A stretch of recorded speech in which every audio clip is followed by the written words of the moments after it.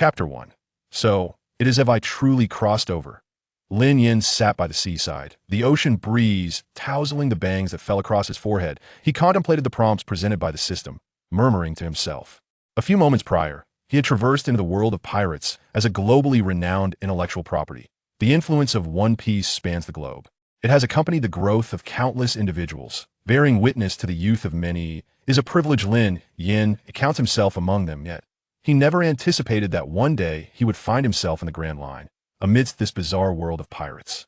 Lin Yan admitted that he harbored a deep affection for One Piece and its myriad characters. However, the thought of those formidable beings, capable of moving mountains and filling seas, of wielding power to devastate the world and leave it in ruins, filled him with discomfort. In this realm, the ordinary exist merely as fodder to thrust a contemporary youth, devoid of skills and resources, into an alternate world as mere cannon fodder. How high must one regard him? He reflected on the protagonists of films, who, upon realizing their own transference, would immediately tremble with vigor, their eyes sparkling with determination, radiating an aura of brilliance. Having fortuitously encountered this upheaval, they would declare, "In this life, I shall live splendidly. I shall hold dominion over the world and revel in the embrace of beauty. I will feign weakness to outsmart the mighty and emerge victorious over all." Such is the standard for those who traverse worlds. What? I have obtained the legendary heavenly level technique. What? I have awakened the fabled sword intent. What? Am I now the strongest in existence? In response, Lin Yan could only scoff. Obtain your so-called heavenly technique, awaken your legendary sword intent, become the strongest in the world. What nonsense. A person devoid of talent, ability, and background thrust into another realm, yet somehow expected to be formidable. Do you not believe I would be swiftly annihilated upon stepping outside? Fortunately, fate had not entirely forsaken him. Lin Yan's system, activated in tandem. The system, aptly named Heavenly Fishing System, was designed to assist him in casting his line into the cosmos. Whether it be the devil fruits of the pirate world, Shrank Jutsu from the world of ninjas, or the Kamehameha and magic beams from the Dragon Ball universe, virtually anything from fantastical realms could be acquired. The sole prerequisite was bait, which could be obtained through various tasks. Moreover, the system was remarkably considerate. Beep. Host detected as freshly traversed, granting a novice gift pack of 365 bait. Beep. The novice gift pack has been dispensed. Please commence fishing. With the system's announcement, a fishing tool appeared in Lin Yan's hands. Upon further understanding, he realized that the 365 bait corresponded to a full year. The bait from a novice gift pack would sustain Lin Yan's fishing endeavors for an entire year. As Lin Yan gazed upon the introduction within the system, he became captivated by the devil fruits of the pirate world, the ninjutsu of the Naruto realm, and the myriad abilities from countless universes. Upon realizing the perils of the pirate world, an epiphany struck him. He understood that this might be the singular opportunity in his lifetime to defy fate and alter his destiny. He must seize it with urgency. To acquire the fishing the heaven system was imperative, not only to ascend to the pinnacle of strength, but at the very least to possess the means of self-preservation. Without hesitation, Lin Yan commenced his fishing endeavor. This pursuit lasted an entire year. The monotony and tedium of a whole year spent fishing were undeniable. Yet, in comparison to the prospect of gaining strength, what did such trivialities matter? After 365 days of relentless fishing, he found that his bait had been exhausted. Congratulations, host. Fishing complete. You currently possess 365 exquisite blind boxes. Would you like to open them? Within Lin Yan's system warehouse, exquisite blind boxes were stacked high. Each exquisite blind box was a reward from his fishing efforts, the contents of which remained a mystery to all. Here it comes. Lin Yan's hands trembled slightly, akin to unwrapping a long-awaited parcel. This was the culmination of his year-long dedication to fishing, a result of his complete immersion in the endeavor. His emotions surged, and he could hardly contain himself. System, open all exquisite blind boxes. Ding, opening exquisite blind boxes one by one. The exquisite blind boxes were unveiled. A cascade of notifications flooded Lin Yan's ears. Ding. Congratulations, host. You have received 1 month of cultivation experience from the exquisite blind box. Ding. Congratulations, host. You have received 1 month of armed color hockey cultivation experience from the exquisite blind box. Ding. Congratulations, host. You have received 1 month of observation color hockey cultivation experience from the exquisite blind box. Ding. Congratulations, hostess. All 365 exquisite blind boxes opened sequentially. A dazzling array of lights overwhelmed his senses, rendering him nearly unable to keep his eyes open. So much. Lin Yan's eyes widened in astonishment, and he could not help but exclaim. The rewards poured forth in rapid succession, and this process continued for a full 10 minutes. Once the rewards manifested, they were all infused into Lin Yan's being. He felt an unprecedented surge of power within him, his strength ascending like the relentless tide of the ocean. Finally, the symphony of notifications from the 365 exquisite blind boxes came to a closing. The opening of 365 exquisite blind boxes is complete, compiling the rewards obtained for the host. Compilation complete. Congratulations, host. You have gained 240 months of cultivation experience. Congratulations, host. You have received 240 months of devil fruit cultivation experience. Congratulations, host. You have acquired 240 months of observation hockey training experience. Congratulations, host. You have acquired 240 months of armament hockey training experience. Congratulations, host. You have obtained the thunder fruit. Congratulations, host. You have received the Toby version of the kaleidoscope Sharingan. As the system statistics concluded, Lin Yan could hardly contain his excitement, particularly upon witnessing the thunder fruit and the kaleidoscope Sharingan. He leapt up in astonishment. Is this truly real? The thunder fruit, the kaleidoscope, I've struck it lucky. Though Lin Yan endeavored to temper his exhilaration, the mere sight of these items before him was overwhelming. Without hesitation, he swiftly retrieved the thunder fruit. Feeling its weighty presence in his hand, his heart surged with elation. It is essential to note that devil fruits are categorized into ranks, and the thunder fruit stands proudly among the elite, even within the vast expanse of the Grand Line. It is undoubtedly an SS-level devil fruit ability. Although the emergence of the Nika fruit led to the derisive phrase, "even dogs won't eat it," regarding the thunder fruit and the flame fruit, the latter's reputation remains tarnished. After all, any formidable warrior can effortlessly unleash flames with a mere punch. Truly, it is something even dogs would disdain. Nevertheless, this does not detract from the current stature of the thunder fruit.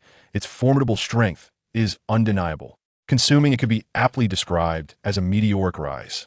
Moreover, the presence of the kaleidoscope Sharingan only amplifies this potency, and not just any version, but the Toby variant capable of copying techniques, wielding Kimui, and summoning Susanoo. If one would encapsulate the situation in 4 words, it would be woohoo. Take off. Lin Yan's excitement surged beyond control. He had long been restless, and, without a moment's hesitation, consumed the thunder fruit. Thus, the second lightning user of the Grand Line was born.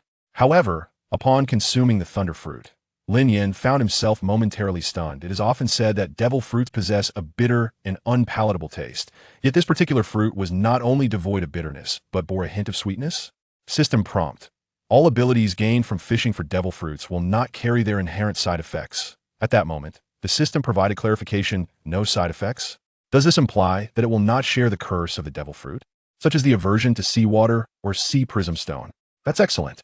Lin Yan nodded, silently praising the fortune bestowed upon him. Aside from the thunder fruit, the other abilities were equally captivating. A staggering 240 months of training experience, when converted into years, 20 years have indeed passed.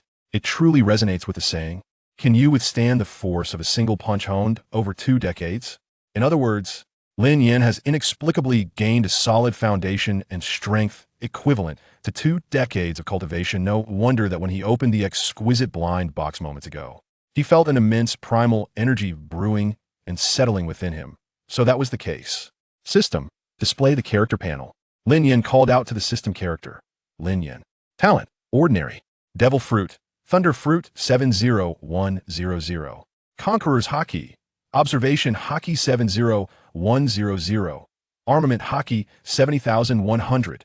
Skills. Swordsmanship 70100. Body Techniques 70100. Marine 6 Styles 70100. Sharingan. Kaleidoscope Sharingan. This technique originates from the world of Naruto.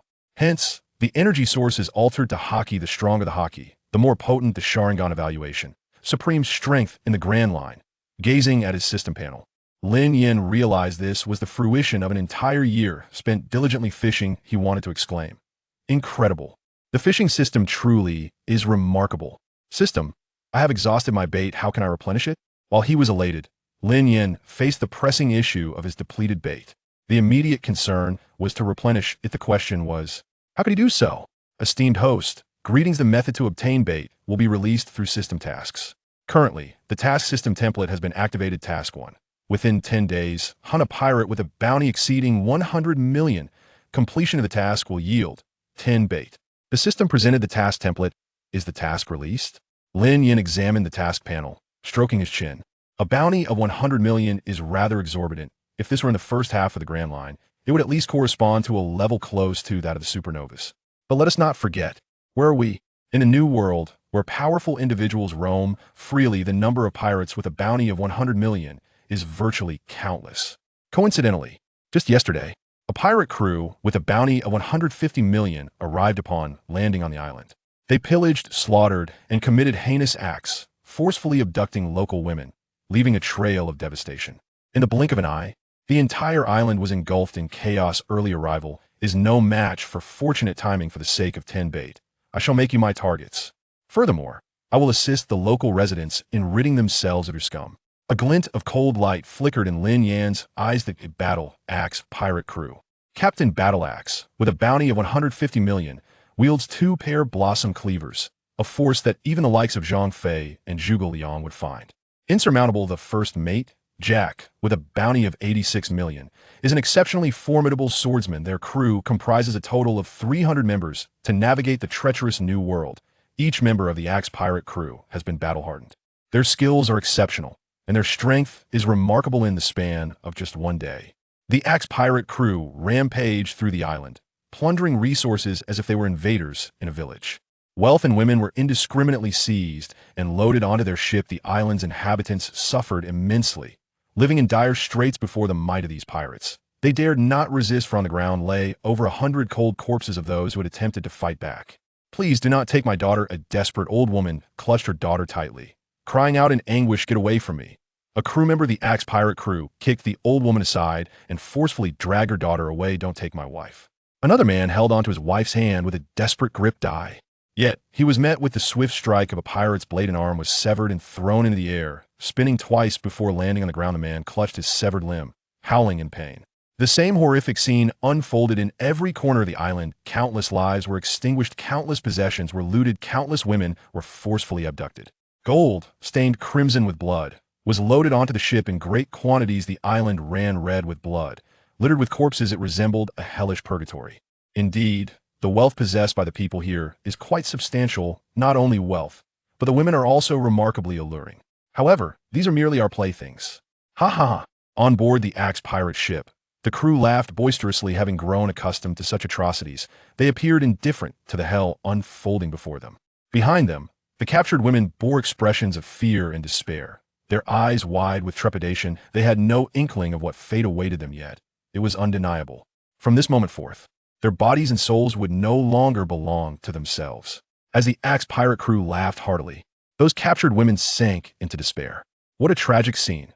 Lin Yan sat atop the mast of the Axe pirate ship, observing the chaos before him and inhaling the acrid scent of blood in the air, and spoke with a calm demeanor. Many perceive pirates as the protagonists of an adventure-filled, blood-pumping narrative, but in truth, who knows how many gruesome scenes of blood and bones are hidden within the dark corners of this world. What lay before him was merely the tip of the iceberg. Who goes there? As the captain of the Battle Axe pirate crew, Battle Axe immediately sensed the impending danger. He swiftly lifted his gaze towards Lin Yan, who was perched atop the mast. Upon hearing the captain's words, the crew members of the Battle Axe pirate crew, having endured countless trials of life and death, responded with an unspoken understanding. They calmly drew their sword from their waists, their eyes fixating on Lin Yan, whose demeanor suggested ill intent. "Who are you?"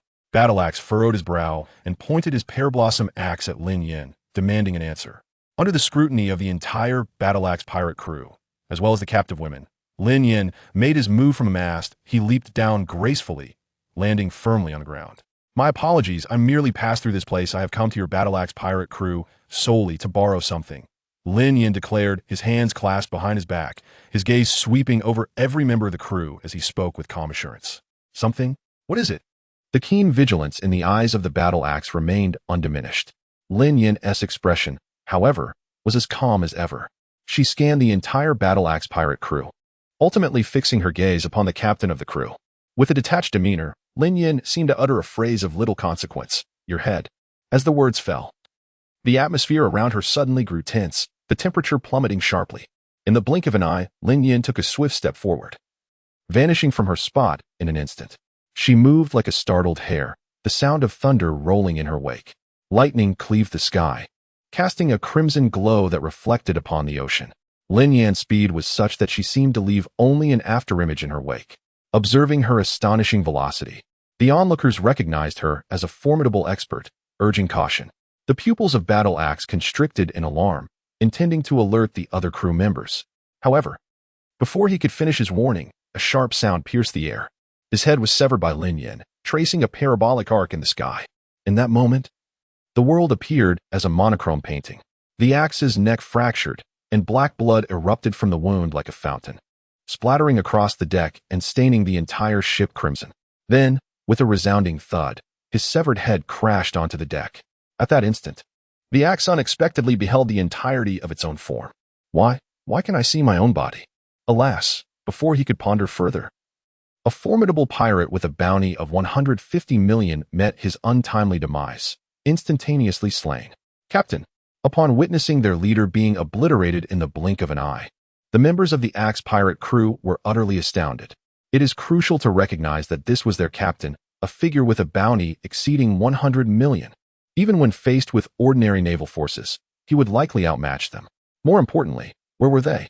They were in the New World, a realm where only the strongest pirates could prevail. The pirates who managed to establish themselves here were not to be compared with the mere ruffians of the first half of the Grand Line.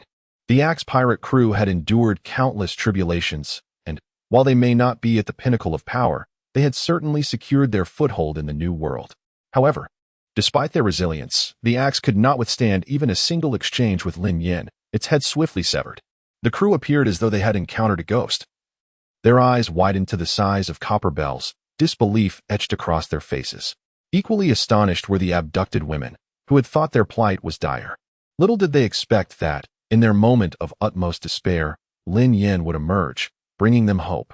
After a brief interlude of shock and astonishment, the members of the Axe crew, fueled by indignation and fury, resolved to avenge their captain. Let us strike. Kill him, with their heads aflame with rage.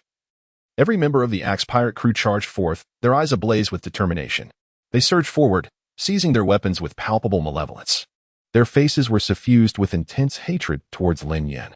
Alas, in the face of overwhelming strength, there are some things that mere fervor cannot compensate for. 1,000,000 volts. Lin Yan, with a single hand, conjured the lightning and then unleashed a mighty punch. The effects of the thunder fruit erupted, instantly enveloping the entire Axe pirate crew. The members of the crew could not withstand the onslaught of thunder, as the ferocious lightning struck them mercilessly.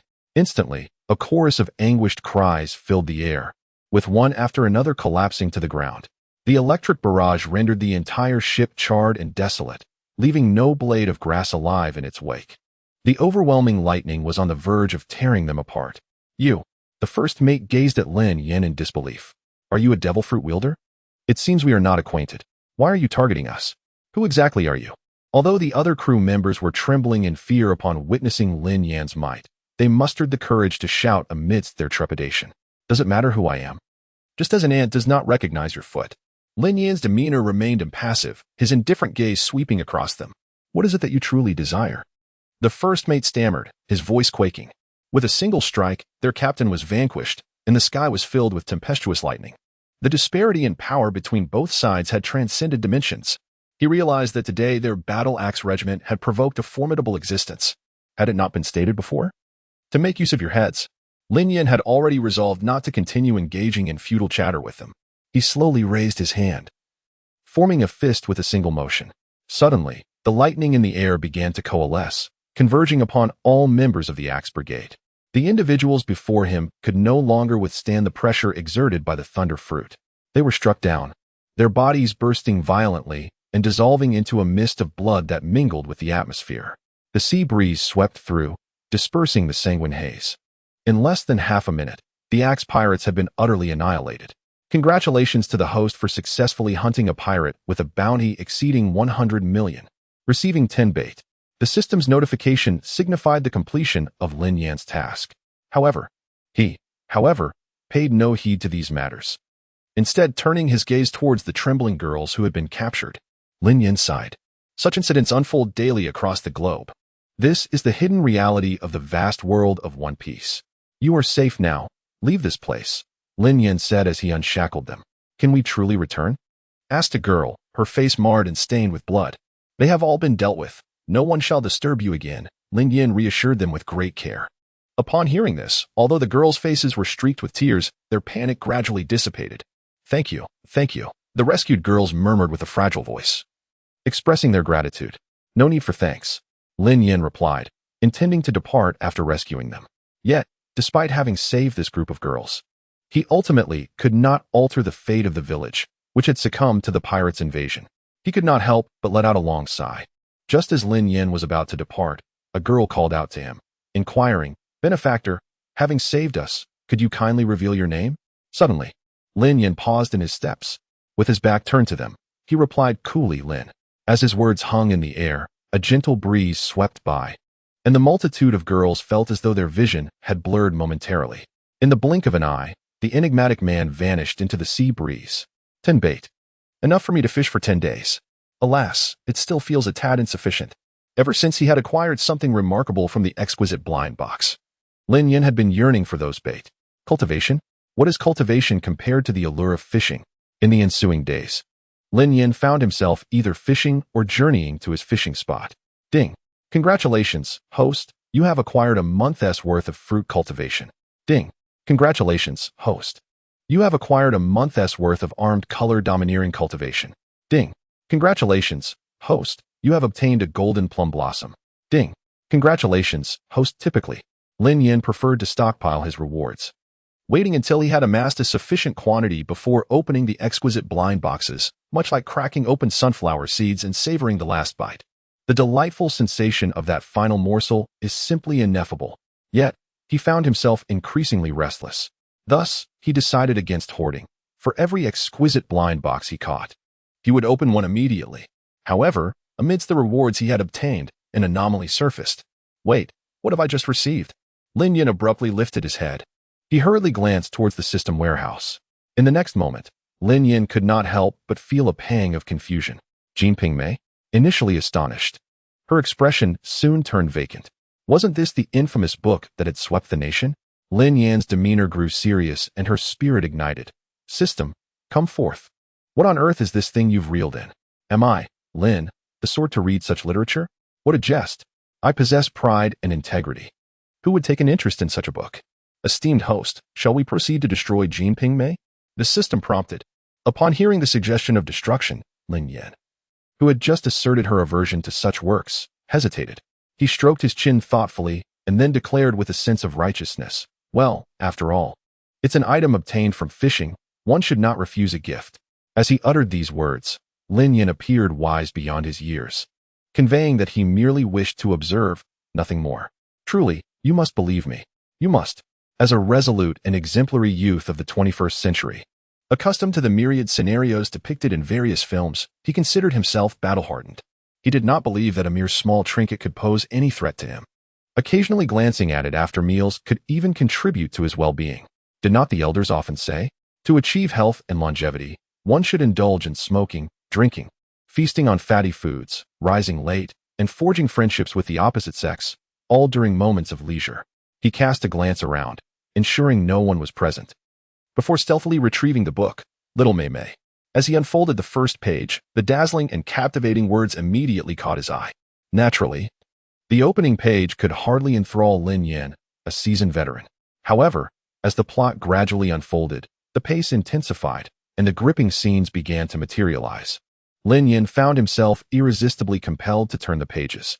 Gradually, the prowess of the 4 great masterpieces revealed itself. A shiver ran down Lin Yan's spine, leaving him entranced and unwilling to stop. Goodness, how exhilarating. He never anticipated that even after traversing into the world of pirates, he could relish such indulgence. Lin Yan swallowed hard, his eyes wide with astonishment. He flipped through the pages of Little Mimi incessantly, becoming increasingly enthralled with each glance. The allure of the narrative captivated him entirely. Fishing? Does fishing possess the charm of Little Mimi? Perhaps it is best that I refrain from fishing altogether. One cannot deny that Little Mimi, regarded as the foremost among the 4 great classics, is indeed a masterpiece of unparalleled merit. Lin Yan, now a formidable figure in the New World, finds himself, as a normal man, unable to resist the temptation presented by such literature. He felt a stirring, let me clarify. It was his fists that tightened with resolve. Meanwhile, at the harbor of this archipelago, Isou, the captain of the 16th Division of the Whitebeard Pirates, had just arrived. It is important to note that this maritime expanse is firmly under the dominion of the Whitebeard Pirates, with their flag prominently displayed upon the island. Now, within their own territory, the inhabitants face threats from other pirate factions, causing Isou's expression to darken significantly. He promptly arrived with the members of the 16th Division of the Whitebeard Pirates. Due to the distance, the journey took an entire day. However, upon reaching the scene, Isou was slightly taken aback. Contrary to his expectations of a village ravaged and pillaged by pirates, the reality was less dire. Aside from a faint scent of charred remnants in the air, the destruction was not as extensive as he had envisioned. What could have transpired? Puzzled, Isou began to inquire about the events after ensuring the villagers were settled. Upon learning that an individual named Lin had come to their aid and vanquished the Axe Pirates, Isou felt a jolt of surprise. He had indeed heard of the Axe Pirates, notorious for their ruthless nature and a bounty of 150 million. Wherever they set their sights, only ruins remained. If it were just the Axe Pirates, that might have been manageable, but the key detail was, they possess an entire crew of pirates. The sudden disappearance of such a formidable pirate group overnight, leaving no trace of their existence, is indeed perplexing. Lin? Isou narrowed his eyes, jotting down the name. How intriguing. I am quite eager to meet this individual named Lin. As Isou stroked his chin, he murmured to himself, Lin. What are your thoughts on this person? Lin, the vice-captain of the 16th Division, is one of Isou's most trusted subordinates. The ability to single-handedly annihilate the Axe Pirate group overnight speaks volumes of his formidable strength. Lin pondered for a moment before instinctively expressing his opinion in response. However, at that moment, Lin paused slightly. He discerned the subtle undertones in Isou's words. Captain, do you mean? If possible, I would like to meet him and exchange some moves. Isou's eyes sparkled with intensity. Within the Whitebeard Pirates, dueling was strictly forbidden. Having gone years without combat, Isou felt a restless itch. It was a rare opportunity to encounter such an intriguing opponent. How could he possibly miss it? Immediately, he instructed his subordinates to inquire about Lin's whereabouts within the town. After half a day's investigation, it is noteworthy that news of Lin indeed reached Isou's ears. On the hillside behind the town, there exists a fisherman, as recounted by the frequent passers-by. His appearance is strikingly similar to that of Lin, who recently rescued their town. He has been fishing on the back mountain for an entire year. During this time, he would occasionally descend to procure supplies. Initially, many were perplexed, wondering if he had lost his mind over fishing. Who would spend a whole year idly sitting there with nothing to do? It was only recently, when the town was plundered by pirates, that Lin single-handedly annihilated the battle-axe pirate crew, leaving the townsfolk in sheer astonishment. It was then that they realized the extraordinary nature of the young man. From that moment on, the townsfolk regarded the hills behind the town with an even greater sense of awe and admiration. The hills behind the town? Upon hearing this, Izumi's eyes sparkled with excitement. He led all the members of the 16th Division towards the rear mountains of the archipelago. There, Lin Yan was engrossed in fishing while cherishing his little Mei, occasionally breaking into a mischievous grin. It was akin to being cocooned under the covers, lights dimmed, volume minimized, brightness maximized, and stealthily opening the browser, deftly inputting a series of enigmatic codes. Just then, a voice from the system resonated. Ding. Esteemed host, a new mission has been issued. Mission 2, within 10 days. Defeat 3 enemies with a bounty of 300 million. Completion of this mission will reward you with 20 bait. Hearing the system's announcement, Lin Yan shifted his gaze from little Mei. Another mission has been issued? To be candid, the 10 bait acquired from vanquishing the Axe Pirate group was utterly insufficient for Lin Yan. With the absence of a novice gift package, bait had dwindled sharply. What was once a scarce resource had now become a coveted treasure. He needed to procure more bait in the shortest possible time. Of course, defeating so-called powerhouses with a bounty of 300 million was not a formidable challenge for Lin Yan. This was not arrogance, rather. He had long surpassed the level of those with such strength. However, herein lay the crux of the dilemma. Where could he possibly seek out those with a bounty exceeding 300 million? The true concern was not about the strength itself, but rather the difficulty of locating them. Moreover, missions were bound by deadlines. 10 days seemed rather insufficient. As Lin Yan pondered anxiously, a group of individuals entered his line of sight. Isou scanned the surroundings and swiftly located Lin Yan in the rear mountains. Young man, fishing. Could you be the Lin that the residents speak of? Isou approached Lin Yan's direction, inquiring politely, Do you know someone named Lin? Although he had surmised Lin Yan's identity, Isou chose to initiate the conversation out of courtesy. Lin? Lin Yan paused, quickly recalling the identity he had disclosed to the villagers recently. Were these individuals seeking him?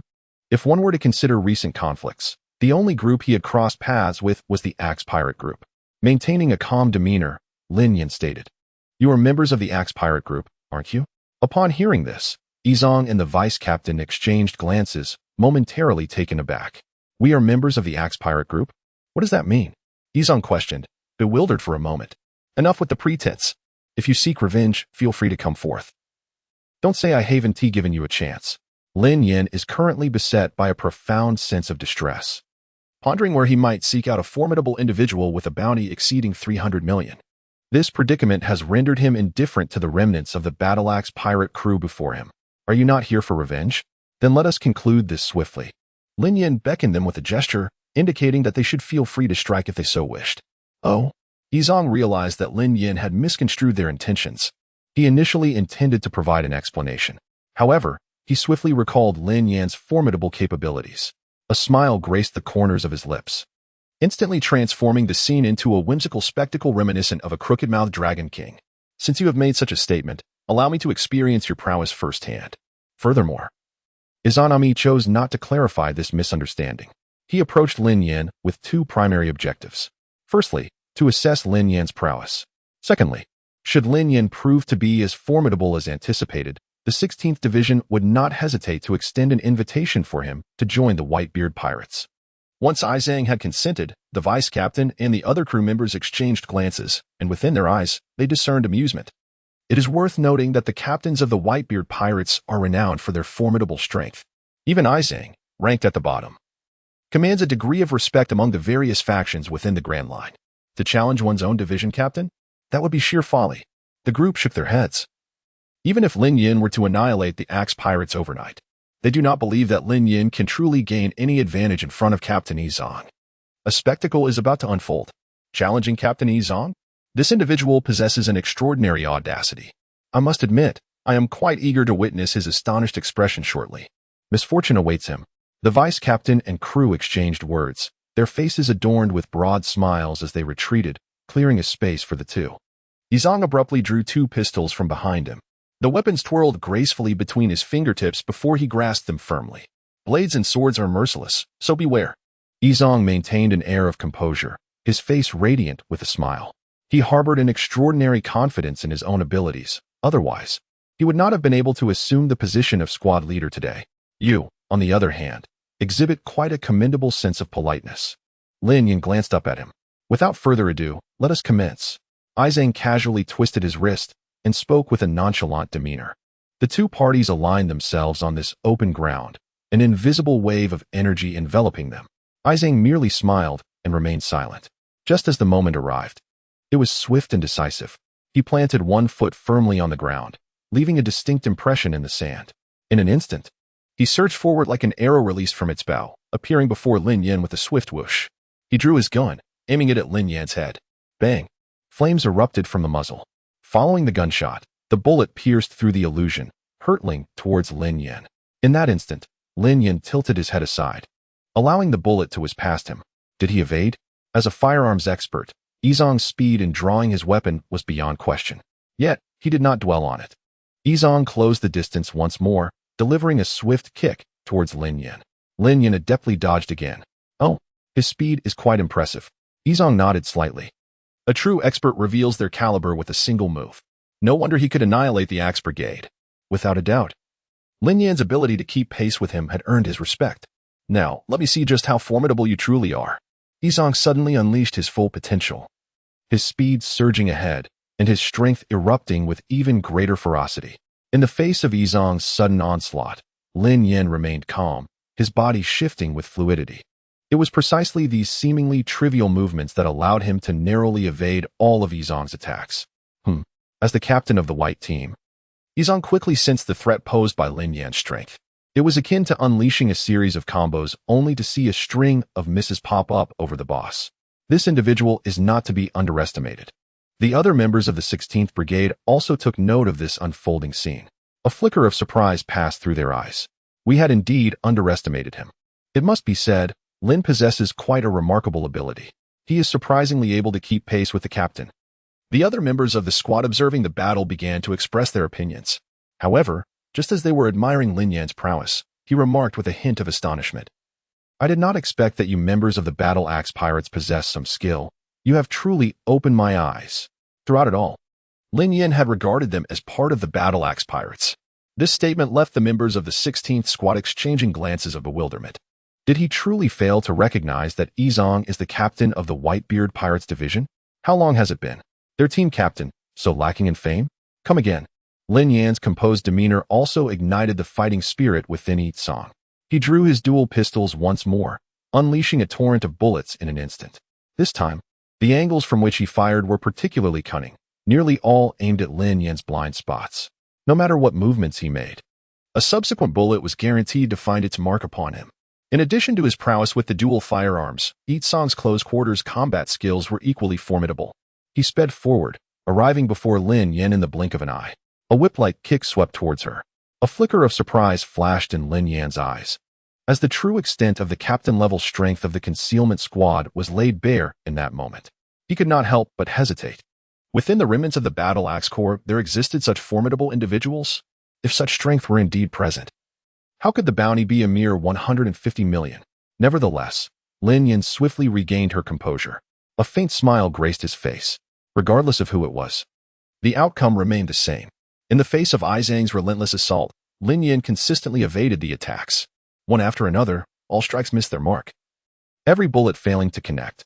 Isou could not help but feel a tinge of anxiety. He quickened his pace, attempting to overwhelm Lin Yan with sheer speed. Yet, in terms of velocity, how many can truly rival the Thunder Fruit?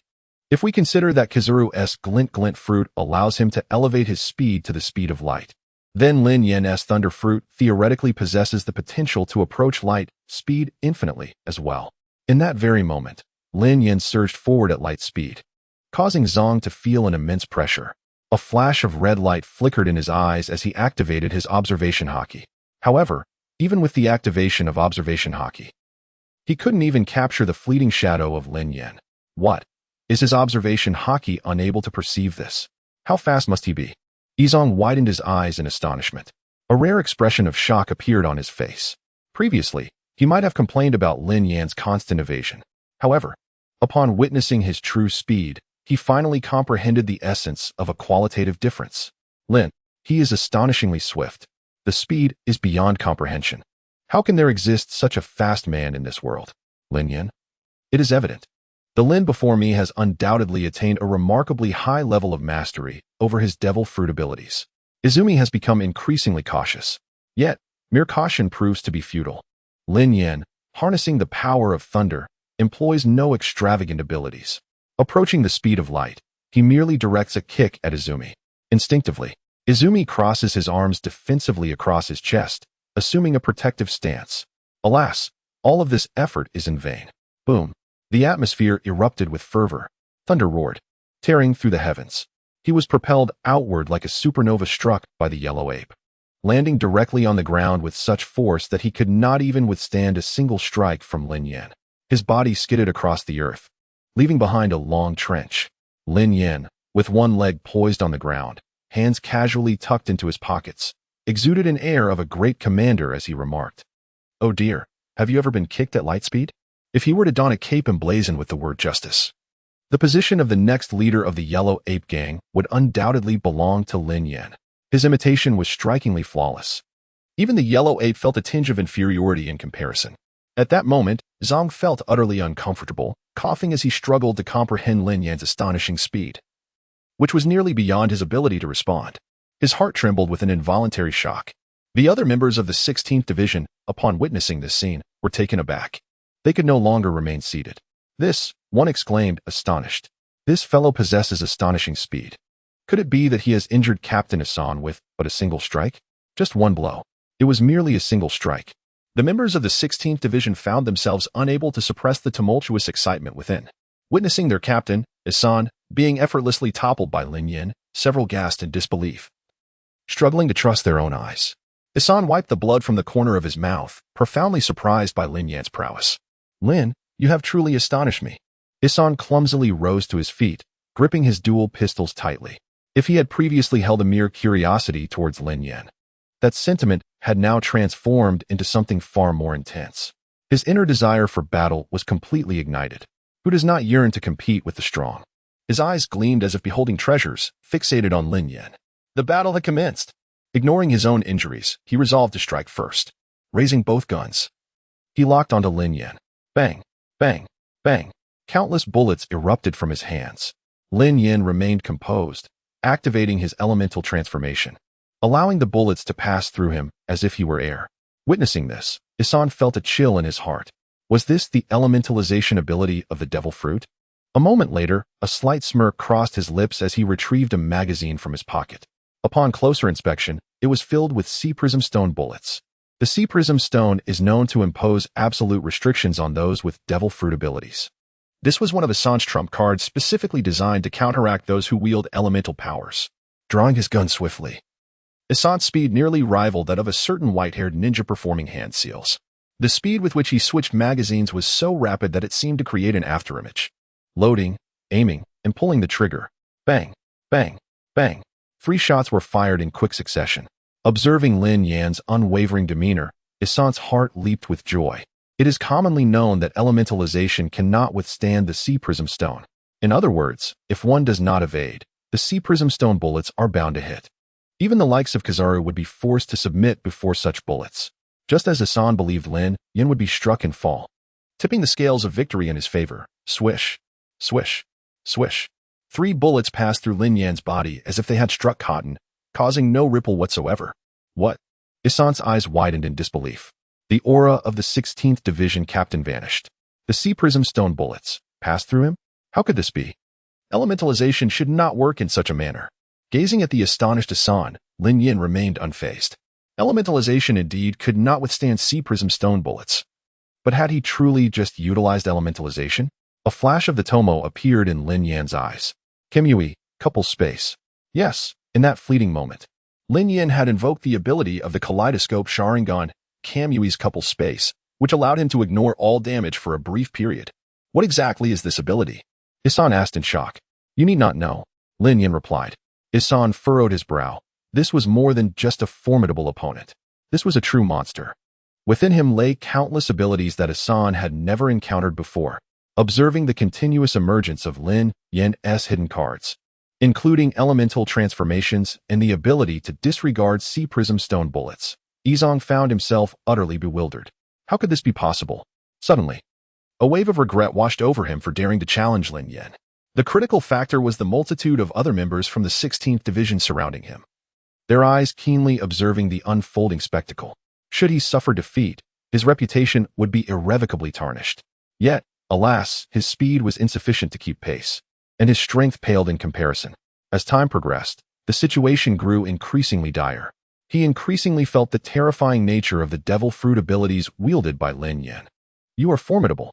This was not mere flattery, but a genuine acknowledgement of Lin Yan's strength by Isou. In fact, prior to the emergence of the Nika fruit, the thunder fruit had consistently maintained a position among the top 3 in the vast seas, even surpassing the tremor fruit.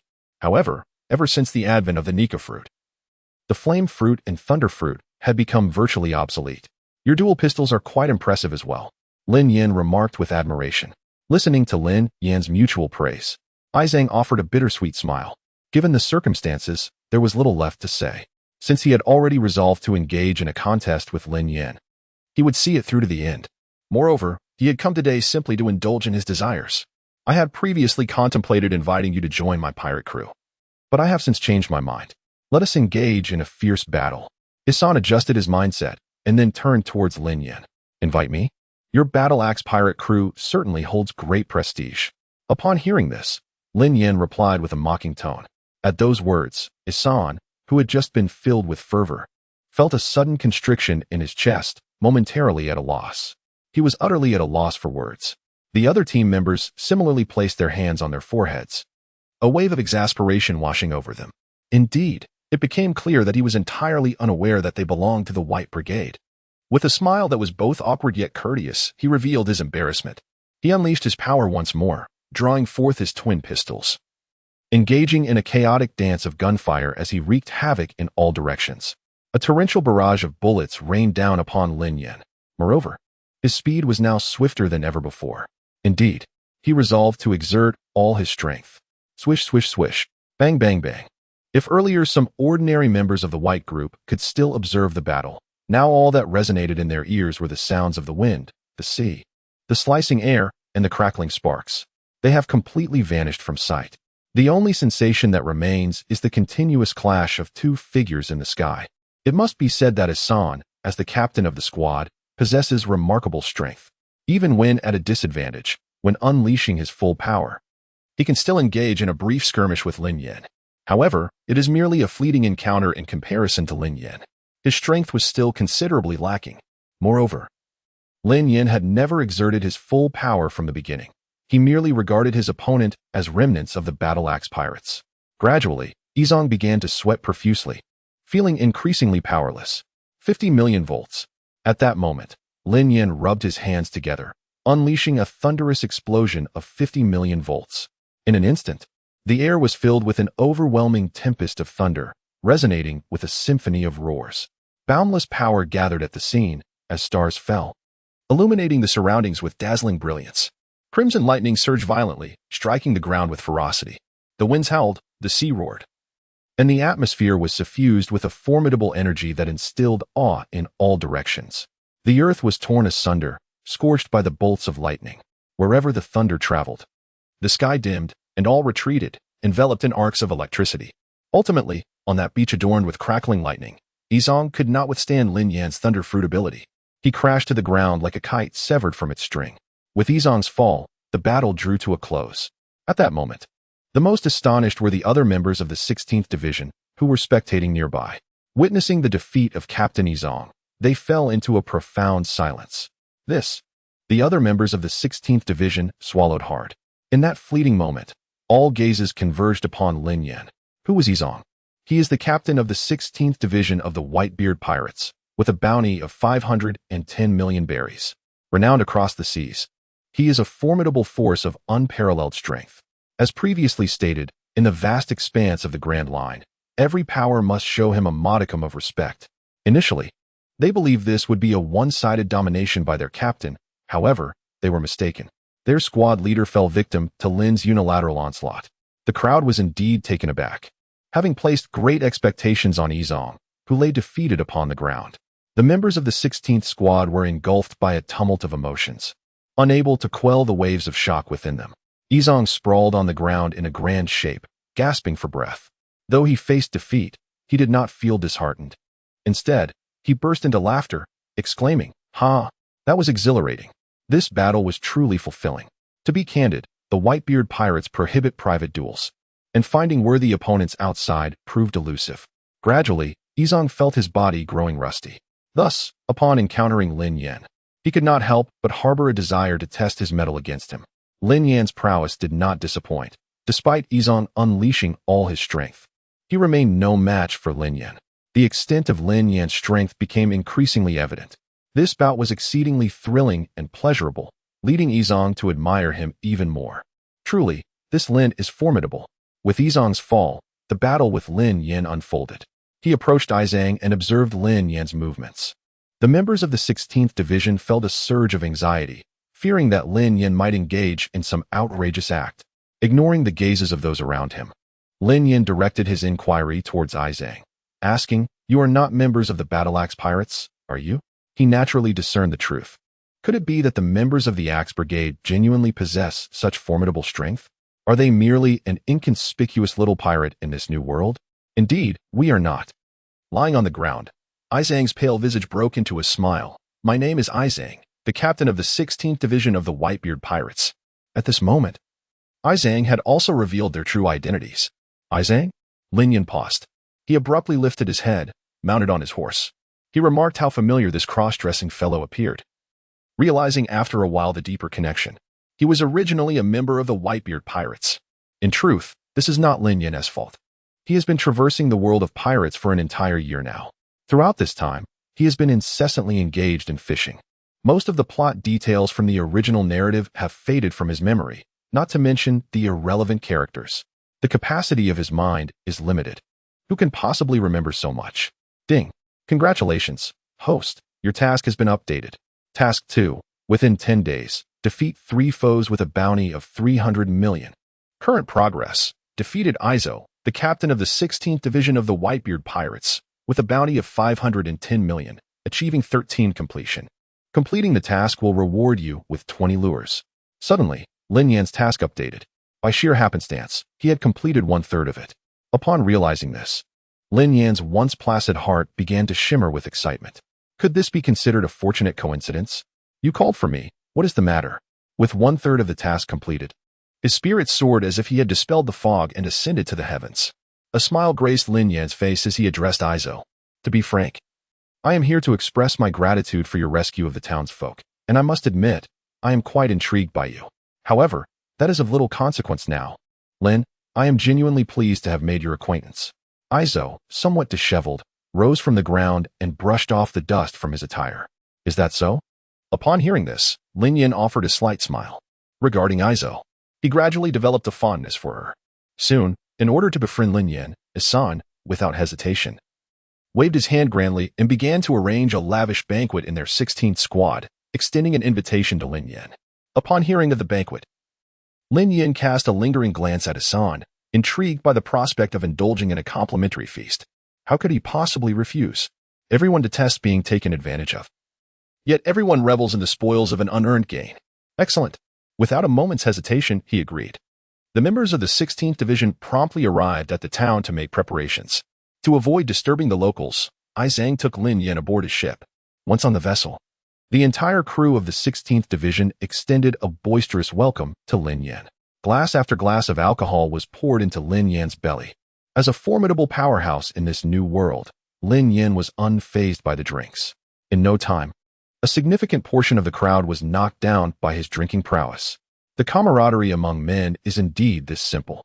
Witnessing Lin Yan's ability to both fight and drink, the members of the 16th Division could only exclaim in amazement.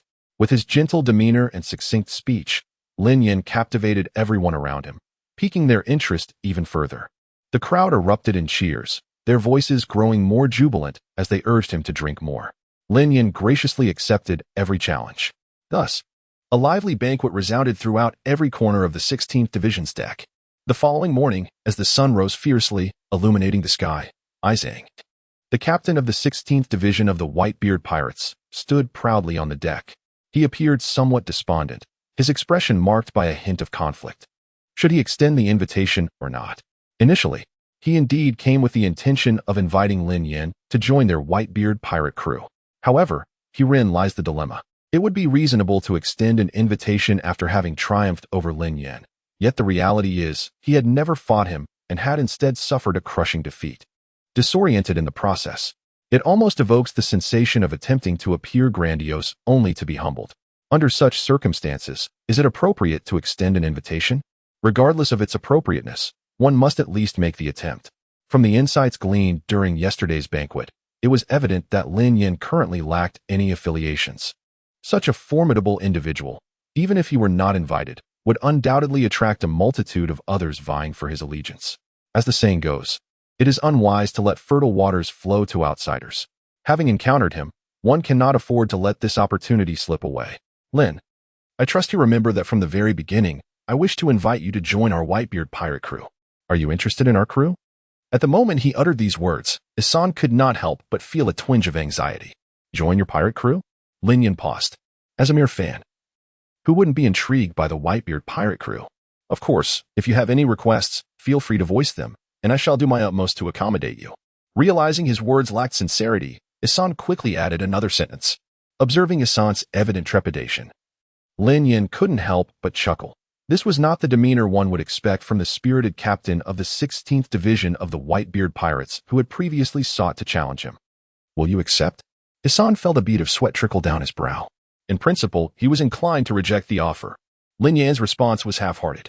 In accordance with the esteemed traditions of the Blue Star, principal rejection carries a certain connotation that need not be expounded upon. Unfortunately, Isou was rather forthright in nature. Upon hearing the phrase principal rejection, he failed to grasp the underlying implications and assumed Lin Yan had outright declined. Dejectedly, Isou lowered his head. Well, I respect your decision. Having failed to extend his invitation successfully, Isou respected Lin Yan's choice.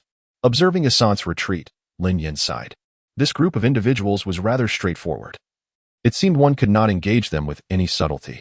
He smiled faintly and shifted the conversation, saying, "However, it is not impossible to agree. Provided you can meet my conditions, I would not mind embarking on this journey with you." Upon hearing Lin Yan's consent, Isou's eyes lit up. "You agreed?" His tone grew increasingly urgent. "Do not rush. I still have conditions." Lin Yan shook her head, speaking slowly and deliberately. "What conditions? Feel free to state them." The prospect of successfully inviting Lin Yan to join their Whitebeard Pirates made Isou willing to accept any condition. "The conditions are quite simple. What benefits do I receive by joining your Whitebeard Pirates?" Lin Yan raised an eyebrow at Isou, inquiring with an expression that implied he should understand. "Benefits?" Upon hearing Lin Yan's words, Isou quickly comprehended. "Of course there are. Our Whitebeard Pirates have been established in the New World for many years. We possess a wealth of information regarding the Grand Line's secrets, treasures, and even considerable intelligence about One Piece. Once you join, we will share everything with you. This is the foundation of our Whitebeard Pirates. Rest assured, with me here, you will not suffer any loss. I guarantee it as the captain of the 16th Division." Isou spoke with utmost seriousness, his demeanor painting a grand vision of the future for Lin Yan. Wiping the sweat from her forehead, Lin Yan replied, "More information and treasures? Who needs such ephemeral things? I merely wish to inquire about the treatment within your Whitebeard Pirates. For instance, what is the monthly salary like? Are there benefits such as social insurance and housing funds?" Lin Yan displayed an endearing smile, revealing her straightforward nature. "Let me be clear, I desire nothing extravagant. Only tangible rewards. Do not feed me empty promises." Isou was momentarily taken aback by her words. Lin Yan cared about money? And the notion of social insurance and housing funds? One would expect that a formidable individual like Lin Yan would be indifferent to wealth, status, and honor. If not for his serious demeanor, Isou might have thought he had lost his mind. Nevertheless, since Lin Yan had expressed her stance so clearly, albeit with uncertainty, Isou hesitated briefly before resolutely declaring, "As long as you are willing to join, I will go all out. Your salary will be doubled. And I will ensure all benefits are provided." Upon hearing Isou's response, Lin Yan gave him a thumbs up. Despite his impressive demeanor and the formidable power granted by the Thunder Fruit, the reality was that she had spent 360 days traversing this world. "Do you know how I managed to come here? With empty pockets and sleeves that hang loosely, I found myself utterly devoid of funds. Not a single cent to spare. In the dead of night, an elderly lady knocked on my door, expressing her grievances about the disturbance I had caused during their repose. How curious it was. I had neither played, nor made a ruckus, nor jumped about. How could I have disrupted their rest? Upon further inquiry, I discovered the truth. It was my own dire poverty that had caused the commotion. The elderly women were unable to sleep, perturbed by the clinking sound of my empty pockets. At that moment, my composure shattered. From that day forth, Lin Yan truly grasped the profound truth that being without money is an insurmountable predicament. Despite promising not to retract, with a doubled salary and comprehensive benefits, Lin Yan earnestly articulated her intentions, fearing any change of heart from the other party. "No problem," came the earnest nod of agreement. This was indeed the right approach. How much better it would be to receive something tangible. "Very well then, I hereby join your Whitebeard Pirates." With Lin Yan's consent, the members of the 16th Division erupted in jubilant cheers. After all, Lin Yan's prowess was evident to all, and with such a formidable individual joining their ranks, the overall strength of the Whitebeard Pirates could ascend to a completely new level. However, on the journey back, Isou found himself feeling quite frustrated. Would he truly be willing to join the crew simply for the promise of comprehensive insurance and benefits? Isou couldn't help but feel that this notion was somewhat ethereal. Damn it. Since his induction into the Whitebeard Pirates, he has ascended from an ordinary crew member to the captain of the 16th Division. He employed various methods to recruit members, including coercion, temptation, persuasion, and leveraging the substantial resources of the Whitebeard Pirates. However, today marked a first for him. He successfully lured an individual aboard using the promise of 5 social insurances and 1 housing fund. The remarkable aspect was that this person possessed extraordinary strength, far surpassing his own and that of an average division captain. The situation had taken a rather absurd turn. Nevertheless, since Lin Yan had consented, Izumi, in a bid to avoid any unforeseen complications, promptly secured the windows and doors. With a grand gesture, The fleet of the 16th Division set sail back to the stronghold of the Whitebeard Pirates. Come, I shall introduce you to Father. Izumi could hardly contain his joy at having such a formidable ally on board. Yet, Lin Yan's expression betrayed a hint of peculiarity upon hearing those words. This sounds rather odd, he thought. After a morning's journey, the members of the 16th Division returned to the Whitebeard stronghold. I shall arrange accommodations for you, and by tomorrow, you should be able to board the Moby Dick. Once Izumi settled Lin Yan, he hurried to find Whitebeard. On the deck of the Moby Dick, Whitebeard was convening a meeting with Marco, Jozu, Vista, and other division commanders. Just then, Izumi burst in, exclaiming, Father, Father, I have excellent news to share. His fiery demeanor captured the attention of several members of the Whitebeard Pirates on deck. Marco, Jozu, and Vista turned their gazes towards him, settling upon Isou. What has happened to you? Marco inquired, a hint of perplexity evident in his tone. This is not your usual aloof demeanor. Vista added with a slight smile, addressing Isou. Did you encounter some fortunate circumstances on your recent outing? Jozu, in his typical obliviousness, scratched his head and asked, what transpired? A flicker of confusion appeared in Whitebeard's eyes. As everyone speculated, Isou had always prided himself on his cool detachment, rarely revealing his emotions. Now, he had broken from his usual pattern, arriving and departing with fervor, which left the others momentarily taken aback. At that moment, Isou managed to calm his excited heart. He briefly recounted his previous encounter with Lin Yan, conveying the general essence of the matter. He has successfully recruited an exceptionally formidable crew member. Lin's strength is on par with that of the commanders of the Whitebeard Pirates, even including the likes of Marco and Jozu. It is well understood what kind of status the commanders of the Whitebeard Pirates enjoy on these seas. Of course, a significant portion of this can be attributed to the intimidating presence of the world's strongest man, Whitebeard. However, it cannot be denied that the power of the 16 commanders is such that each one could rival that of a vice-admiral, with their strength starting at a staggering 500 million. This explains why various factions show deference when encountering the commanders. Is he truly that strong? Vista slightly lifted his head. On par with us. Jozu also cast a sidelong glance. The two stroked their chins, pondering. If what Izong said is indeed true, then the Whitebeard Pirates have truly stumbled upon a treasure this time. The addition of a commander-level powerhouse is unequivocally a remarkable boon. The overall strength of the Whitebeard Pirates has ascended to a new level. This is an indisputable fact. However, the seasoned Whitebeard remains as steadfast as a mountain, unfazed by the tumultuous tides. His composed gaze swept over the likes of Izong, Vista, and Jaws, before finally settling upon Marco. Marco, what is your perspective on this matter?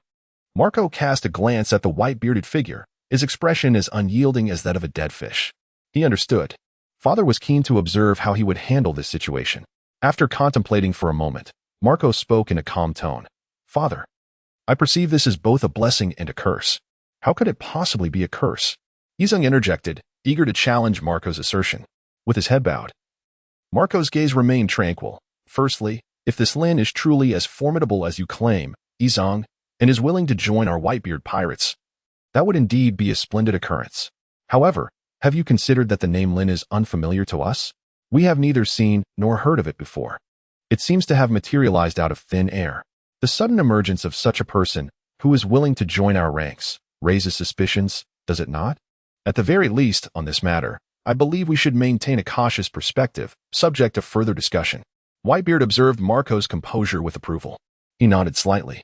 Since retreating from the forefront, Whitebeard had grown increasingly concerned about his own health. The injuries and ailments of his youth had long since taken root within him. Approaching 80, beset by old ailments, the once mighty hero now faced the twilight of his years.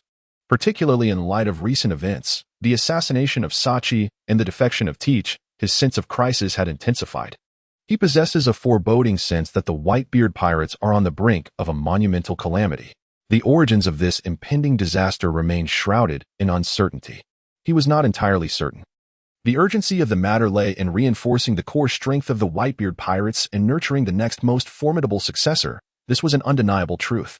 Marco, Ace, and Jozu were all valued by Whitebeard. Alas, while Ace and Jozu possessed considerable strength, they also bore significant shortcomings. Ace was young and arrogant, and Jozu lacked composure. Ultimately, Marco emerged as Whitebeard's final choice. When others graciously accepted our warm invitation, was it not somewhat inappropriate for us to suddenly raise doubts? There was a hint of hesitation in the air. He still found it hard to believe that Lin Yan could potentially infiltrate their Whitebeard pirates. Although Marco's reasoning was not without merit, it was not a matter of appropriateness. I merely posed relatively reasonable questions in the right context. Ultimately, our thoughts were solely for the benefit of the Whitebeard pirates. Marco calmly directed his words towards Isou. Isou was indeed considering the welfare of the Whitebeard pirates. In truth, was Marco any different? If Lin's identity were to be thoroughly verified, the Whitebeard pirates extend their warmest welcome with both hands and feet. Gururara. At that moment, Whitebeard's laughter resonated through the air, and their father rose to his feet. With a grand sweep of his hand, he proclaimed with great fervor, "Enough. You two needn't be so obstinate. Marco has his reasons, and Isou has his as well. Regardless of which side he belongs to, our guest deserves a warm welcome. It would be unbecoming of the Whitebeard pirates to neglect our hospitality." Upon hearing Whitebeard's words, the captains paused in contemplation. "Father, what shall we do?" they inquired, slightly bewildered. "Is it not a rare occasion to host a guest? Do you not wish to meet him? Regardless of your inclinations, I find myself quite intrigued." Whitebeard erupted into hearty laughter, adding, "Moreover, it would be a grave oversight for the Whitebeard pirates to miss out on such a formidable individual."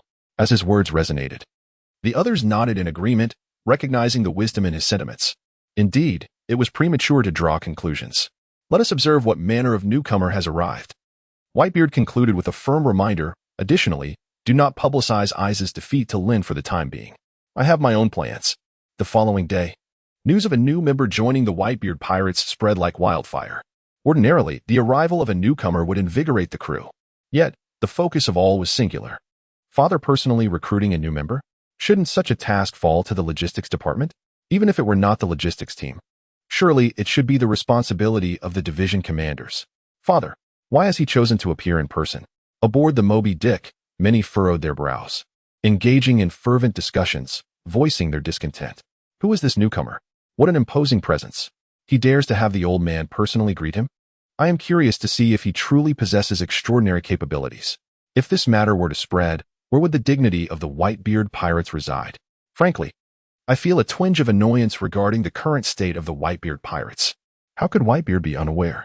The entire crew has lingered atop the mountain for far too long, having faced no significant setbacks, resulting in a pervasive air of arrogance and complacency. Whitebeard cast a glance over the scene, taking in the situation. It is indeed time. He must take action. With that thought, Whitebeard stepped forward from the shadows. He took 2 steps forward. All right. Whitebeard slowly raised his hand, signaling for silence. As the captain of the Whitebeard pirates, he held an indelible position in the hearts of his crew. With just a simple gesture, the once boisterous Moby Dick fell into an immediate hush. I have instructed Isou to notify the newcomer, and he shall arrive shortly. Let us wait a moment. Whitebeard spoke with the authority of a family patriarch. Upon hearing this, a wave of discontent surged once more among the crew of the Moby Dick. What is going on? We have to wait again? What does this newcomer take the Moby Dick for? It truly vexes me. Why should we all wait for him alone? Is this a joke, old man? The crew's hearts were filled with resentment. What stature did the Whitebeard pirates hold in these waters? The 4 emperors of the New World, the leaders of an era, the foremost among the 4 emperors, the world's greatest pirate crew, the last of the 3 great pirates of the old era. Various labels adorned them, and with the flattery of media and news reports, they grew accustomed to a sense of inherent superiority. This was the source of pride for all the crew members of the Whitebeard pirates. Now, with over 1,600 of them gathered on the ship, they were all simply waiting for a newcomer. Wang Defa? Who can endure this? Many crew members gritted their teeth, their eyes glinting with ferocity. The indignation was palpable. A newcomer, indeed. With such arrogance. I shall see how you manage to step down from this pedestal. Old man, this. Isou couldn't help but sigh. It was a tragic plight for Lin. Having just boarded the ship, he was already facing such tribulation. Even the usually composed Marco twitched at the corners of his mouth. Now I understand why Dad forbade us from speaking of Isou's defeat to Lin. From the very beginning, Whitebeard had prohibited Marco, Jozu, and others from divulging the news of Isou's loss to Lin. The reason was simple. If everyone were to know that even Isou had fallen to Lin, they would be psychologically prepared, thus undermining the current effect. What follows will surely be a spectacle. Vista remarked, stroking the long knife in his hand. Let me see just what this Lin, who who defeated Isou, is truly made of. With a hint of curiosity, Jaws clasped his hands and remarked, "It is not difficult to envision that the forthcoming Moby Dick will indeed stir up quite a tempest." Meanwhile, Isou approached Lin Yan and informed him that his father wished to see him. "He wants to see me? Then let us set off." Lin Yan, without further contemplation, instructed Isou to lead the way. "Are you prepared?" Isou, recalling his father's initial admonitions, suddenly inquired with an air of uncertainty. "Prepared? What preparation?" Lin Yan was puzzled by Isou's words. "Ahem, it is nothing. Just follow me." Isou coughed lightly, offering no further explanation. He boldly took the lead, guiding Lin Yan along the path. Lin Yan followed closely behind. Within half an hour, Isou came to a halt, pointing towards the distant harbor. "There lies our Moby Dick," he declared. Lin Yan raised his gaze and surveyed the scene. At the dock stood a vessel resembling a great whale, braving the waves and the sea breeze, towering like a majestic mountain. This ship was none other than the iconic Moby Dick of the Whitebeard Pirates. The flag of the Whitebeard Pirates danced triumphantly in the wind, its formidable presence creating a striking visual impact. It floated upon the ocean, akin to a colossal beast lurking in its depths, silent, yet capable of a startling roar. "Is this truly Moby Dick?" Lin Yan mused, nodding in affirmation after a brief glance. Indeed, it was a vessel befitting the Whitebeard Pirates, incomparable to those of any other crew.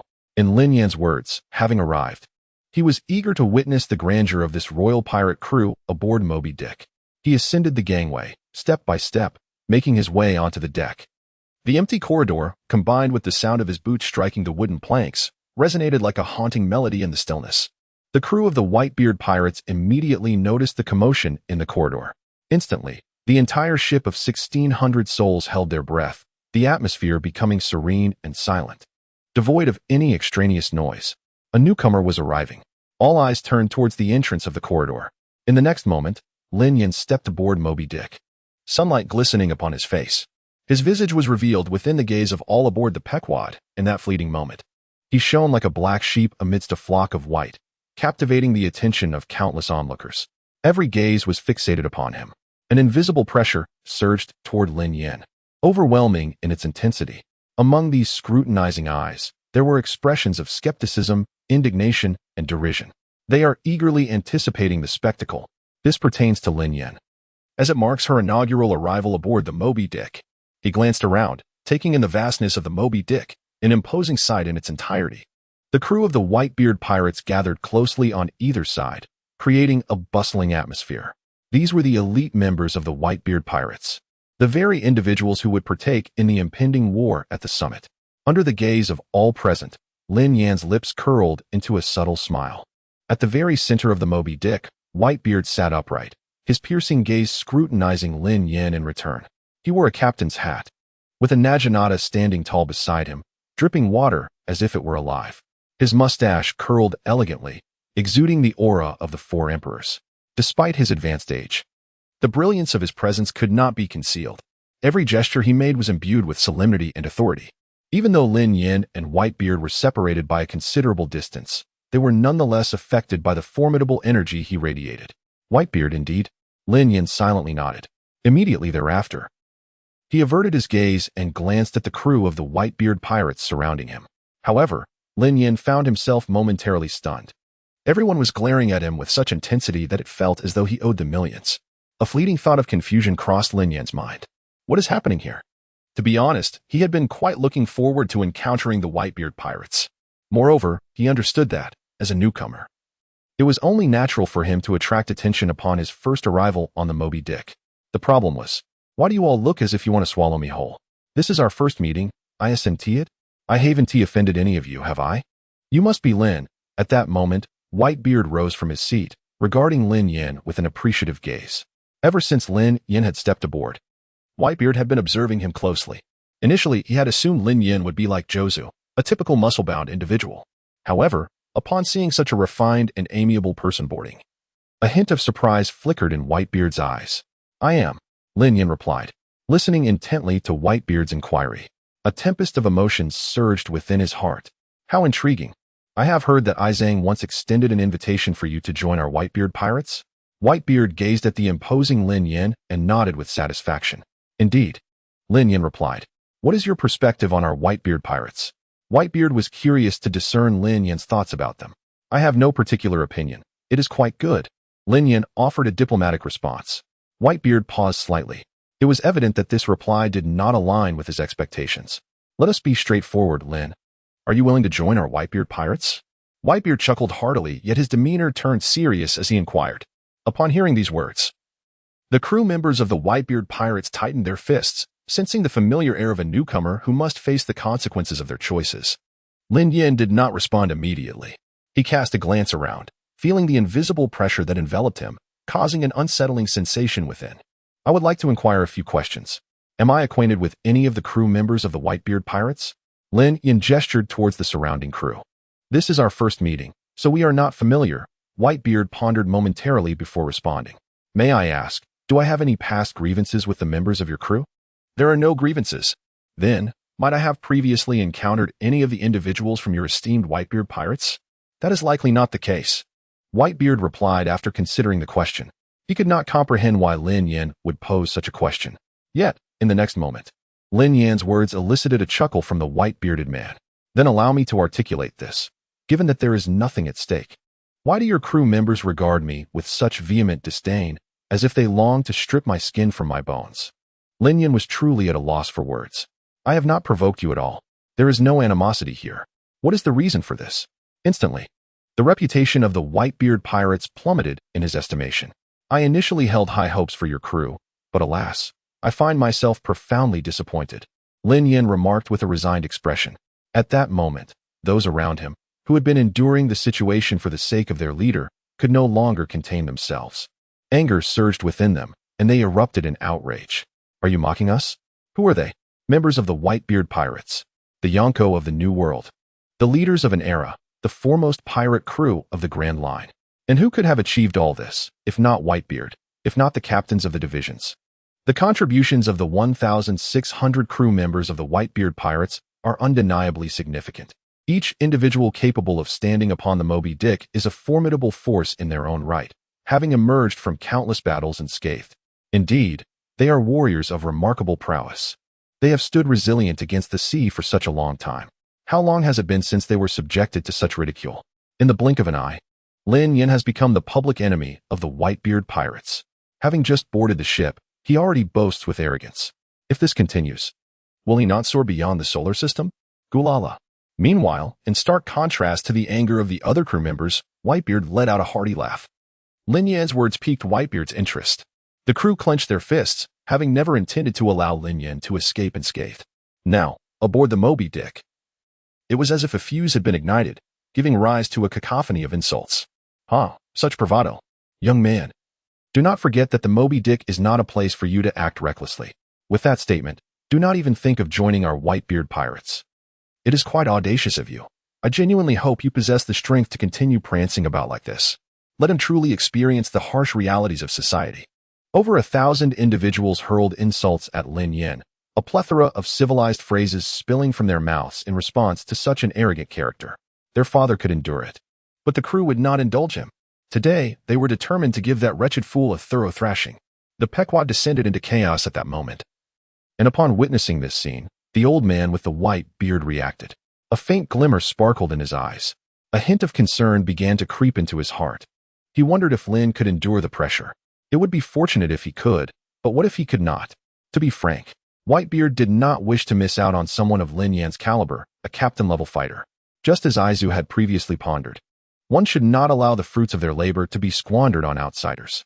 It would be unthinkable to let other Yonko crews reap such an advantage for free. Enough. Enough. Lin Yan raised his hand, signaling the others to cease their scorn. Observing Lin Yan's demeanor, the crew of the Whitebeard pirates felt a surge of joy, mistakenly believing that Lin Yan had relented. After all, the Whitebeard pirates forbade internal conflicts. They merely indulge in a fleeting moment of indulgence, while the old man observes from a distance.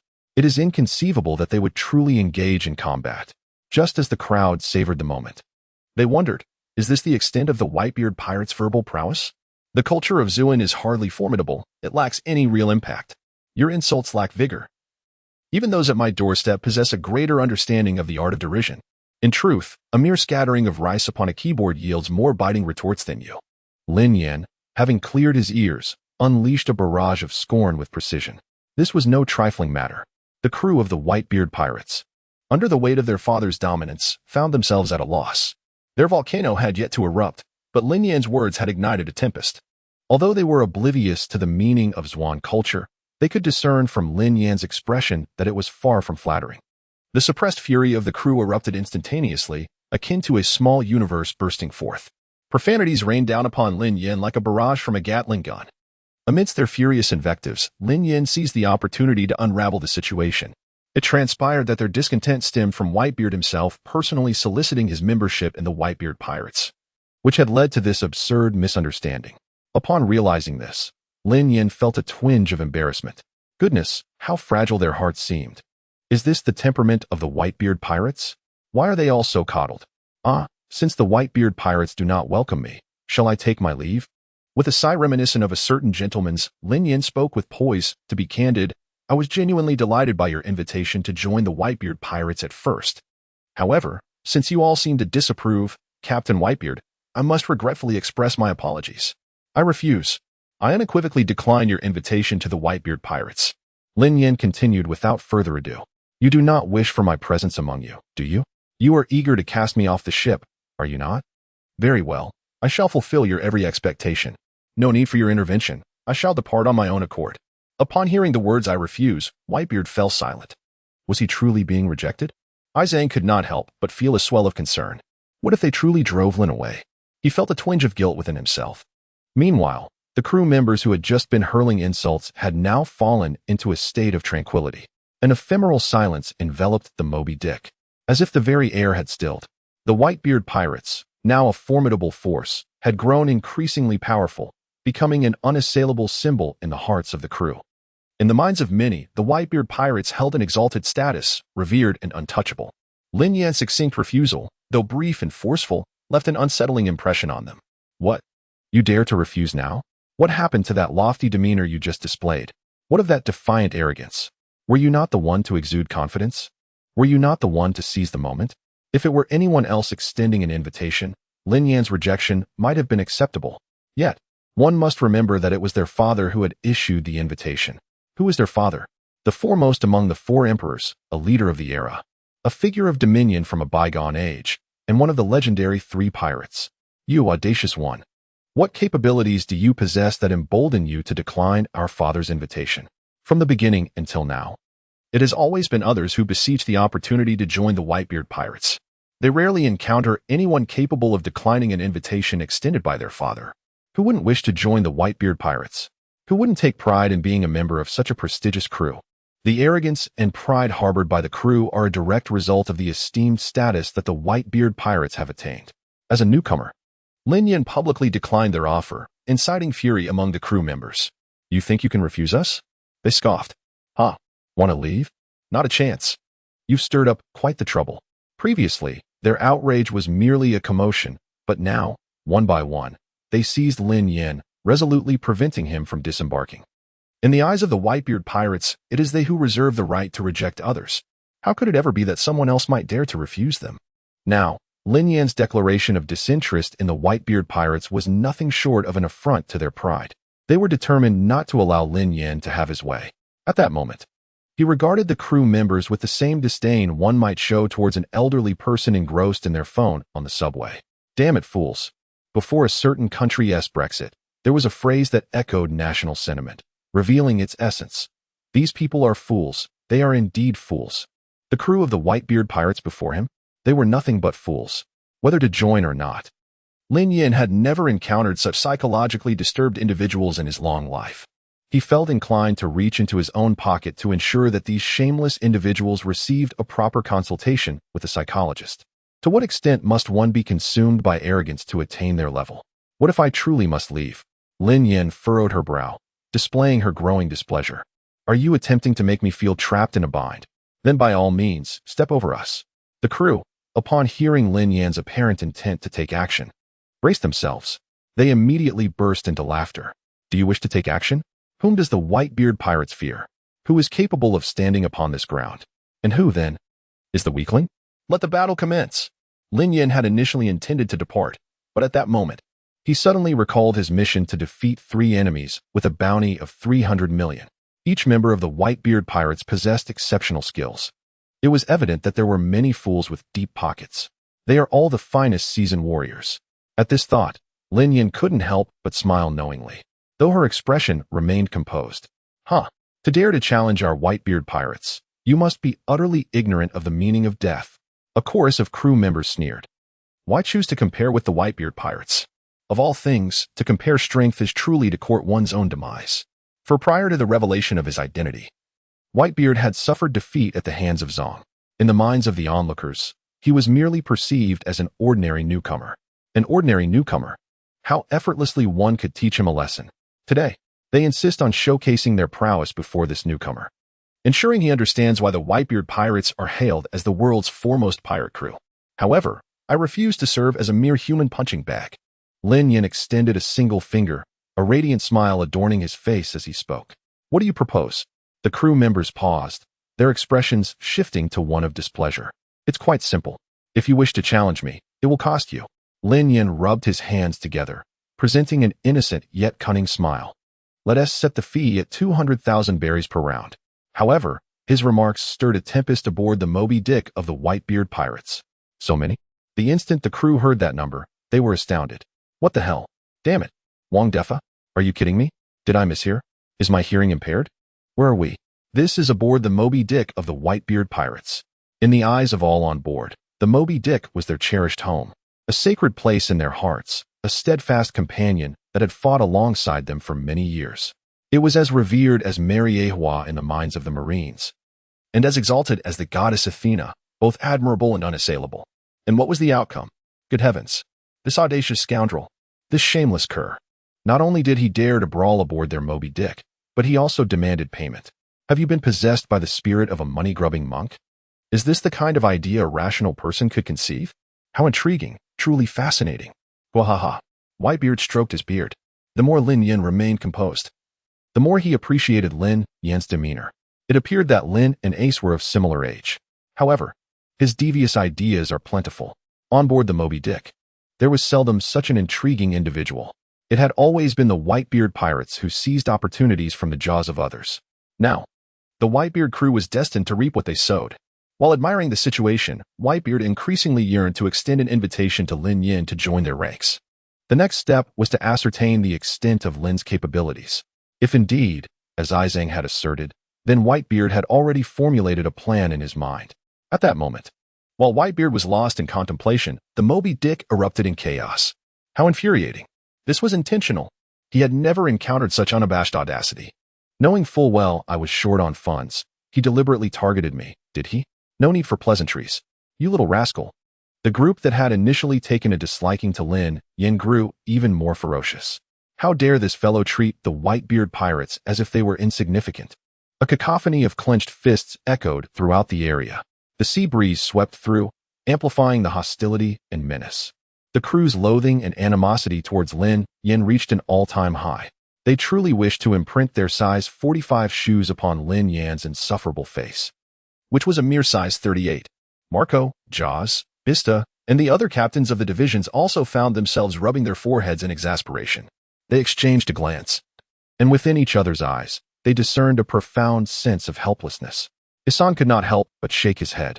Finally, he understood why Lin Yan had, before joining their Whitebeard pirate crew, boldly demanded a salary doubling alongside comprehensive benefits.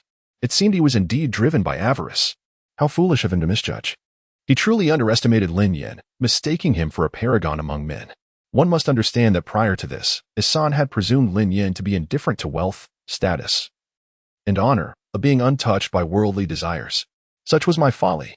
What a transgression. Nevertheless, this was the Whitebeard pirate crew, where each member possessed considerable wealth. Although parting with such a substantial sum of berries was painful, it was not beyond their means. Surely, you cannot be so naive. We are certainly able to meet the demands. Today, I shall give you a proper lesson. At that moment, the vice captain of the 5th Division stepped forward. He raised the long sword in his hand, pointing towards the distant haze of the forest, and shouted in anger. It is the vice captain of the 5th Division. He is undoubtedly one of the most formidable warriors aboard our vessel. With his presence, victory is assured. Humph, before the vice captain. How can this brash newcomer dare to flaunt himself? This rookie possesses an audacious demeanor. Yet, I remain curious about the extent of his prowess. I would relish the opportunity to trample him beneath my feet. I hope he can withstand 3 blows from the vice-captain of the 5th Division. The crew immediately recognized the identity of the vice-captain. It is widely known that Flower Swordbista is the individual who has traversed the path of swordsmanship the furthest within the Whitebeard Pirates. In terms of swordsmanship, no one within the crew can rival him. Moreover, the vice-captain of the 5th Division has followed Bista for many years, resulting in extraordinary advancements in his own swordsmanship. His strength is exceptional. If a ranking of swordsmanship were to be established within the Whitebeard Pirates, this vice-captain would undoubtedly secure a position among the top 3. The moment he appeared, the atmosphere instantly erupted with excitement. Go, vice-captain. Do you still want money? Hurry and beat him so badly that his mother won't recognize him. The crew members fervently expressed their emotions, venting their frustrations. One after another, they shouted words of encouragement towards the vice-captain. Amidst the throng of hundreds, the vice-captain wore a proud expression. He has ascended to his current position through his remarkable abilities, which undoubtedly place him among the elite within the Whitebeard Pirates. It is his unwavering confidence in his own strength that compels him to be the first to step forward. He reached for his waist pouch with one hand and subsequently extracted a golden watch. I do not possess such a sum. This golden timepiece is valued at 500,000 Bailey. 500,000 is somewhat excessive. Yet today I shall employ this price to impart a most enlightening lesson upon you, to take your head. The vice-captain's face was adorned with a chilling smirk, and his words dripped with scornful mockery. In his perspective, do you wish to amass wealth? I fear you may have a life to earn it, yet none to spend it. With that, he concluded. He hurled the golden watch in his hand towards Lin Yan with palpable fury. Unfazed, Lin Yan raised her hand and effortlessly caught the watch, scrutinizing it from every angle. It felt heavy in her grasp, and the sunlight reflecting off its surface was blinding. To think that genuine gold and silver rested in her palm. In the face of the irate vice-captain's tirade, Lin Yan maintained her composure, a radiant smile illuminating her face. You intend to strike me with money? Go ahead. I shall catch whatever you throw. Truly, as expected of the world's foremost pirate crew, their generosity was unmatched. Impressive, Lin Yan exclaimed, giving the vice-captain a thumbs up with an air of mock maturity. 50,000 berries, and I shall grant you a discount, allowing you 3 attempts. Simultaneously, he also granted the vice-captain a special privilege, allowing him to challenge 3 times. However, the vice-captain's expression turned icy. A cold smile curled at the corners of his mouth. 3 times? Humph, I doubt you could withstand even a single blow from me. As he spoke, he steadily drew the long blade from his grasp, planting one foot firmly on the ground. Raising the sharp weapon high, he struck at Lin Yan with a fierce angle, delivering a devastating blow. In the blink of an eye, the vice-captain of the 5th Division unleashed a flurry of 3 slashes, each infused with his boundless rage. A cathartic release of the fury that resided within him, aimed squarely at Lin Yan. However, to Lin Yan's perception, the speed of these attacks resembled that of a sluggish snail, slow, agonizingly slow, so leisurely, in fact, that he merely needed to shift his position slightly to evade them effortlessly. Yet, as Lin Yan's mind raced, a mischievous thought emerged. Why not seize the opportunity for a reward of 200,000 berries? Since they were willing to part with their coin, it would be remiss of him not to cooperate in their little spectacle. With a subtle sidestep, he evaded the first 2 strikes. But then bang!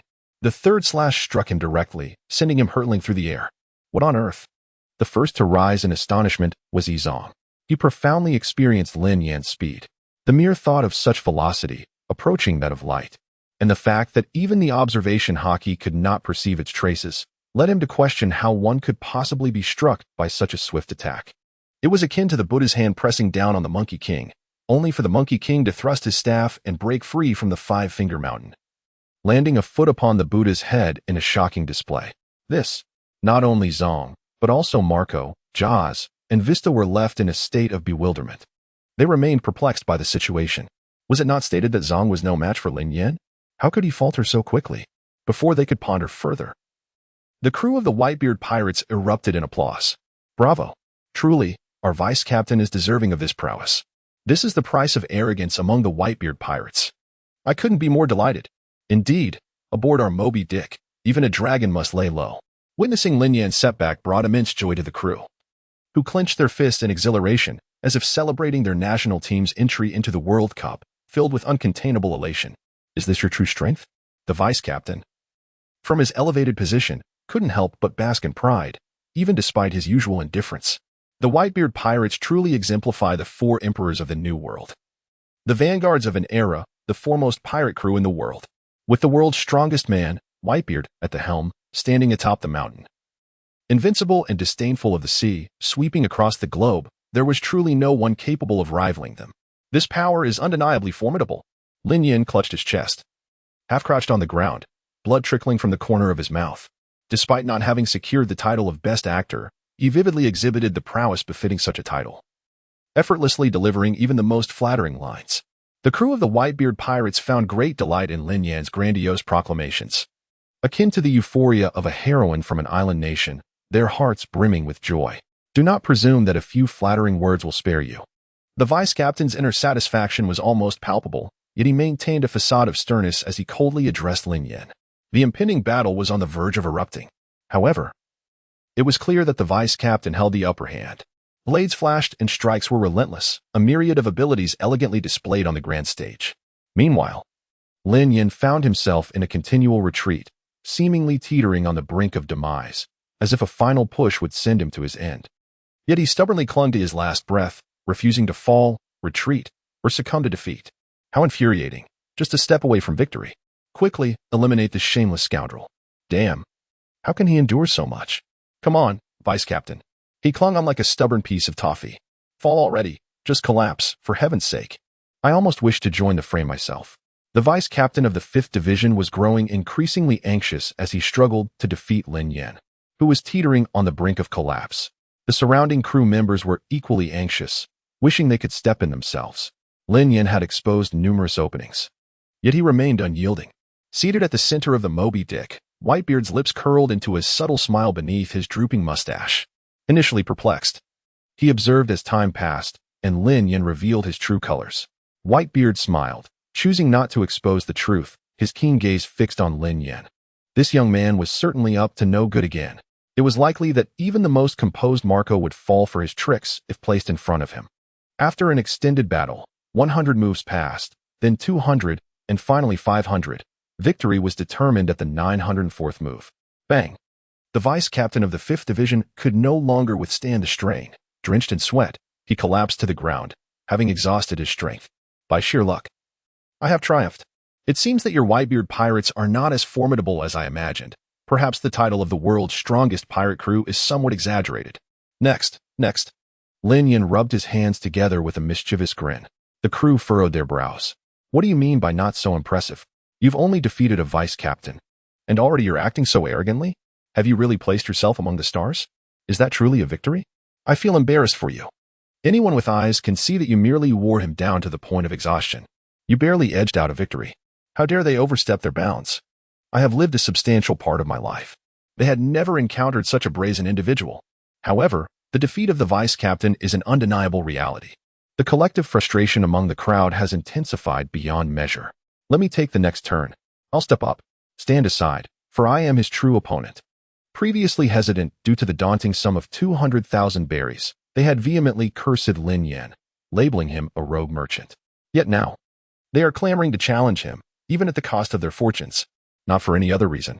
They are determined to uphold the honor of the Whitebeard Pirates. Is life not merely a pursuit of dignity? A cacophony erupted aboard the Moby Dick. The shouts reverberated through the air. A staggering sum of millions of berries was cast before Lin Yan. Numerous challengers emerged, the vice-captain, elite officers, and formidable crew members. In short, all those with a fighting spirit surged forward, hurling money in Lin Yan's direction. Some even went so far as to recklessly throw down 1 million berries just to secure a spot in line for a duel with him. Lin Yan, displaying remarkable skill, accepted the money with ease and addressed them, saying, one at a time, no need to rush. Subsequently, the individual who had angrily thrown down 1 million berries became the second Whitebeard crew member to challenge Lin Yan. Merely a temporary remedy, destined to delay. Watch as I swiftly bring this to a conclusion. With a voice laced with fury, he instilled fear throughout the entire Moby Dick. A fierce confrontation between the two parties was imminent. A mere disagreement could escalate into a violent clash. It is indeed remarkable that one could amass such a significant sum to issue a challenge. His position within the White Brigade is not insignificant. However, for Lin Yan, it is rather unremarkable. The pace is sluggish, akin to that of a snail. Go for it. You are the second to challenge this wretched creature. You must defeat him. I cannot endure his arrogance any longer. Damn it, I have never felt as frustrated as I do today. This insufferable fool has begun to unleash his fury upon us. The crew erupted in excited cheers. One must concede that Lin Yan's ability to topple the vice-captain of the Whitebeard Pirates' 5th Division is somewhat unexpected. His strength is indeed noteworthy. They have acknowledged Lin Yan's prowess. Yet, strength alone does not suffice. Does the Whitebeard Pirates lack formidable individuals? At present, the crew members fervently wish for Lin Yan to be battered and bruised, kneeling on the ground in a plea for mercy. Regrettably, this time, they are destined for disappointment once more. The two sides engaged in a fierce battle that spanned over 1,300 rounds. A struggle so intense that it obscured the heavens and dimmed the sun and moon, with tumultuous waves crashing and shaking the very firmament. Were it not for the lingering resentment in their hearts, many spectators would have nearly succumbed to slumber, akin to a match devoid of any kills for 33 minutes. The exchanges were relentless, a true back and forth, reminiscent of Shakespearean drama. Undoubtedly, the second challenger found himself once again overwhelmed by Lin Yan's relentless prowess. This fellow. The second challenger gasped for breath, utterly exhausted and struggling to catch his wind.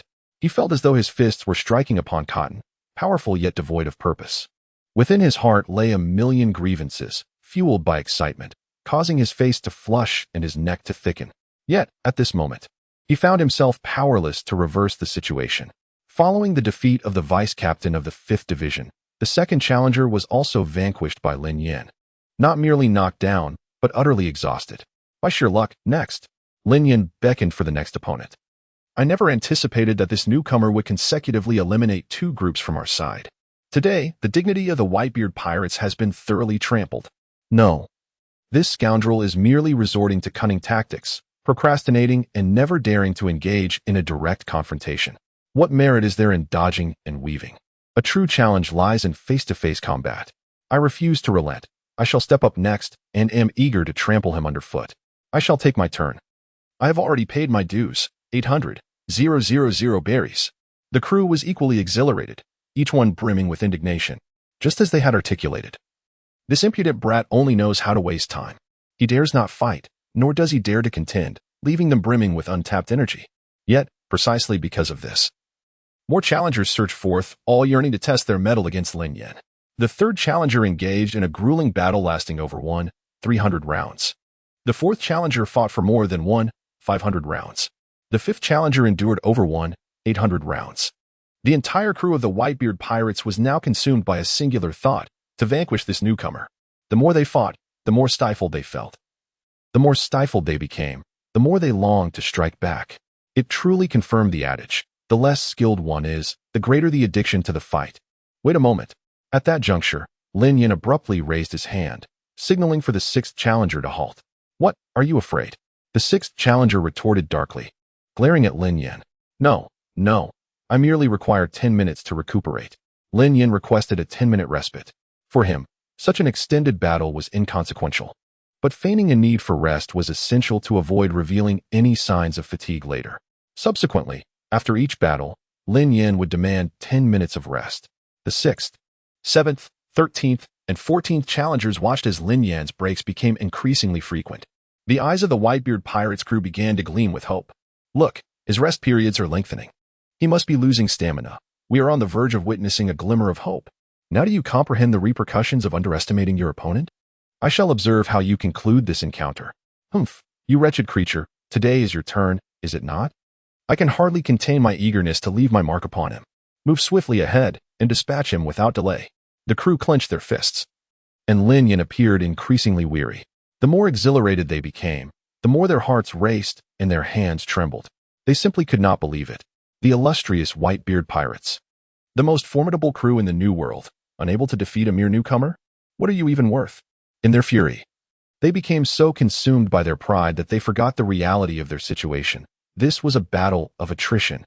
However, amidst the prolonged skirmish, Lin Yan managed to vanquish over 50 of their members. As the crew's voices grew hoarse from the incessant shouting, someone finally began to grasp the gravity of the situation. Wait, no more sacrifices. Have you not realized? He has already eliminated over 50 of our members. Wait, no more sacrifices. Have you not realized? He has already eliminated over 50 of our members. His words struck like a bolt of lightning, awakening those lost in a reverie. Although the members of the Whitebeard Pirates were fueled by passion, they were not fools. To suggest eliminating 2 or 3 of them would be acceptable. Taking down 7 or 8 could still be comprehended. Even the loss of 10 or 20 would not be entirely intolerable. After all, they had witnessed Lin Yan's prowess through numerous encounters and had come to understand his capabilities. Yet, what was the reality? He had already dispatched over 50 of their crew members without so much as a flush of his cheeks or a hint of breathlessness. The crux of the matter lay in his insatiable demeanor, as if he yearned for the contest to continue. Why was this newcomer so fervently devoted to the arena? The truth dawned upon me. He had orchestrated this entire scenario, deliberately exploiting their desire to leave their mark upon him while he played the role of both actor and director. After a prolonged clash, the discerning onlookers finally grasped the situation. Like enlightened beings, the crowd experienced an epiphany. So, this deceitful display was merely an act? How sinister. Brother, surely such underhandedness is unwarranted. You scoundrel. Previously, all my investments had been squandered as tuition fees, 200,000 berries. 200,000 is trivial. I have already expended 1 million berries. I shall wager 800,000. I offer 600,000, merely for a place in line. Upon hearing this, those around them began to comprehend the underlying truth. Lin Yan's actions were simply designed to extract the utmost from them. Unbelievable. All this for a mere 200,000 berries, disregarding their dignity. Upon realizing Lin Yan's true strength, the Whitebeard crew members who had previously clamored to challenge him began to reconsider their intentions. They were bewildered. In a bid to salvage their pride and assert themselves, several individuals even offered up to 1 million coins merely to cut in line. In this present moment, they exhausted their fortunes to gather such a sum, only to find themselves merely paying tuition fees. I am utterly dismayed. Oh yeah? How I wish to strike you. Behold, the mountains of cash amassed beside Lin Yan. The crew of the Whitebeard Pirates donned expressions of anguish. This was the tuition they had submitted. What is the fundamental reason for this outcome? Ultimately, it stems from their collective folly, disregarding everything, solely to leave a footprint on his face. And what came of it? No imprint was left on Lin Yan's visage. Instead, their pockets were entirely emptied. This day marked an abundant harvest for Lin Yan, while simultaneously being a day of curses and lamentations for the crew of the Whitebeard Pirates. How outrageous. I have never encountered such a shameless individual, driven solely by greed. To swindle this sum of money, you have truly exerted considerable effort. Is it possible that the funds of the Whitebeard Pirates have been so easily relinquished? This is utterly despicable. Do you dare to take our ship's treasure? Wait a moment. My head is spinning. What am I to do in this maddening situation? The crew of the Whitebeard Pirates grumbled and cursed, their eyes fixed upon Lin Yan's countenance. They grew increasingly irate, yet found themselves powerless to retaliate. Unable to match their adversaries in strength, they could only indulge in verbal sparring. Those who had never experienced a thorough beating were today subjected to a harsh lesson.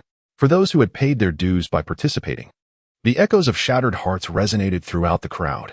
Why was no one stepping forward? Where were they? Do not dawdle. What has become of the valiant spirit of the Whitebeard Pirates? Were they not previously eager to demonstrate their prowess and reveal the reason behind the blossom's vibrant hue? Were 1 or 2 of them not clamoring to cast me off the ship? Come forth swiftly, I stand before you, free for you to trample and ravage as you please. This opportunity is rare. Miss it now, and it shall not come again.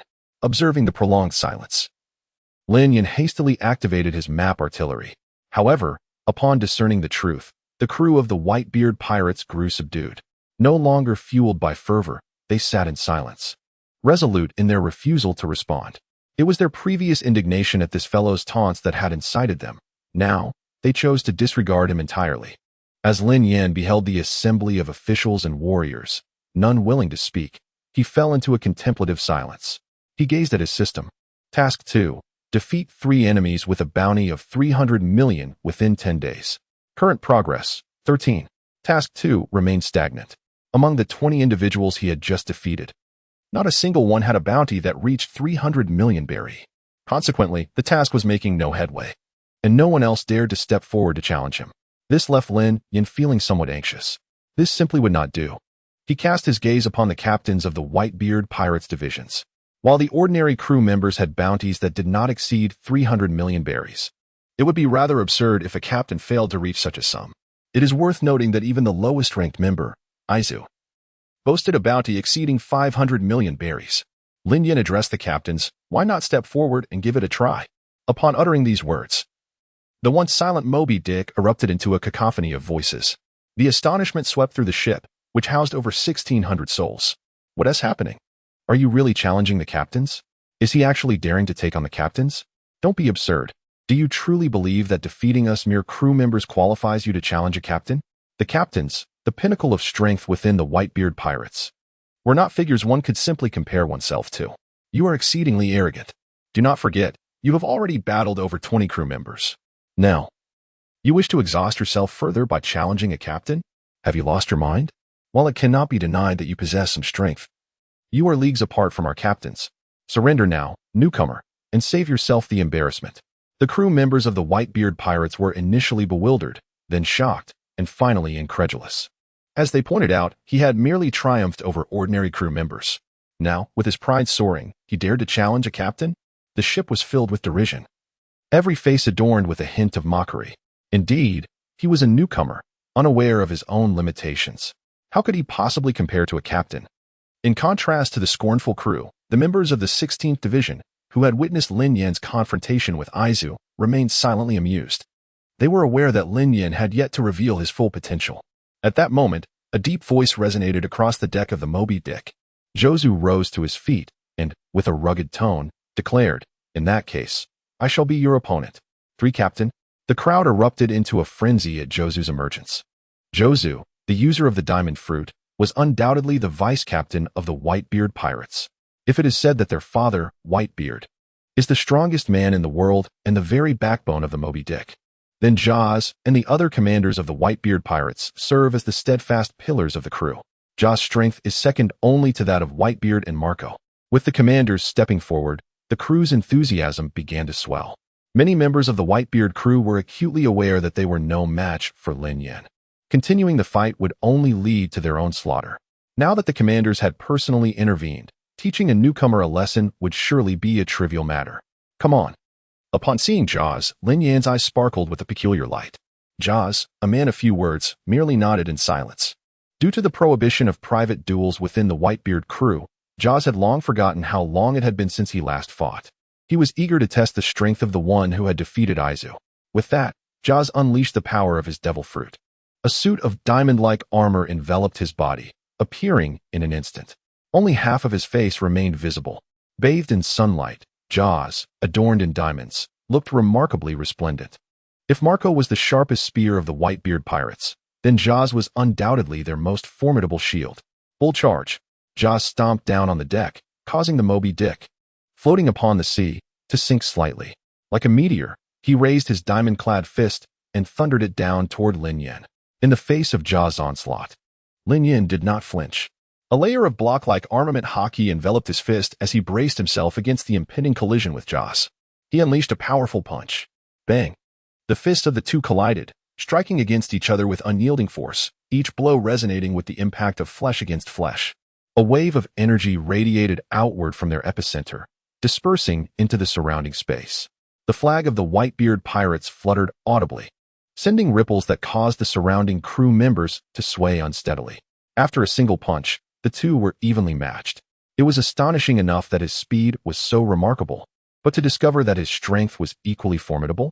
For someone who had experienced Lin Yan's prowess firsthand, Zhang was the most qualified to comment on speed.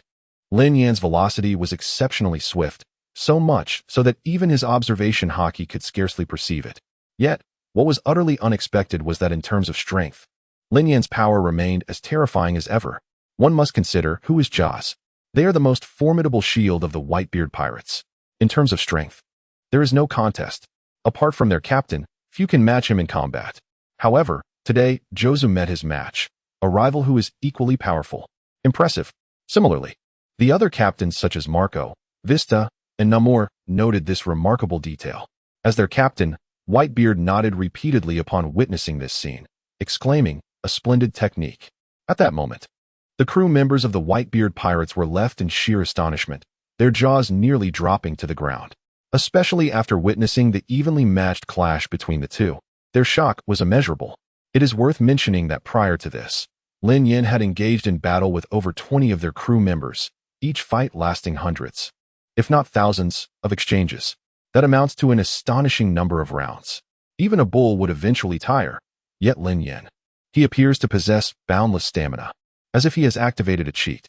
Certainly, beyond the notion of cheating, others have contemplated a second reason.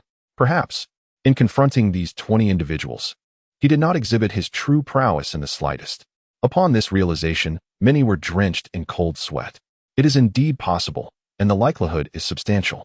If his strength significantly surpasses that of their typical crew members, does it not imply that, today, the crew of the Whitebeard Pirates, numbering 1,600, found themselves utterly ensnared by a mere newcomer? A singular thought echoed in their minds. What a colossal blunder! From the very outset, this novice had woven an intricate web, patiently awaiting the moment when these naive souls would recklessly plunge into the depths of his trap. In a remarkably brief span, the crew members clarified the unfolding events. Yet, this clarity brought them no solace. It was akin to discovering a fly in their meal. They had previously heard tales of deceit and treachery, but those were merely stories until they faced the harsh reality. The entire crew, eyes wide in disbelief, stood collectively dumbfounded. Regrettably, their feelings were of no consequence in the heat of the moment. The battle between Lin Yan and Jaws was still raging on. Jaws, a formidable powerhouse of the Whitebeard Pirates, exhibited extraordinary resilience endowed by the powers of the diamond fruit. His strength was immense, and his body was as unyielding as stone. The sheer fortitude he possessed would be enough to leave Lin Yan at a disadvantage. Furthermore, Jaws' extensive combat experience added to his prowess. In their exchanges, Lin Yan found it exceptionally challenging to gain the upper hand against him. After all, Jaws was the right-hand man of the Whitebeard, a position that could be likened to that of an admiral. With such standing, how could Jaws' strength be anything less than formidable? Nonetheless, Jaws too furrowed his brow slightly. He, too, was not faring well. The pressure exerted upon him by Lin Yan was indeed overwhelming.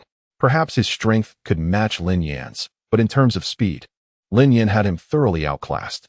Were it not for the formidable defense provided by the shining fruit, Jaws might have already found himself at a disadvantage. Furthermore, according to rumors, Lin Yan was also a user of a devil fruit. Throughout their prolonged engagement, Lin Yan had yet to reveal his devil fruit powers. It was evident that this individual was likely even more formidable than himself. Jaws felt an increasing sense of gravity in the situation. He had heard that you were also a devil fruit user. Unleash your full power. Jaws shouted towards Lin Yan. Unleash your full power, he reiterated.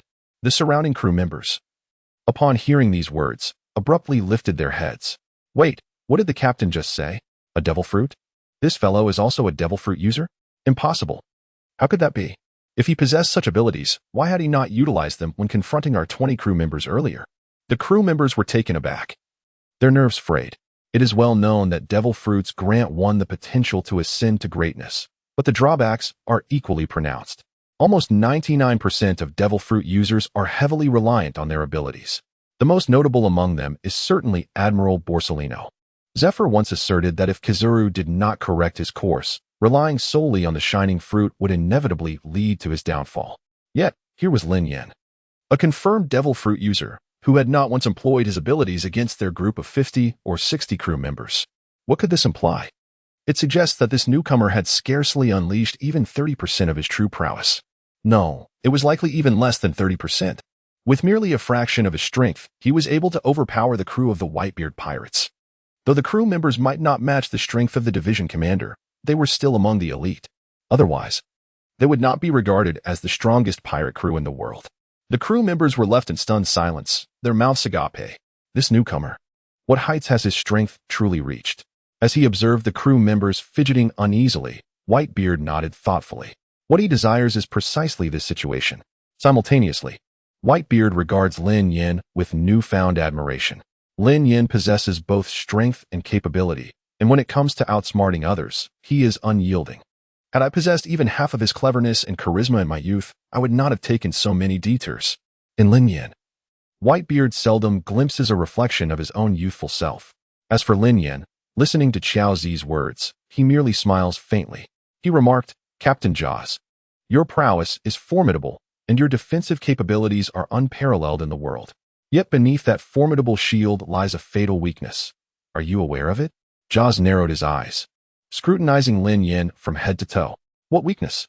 Not only Jaws, but also Marco, Isou, and even Whitebeard focused their gaze intently on Lin Yan, awaiting his next words. Soon, you shall find out. Lin Yan replied, maintaining an air of calm mystery. He did not clarify either. Bang!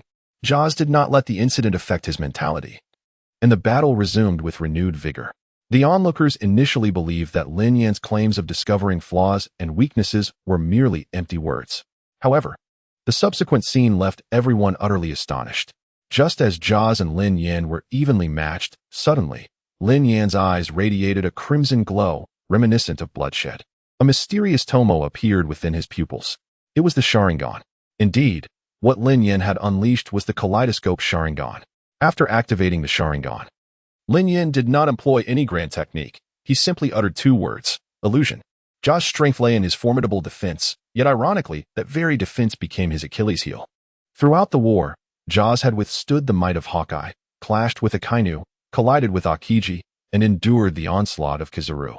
It could be said that he had faced nearly every formidable opponent. However, when confronted by Doflamingo, he found himself taught a lesson in humility. With just a few threads, Jaws was ensnared.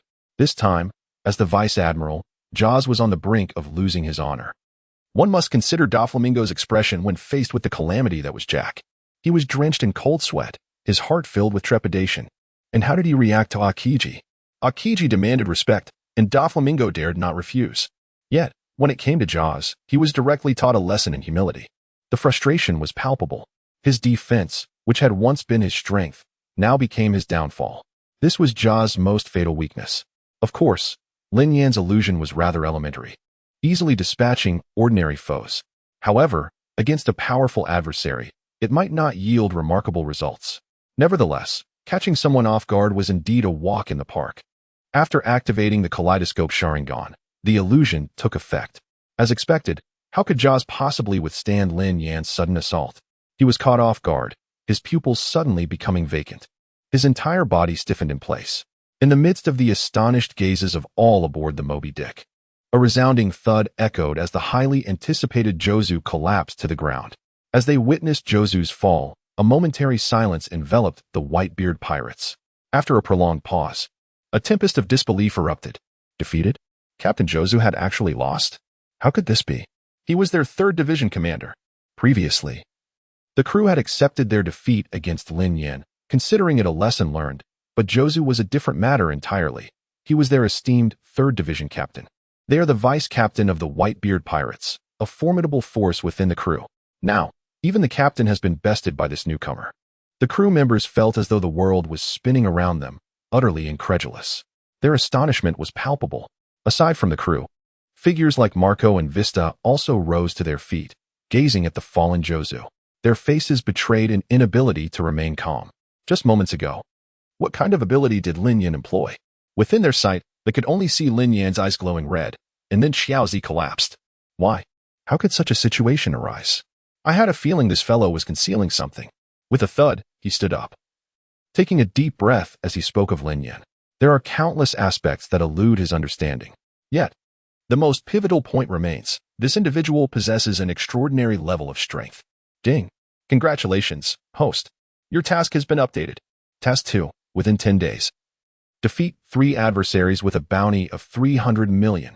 Current progress. Defeated the 16th Division captain of the Whitebeard Pirates, Isou, with a bounty of 510 million. Defeated the 3rd Division captain of the Whitebeard Pirates, Jozu, with a bounty of 1,400 million. Current task progress, 23. Completion of the task rewards, 20 bait. At this moment, following Jozu's fall, Lin Yan's task was also refreshed. It was evident that only one final step remained to complete the mission. Is Captain Jozu all right? The personnel from the medical department rushed out immediately, but after examining Jozu, they were left utterly perplexed and could only turn to the instigator, Lin Yan, for answers. He is fine. A little rest is all he needs, Lin Yan replied calmly, waving his hand. Who else wishes to step up and give it a try? He began to call upon the next opponent. At this moment, there were no longer any voices of doubt aboard the Moby Dick. Allow me to give it a try. After Jaws was carried away, Captain Bista of the 5th Division rose to his feet.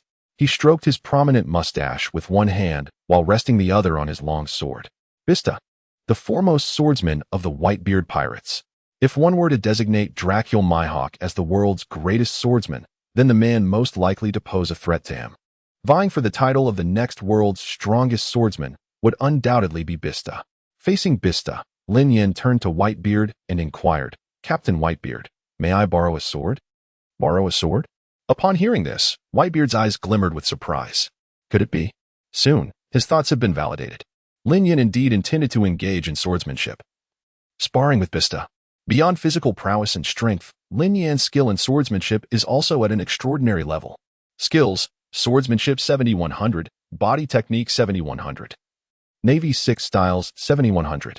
Shortly thereafter, a sword was presented before Lin Yan. The clash between Lin Yan and Bista was imminent. In swordsmanship, aside from mastery of the sword itself, what is truly contested is speed. Naturally, while Lin Yan's swordsmanship is exceptional, compared to Bista, who has long cultivated his swordsmanship, he still falls slightly short. However, in terms of speed, Lin Yan holds the advantage. The two exchanged blows, and for the moment, it was unclear who held the upper hand. Yet, from the perspective of the Whitebeard Pirates crew, the scene was altogether different. Utilizing strength against Jaws and employing swordsmanship against Bista, Lin Yan effortlessly swept through the Whitebeard Pirates with less than 30% of his power. How much diligent training must one undergo to attain such heights? More importantly, how young does Lin Yan appear? Just in his early 20s, he is roughly the same age as their 2nd Division captain, Ace. Young yet possessing strength that far surpasses theirs, the crew of the Whitebeard Pirates was utterly astonished. A genius? A prodigy? No, this is a peerless monster. Even their father in his youth would likely have been no match. Following this, no matter how shocking or unexpected the circumstances may be, they will no longer be astonished. Ultimately, in the confrontation with Bista, Lin Yan emerged victorious. However, in terms of swordsmanship, Bista did not concede defeat. Ding. Congratulations, host. Your task has been completed. Task 2. Within 10 days, defeat 3 foes with a bounty of 300 million. Current progress. Defeated Bista, the captain of the 16th Division of the Whitebeard Pirates, with a bounty of 510 million. Defeated Jaws, the captain of the 3rd Division, with a bounty of 1,400 million. And vanquished Bista, the captain of the 5th Division, with a bounty of 780 million. Congratulations, host. On completing the task, you have obtained 20 baits. Following Bista, Lin Yan also successfully completed his task, acquiring the 20 baits. Yet at this moment, the other division captains were eager to challenge him. The captains of the 7th, 8th, and 15th Divisions stepped forward to issue their challenges. In the face of their invitations, Lin Yan declined outright. His task has been accomplished. Continuing further holds little significance. Moreover, the currency has accumulated into a small mountain. One cannot overindulge. It is time to cease. Upon hearing Lin Yan's refusal, the expressions of the various squad captains revealed their disappointment. Meanwhile, the crew of the Whitebeard Pirates observed Lin Yan skillfully gathering the wealth. Their hearts are bleeding. All this money was offered by them. However, any words spoken now are merely futile efforts. They shattered their teeth and swallowed them whole. Following this fierce battle, Lin Yan's prowess has garnered the recognition of every individual aboard the ship. The positions of Jozu and Vista within the Whitebeard Pirates need no elaboration. They are figures that can rival the warlords of the sea and the admirals. Lin Yan single-handedly dispatched both of these division commanders, undoubtedly placing her at the level of an admiral. Even if she cannot yet match a true admiral, she has certainly grazed the threshold of such power. Contemplating this, the crew felt an increasing turmoil within their hearts. Indeed, it was not only the old man who personally recruited her, but all the division commanders were present as well. The sheer magnitude of the Whitebeard Pirates' mobilization was a privilege reserved for those of admiral caliber. Who else could command such honor? Reflecting on their previous foolish behaviors, many crew members felt an overwhelming urge to slap themselves. What had they been thinking? When other factions learned that an individual of admiral strength was willing to join their ranks, every person aboard would enthusiastically welcome them with open arms. Yet, when it came to their own Whitebeard Pirates, they had wished to cast her aside.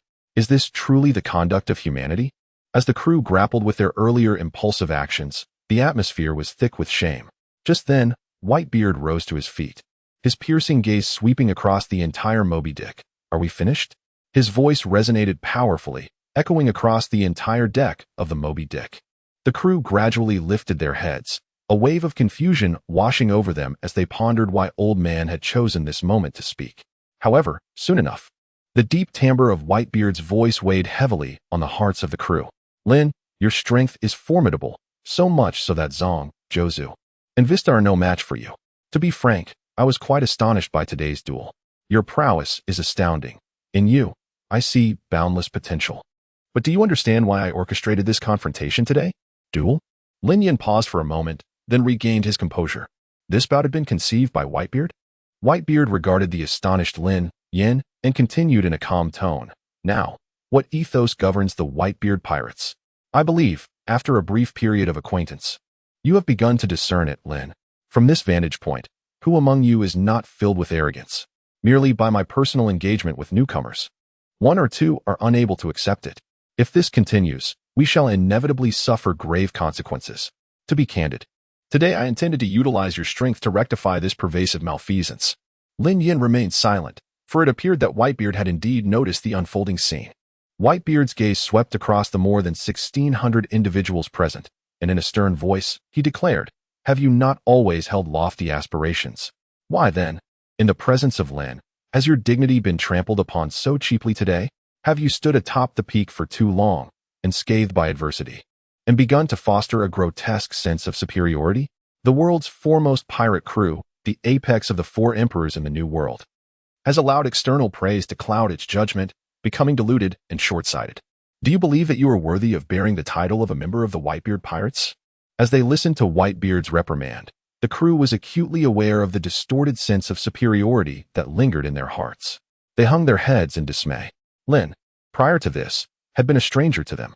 Now, an individual had casually emerged, wreaking havoc aboard the Moby Dick, leaving them utterly defenseless in the face of such an onslaught. What qualifications do they possess to remain arrogantly self-important? I implore you to remember today's defeat and refrain from allowing haughtiness to prevail as it once did. Under the stern admonition of Whitebeard, an eerie silence enveloped the Moby Dick, akin to chastised children bowing their heads in shame.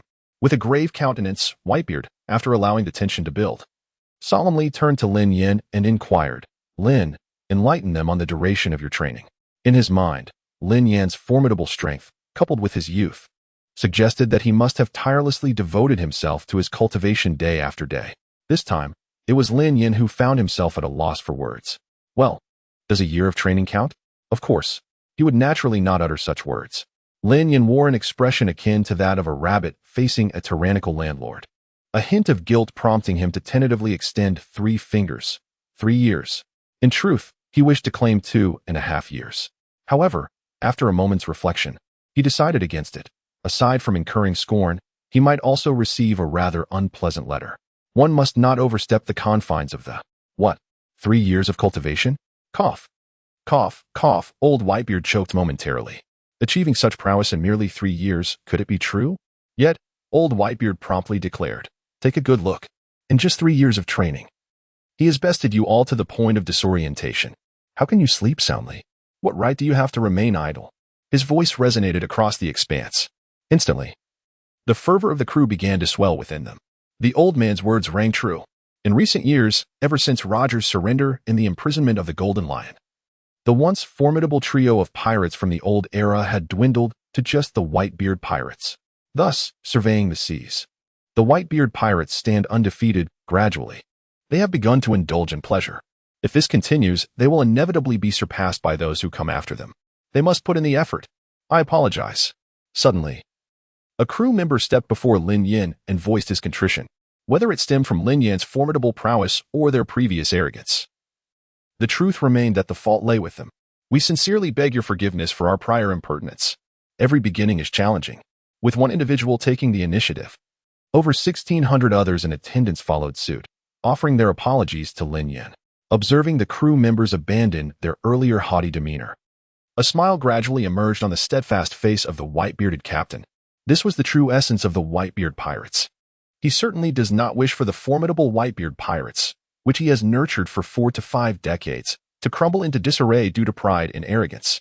It must be noted that the swift resolution of today's matters is largely attributed to Lin Yan's extraordinary prowess. Moreover, Whitebeard has recognized the boundless potential that resides within Lin Yan. To overlook such a neutral yet formidable force would be a grave misstep, one unbefitting of Whitebeard himself.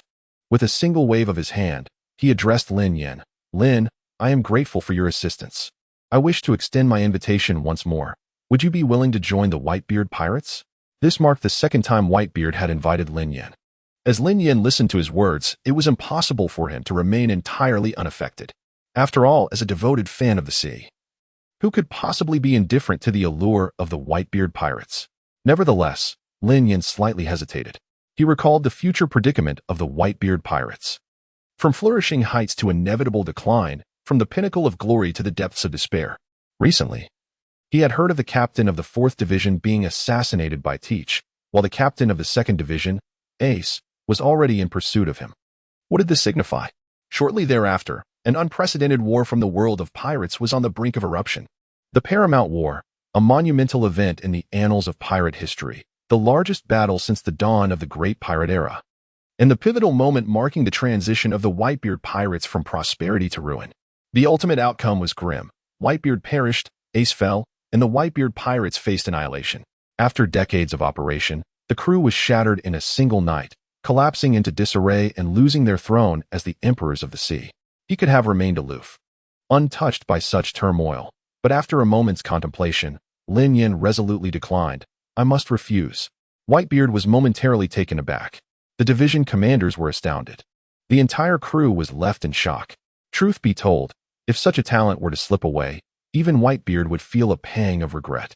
Yet, the invitation had already been declined twice, making further entreaties seem somewhat inappropriate.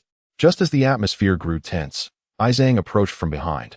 "Lin, you are already aboard our ship. And given how far events have progressed, why not accept Father's invitation? Even if you hold reservations about our crew, they have all apologized." Listening to Isou's words, the crew echoed in agreement. "Indeed, we acknowledge our past mistakes. If you remain dissatisfied, feel free to vent your frustrations on us. We will comply with whatever you desire." "Vent my frustrations on you?" Lin Yan found himself bemused by the suggestion. Observing Lin Yan's wavering resolve, Isou sensed a glimmer of hope. As the adage goes, one must align with their profession. Perhaps ordinary incentives would not captivate Lin Yan. Isou understood that mere platitudes would not suffice. True sincerity was required. By fortunate coincidence, he was aware of Lin Yan's preferences. With a grin, he fanned the flames further. "Lin, should you decide to stay, I will petition Father for a quadruple salary." Quadruple.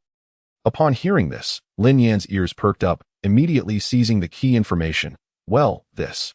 Observing Lin Yan's reaction, it was more than mere hope. It was Cupid's arrow, striking true. "Let us do this. I will request a tenfold salary increase, while all other benefits will remain unchanged." With a raised brow, a knowing expression graced their features. He truly showcased his remarkable abilities, accompanied by exceedingly enticing conditions. Isou continued, "Lin, it is not merely a matter of salary. The benefits within our pirate crew are exceptionally generous. If you are willing, a plethora of unimaginable perks awaits you. A tenfold salary lies before you. Who could possibly refuse such an offer?" Lin Yan turned his head, exchanging a knowing smile with Isou, finding a kindred spirit. "Deal." "Ha ha. Lin, welcome to our Whitebeard pirate crew." Lin Yan was eager to join, and the entire crew rejoiced. The more formidable individuals aboard the Moby Dick, the stronger their foundation would become. Naturally, Lin Yan also presented a request. He would not address Whitebeard as father.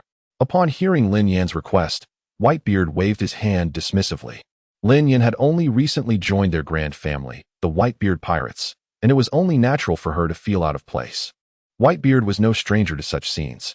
He shall express himself through his actions, through his love, allowing Lin Yan to embrace and acknowledge her true self.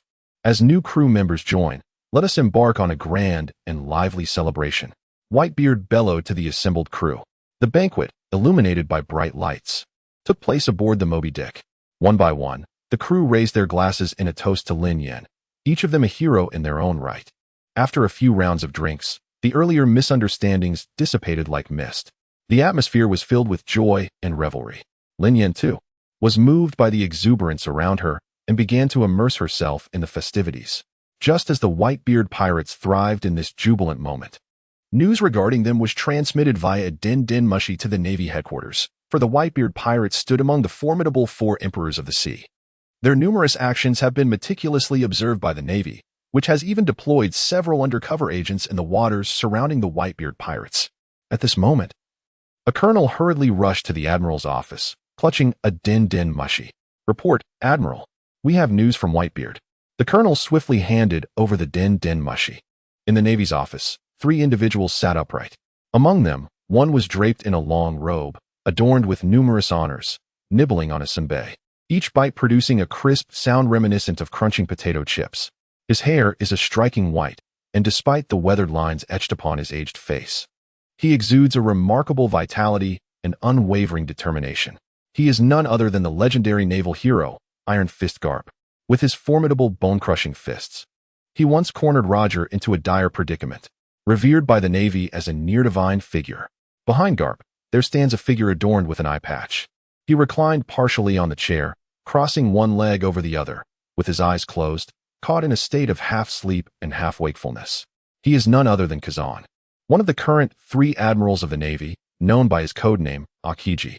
In the very heart of the office, beneath the grand display of the 2 prominent justice plaques, resides the highest authority of the Navy, the current Fleet Admiral, Sengoku, a strategist of extraordinary caliber. He is regarded as the king of the bygone era, standing alongside Garp and Tsuru as part of the formidable Navy's Iron Triangle.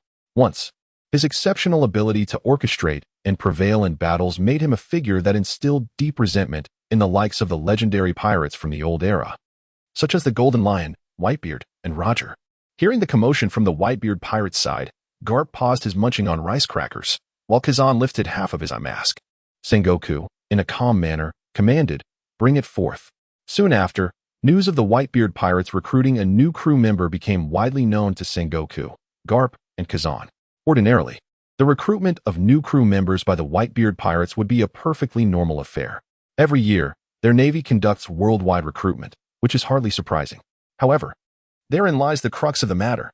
Upon learning that this newcomer had just boarded the Moby Dick and had swiftly vanquished the entire Whitebeard pirates crew, even defeating numerous captains such as Jozu, Vista, and Isou, an unusual glint flickered in the eyes of the 3.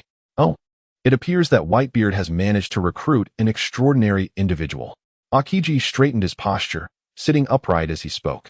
The capability to eliminate several captains consecutively certainly indicates a strength that is at least top tier. Garp nodded slightly in agreement. Lin, as he contemplated the name, Sengoku realized that he had never encountered such a name in his memories. Who is this person? "Admiral, before arriving here, our personnel conducted an investigation. This individual does not appear on the bounty list within the Navy's archives." The colonel had thoroughly prepared for this situation. Listening to the colonel's words, it became evident that he was neither a member of the Navy nor a pirate. Rather, he was a neutral party. Having defeated several captains was significant, especially considering the caliber of these captains. Not to mention Isou and Vista, Jozu was among the few in the Whitebeard pirates with a bounty exceeding 1 billion. A preliminary assessment suggests that this newcomer's strength is at least at the 1 billion mark. What does it mean to start at 1 billion? Furthermore, the most alarming aspect is the sheer luck of casually capturing someone of such caliber on the seas. How fortunate is Whitebeard? Why is it that our Navy cannot recruit such talent? That wretched Whitebeard, having recently lost a 4th Division captain, Sachi, now gains another who surpasses the other captains in prowess. Such fortune is truly unparalleled. Sengoku's brow furrowed slightly, his expression marred by concern. He rubbed his temples. Over the years, since Roger proclaimed the existence of One Piece, the era of great voyages had commenced. Their Navy's dominion over the seas has waned significantly, diminishing with each passing day. Particularly, the proliferation of pirates upon the ocean has become increasingly alarming, with countless formidable adversaries emerging. The Navy's governance is becoming ever more arduous. Across the 4 seas, the first half of the Grand Line, and the New World, the number of pirates has reached astonishing heights, causing immense distress for the Navy. Consequently, Sengoku, as the admiral, has come to realize that it is time for decisive action. When surveying the vast ocean, in terms of strength and influence, the Whitebeard pirates stand unrivaled. Thus, following deliberations, the Navy has resolved to initiate a series of operations aimed at the Whitebeard pirates. The spark of the era's leader must be extinguished. Whitebeard has become the primary target for Sengoku's eradication efforts. However, how to confront a major power in the New World? One of the four emperors poses a significant challenge for the Navy and necessitates careful planning. Not long ago, the death of Ace, the captain of the Whitebeard Pirates' 4th Division, due to the Dark Fruit, was monumental news for the Navy. A division captain holds a pivotal position within the Whitebeard Pirates, and the loss of even one diminishes their strength. The Navy had hoped to exploit this vulnerability for strategic advantage. However, to their dismay, it was not long before another division-level combatant was added to the ranks of the Whitebeard Pirates, compounding Sengoku's frustrations. The role of admiral is indeed a challenging one, and the strands of white in Sengoku's hair have only increased over time. Sighing, Sengoku leaned back in his chair, contemplating how advantageous it would be if someone like Lin, a neutral party, could be uncovered by the Navy first. Kapu, relay the order to closely monitor the movements of the Whitebeard Pirates. Until we engage with them, we must ensure that no unforeseen complications arise. Sengoku has never been one to dwell in regret. Though he feels a sense of loss, it is merely that. He promptly instructed Garp to attend to the matter, recognizing that it was inappropriate to hastily issue a bounty upon receiving the news for the first time. For the moment, it was prudent to remain vigilant and consider future plans. Understood. Garp readily agreed. The meeting is adjourned.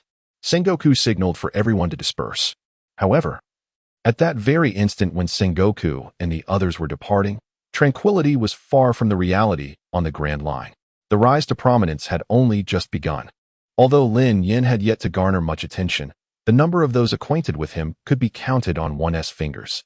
In contrast, the notoriety of the Whitebeard Pirates was undeniably substantial, even eclipsing that of the Navy. Across these waters, who could claim ignorance of the Whitebeard Pirates? As the foremost of the four emperors of the New World, their following was immense, particularly among media outlets. Upon learning of Lin Yan's news, they were keenly interested. Upon their return, they promptly disseminated news regarding the recruitment of a new crew member for the Whitebeard Pirates. Were it a mere ordinary recruitment, it would have sufficed.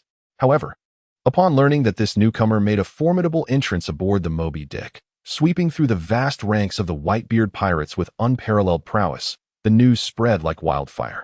In an instant, the entire Grand Line was abuzz with excitement. Many shared a common sentiment. What stature does the Whitebeard Pirates hold in these waters? How formidable are the individuals aboard their ship? One could easily ascertain the answers by casually encountering a passerby along the Grand Line. Yet, astonishingly, the once mighty Whitebeard Pirates were now being overrun by a mere newcomer. The shock was palpable, especially after witnessing detailed reports, such as the vivid accounts of how this newcomer triumphed over the division commanders. Many couldn't help but gasp in astonishment. Firstly, they marveled at the extraordinary prowess of this Lin. Secondly, they were taken aback by the realization that the Whitebeard Pirates had indeed struck gold with the acquisition of such a powerful crew member. The overall strength of the Whitebeard Pirates is set to ascend to even greater heights. In the New World, on the side of the red-haired pirates, who is this Lin? Under the radiant sun and clear skies, after Shanks delivered the bounty to the Seagull, he opened today's live headlines. What met his eyes was news regarding the events unfolding within the Whitebeard Pirates. Upon learning that this newcomer had defeated notable commanders such as Jozu, Vista, and Isou, even Shanks displayed a look of astonishment. This Lin is remarkable. The first mate, Ben Beckman, also fixed his gaze upon the newspaper. Within a castle, as one of the 7 warlords of the sea and the world's foremost swordsman, Dracula Mihawk lounged with his legs crossed. His hawk-like eyes keenly scanned through the newspaper in hand. He cradled his head in one hand, his brow deeply furrowed. With the other hand, he grasped a newspaper. Lin's mastery of swordsmanship pales in comparison to that of Vista. When it comes to obsession with swordsmanship, Mihawk is second to none. No one dares claim the top spot. Even the formidable red-haired Shanks must concede. Vista is among the few who can challenge his title as the world's greatest swordsman. The fact that even Vista has fallen to Lin raises a profound curiosity within Mihawk. Just how far has Lin's swordsmanship progressed? Meanwhile, at the Navy headquarters, the news of having defeated so many formidable adversaries from the Whitebeard Pirates reached Kizaru, who had just returned to Marineford. He tucked one hand into his pocket, a lewd smile creeping across his face. How truly terrifying. Humph, merely a jester. Should he dare to appear before me, I would rip him apart with my bare hands. Behind Kizaru, Akainu finished reading the newspaper, his fists igniting with flames. The paper was reduced to mere powder in the scorching magma. The flickering glow of the fire cast shadows upon Akainu's indifferent visage. Across the seas, on Cake Island, MMM. Whitebeard has held the title of the strongest of the four emperors for many years, hasn't he? Truly, you seem to be regressing with age. It is high time to relinquish this title. After perusing the newspaper, Big Mom shook her head in disbelief. Who would have thought that after so many years of absence, the Whitebeard Pirates had become so feeble? A mere newcomer could easily sweep through their vast crew. Wano country, Onigashima. Oh ho ho ho. Has the Whitebeard Pirates truly fallen to such depths? Indeed, age brings decline. Kaido raised his chin, taking a swig from the bottle while gazing at the newspaper, his eyes brimming with arrogance. He has long coveted the position of the leader among the four emperors. It appears that, before long, the Emperor of the Seas may be compelled to abdicate. With this thought, a ruthless glint flickered in Kaido's eyes. In the first half of the Grand Line, on the Banquet Islands, Blackbeard, dragging his weary body, emerged step by step from the ruins. Beads of cold sweat continuously dripped onto the ground. Blackbeard appeared utterly disheveled. However, despite his own dire state, he began to laugh maniacally. "Ha, second captain, who would have thought you would meet such an end?" Beside Blackbeard, a man lay sprawled on the ground. He was covered in blood, having sustained severe injuries. His entire body was enveloped in a dark, ominous substance. On his back, the emblematic tattoo of the Whitebeard Pirates was emblazoned prominently. He is none other than the current captain of the second division of the Whitebeard Pirates, Portgas Ace. How did Ace, covered in blood and unconscious, find himself in this predicament? The answer lies in the events of today. As Lin Yan swept through the Whitebeard Pirates, a fierce confrontation erupted on the island of Banero. On one side stood Ace, the captain of the second division, while on the opposing side was Marshal D. Teach, who had recently betrayed the Whitebeard Pirates after acquiring the powers of the Yami no Mi prior to this. They had long harbored deep-seated grievances. When Blackbeard and Ace finally met, their exchange was limited to mere words. Following their initial encounter, a disagreement erupted into a fierce confrontation. The clash of the flame fruit against the dark fruit was poised to ignite on the Banero Islands. Both parties fought with such ferocity that the skies darkened and the sun and moon were obscured. Even this small island was laid to waste in the wake of their fierce battle. Though Blackbeard bore numerous wounds, the excitement in his eyes was undeniable. The reason for his exhilaration was simple. He had triumphed over Ace, the captain of the second division of the Whitebeard Pirates. "Ha! Second division captain. I thank you for personally delivering such a splendid gift. In return, I shall express my gratitude by obliterating the Whitebeard Pirates." A manic glint flickered in Blackbeard's gaze. His intention for joining the Whitebeard Pirates had always been crystal clear. He merely aspired to bide his time within the Whitebeard Pirates, patiently awaiting the moment to soar to greatness. Now, the arrival of the Dark Fruit has ignited his ambitions. His ambition has never been to succeed the captain of the division or to become one of the 7 warlords of the sea. From the very beginning, Blackbeard harbored a singular aspiration to usurp the Whitebeard Pirates and establish his own reign, becoming a sovereign of the seas in this new era. Contemplating the meticulously crafted plans he had nurtured over the years, envisioning the future that lay tantalizingly within his grasp, Blackbeard could scarcely contain the exhilaration stirring within him. And all of this would commence with the presence of Ace and the Whitebeard Pirates. At that moment, a member of the Blackbeard Pirates, Basis, delivered a newspaper. Basis announced, "Captain, there's news regarding the Whitebeard Pirates." In the article, Blackbeard learned that the Whitebeard Pirates had recruited a newcomer. Lin, though weary, Blackbeard dismissed the name of Lin Yan from the newspaper with disdain. What impact could a mere newcomer possibly have? He was merely filled with a hint of anticipation. Following the imminent downfall of the Whitebeard Pirates, would this newcomer come to regret his decision to join their ranks today? Benoka, contact the Navy and inform them that we have a substantial deal that requires their attention. Blackbeard did not linger for long. After capturing Ace, he immediately began reaching out to the Navy without delay. The currents of the Grand Line began to brew ominously from that moment onward. Meanwhile, after safely settling Lin Yan, Isou commenced to introduce him to the various facilities of the Whitebeard Pirates and the current state aboard the Moby Dick. After approximately 3 to 5 hours, Lin Yan had garnered a sufficient understanding of the situation. At this moment, Isou turned to Lin Yan with an awkward smile and inquired, "Could I ask you for a favor?" "A favor?" Lin Yan paused. given that Isang had already requested a tenfold salary increase for himself. Merely asking for a small favor seemed trivial. Feel free to ask. Shall we have another bout?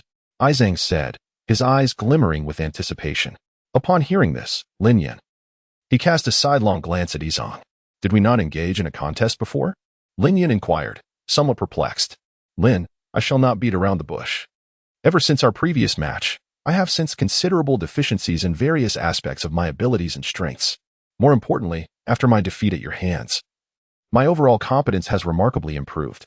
So, shall we have another round? Isang said, his eyes sparkling with eager anticipation.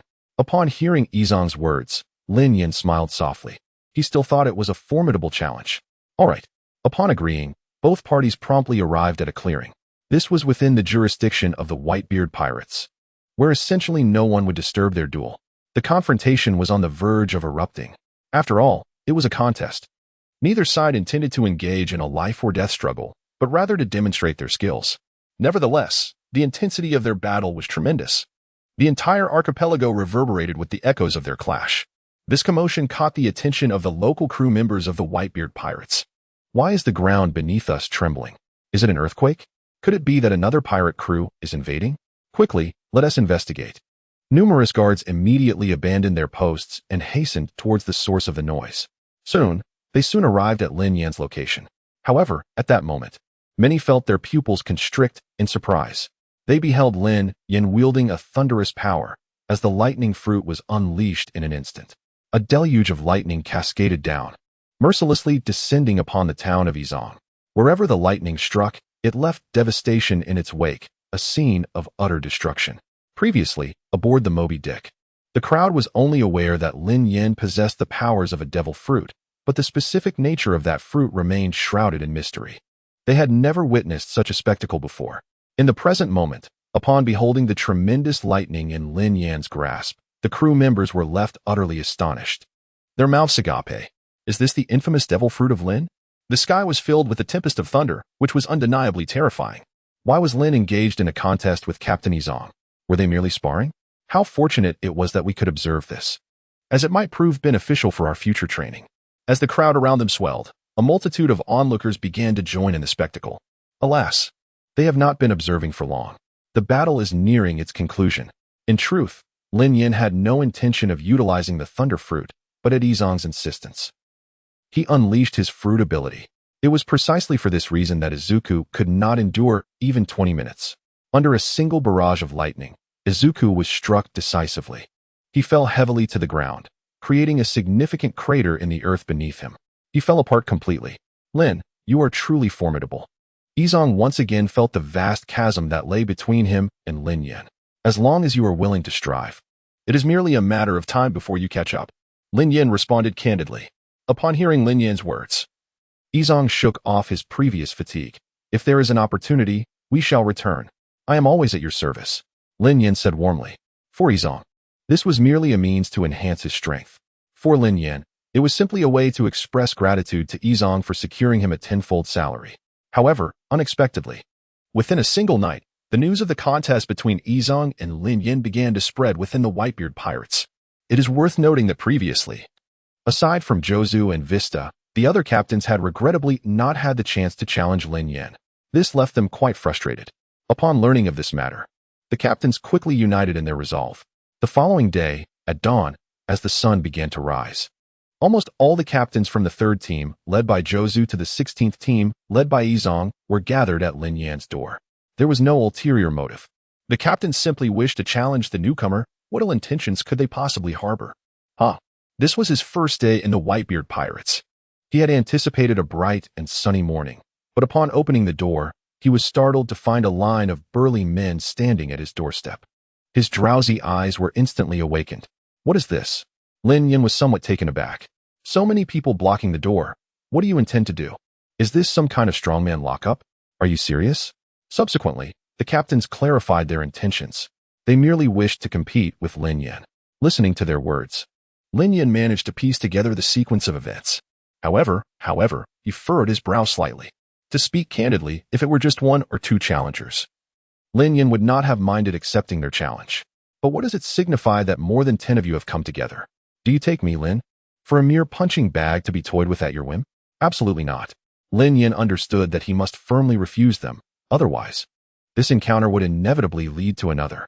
Affecting a serious demeanor, he resolutely declared, "Are you out of your minds? Do I, Lin, lack any sense of dignity? What kind of decorum is this, engaging in violence so early in the morning? Is there no moral compass left among you? Disperse at once." Hearing Lin Yan's grave admonition, the various squad leaders exchanged glances, and within each other's eyes, they discerned a glimmer of amusement. Following the events of yesterday, they have long since discerned Lin Yan's character. "Lin, it truly seems unreasonable for so many of us to challenge you. How about this? Let us adhere to the rules you established previously. However, we are the squad captains, and thus, our treatment must be distinct. We must clarify the terms of payment. For instance, ordinary crew members receive 200,000 berries per match, while we captains should rightfully start at 300,000 berries. Considering your sentiments, along with the extensive time spent in our trials, this match alone should amount to at least 500,000. Adding to this, with several matches, averaging 7 to 8 hours a day, it is only fair to accommodate for the emotional strain incurred, bringing the total to at least 1 million. Here's what we propose. We 13 captains will take turns battling you, with a total of 2 million berries at stake. Surely, this will not prove too burdensome for you." The various captains aggressively negotiated with Lin Yan. Upon hearing this, Lin Yan stood frozen, gazing at the enthusiastic captains. Why did their words sound so familiar? However, upon realizing that they were offering 2 million berries merely for a bout with him, Lin Yan's previously unyielding demeanor began to shift. After all, who would turn down money? "Gentlemen, please come in." Lin Yan beamed. "I will accommodate all of you today." The captains erupted in laughter, immediately preparing for their upcoming contest with Lin Yan. What they perceived as an ordinary encounter, Lin Yan regarded with a different perspective.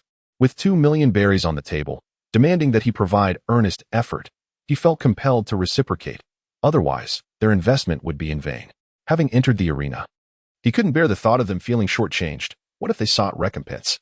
Lin Yan took this matter seriously. The price of his earnestness would be. Today was destined to be a day of lamentation for the squad captains. To ensure they did not feel their investment was squandered, Lin Yan did not hold back. He showcased an array of abilities, devil fruit powers, physical combat skills, swordsmanship, the Navy's 6 styles, illusions, ninjutsu, Sharingan, and more. With this display, even the formidable Joseph found himself utterly bewildered by Lin Yan's prowess. He was left with a battered and bruised face, not to mention the other captains of the divisions.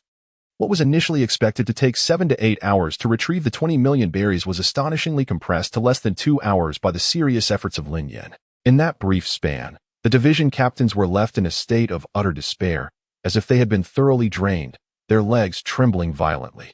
Once Lin Yan had concluded his work, Marco, the ship's doctor, found himself inadvertently caught in the fallout.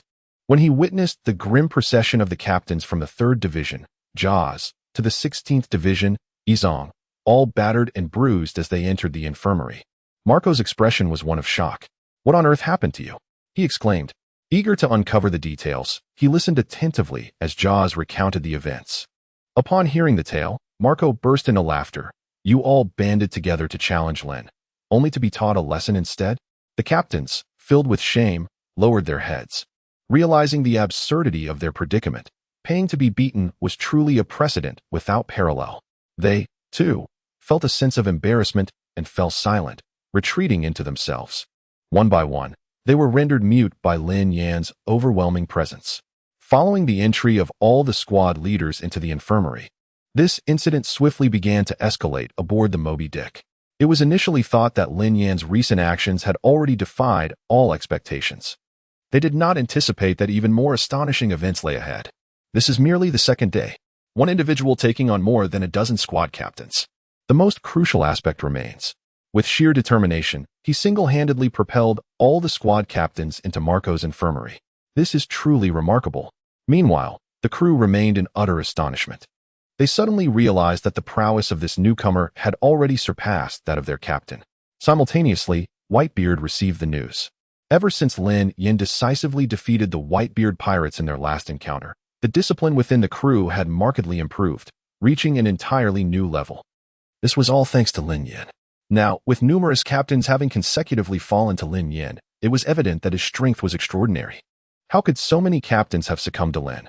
This individual truly knows how to stir trouble. Whitebeard did not hold back in his praises for Lin Yan. Yet, mere commendation was insufficient. Such a remarkable person, if not given an appropriate position, would not only provoke the ire of outsiders, but also that of the captains and crew. Moreover, if word of this were to spread, how would outsiders perceive the Whitebeard Pirates? Favoritism and a lack of discernment in appointing talent? Contemplating this, he has made a decision. It is time to establish a new division.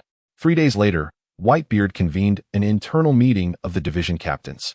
This time, Lin Yan was present as well. During the meeting, Whitebeard publicly proclaimed before all attendees, "From this moment forth, we shall establish the 17th division of the Whitebeard Pirates." Captain Lin. Following Whitebeard's announcement, the division captains appeared to have anticipated this development, their expressions remaining largely unchanged. Only Lin Yan displayed a different demeanor. He displayed a look of astonishment. What was happening? How had he unexpectedly become the captain of the squad? It was important to note. How long has he been a member of the Whitebeard Pirates? A day? 2 days? In the span of just 2 days, he has risen to the position of commander. This is astonishing. Lin Yan lifted his gaze to meet Whitebeard's eyes. Surely, this is not a jest. The astonishment in Lin Yan's eyes was palpable. Of course not. Whitebeard replied with a smile directed at Lin Yan. Have confidence and pursue your ambitions. You have truly earned it. He is also eager to witness the journey of Lin Yan, who has emerged from his Whitebeard Pirates. What heights will he reach upon the vast seas in the future? Congratulations, congratulations. The other captains chimed in, their faces radiant with smiles. Lin's prowess is evident. He had once been thoroughly overwhelmed by it himself. If he were not to become the division captain, it would be utterly inconceivable. Soon, a chorus of congratulations reverberated throughout the conference room. The news swiftly reached the Moby Dick. Remarkably, not only did the division captains raise no objections, but also none of the over 1,600 individuals aboard the Moby Dick expressed dissent. In the world of pirates, strength reigns supreme. As long as one possesses power, any action taken is deemed justifiable. They raised their hands in unison, wholeheartedly endorsing the establishment of a new squad for Lin Yan. Some even timidly inquired about the newly formed squad, noting the pressing shortage of personnel. Could they possibly transfer to join the 17th Division? In celebration of the establishment of the 17th Division, how about we host a banquet? Whitebeard chuckled. Enough, old man. Marco retorted angrily, turning his head at the thought of Whitebeard seizing the opportunity to indulge in drink. Thus, matters concerning the 17th Division were firmly settled. Meanwhile, news from the Whitebeard Pirates quickly resonated across the seas. The content in the newspapers was rather straightforward. A new division had been established within the Whitebeard Pirates, and the captain was none other than Lin Yan, who had recently joined the crew. At Marine headquarters in Marineford, the Navy was currently engaged in negotiations with Marshal Teach. The two parties appeared to be conspiring, though the specifics of their plot remained unknown to others. Upon learning of the new division's formation within the Whitebeard Pirates, Sengoku calmly reflected on the confidential documents in his hand. So, this fellow has indeed become the new division captain? Admiral, according to reports from our operatives, prior to becoming the captain of the 17th Division, Lin single-handedly defeated 13 captains of the Whitebeard Pirates, showcasing extraordinary strength. A colonel informed the admiral. The news of Lin Yan's remarkable feats against numerous division captains had reached them as well. It seems that Lin will pose a formidable challenge for our Navy in the future, strategist Suru remarked, removing her gloves and savoring a sip of tea with an air of composure. Which captain within the Whitebeard Pirates is an easy adversary? Nearly all have been vanquished. Falling to Lin Yan, his strength should not be underestimated. There is no need for excessive concern. After all, no matter how formidable he may be, he is merely a vice-captain of the Whitebeard Pirates. To truly shake the very foundations of the sea, even the current Whitebeard might find it a daunting task. It was only during his prime that he could have come close to such an ambition. Garp, munching on the rice crackers in his hand, remained rather indifferent towards Lin Yan. Indeed, what position does Garp hold in the Navy now? Only he possesses the capability to disregard these vice-captains. Admiral, there is another matter worthy of your attention. Reports from the Sabaody archipelago indicate that the likes of Kidd, Trafalgar Law, and Jewelry Bonnie, among other supernovas, have already made landfall. These supernovas are not to be taken lightly. We must remain vigilant against them. The colonel suddenly mentioned the Sabaody archipelago. Although the 4 emperors of the New World are powerful, They adhere to tradition and are under the watchful eyes of the other three emperors, thus failing to create significant upheaval. However, this group of supernovas is different. They fear neither heaven nor earth, and the unyielding spirit of youth does not shy away from danger. If they do not provoke trouble, can they become supernovas? Oh, are the supernovas gathering at Sabaody Archipelago? What about Luffy? Have Luffy and his crew arrived at Sabaody? Upon hearing the mention of the supernovas, Garp hastily set aside the senbei in his hand. Although his grandson was particularly rebellious, and no matter the trouble Luffy stirred up outside, to Garp, he was merely a child. Furthermore, the reason Luffy was able to create various troubles on the seas while repeatedly evading the Navy was largely due to Garp's covert interference. However, as the saying goes, grandparents tend to be more indulgent towards their grandchildren. It is only natural for a grandfather to feel a sense of compassion for his grandson.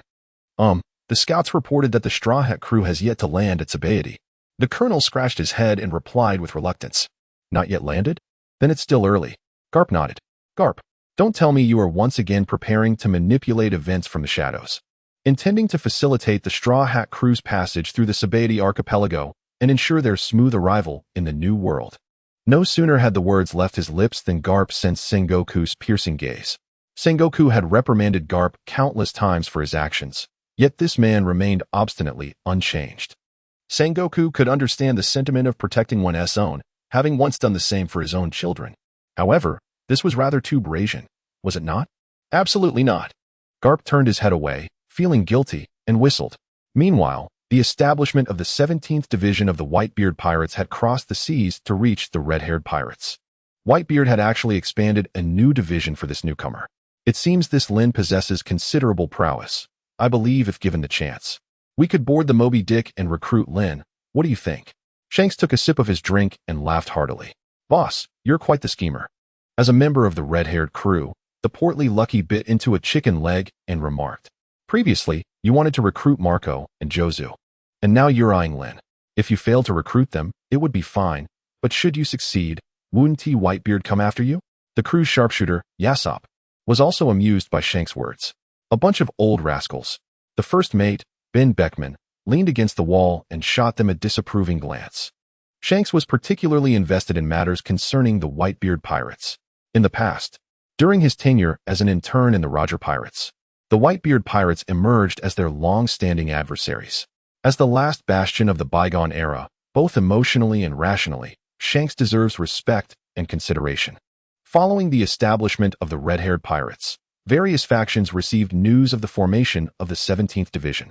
The Big Mom Pirates, the Beast Pirates, the Warlords of the Sea, and even those formidable supernovas, along with the ordinary pirate crews traversing the Grand Line, all took note.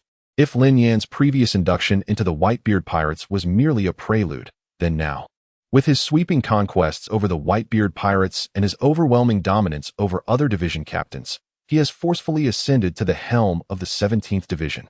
In an instant, his reputation soared, echoing across the seas. Newspapers and news outlets inundated the world with coverage about him, monopolizing headlines for an extended period, with his popularity refusing to wane. At this moment, the entire world remembered the name Lin. However, regardless of the external clamor, the reports, and the widespread acknowledgement of his name, what significance does it hold for Lin Yan? None whatsoever. Presently, he faces a formidable dilemma. Am I merely capturing the life of a martial artist? Following the establishment of the new division, Whitebeard allocated a portion of land on the archipelago for Lin Yan, designating it as the temporary stronghold of the 17th Division. Yet, upon Lin Yan's arrival at this location, he has just realized what a temporary stronghold truly entails. Observing the entire scene, it is devoid of life. Desolate and barren. Not even a fly would deign to visit such a place. Sunlight filters through the blinds, casting its glow upon the table, the chairs, and the cabinets, all shrouded in a thick layer of dust, which seems to accompany Lin Yan. A flicker of dismay crosses Lin Yan's lips. Given the circumstances, it appears that she is destined to embark on this journey alone. He couldn't help but sigh. The squad leader appeared to be less glamorous than he had anticipated. Subsequently, he devoted an entire morning to meticulously tidying up the site. For Lin Yan, who possessed the Thunder Fruit, such a task was effortlessly simple. With a swift motion, he activated his lightning-like speed. In less than 10 minutes, the area was left spotless under his diligent care. Should this scene become known to outsiders, It would undoubtedly leave them astounded, wielding the thunder fruit to perform cleaning duties. What an utterly absurd idea. Is there any difference between frozen fruits and chilled cola? Or the tremor fruit and beer? After dealing with the tasks at hand, Lin Yan chuckled softly. A lone team, though slightly less populated, presented no significant troubles. Just then, Lin Yan acquired 20 bait. It was time to commence fishing. With this thought, he swiftly made his way to the rear mountains near the archipelago. A long fishing rod appeared in his grasp as he cast the bait into the vast ocean and skillfully began his angling endeavor. On the first day, a notification chimed. Congratulations, host. You have received a splendid blind box from fishing. Would you like to open it? Open it. Another chime followed. Congratulations, host. You have opened the splendid blind box and acquired a month's worth of observation hockey training experience. Observation hockey training experience? Quite impressive. Lin Yan nodded, continuing his focused fishing. On the second day, the notification chimed once more. Congratulations, host. You have received a splendid blind box from fishing. Would you like to open it? Open it. The notification chimed again. Congratulations, host. You have opened the splendid blind box and obtained a month's worth of armament hockey training experience. After commencing fishing, Lin Yan found himself unable to stop. Days passed. 3rd, 4th, 9th, and 10th. Congratulations, host. You have opened the splendid blind box and acquired a month's worth of devil fruit training experience. Congratulations, host. You have opened the splendid blind box and obtained a month's worth of martial arts training experience. Congratulations, host. You have opened the splendid blind box and received a month's worth of armament hockey training experience. Congratulations, host. You have opened the splendid blind box and obtained a golden apple, medium. In the blink of an eye, 10 full days had elapsed. Lin Yan stretched his waist. With the enhancement of his strength, his physique exceeded that of ordinary individuals. Even after 10 continuous days of fishing, he merely felt a tad fatigued.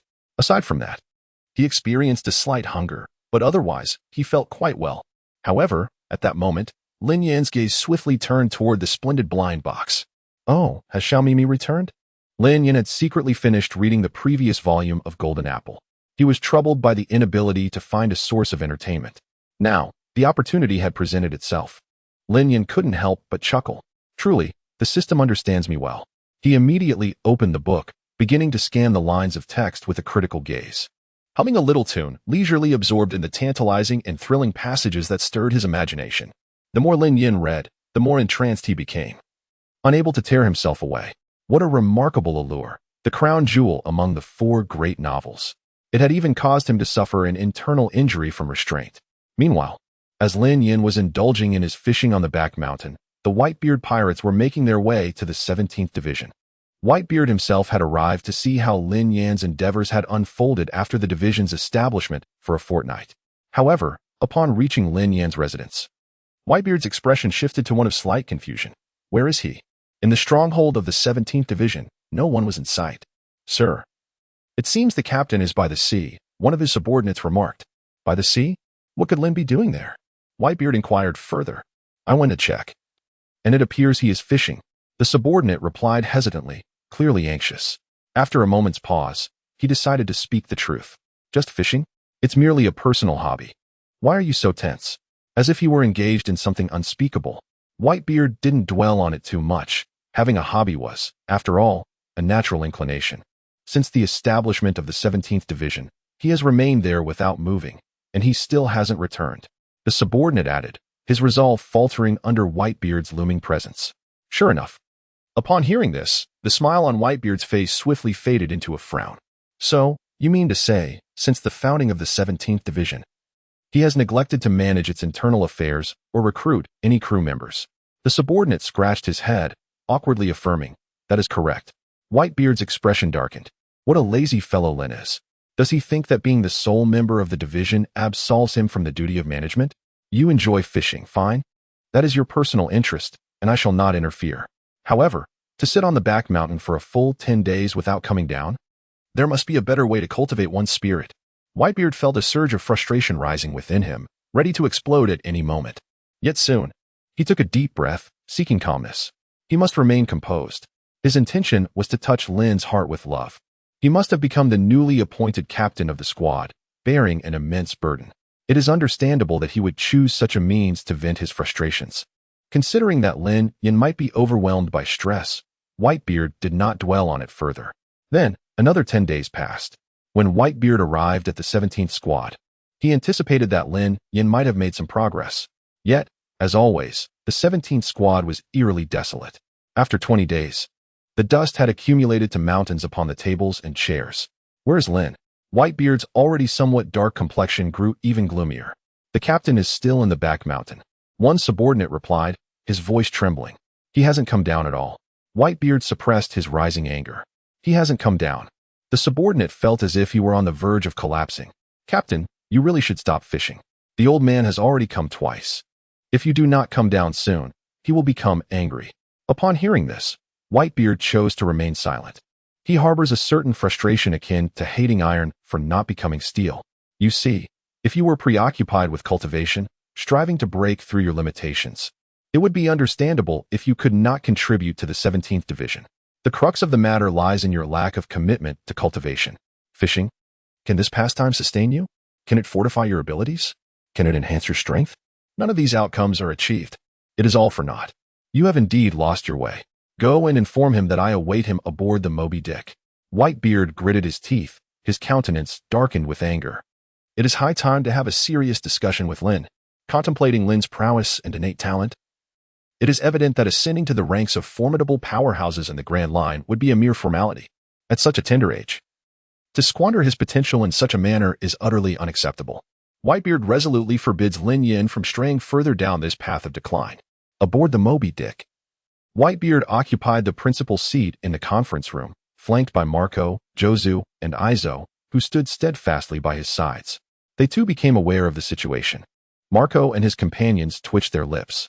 After spending 20 days fishing, the crux of the matter was that their idleness had been discovered by their father. In their eyes, it seemed that Lin Yan would soon face dire consequences. Before long, Lin Yan, situated in the back mountain, learned of the developments, coincidentally having exhausted his 20 baits. He immediately made his way to the Moby Dick. However, when Lin Yan arrived before Whitebeard and the others, a wave of astonishment swept through the conference room. Everyone was rendered speechless upon seeing Lin Yan, pairs of eyes fixated intently upon him. They were all astounded by Lin Yan's disheveled appearance. With unkempt hair and a chaotic demeanor, he resembled the protagonist Jin Xuanzong from the Demon Slaying Chronicles. A spider's web was even adorning his head. Truly, he looked like a vagabond. Is this the same Lin Yan who single-handedly decimated the entire Whitebeard pirate crew? Lin, what on earth are you wearing? Marco exclaimed in shock. Have you been begging for alms? You look utterly wretched and tattered. Isou also stood up directly. I heard you call me here, and I thought it was for something significant, so I didn't give it much thought, and came without tidying up. As for my disheveled state, it's likely due to my fishing on the back mountain for a full 20 days. Lin Yan responded to them candidly. He scratched his head and removed the cobweb that clung to it. Have you really not moved a muscle in over 20 days? Marco could not help but inquire. That is more or less the case, Lin Yan conceded. Upon hearing this, the others present exchanged glances, their eyes communicating a myriad of unspoken thoughts. They beheld the unbelievable. Goodness, is it truly this insane? Like an old monk in meditation, he had remained motionless for over 20 days. The crowd was momentarily rendered speechless. Just moments ago, the white-bearded elder was on the verge of exploding with anger, yet upon witnessing Lin Yan's current state, his fury had diminished considerably. Lin, he began. I must say this to you. Fishing is your passion, and I cannot overly interfere. However, there must be a limit. Just look at your present condition. How many days have you gone without food or drink? At the mention of sustenance, a rumble emanated from Lin Yan's stomach. After more than 20 days of relentless fishing, it indeed sounded rather alarming. Indeed, with your remarkable skills and enviable talent, do not squander them. Vista concurred, as they voiced their heartfelt concerns. Lin Yan merely dug into his ears. Cultivation? What nonsense! Is there any aroma in cultivating that rivals fishing? Does cultivation enhance one's skills as swiftly as fishing? Certainly. These were Lin Yan's inner thoughts. Yet, on his countenance, he feigned humility and replied, I understand. Observing Lin Yan's moment of enlightenment, the white-bearded elder nodded with satisfaction. Aside from his affinity for fishing, Lin Yan was a commendable individual, and the elder had no intention of expressing anger any further. Acknowledging one's mistakes and striving for improvement is a virtue beyond measure. Very well, You may descend and organize things. Moreover, after such an extensive period of fishing, take care to rest over the next couple of days. Also, do hasten to establish the 17th division. If you require startup funds, do not hesitate to seek my approval. The elder urged Lin Yan to take a break, for such frenzied fishing would surely take a toll on his health. Understood, Lin Yan responded, and then he departed from this place, spending 20 days in the mountains behind. His hair has grown quite a bit, weathered by sun and rain, and his clothes are in a state of disarray. He certainly does not appear to be in good form. Upon returning to the base of the 17th division, Lin Yan tidied himself up and had a bite to eat to stave off his hunger. At that moment, the system emitted a sound. Ding! Esteemed host, a new task has been issued. Task 3. Defeat a formidable, super-strong individual of the Grand Line. Completion of this task will reward you with 30 bait. Task 4. Invite a super-strong individual to join the 17th division. Completion of this task will reward you with 30 bait. Task 5. Increase the number of members in the 17th division to 100. Completion of this task will reward you with 30 bait. Total, 90 bait. Normally, upon hearing the system announce tasks, Lin Yan would be filled with excitement and anticipation. However, when faced with the sudden onslaught of 3 tasks, he found himself bewildered. Why? Why are there so many tasks this time? The abundance of tasks signifies an increase in bait, which is a silver lining. Fortunately, these tasks do not come with any time constraints.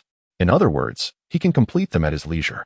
Nevertheless, whether it is defeating a super strong individual, inviting one to join, or increasing the division's membership to 100, these are not trivial undertakings that can be accomplished with ease. It seems he is destined to tackle 3 tasks in one go. In this vast ocean, what does it mean to be a super strong individual?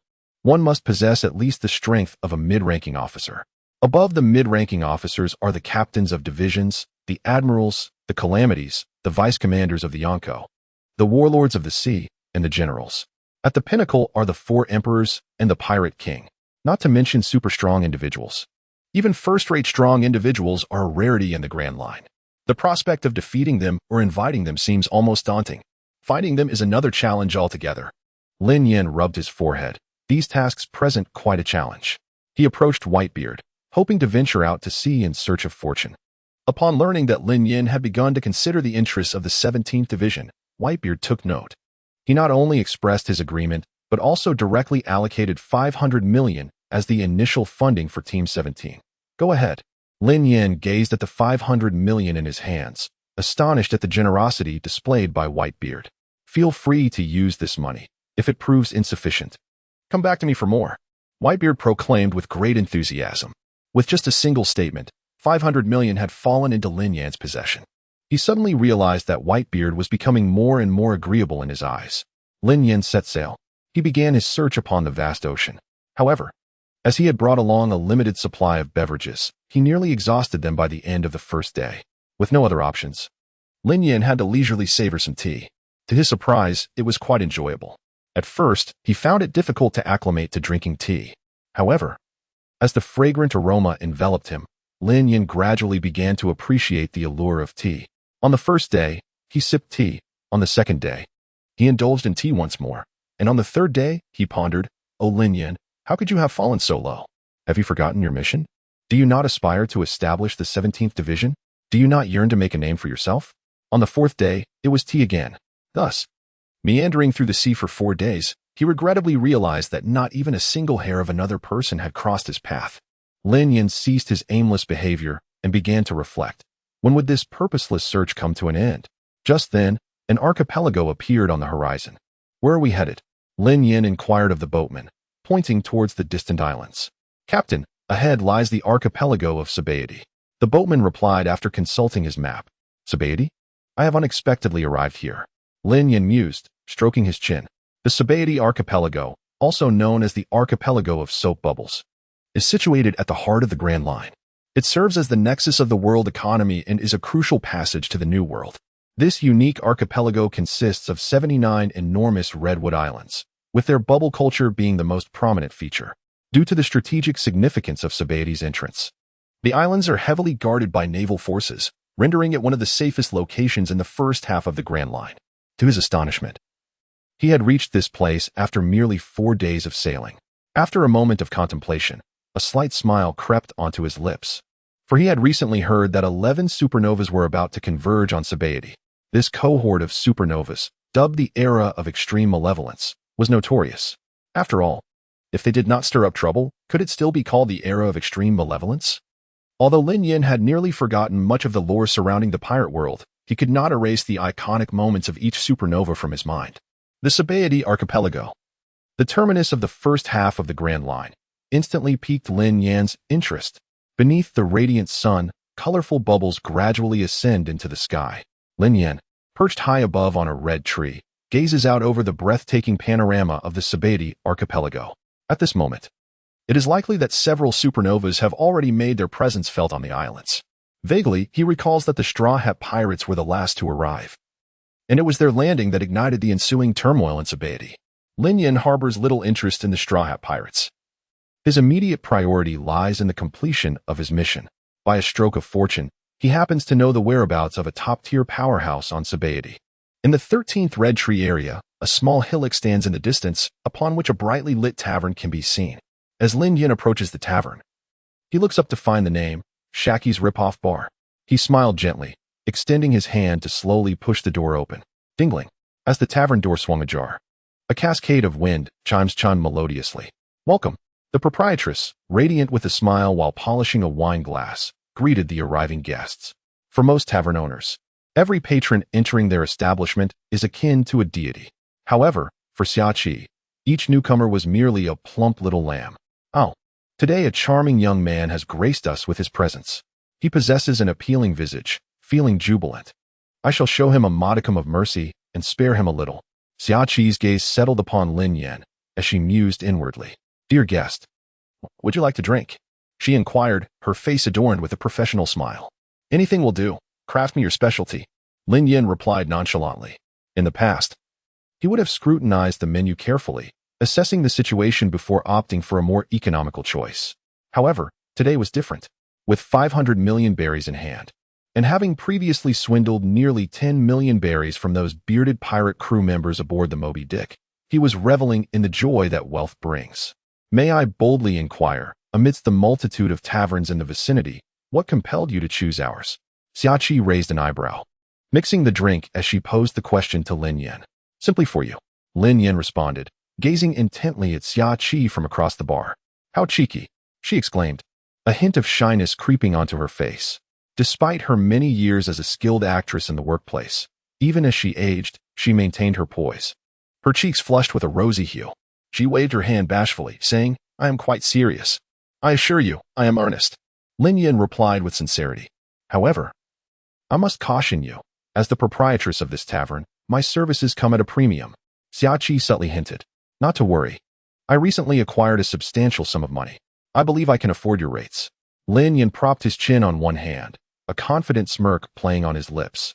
Oh, who would have thought? You carry yourself with quite the confidence. Xiaoqi exclaimed, her demeanor still professional as she continued her work. Soon enough, a glass of her finest creation was presented before Lin Yan. You seem to be quite the connoisseur. Now, let us dispense with the pleasantries. What would you like to know in my bar of secrets? Lin Yan gazed at the drink before him. He leisurely savored a sip, feeling the searing heat that surpassed that of ordinary beverages. However, beneath this fiery sensation lay a sweetness that flowed smoothly down Lin Yan's throat. Truly, the landlady possessed remarkable skills. Lin Yan expressed his appreciation. Thank you for the compliment. It is the fruit of my many years of experience. Xiaoqi replied as she opened her cigarette case, expertly extracting a cigarette and lighting it. With the smoke perched delicately between her fingers, she crossed her long legs, exhaling wisps of smoke while quietly awaiting Lin Yan's next words. Once he had sampled enough of the drink, Lin Yan smiled and set down his glass. Landlady, I am curious, are there any formidable individuals in this vicinity? As he spoke, a subtle transformation enveloped him, a wild aura emanating from his presence, suggesting he was not an ordinary person. Xiaoqi's eyelids fluttered at this revelation. As one of the few remaining members of the Ancient Rocks Pirates, she had witnessed countless storms and tribulations. With just a glance, she could ascertain the youth's extraordinary prowess. Yet, gazing at Lin Yan's familiar yet unfamiliar face, Xiaoqi furrowed her brow. She felt an uncanny sense of recognition, as if she had encountered him somewhere before, though though the specifics eluded her in a chaotic haze. In the New World, powerful figures abound, and with 4 emperors reigning over the seas, should you seek them, they are not difficult to find. Besides the 4 emperors, there are countless strong individuals of vice admiral caliber, such as division commanders, star generals, and calamities. Xiaoqi pointed out a clear path for Lin Yan. To be honest, I have just come from the New World. After wandering around without success, I thought I might try my luck here at Sabaody Archipelago, Lin Yan remarked calmly, as he adjusted his ear. Looking to test your fortune here? Perfect. Not far from Sabaody Archipelago lies an island called Mangekyō. It is a place filled with marshals, admirals, and many powerful figures from the old era. What do you think of that? Xiaoqi smiled, taking a drag from her cigarette. Mangekyō, you say? I believe I shall pay a visit there soon. It sounds promising. Do you have any other recommendations? Lin Yan recalled the impending eruption of the Paramount War. The chaos in the Sabaody Archipelago had come to an end, and at the forefront was this grand conflict, the most magnificent since the dawn of the Age of Exploration. Despite the numerous recommendations I have provided, you appear to be unsatisfied. Recently, many intriguing powerhouses have landed on the Sabaody Archipelago. There are now 11 supernovas with bounties exceeding 100 million. Are they formidable? Xiaoqi directed her attention towards the assembly of supernovas. Their strength is lamentably weak. Lin Yan shook her head, outright dismissing the notion. Weaklings. Xiaoqi's lips twitched as she scrutinized Lin Yan from head to toe. You don't seem particularly formidable yourself. So, dear proprietress, would you care to test just how formidable I am? Lin Yan plucked a cherry tomato from the platter and popped it into her mouth. This. Xiaoqi was momentarily speechless. Very well, I shall not beat around the bush any longer. I wish to inquire if there are any concealed powerhouses near your tavern? A word of caution, they should ideally possess top-tier strength, perhaps a legend from the bygone era, the right-hand man of the Pirate King, Gold. Roger, oh, by the way. His surname is Silvers. Lin Yan's gaze locked with Xiaoqi's, both silently observing one another. Unsurprisingly, upon hearing the name Silvers, a flicker of alarm passed through Xiaoqi's eyes. Rayleigh. His full name is Silvers Rayleigh. Who is this individual? What purpose lies in specifically seeking out old Ray? Xiaoqi pondered for a moment, then resolutely feigned ignorance. I have no idea what you are speaking of. However, Lin Yan remained unfazed, leisurely stating, it seems I have indeed come to the right place. Realizing the matter could no longer be concealed, Xiaoqi fixed her gaze on Lin Yan for a considerable time. Yet she maintained her silence. Nonetheless, the vigilance in her eyes had not waned in the slightest. Rayleigh, the former vice-captain of the Roger Pirates, one of the 3 great pirates of the bygone era, the right hand of the Pirate King, Gold. Roger. The Roger Pirates held an immensely prestigious position in these waters, and even after the dissolution of the crew, their influence remained profoundly far-reaching. Even the Whitebeard Pirates had to retreat in the presence of the Roger Pirates. The reason Rayleigh has lived in peace on the Sabaody Archipelago for so many years is largely due to the fact that he poses no threat to the Navy. Additionally, his formidable strength means that engaging with him recklessly would be a fool's endeavor. Thus, one eye was opened while the other remained closed, allowing him to dwell in the Chambered Islands. However, with Lin Yan's arrival, Xiaoqi sensed a looming crisis. Regardless of the circumstances, she could not divulge even the slightest detail regarding Rayleigh's identity. Your identity is... Xiaoqi contemplated Lin Yan's true nature.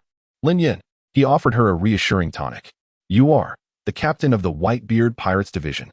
Upon hearing those words, Xiaoqi immediately recognized him. Not long ago, the establishment of the 17th Division of the Whitebeard Pirates had sent ripples throughout the Grand Line. The name Lin Yan resonated like thunder in her ears. Xiaoqi had wondered why Lin Yan seemed somewhat familiar. It turned out she had seen him in the newspapers. Recently, many fools had attempted to impersonate the division captain of the Whitebeard Pirates to swindle food and drink. However, under the astute Xiaoqi's scrutiny, they were swiftly stripped of their wealth and cast out, becoming vagabonds. Yet, this encounter was markedly different from the previous ones. Gazing at the refined young man before her, Xiaoqi understood that she had likely encountered the genuine article. It was truly unimaginable that a captain of the Whitebeard Pirates would step into her tavern. Even more astonishing was the fact that this newly appointed captain was so remarkably young. Xiaoqi slightly lowered her head. Had he been an ordinary division captain, she might not have been so astonished. However, the commotion Lin Yan had stirred within the Whitebeard Pirates was anything but trivial. Although there was no bounty on his head, preliminary estimates from relevant sources suggested his strength has undoubtedly reached the level of a vice admiral. A vice admiral, indeed, stands as one of the paramount forces of this vast ocean. In the grand expanse of the sea, how many can one truly count? This is precisely the reason for the envy harbored by countless individuals towards the Whitebeard Pirates. Merely flipping over a single card outside, one unexpectedly encounters such a formidable being. What incredible fortune! Thank you for the compliment, Lin Yan replied with a smile. Pray tell, could you enlighten me on the whereabouts of Rayleigh? Xiaoqi suddenly redirected the conversation, inquiring, you mentioned you were in search of a top-tier powerhouse? Lin Yan's objective indeed centered around Rayleigh. Although the purpose of his search remained unclear, it was unlikely to be merely for nostalgic reminiscence. If it was not for such trivial matters, the outcome could likely spell trouble. Rayleigh's strength was undeniably formidable, yet that was in the past. In his prime, Xiaoqi harbored no concerns. But what of Rayleigh now? As the sun sets and the shadows lengthen, his powers have waned considerably. It was imperative that the old man and Lin Yan did not cross paths. Xiaoqi resolved this with unwavering determination. Oh? The charming proprietress questioned, what do you imply? Lin Yan was curious as to Xiaoqi's response. If you seek a top-tier powerhouse, I believe you need not trouble old Ray himself. I happen to know someone who might pique your interest. A knowing smile graced Xiaoqi's lips. Listening to Xiaoqi deftly divert the topic away from Rayleigh, Lin Yan mused that this old man must indeed share a significant bond with the proprietress. Such steadfast protection. Could he possibly be her husband? Lin Yan jested with a grin. Xiaoqi, upon hearing this, felt her heart skip a beat, akin to a young deer caught off guard. A faint blush crept onto her still elegant visage, reminiscent of a girl whose secret had been exposed. Don't be ridiculous. What could we possibly have in common? Her gaze flitted away, her words no longer as fluid as before. Ha ha. Very well, since you've put it that way, I am indeed curious to learn who this other person may be. Lin Yan responded eagerly. Humph. Realizing the situation, Xiaoqi rolled her eyes at the laughing Lin Yan before her. Today, she found herself being teased by someone several decades her junior. Infuriating. Yet, despite her vexation, she composed herself and stated, Zephyr, the Blackleg. I trust you've heard of this name? Zephyr. Upon hearing these words, Lin Yan abruptly raised his head. Blackarm Zephyr, the former admiral of the Navy headquarters and a paramount force of the world government, had emerged alongside figures such as Garp and Sengoku. He had once carved out an illustrious reputation upon the seas, instilling fear in the hearts of pirates. The likes of Akainu, Akiji, and Kizaru were among his distinguished pupils. It can be asserted that Zephyr laid a robust foundation for the Navy's current dominance over the seas. In terms of honor, he stands on par with the legendary Garp and the esteemed Fleet Admiral Sengoku. Renowned for his formidable armament hockey, he earned the epithet Black Arm throughout his illustrious career.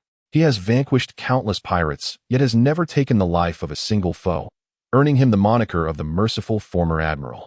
In discussions of Zephyr, he is a man whose fate has been fraught with adversity. In the earlier part of his life, his wife and children were brutally slain, instilling in him an intense loathing for pirates.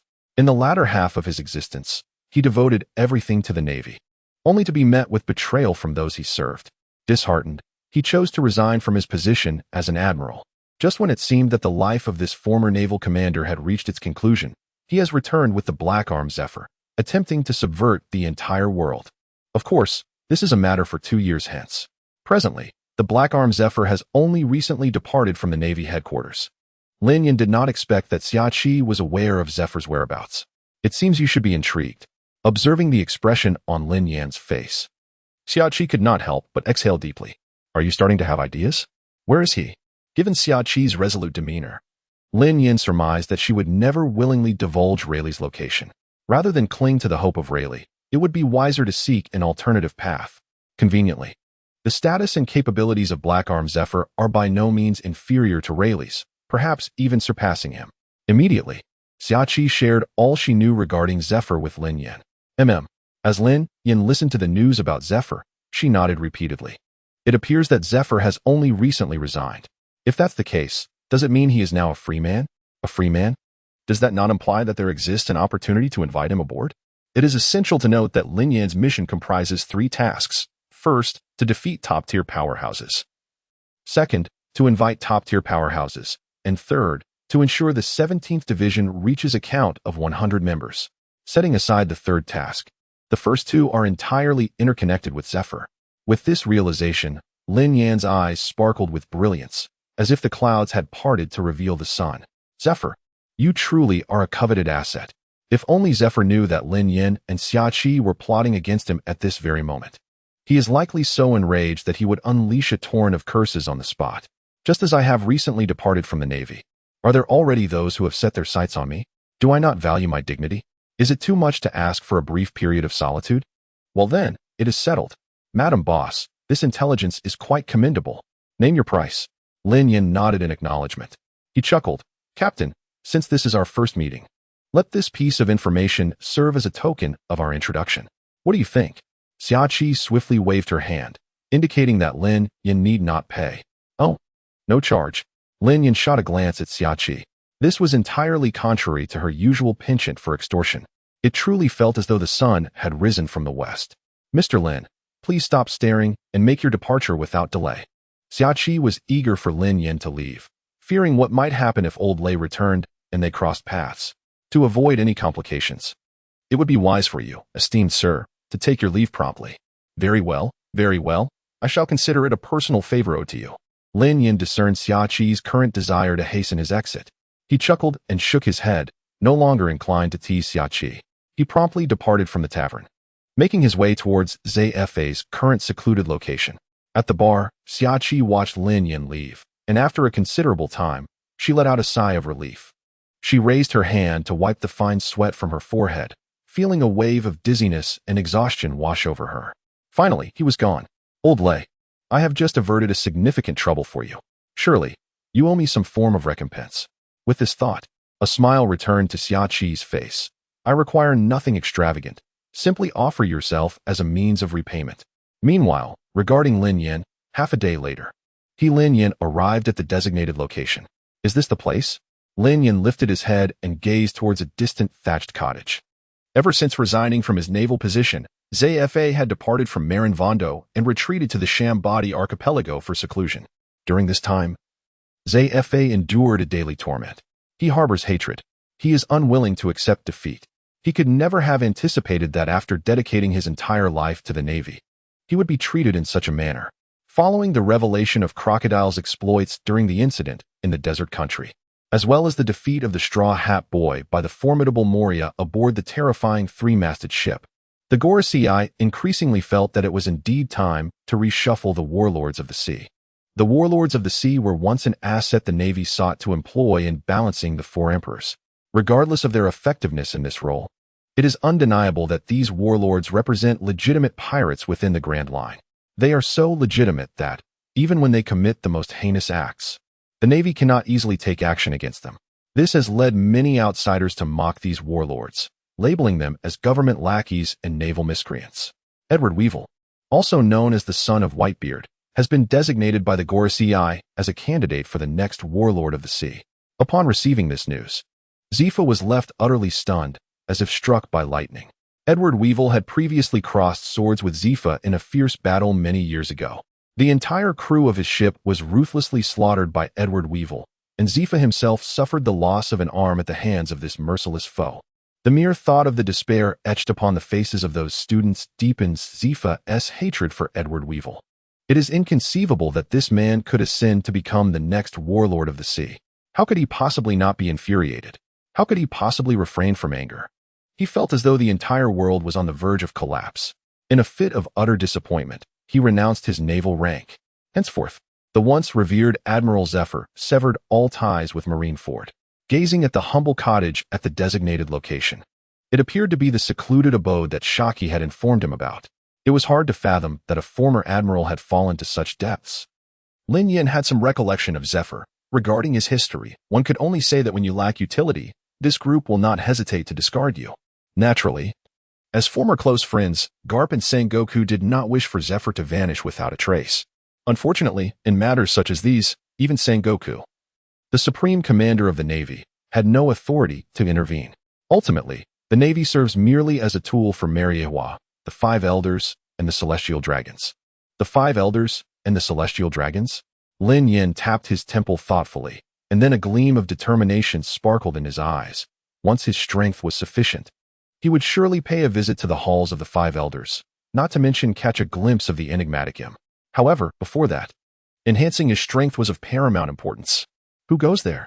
At that moment, a sharp voice rang in Lin Yan's ears. Almost immediately, a woman clad in a flowing blue gown leapt down from a branch of a bubble-red tree, landing directly before him. She was a vision with cascading sky-blue waves of hair, draped in a delicate azure ensemble. Her long skirt billowed gracefully, exuding an extraordinary presence. Her slender legs stood tall, and her cold expression bore an air of alertness. With piercing eyes fixed on Lin Yan, her brows furrowed, icy as a winter-esque day. "Who are you?" she inquired, raising her fair arm to point at Lin Yan. Lin Yan found himself captivated by her beauty. Her features were exquisite, her skin like jade, and her elegance was unparalleled. If perfection were rated on a scale of 100, this woman would undoubtedly score at least 95.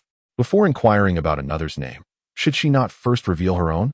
Lin Yan appraised her for a moment before responding. "This place is off limits. It would be wise for you to leave promptly."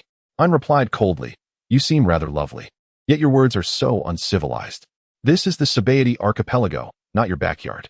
"Off limits? Have you purchased this land?" Lin Yan chuckled, countering her question.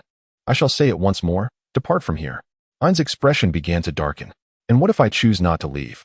Feeling the growing anger in her opponent, Lin Yan chuckled, utterly unfazed. "Humph, it seems I must compel you to leave," An declared with a grim expression. Having spoken, the obstinate woman immediately took action. In her hand, she ignited a delicate pink flame. Without hesitation, An swung her palm towards Lin Yan. With a resounding bang, An's hand struck Lin Yan. "This is your own doing," An remarked coldly. Indeed, she too was a wielder of a devil fruit power, specifically the reverse fruit. Once struck by her ability, a person would regress in age by 12 years, and upon reaching 0, they would cease to exist in this world. As she regarded Lin Yan, who had just endured her slap, An's eyes revealed not the slightest ripple of emotion. Yet, in the next moment, a languid voice floated into An's ears. "I must ask, Miss, why are you engaging in a battle of wits with a tree?" The speaker was none other than Lin Yan. "What?" An stared in astonishment at Lin Yan, who lounged on a rock with her legs crossed and a charming grin directed at her. An was taken aback. She had clearly just inflicted the ability of the reverse fruit upon Lin Yan. How could there be no effect whatsoever? As her focus sharpened, An suddenly realized that her palm had instead collided with a tree, which had now regressed by 12 years. This. A flicker of panic crossed An's beautiful eyes as confusion engulfed her. Lin Yan, however, simply shook her head with a bemused smile. Ever since she had learned to wield illusionary techniques, he became increasingly fascinated by this illusion. Indeed, from the very beginning, An had fallen victim to Lin Yan's enchantment. If this were within the realm of Naruto, perhaps the adversaries would possess the knowledge to dispel such illusions. However, the question remains, where are we? In the world of pirates. To them, illusions are akin to a divine cheat, an extraordinary technique beyond comprehension. Not to mention the illusion unleashed through the Mangekyō Sharingan. Once ensnared, as long as Lin Yan desires, he could torment his opponent to death. He could even create a series of works titled Time Stop combined with Do As You Please. "Come again," An exclaimed defiantly as pink flames ignited in her hands. She struck towards Lin Yan once more. Alas, the outcome remained unchanged. In less than 10 minutes, this beautiful girl had been defeated by Lin Yan. "Now, may I speak with you calmly?" Lin Yan approached An, looking down upon her from above. An's expression was grim. At this moment, she was utterly exhausted from being toyed with by Lin Yan within the illusion. This fellow, what abilities does he truly possess? Is he truly this formidable? Who exactly are you? Upon encountering Lin Yan, An felt an overwhelming sense of helplessness. "Do not inquire about my identity. Answer my question. Is the former Navy Admiral Black Arm Zephyr in the vicinity?" Lin Yan softly questioned her. "What do you seek from the teacher?" An's heart trembled. Zephyr had only recently resigned from his naval position, and now someone was seeking him out. She sensed an ominous premonition. "Oh, so Zephyr is your teacher. In that case, lead me to him." Upon hearing these words, Lin Yan's expression shifted to one of understanding. An wished to resist, but alas, she had already fallen into Lin Yan's grasp, leaving her with no means of opposition. Soon, under An's guidance, Lin Yan found Black Arm Zephyr. He was a man with finely cultivated purple hair and a robust physique. Even nearing his 80s, he appeared remarkably vigorous. However, the former grandeur of the Navy Admiral was not evident in him. He was still reeling from a recent setback, mired in despair. He did not seem particularly spirited. At that moment, Zephyr sensed movement at the door and looked up. However, the next instant, upon seeing the injured AI and enter, especially with a stranger behind her, a palpable aura of hostility surged within him. His gaze instantly locked onto Lin Yan. "Who are you?" Zephyr inquired, his brow furrowing, suspicion evident in his eyes. "Does my identity matter?" "I am the former Navy Admiral Blackarm Zephyr," Lin Yan replied with composure. As Zephyr scrutinized him, he too assessed Zephyr in return. Meanwhile, AI hurried to stand behind Zephyr, her voice faint from her injuries as she said, "Teacher, this man's just barged in." Zephyr nodded in acknowledgement. He also noticed the injuries on his student.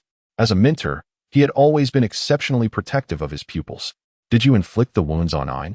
Zephyr inquired. "It was merely a trivial conflict, and I must clarify that the injuries on this young lady are certainly not my doing."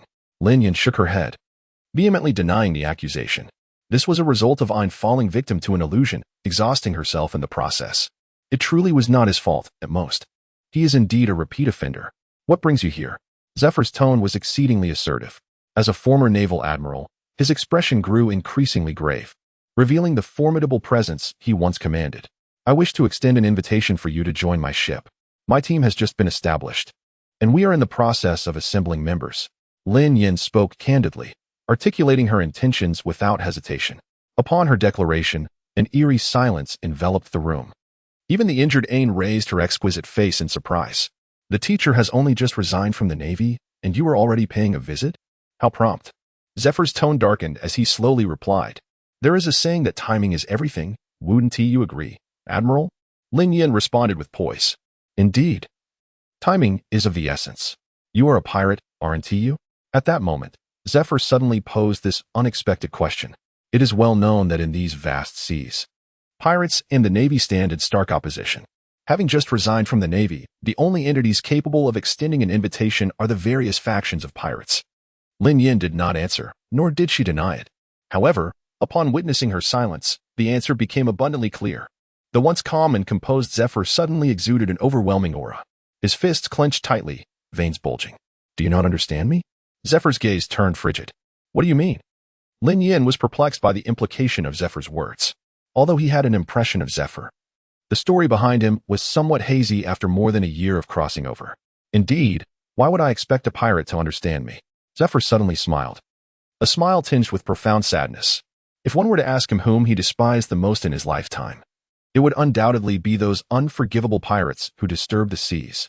His wife, his child, everything around him had been shattered, almost entirely due to this band of pirates. Zephyr harbored a hatred for pirates that surpassed that of anyone else. Upon discovering Lin Yan's true identity, he exclaimed, "Die!" with a thunderous sound. Zephyr raised his mechanical arm and swung a powerful punch towards Lin Yan. Lin Yan's expression tightened. After all, Zephyr had once been a vice admiral of the Navy. When he chose to strike, his impact was nothing short of astonishing.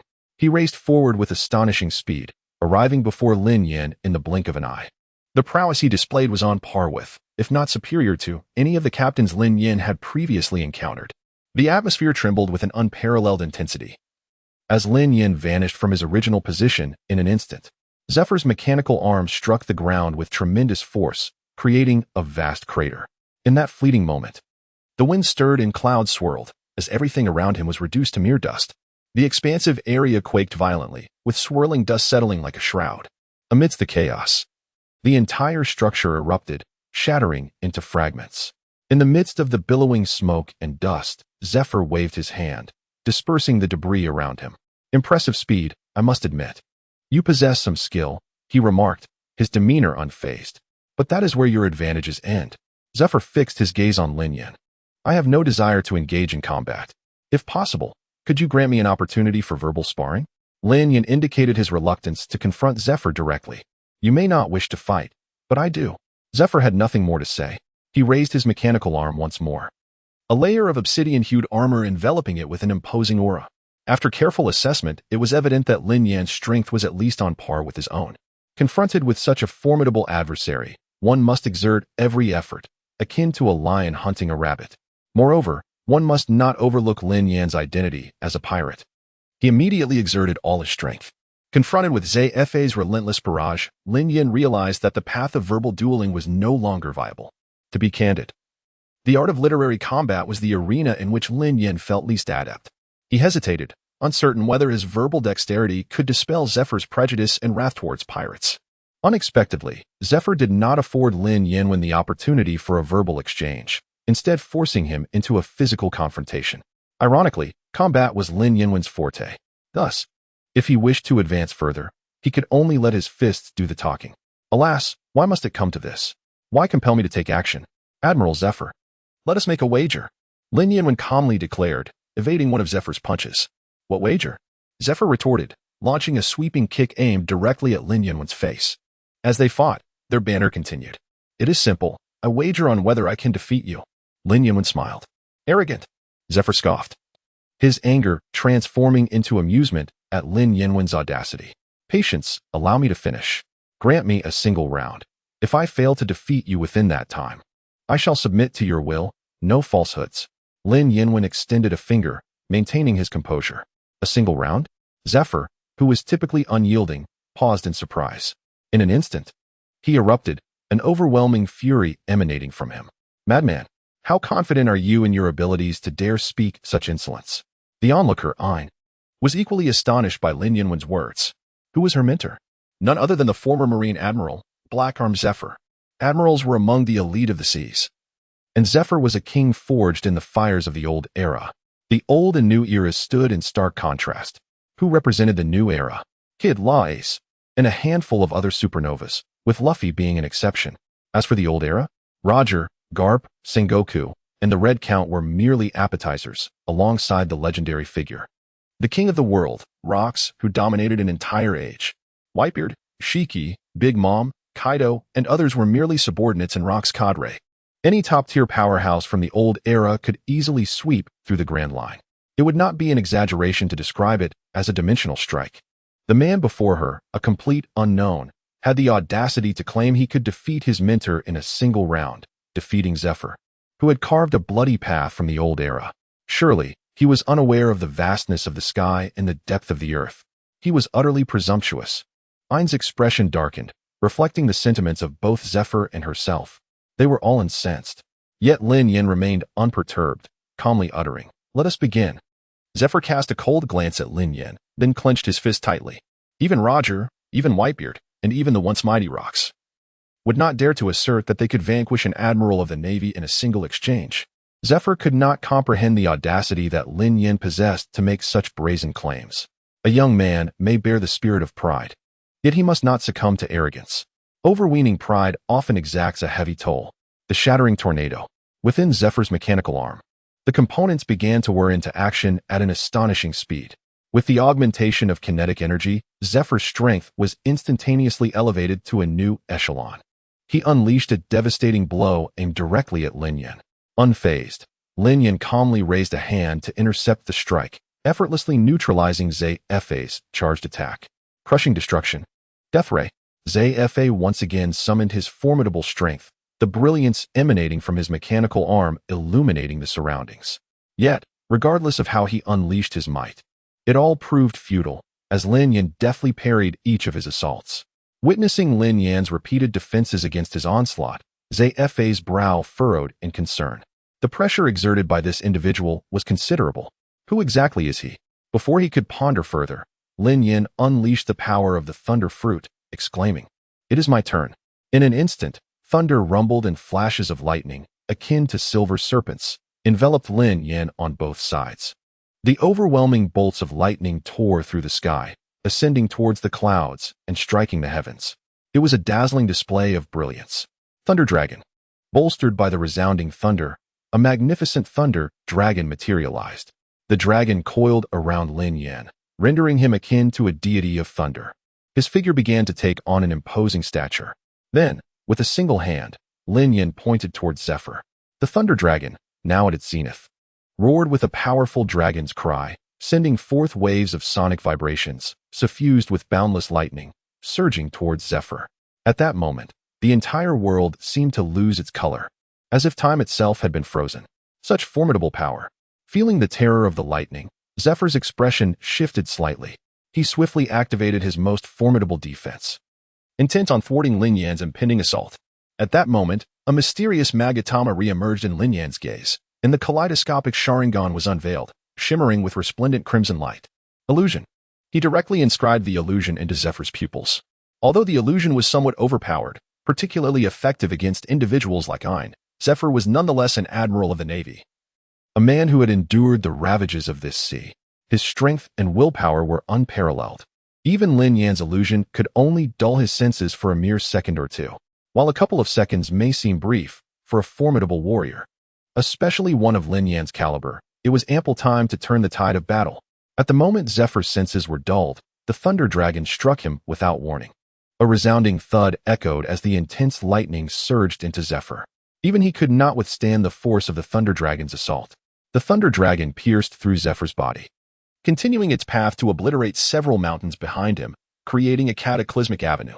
The grandeur of the scene caused the entire Sabaody archipelago to tremble violently. Witnessing this, Ein, who had previously doubted that Lin Yan could defeat her teacher in a single exchange, was left astonished. Her teacher, Black Arm Zephyr, the former admiral of the Navy, once a pillar of strength for the fleet, though now retired and nearing his 80s, his diminished power was undeniable. Yet, at the core of it all, he was once a naval admiral. The emaciated camel is larger than the horse. Gazing across this vast ocean, who can assert that one could bring the teacher to heel in a single round? Even if Whitebeard were to come, he could only stand in awe. Ein's mouth formed an O shape, her eyes wide with disbelief as she stared vacantly at the man standing in the heart of the lightning. He accomplished it. Truly, he succeeded. Not bad at all. Lin Yan waved her hand, dispersing the surrounding lightning like receding tides. With this level of power, even when facing genuine Yonko tier opponents, he is utterly unfazed, let alone by Zephyr, whose strength has already fallen out of the ranks of the great commanders. Although Zephyr has been defeated, he is still clinging to life, barely hanging on as the one directly involved. He is the one who can truly appreciate Lin Yan's prowess. How old is Lin Yan? He appears to be just in his early 20s. Yet, at such a tender age, he possesses the strength of an emperor. Even for him. Even for the likes of Garp and Roger, the pinnacle figures of this era, they only entered this realm in their 30s or 40s, barely achieving such power. Although Zephyr is weakened, he still speaks with incredulity, asking, "How have you accomplished such a feat at just over 20? Listening to Zephyr's words, Lin Yan, with an air of maturity beyond his years, clasped his hands behind his back and replied in a resonant voice, "It is, of course, through diligence and hard work." For Lin Yan, the adage holds true. Hard work is rewarded by the heavens. The strength and status he possesses today are inextricably linked to his relentless effort and dedication. His terrifyingly profound comprehension. His extraordinary talents were unparalleled in every aspect across the entire Grand Line. To put it bluntly, the reason Lin Yan had reached such heights was solely due to his indomitable willpower that far surpassed ordinary men, propelling him to the pinnacle of the New World. Enough talk. This young master is off to fish. Diligence? Perseverance? Work diligently and strive relentlessly. Could one ascend to the ranks of generals and monarchs while merely in their early 20s? If such words were spoken to others, they might have believed them. But who was Zephyr? That was the man who nurtured numerous admiral-level talents, continuously infusing the Navy with fresh blood, laying the very foundation of the naval forces. He fully comprehended the immense difficulty of achieving such a feat. Could you possibly fabricate something even more preposterous? Even Ace, who inherited Roger's bloodline, was merely in his early 20s, barely reaching the level of a Yonko's right-hand man. There remains but a hair's breadth between the current strength and that of an emperor. The power scaling in Wano has already spiraled into chaos. Excluding Luffy, I wouldn't believe a word of it. You deceitful little wretch. Who in blazes are you? Watching Lin Yan's incessant chatter, Zephyr ceased dwelling on the extent of his strength, his curiosity now piqued by the man's identity. Lin Yan, the 17th Division commander of the Whitebeard Pirates. Lin Yan spoke calmly. Upon learning that Lin Yan hailed from the Whitebeard Pirates, Zephyr suddenly recalled the recent headlines dominated by one of their division commanders. So it was you. The 17th Division has just been established, and our ranks are in dire need of fresh recruits. What say you, former Marine Admiral? Shall we engage in discourse? Lin Yan smiled gently and said, after this battle, the two of us have truly become acquainted through conflict. He still held a favorable impression of Zephyr. At that very moment, the system chimed in with congratulations. One of Lin Yan's missions had been completed. Ding! Congratulations to the host. Mission 3 has been accomplished. Mission 3. Defeat a top-tier powerhouse from the Grand Line. Current progress. Defeated the former Marine Admiral Blackarm Zephyr. Witnessing the completion of another mission, Lin Yan's spirit soared. His determination to recruit Zephyr burned even brighter. Admiral, if the Marines won't have you, I will. The Navy has wronged you in the past, but I shall not. Join my 17th Division. Upon learning that Lin Yan hailed from the Whitebeard Pirates and was once a formidable division commander who shook the seas, a ripple of emotion flickered in Zephyr's eyes. However, his deep-seated loathing for pirates remained unshaken. The mere thought of joining their ranks and aligning himself with such scoundrels was utterly inconceivable. Cease your persuasions, he declared with resolute finality. Though I acknowledge your superior strength in this regard, that much I concede, my stance remains immutable. But this is not the reason I became a pirate. Give it up. There's no way I would ever join your pirate crew. Zephyr sternly declined. Having sustained injuries prior, his complexion had grown noticeably paler. Was his refusal truly so resolute? Lin Yan appeared somewhat regretful. Of course, one possibility cannot be ruled out. Zephyr glanced at Lin Yan. Oh, what possibility? Lin Yan inquired with curiosity. Kill me. Zephyr spoke with unwavering conviction. Lin Yan remained silent for a long moment, gazing at Zephyr, who adamantly refused to comply. At last, Lin Yan rose to his feet and declared, Enough. Let it be. I do not particularly enjoy coercing others. Since you are unwilling. Hearing Lin Yan's words, Ian continued, So you intend to depart? Lin Yan gazed at Ian with a smile and said gracefully, Then I shall return on the morrow. As they spoke, Lin Yan truly departed from the scene. Gazing upon her receding silhouette, Ian pressed a hand to his forehead, inwardly chiding himself for his superfluous words. The second day. General, after a day of deliberation, what conclusions have you reached? As expected, Lin Yan arrived as promised, eagerly pressing for answers. Zephyr was now entirely swathed in bandages. Yet he remained resolute in his refusal. On the third day, Lin Yan paid another visit. The fourth day, rejection. The fifth day, still refusal. On the sixth day, Ion's patience finally snapped. Enough is enough, he seethed. The teacher already despises you pirates, yet you insist on parading before him. When will this farce end? Lin Yan paid no heed to Ion's reaction. Adults are speaking, children shouldn't interrupt. Children? Hearing Lin Yan's words, Ian laughed in exasperation. You don't seem older than me. Lin Yan paused for a fleeting moment, his gaze resting upon Ian. Then his line of sight descended gradually. When he beheld the ominous portent before him, he gestured with one hand stroking his chin and remarked candidly, To be honest, I'm indeed not as old as you. Ian's face flushed crimson as she gritted her teeth and spat out. You scoundrel. After relentless efforts, Lin Yan finally learned about Zephyr's inner turmoil. The name Edward Weevil reached Lin Yan's ears. Upon hearing the moniker Whitebeard Jr., fragments of Lin Yan's long-forgotten memories gradually began to resurface. He suddenly recalled Zephyr's arm. It was severed by none other than Whitebeard's second son. Nearly all the trainees aboard that entire vessel were annihilated by Whitebeard Jr. The most crucial point is that Whitebeard Jr. was still listed as one of the next candidates for the Warlords of the Sea. This unbearable situation ultimately drove Zephyr to leave the Navy in fury. How about this? Zephyr, let's strike a deal. I'll eliminate Whitebeard Jr. for you, and in return, you join my pirate crew. What do you say? Lin Yan suddenly proposed this idea. Upon hearing Lin Yan's words, Zephyr slowly raised his head and asked, Do you know how formidable Whitebeard Jr. truly is? Speaking of Whitebeard Jr., that nightmare-like scene surged back into Zephyr's mind like a tidal wave. At that time, he was already advanced in years, his strength waning, no longer possessing the might of an admiral. Yet as the saying goes, a starved camel is still larger than a horse. Zephyr's foundational prowess as a former admiral remained undeniable. Even so, he still lost an arm to Whitebeard Jr., a testament to the latter's undeniable potential to become one of the 7 warlords of the sea. How formidable he may be is none of my concern. I have but one purpose. As Lin Yan gazed at Zephyr before him, he declared with unwavering resolve, My sole intention is to extend you a sincere invitation to join our crew. Lin Yan's words were sincere, yet fervent. The scalding phrases landed upon Zephyr's frigid heart. Unconsciously, the previously resolute rejection from Zephyr began to waver. Unable to help himself, Zephyr cast a glance at Lin Yan and inquired, May I pose a question to you? Speak your mind, came the reply. Lin Yan gestured for Zephyr to speak freely. Why are you so persistently determined to invite me to join your 17th Division?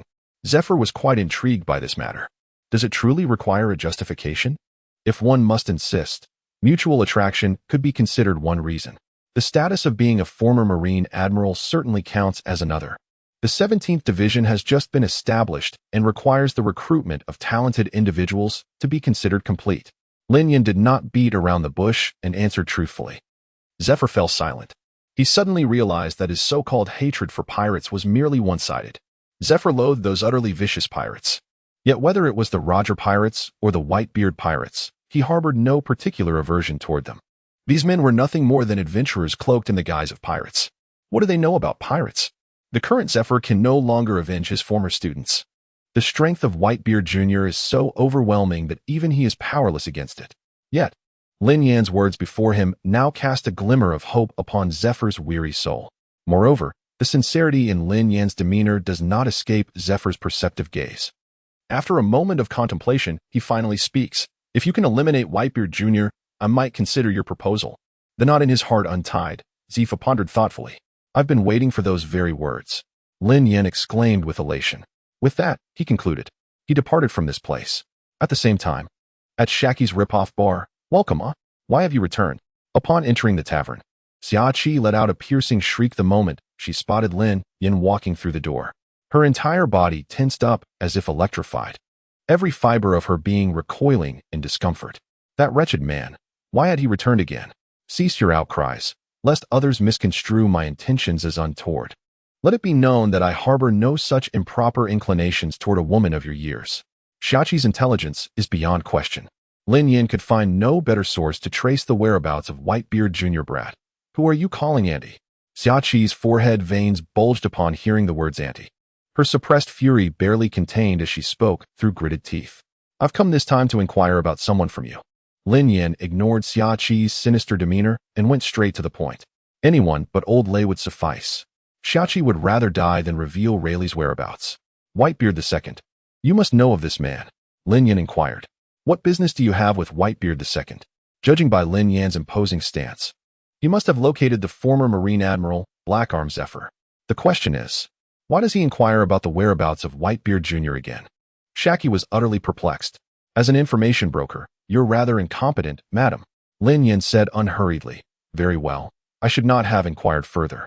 After a brief period of time, Xiaoqi had also compiled information regarding the whereabouts of Whitebeard Jr. He was at Marineford.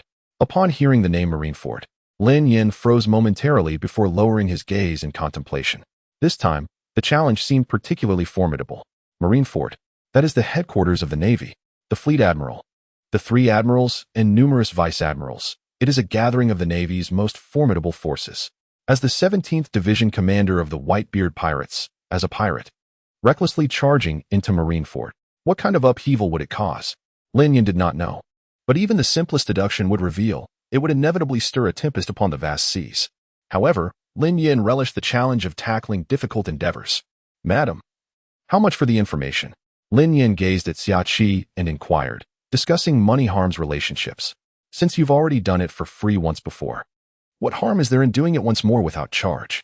Xiaoqi turned towards Lin Yan and remarked, Madam, your generosity knows no bounds. I shall frequent your establishment henceforth.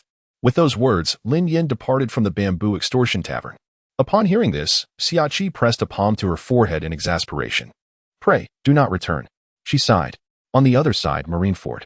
As the headquarters of the Navy, this place was heavily fortified, with meticulous defenses. Watchtowers stood between every post, ensuring that at the first sign of unrest, alarms would be swiftly relayed to all units, plunging the entire base into immediate readiness. Lin Yan surveyed the scene with a sweeping gaze before giving a slow, approving nod. After all, this was the Navy's most crucial stronghold. Its defenses were anything but ordinary. Yet, even so, such precautions could hardly deter Lin Yan. Soon, he set foot upon Marineford. Marineford, ostensibly a pivotal island under the Navy's dominion, was in truth a complex amalgamation of military strongholds and civilian settlements, a hybrid of naval base and residential territory. Such was the present state of Marineford. Venturing into the civilian districts, Lin Yan sought information through countless inquiries. Under ordinary circumstances, locating Whitebeard Jr. would have been akin to dredging a needle from the vast ocean. Yet one must not overlook the recent development Whitebeard Jr. had emerged as a candidate for the coveted title of Warlord of the Sea. He maintained close ties with the Navy, even taking up residence directly in Marineford. In his relentless pursuit to secure a warlord title, Edward Weevil went to great lengths. This ultimately resulted in Lin Yan locating Weevil's temporary dwelling with remarkable ease. Many claim that Whitebeard Jr. is the biological son of Whitebeard, even sharing the same surname with the Edward prefix. To verify this rumor, Lin Yan deliberately contacted Whitebeard via Din Din Mushi, pressing for the truth. However, the response revealed an undeniable fact. Whitebeard adamantly denies having any biological son. Upon hearing this, Lin Yan understood exactly what needed to be done. Regarding Whitebeard Jr., after an extensive period of anticipation, the selection process at Mangekyō was finally concluded. With his formidable prowess, Whitebeard Jr. rightfully ascended as one of the new 7 warlords of the sea.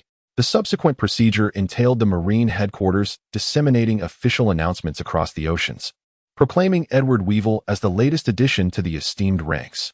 However, just as events unfolded as anticipated, a calamitous report reverberated throughout Marineford overnight.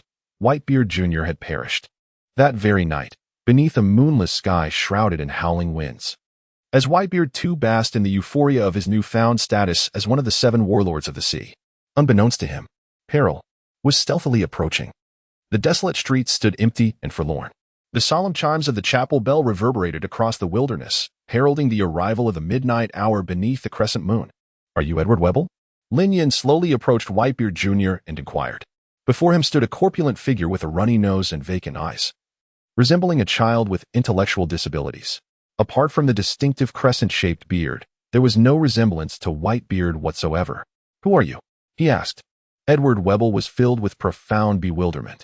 Precisely, at that very moment, the Tomo pattern emerged within Lin Yan's pupils as his Mangekyō Sharingan activated once more. The Jinjutsu took immediate effect, striking Edward Weevil and rendering his entire body rigid. In the next heartbeat, a blade forged from the lightning of the rumble fruit materialized in Lin Yan's grasp with a crackle of electricity. With swift precision, Lin Yan brought the blade down in a decisive shishik. A streak of fresh blood danced against the night sky. The formidable strength of Edward Weevil, a former admiral, was undeniable. However, the sudden emergence of Lin Yan was utterly unforeseen. Coupled with the nearly insurmountable power of the kaleidoscopic Sharingan, Edward Weevil, as one of the 7 warlords of the sea, met his demise at Lin Yan's hands. The following day, when Edward Weevil's lifeless body was discovered on the streets, the blood had already dried. The news spread like wildfire, causing an uproar throughout Marineford. With a thunderous clap, Fleet Admiral Sengoku, consumed by fury, slammed his palm on the table and rose abruptly. "What on earth is going on?" "My admiral," stammered a lieutenant, drenched in cold sweat. "We are just as perplexed." The meeting room was thick with tension as they felt Sengoku's wrath. Just yesterday, Edward Weevil had been announced as the next warlord of the sea, and now, in the blink of an eye, he lay dead. The most alarming aspect was that he had perished in Marineford, a place renowned for its rigorous naval defenses and considered the safest spot in the vast Grand Line. If word of this incident were to leak, how would the world perceive Marineford? Undoubtedly, the ramifications would be severe. The naval headquarters is destined to become the subject of ridicule. Can the news be suppressed? Sengoku's deep voice inquired with a hint of melancholy. It can no longer be contained. The lieutenant shook his head. At the very moment of Edward Weevil's demise, media outlets gathered at Marineford rushed in eagerly. Those with cameras snapped photographs, while others scrambled to collect information. It is feared that the slower ones have already produced newspapers, and the quicker ones may have disseminated the news across significant portions of the Grand Line. "Investigate." Sengoku issued an unequivocal command. The death of a warlord of the sea does not constitute a significant blow to the Navy. There are plenty of formidable individuals on the seas. They casually selected the next warlord of the sea. The issue at hand is that Edward Weevil perished at the hands of their Navy headquarters. This matter necessitates an explanation to Mangekyō.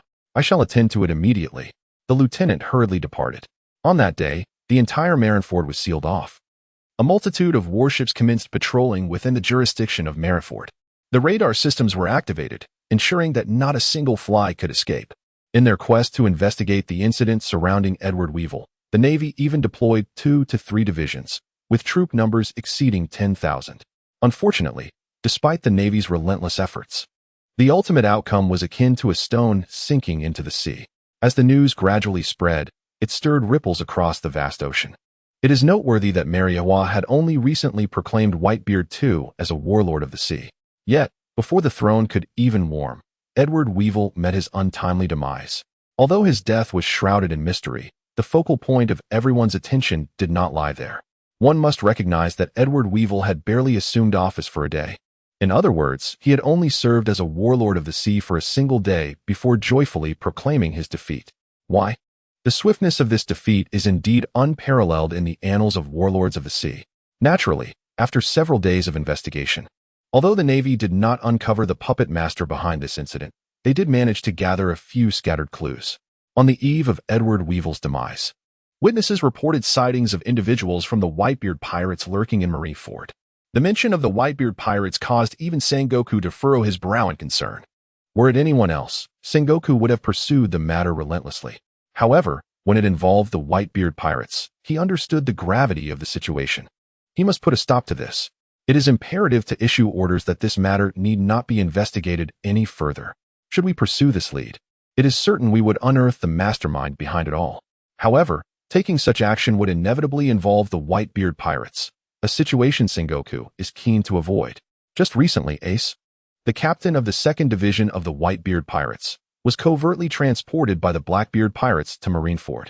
Sengoku is determined to restore the Navy to its former supremacy in the Grand Line. He had already been scheming against Whitebeard. Coincidentally, the captain of the 2nd Division had fallen into the hands of their Navy. Sengoku understood that this was a rare opportunity for their Navy, a chance to crush the Whitebeard Pirates. Unreservedly, the entire Marineford was preparing for the impending war on the summit.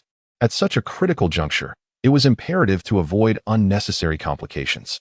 This was also the reason Sengoku was reluctant to investigate further. What if they alarmed the enemy? Why is that, Admiral? The lieutenant asked, perplexed. You need not concern yourself with this matter. Moreover, let us conveniently bestow the title of Warlord of the Sea upon Blackbeard and his crew.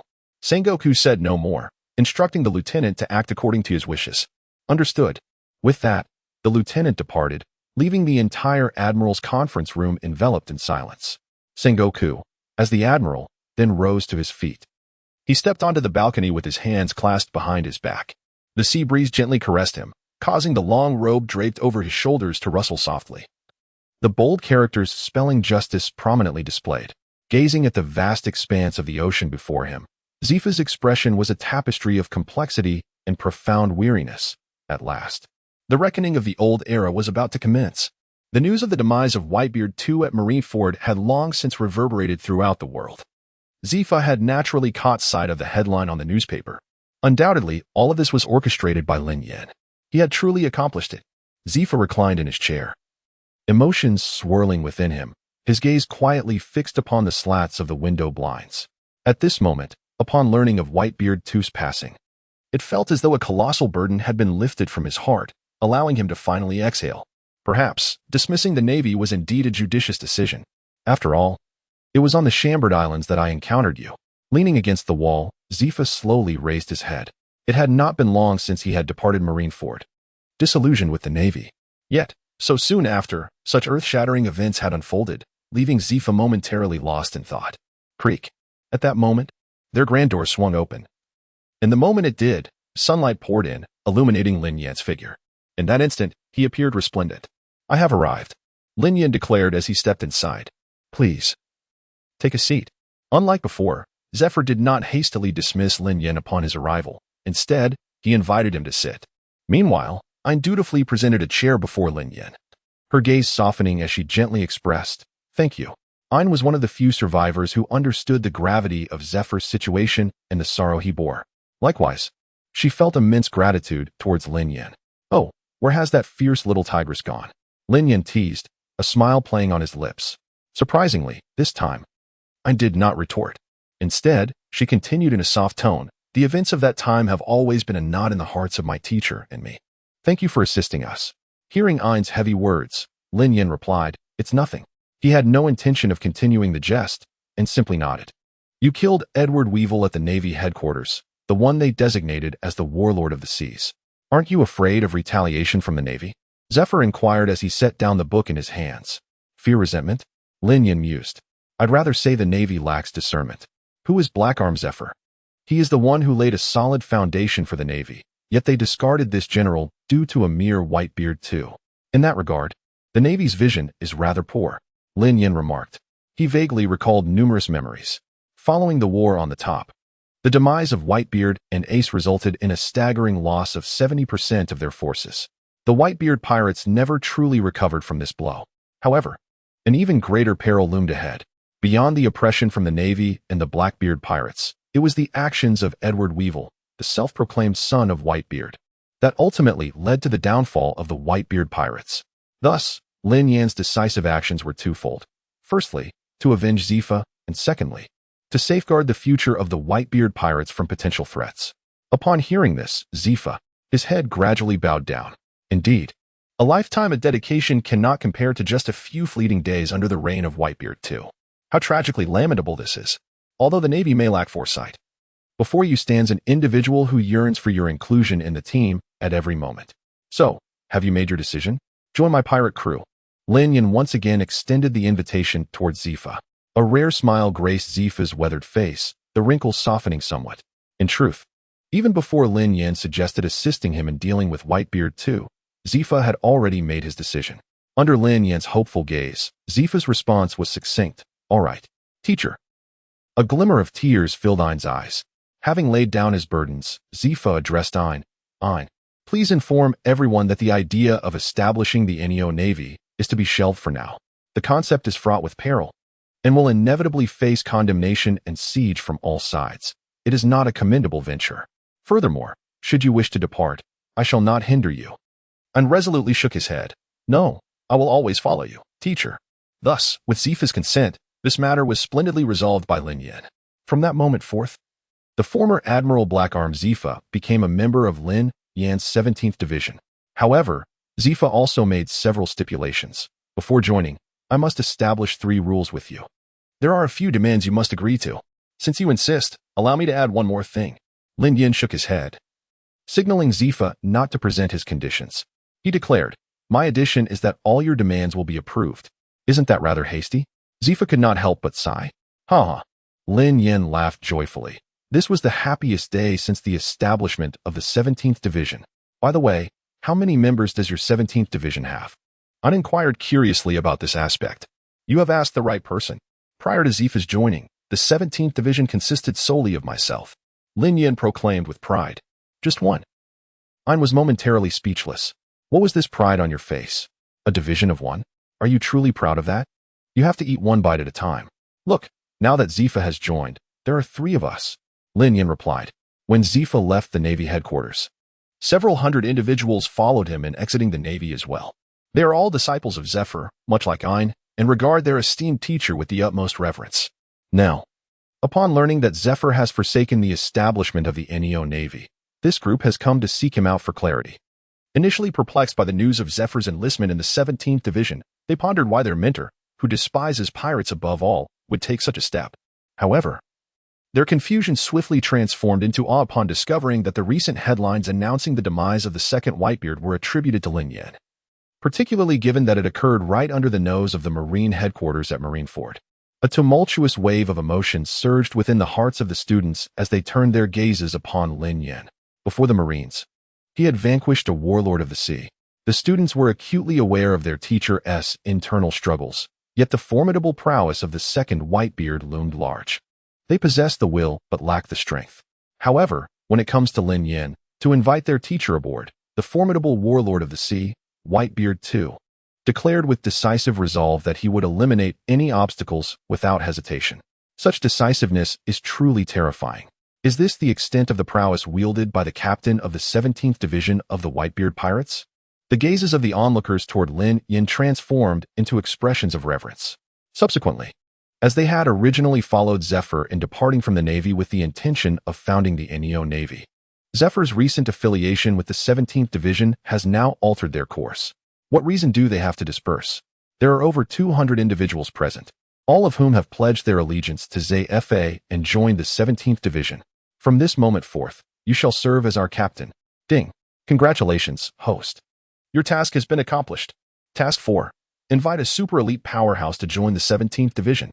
Current progress. Former Navy Admiral Zephyr has joined. Reward obtained. 30 bait. Ding. Congratulations, host. Your task has been accomplished. Task 5. Increase the number of members in the 17th Division to 100. Current progress. The 17th Division now boasts 213 members. Reward obtained. 30 bait. Lin Yan swore an oath. His approach to Zephyr was merely an invitation for him to join his pirate crew. And what was the outcome? Mission 3 was accomplished. Mission 4 was completed. Now, all these trainees have successfully joined the 17th Division. Even Mission 5 was concluded splendidly. Truly, the saying holds, when fortune arrives, it cannot be obstructed. At the outset of their voyage, Lin Yan was solitary, entirely alone. However, upon their return, he came back laden with treasures. As Lin Yan prepared for the journey home, was he about to meet Whitebeard? Zephyr stood on the deck, the sea breeze tousling his purple hair, and he softly murmured. In the bygone era, Zephyr and Whitebeard were locked in a rivalry, each serving their own masters, even resorting to fierce battles to claim honor. Yet, such bitter adversaries have now, under the wheels of history, unexpectedly converged once more. It is indeed remarkable. Likewise, Zephyr increasingly yearned to witness the astonished gaze of Whitebeard upon their reunion. How delightfully wicked of me. Zephyr chuckled, his laughter radiant. At that moment, a loud clang resonated. Their vessel seemed to have collided with something. The entire ship jolted violently. What could have happened? Why was the deck shaking so fiercely? Could it be that they had run aground? Let us investigate the cause. A multitude of trainees, originally on their way back to the Whitebeard Pirates, gathered on the deck, eager to uncover the mystery. Soon, they uncovered the reason behind the incident and discovered a remarkably small boat that had collided with their fleet. Clearly, this was a maritime traffic mishap. The solitary figure aboard the diminutive vessel sheepishly apologized, stating, "I truly beg your pardon. I dozed off for a moment and did not anticipate colliding with your ship. It's nothing to worry about." Zephyr replied nonchalantly, dismissing the incident as merely a trivial bump in the vast ocean. However, suddenly, the students surrounding Zephyr sensed an unsettling disquiet. It is essential to recognize the significance of their location. They were situated in the latter half of the Grand Line, known as the New World. The first half of the Grand Line is notorious for its treacherous waters, yet the New World is far more perilous. Without the expertise of a seasoned navigator, traversing the tumultuous seas of the New World is akin to an insurmountable challenge. Yet here stood this peculiar individual, firmly planted on a tiny boat, leaning on a cane, appearing with an audacity that defied belief in the heart of the New World. How large was this solitary vessel? It measured a mere 4 to 5 meters in length, barely wide enough for 2 people. A single wave could easily capsize it. What audacity must one possess? Are you not aware that a moment's carelessness could lead to utter ruin? Are you truly setting sail on that tiny boat? One of the students inquired. Is there a problem? The man, leaning on his cane, rose to his feet and, with his eyes closed, cast a glance towards Lin Yan's fleet. This sea is fraught with danger. Where are you headed? Perhaps we could escort you part of the way? The students, genuinely concerned, offered their assistance to the man with the cane. Due to the collision, the small boat had sustained some damage, allowing seawater to seep in. Undoubtedly, it was no longer suitable for continued travel. Is that possible? The man with the cane inquired. Certainly, but first we must seek permission from the squad leader. The student replied, leading the conversation back to Lin Yan's quarters. He leaned back in his chair, engrossed in the captivating pages of the Jean Ping Mei. Suddenly, a faint sound of footsteps echoed from the doorway. With his keen senses, he immediately detected the presence of someone approaching. Lin Yan swiftly concealed Xiao Mimi and composed herself with poise. Ian pushed open the door and entered Lin Yan's room, only to find her diligently practicing. How industrious, he remarked, a hint of admiration in his tone. Despite her already formidable strength, she still devoted herself to her training with unwavering dedication. What qualifications do they have to be idle? Is there something amiss? Lin Yan slightly opened her eyes and spoke to Ian, who had just entered. Captain, the matter is as follows. Ian briefly recounted the situation. It was merely about accommodating an individual onto the ship, hardly a significant event. Let him come aboard, Lin Yan declared. Understood. Ian, not daring to further disturb Lin Yan's cultivation, quickly withdrew. Meanwhile, a man leaning on a cane boarded the vessel of their 17th Division. Upon his arrival, every member of the crew, including Ian, was taken aback. You. Are you blind? Numerous crew members pointed at the man with the cane, their astonishment rendering them speechless. What on earth? Has the world gone mad? A blind man with a cane. Standing on a solitary boat, crossing vast oceans. What audacity! Even Zephyr cast a sidelong glance at this revelation, a hint of perplexity etched on his brow. How embarrassing! The blind man, with humility and grace, approached Zephyr and the group of students. Fortunately, I have encountered kind-hearted individuals, haven't I? The students couldn't help but marvel at the wonders of the world.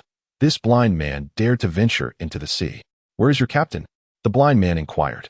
Our captain is currently in meditation. Ian recalled Lin Yan's earlier state of cultivation. Meditating? Truly diligent. Since that is the case, I shall not disturb your captain. I am sincerely grateful for your willingness to carry me. The blind man expressed his gratitude to everyone. As night fell, after an entire day, Lin Yan finally finished reading the book. She had devoured it in one breath. The experience was exhilarating and hard to believe. Captain, while cultivation is crucial, one must also balance work and rest, taking care of one's health. I saved dinner for you. I will fetch it. As she stepped outside, Lin Yan encountered Ian, who had thoughtfully reserved a meal for her. Before long, dinner was delivered to Lin Yan's room, warm and inviting. It was evident that Ian was quite attentive in this regard. Previously, Lin Yan's meals had been rushed, but since Ian's arrival, her life had blossomed. He has come to appreciate the significance of having a woman by his side. By the way, someone boarded the ship earlier, did they not? As Lin Yan replenished the supplies, he inquired. Captain, you might find this shocking. It was a blind man. Ian recalled her astonishment at the time and responded to Lin Yan. A blind man.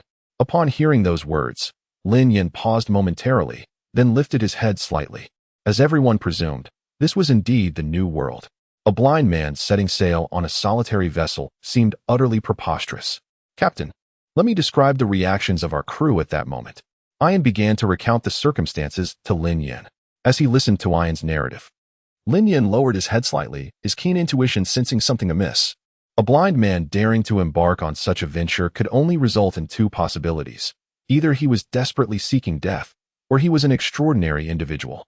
As Lin Yan absorbed Ian's description, he seized upon a key detail, a blind man supported by a cane. Coincidentally, a familiar figure surfaced in Lin Yan's mind. Where is he? Lin Yan, momentarily disregarding his meal, pressed for an answer. Under Ian's guidance, Lin Yan arrived at a guest room designated for the blind man's temporary accommodation. Upon entering, he beheld a robust figure clad in a Ronin swordsman attire, eyes closed, with a cane resting beside him and two scars traversing his face. Precisely over his eyes. If it was mere speculation before, it had now been confirmed. Lin Yan's heart skipped a beat. The blind man before him was none other than the future Admiral Fujitora. During the 2 years of the Marineford War, Akainu and Akiji engaged in a fierce contest for the position of Admiral. The outcome saw Akainu ascend to the rank of Fleet Admiral, while Akiji, dissatisfied with being subordinate to Akainu, reluctantly departed from Marine headquarters. Consequently, 2 admiral positions became vacant within the Marines. To compensate for the losses incurred during the Marineford War, the Marines initiated a worldwide recruitment campaign. It was during this recruitment drive that Fujitora and Ryukujiu fortuitously came to light. Both elevated to the rank of admiral due to their extraordinary strength, despite the usual protocols being overlooked. A smile, the wielder of the gravity fruit. Possessing a gentle disposition yet harboring formidable strength, his swordsmanship has reached an extraordinary level of mastery. Rather than pursuing pirates, he prioritizes the safety of the populace, abhors acts of injustice, and stands as one of the few who oppose the system of the 7 warlords of the sea. During the Dressrosa arc, witnessing the suffering of the nation, he even disregards his esteemed position as an admiral. Publicly, he offers an apology to the king of Dressrosa, hoping they might forgive the Navy and restore their faith in those who fail to protect them. It can be said that he is a general imbued with benevolence, standing prominently among his peers in terms of renown. However, at present, he lacks the prefix Fujitora. The Navy has yet to embark on its global conscription, and he is not a Navy soldier, but rather a simple wanderer traversing the Grand Line. Are you indeed a wanderer? Lin Yan inquired, extending her hand with great enthusiasm. Inside the room, the wanderer paused noticeably. Upon hearing his name called by Lin Yan, he could not help but ask with curiosity, "How do you know my name?" Beside him, Ian was momentarily taken aback as well. "Captain, could it be that you know this blind man?" It is worth noting that even her mentor, Zephyr, is unaware of the blind man's origins. No, no, no. I have only recently heard tales of a wanderer drifting across these seas, and I am fortunate enough to encounter him now. What a delightful surprise. Lin Yan continued, her face beaming with joy. Well, observing Lin Yan's enthusiasm, the wanderer hesitated slightly. He felt as though the other party was setting a trap for him. It seemed just a couple of days ago that he had embarked on his maritime journey. Where did you hear that? Of course, the so-called long-awaited encounter and pleasure. Lin Yan himself found it hard to believe, let alone others. Out of basic courtesy, Lin Yan directly stated, "Allow me to introduce myself. I am Lin Yan, the captain of the 17th Division of the Whitebeard Pirate crew." So, the illustrious captain of the 17th Division who has recently gained fame far and wide. Isou had already learned this tidbit from others upon boarding the ship. I cannot claim such renown. In this world, there are still many formidable individuals yet to be discovered. They may not be as well known as I, but their strength might not be inferior. Lin Yan shook his head. My young friend, you are indeed a most intriguing individual. What brings you to me? Isou inquired. Upon hearing this, Lin Yan fell silent. In truth, Lin Yan's purpose was quite simple. He wishes to extend an invitation for a smile aboard the ship, jesting. After all, this is a future admiral of the Navy. The most crucial aspect is, he currently remains an independent entity. Had they never crossed paths, it would have been inconsequential. Yet, given their encounter, how could Lin Yan possibly let this opportunity slip away? To allow Isou to join the Navy and potentially become an adversary in the future would be akin to shooting oneself in the foot. The fruits of one's labor should not be squandered on outsiders. Moreover, within the 17th Division, it appears that only Zephyr and he possess considerable combat prowess. While the others are not without strength, they ultimately fall short of the elite level. If only he could successfully extend an invitation to Isou to join them. The 17th Division, possess two formidable figures of general caliber, aside from Lin Yan. How could Lin Yan not feel exhilarated? However, extending an invitation is not the crux of the matter. The real issue lies in the fact that he has only just met Mangekyō, and to propose that the latter join his pirate crew would undoubtedly lead to rejection. This matter requires careful deliberation. Fortunately, Lin Yan and his companions will need some time to return to the Whitebeard Pirates, allowing him the perfect opportunity to cultivate a closer rapport with Mangekyō. A smile gradually spread across Lin Yan's face. No worries, I merely came to visit, as one should honor the elderly and cherish the young. Please, take good care of yourself. With that, Lin Yan departed the scene, accompanied by Ian. Just the day before, he had invited Zephyr aboard, and now he unexpectedly encountered Mangekyō. He recalled a famous scene, where a figure made a gesture of raising a single clenched fist, exclaiming, "I want it all." Indeed, it was the former Admiral Zephyr. The future Admiral, with a smile. He wants everything. Captain, do you know this person? On their way out, Ian inquired with childlike curiosity. I do not know him. Lin Yan replied. How could she possibly be acquainted with Isou? Then why did you just exhibit such? Ian hesitated for a moment, then asked. That wicked smile? After walking a few steps, Lin Yan paused. A wicked smile? Did I smile so overly just now? Lin Yan pondered, stroking her chin. How could it not be? Ian tilted his head and replied. Lin Yan sighed. It was merely the unexpected encounter with the future Marine Admiral that caused her expression to slip from her control. How embarrassing. Over the next few days, Lin Yan warmly entertained Isou, treating him as an esteemed guest. In truth, both Isou's strength and his forthcoming status warranted such treatment from Lin Yan. Observing Lin Yan's fervent hospitality, Isou felt a twinge of emotion. His regard for Lin Yan was steadily rising.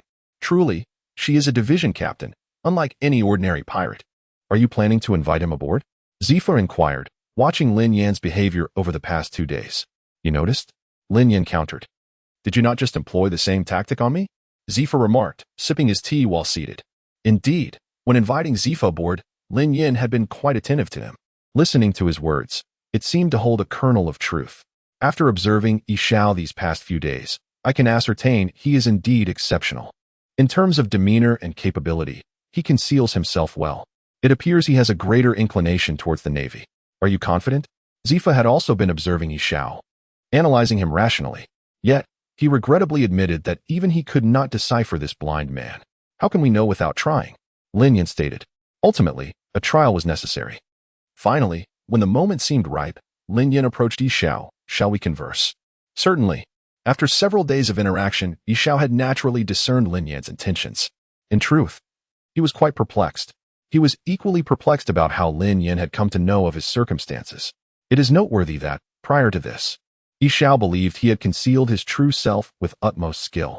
He had maintained a facade of utter normalcy, appearing indistinguishable from an ordinary person. Yet, the outcome was telling. Lin Yan's awareness illuminated the futility of Isou's disguises, rendering them completely transparent before him. I have heard that you aspire to join the Navy. Lin Yan had also discerned that Isou intended to set sail and enlist in the naval forces. Considering the timeline, it seemed that Isou was indeed approaching the moment when he would enter the Navy's sphere of influence. You wish to extend an invitation for me to join the 17th Division, do you not? Isou retorted. In truth, he had long been prepared for Lin Yan to seek him out alone. Indeed, Lin Yan did not conceal anything. May I ask a question first? Isou inquired. His curiosity piqued, eager for Lin Yan's insight. Feel free to ask, Lin Yan replied. How did you come to know about my past that prompted you to extend an invitation for me to board your vessel? I am quite curious. Isou maintained that someone as renowned as Lin Yan would never invite an ordinary person aboard without reason. More importantly, he was blind. At the very least, the person being invited must possess remarkable talents, be it exceptional navigational skills or outstanding shipbuilding expertise. Isou believed he had some potential, but at the very least, he has never expressed it. This is somewhat unreasonable. The question is quite pointed. You ask whether mutual attraction counts as a reason? Lin Yan naturally understands Isou's current mood. However, he certainly cannot utter something as trivial as, sorry, having watched One Piece, I can do as I please. Mutual attraction? Isou's smile froze on his face. He has been contemplating this question over the past 2 days, yet he remains utterly perplexed. But when it comes to Lin Yan, is it truly just about mutual attraction? Why? It feels akin to the bewilderment that Isou experienced upon hearing 5 insurances in one fund. What kind of reasoning is this? Is it really that simple? Isou incredulously asked. Indeed, it is that simple. Lin Yan offered him a reassuring smile. In the room, both parties fell into a prolonged silence. Isou remained quiet, while Lin Yan poured himself a cup of tea, sipping it intermittently. After a considerable pause, Lin Yan broke the silence, saying, Isou, your aspiration is to join the Navy and protect peace in your domain. But what rank do you believe you must attain to fulfill the vision you hold in your heart? Upon hearing this, Isou pondered for a moment and shook his head. I'm not certain. What do you think? Admiral. Lin Yan slowly lifted his head. To possess a voice within the Navy, only an admiral can achieve that. The rank of admiral is the highest position in the Navy, aside from the fleet admiral, representing the pinnacle of naval strength. It consists of 3 exceptionally formidable individuals selected from the vast and powerful Navy, embodying unparalleled prowess. They are revered and idolized by countless individuals, standing as figures who rival the pinnacle of the 4 emperors in the New World. 5 years. Do you truly believe that within this span, one could transform into a paragon among thousands? Lin Yan extended 5 fingers, inquiring. Well, Isou hesitated, pondering the potential impact of joining the Navy. He is confident in his abilities. However, aspiring to become an admiral in the Navy presents a formidable challenge. There are merely 3 such positions available, and presently, Akainu, Kizaru, and Akiji are all in their prime, at the pinnacle of their strength. It is not merely a question of becoming an admiral in 5 years. Even a decade seems implausible. Simultaneously, Isou's intentions for joining the Navy are unmistakably clear. Having witnessed the brutal realities of the pirate world, his desire to abolish the warlords of the sea system intensifies. Yet, the notion of dismantling the warlords of the sea system is far from straightforward. It is evident that the path within the Navy is fraught with challenges. To ascend to the rank of admiral, one must invest at least 5, if not 10, years. How many decades does life truly offer? Do you believe you can afford to squander this time? Lin Yan stated earnestly. Observing Isou's growing hesitation, he recognized that he had successfully achieved his objective. Having chosen to intercept, he resolved to execute a decisive maneuver. He directly obstructed this path, illustrating just how arduous the journey is. In truth, gold will always shine. As long as one smiles and joins the Navy, it is not merely 5 years. Within less than a year, or even in half a year, or perhaps in just 3 months, one can ascend to the pinnacle of the world. Is this truly gold? Lin Yan mused. With a mere smile, he transforms into a diamond, the kind that, when kissed by sunlight, can blind the eyes. What amused Lin Yan was the irony of it all. He was blissfully unaware of the future tides.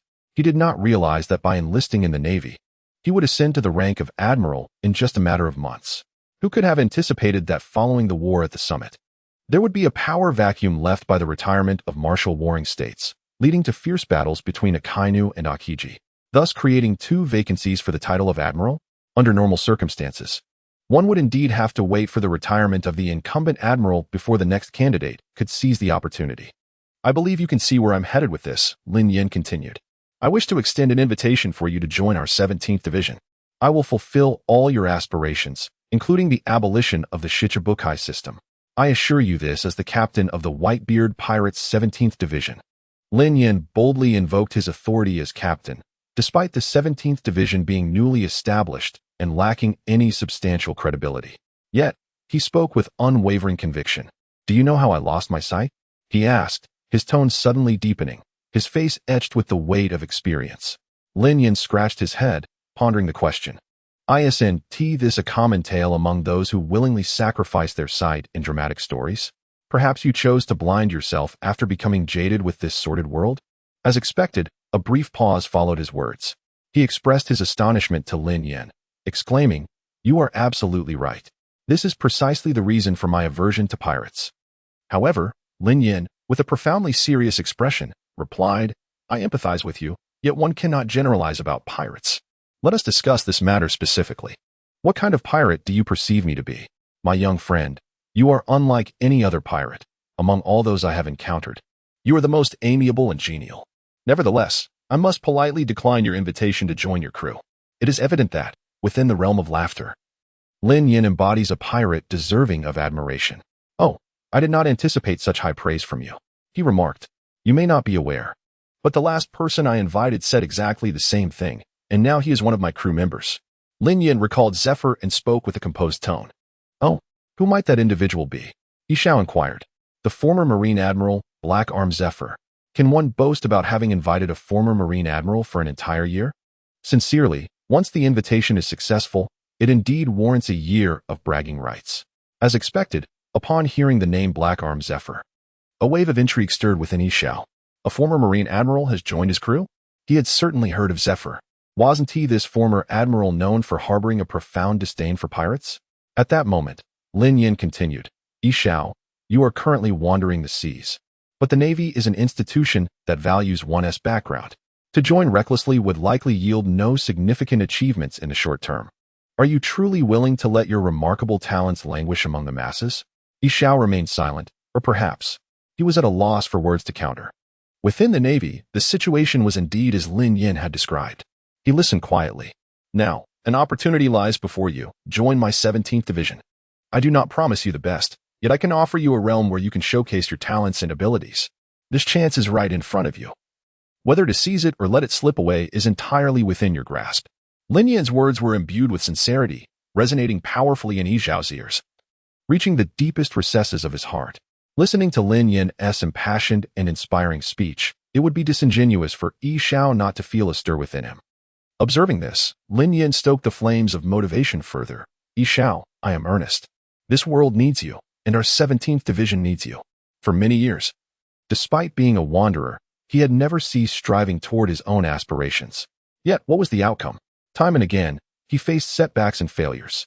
Now, Lin Yan had given him hope, igniting a spark within him. "I have heard that you once single-handedly swept through the entire Whitebeard Pirates?"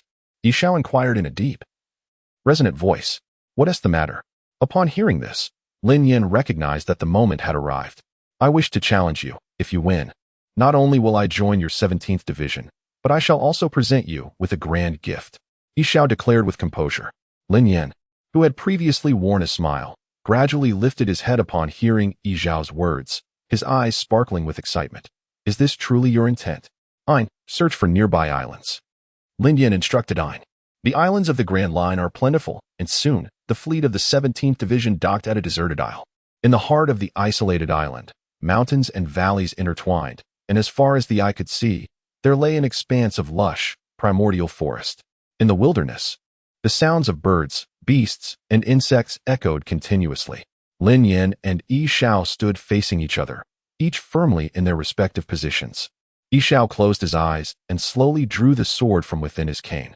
The flow of observation haki surged forth, expanding the surrounding airwaves. Lin Yan remained quietly opposite him, neither speaking nor making any movement. As the atmosphere thickened with tension, the battle was imminent. Whoosh!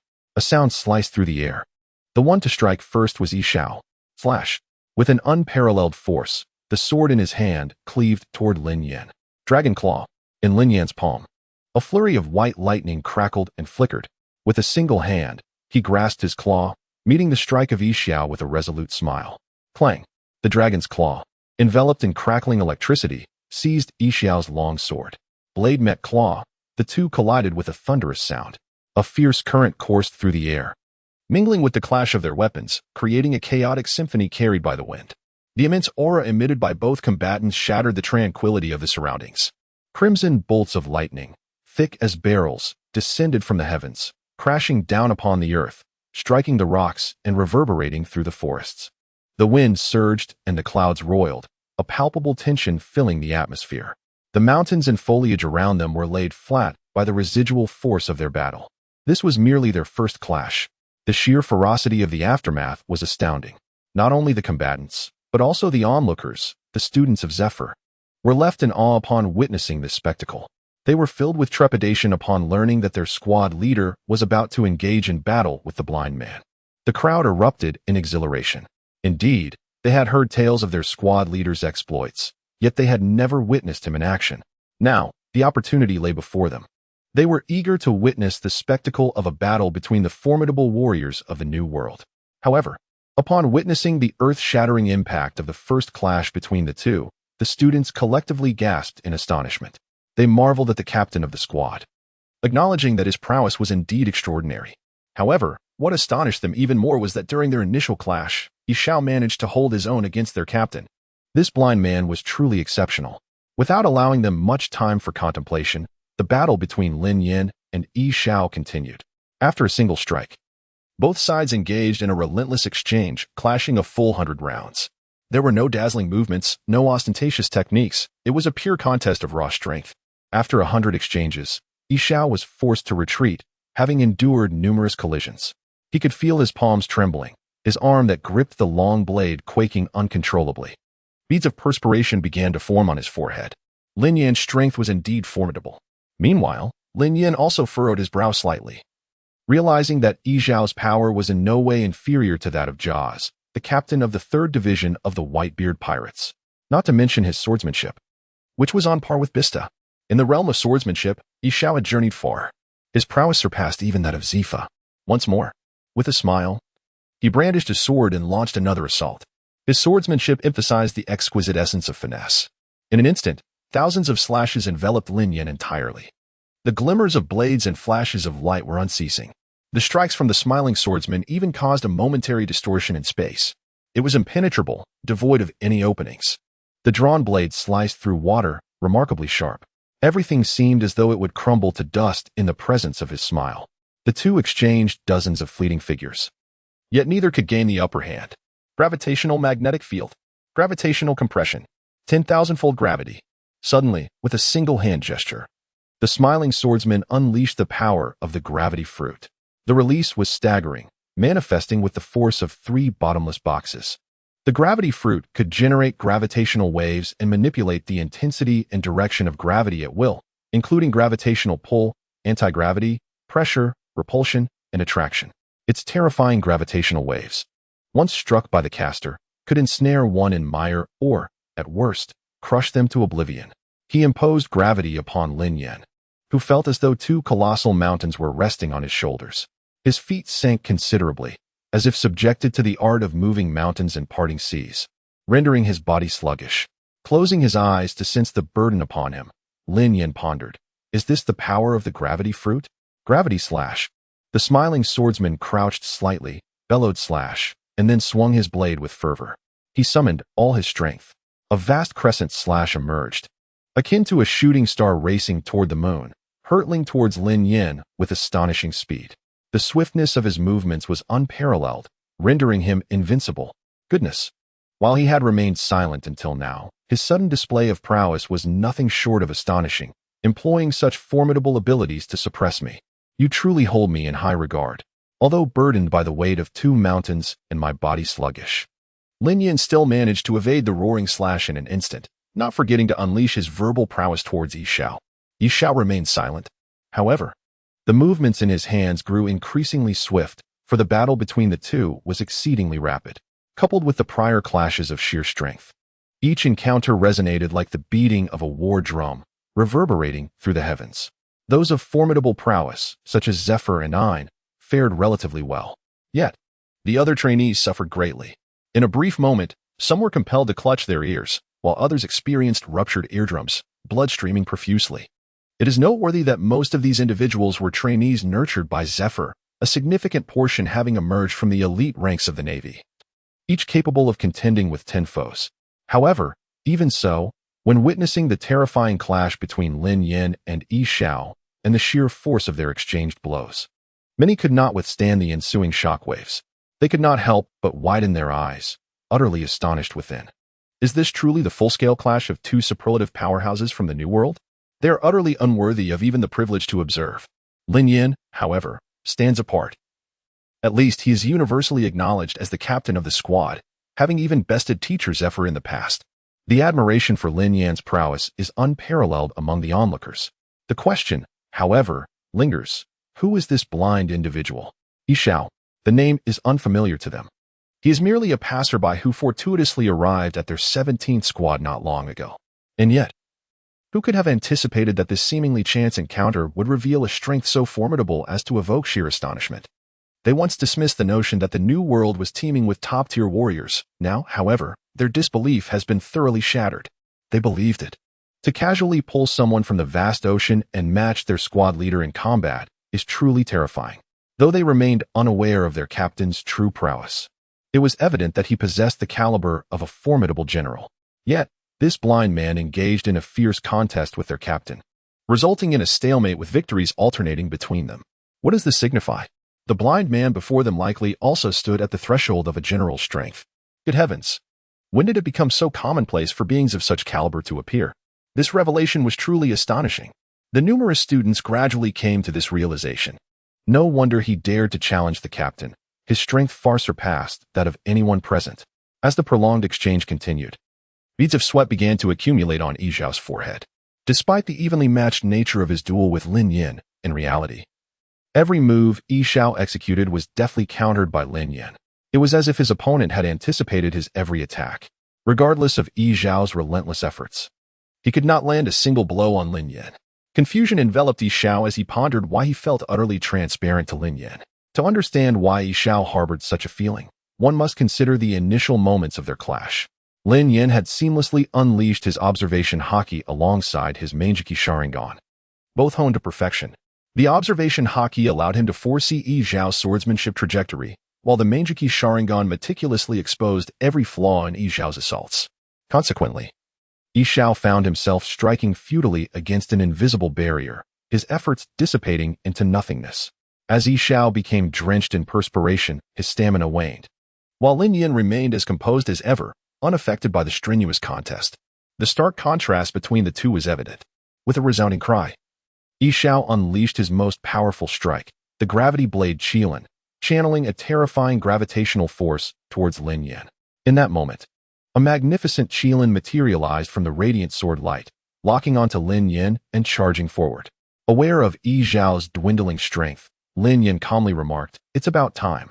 His hands were enveloped in thunder, unleashing the full force of the thunder fruit in that moment. The gravity fruit is renowned as one of the finest devil fruits in the Grand Line, yet the thunder fruit is equally formidable. 1 billion volts of the thunder god. If the grand move of the flame fruit is known as the Flame Emperor, and that of the dark fruit as the Dark Emperor, then the ultimate move of the thunder fruit is truly the thunder god. In an instant, an astounding 1 billion berries worth of voltage exploded forth like a violent eruption. The sky became shrouded in a murky haze, with rain cascading down in a gentle patter. Dark clouds loomed ominously, rolling in like a tempest. Gigantic bolts of lightning engulfed the heavens, sweeping down as if to obliterate all in their path. At this moment, under the tremendous roar of thunder, time seemed to stand still. The void was being annihilated, and space itself was fracturing. Every material substance ceased to exist in the midst of the raging thunder. The lightning had become blindingly brilliant to the point of invisibility. Such terrifying power crushed the residual waves released by the previous attack. What a fearsome force. The expression of One's smile changed dramatically as he sought to evade it. However, there was simply no time. Boom. In that fleeting moment, the entire island was consumed beneath Lin Yan's thunder god. Everything was submerged in electricity, mist enveloped the surroundings, and dust billowed forth, leaving the island charred and the ocean in turmoil. All was rendered non-existent. In the gaping crater, a weary One smile lay upon the ground. He comprehended his defeat, succumbing to the formidable Lin Yan before him amidst the clash of supreme powers. He was utterly no match for Lin Yan.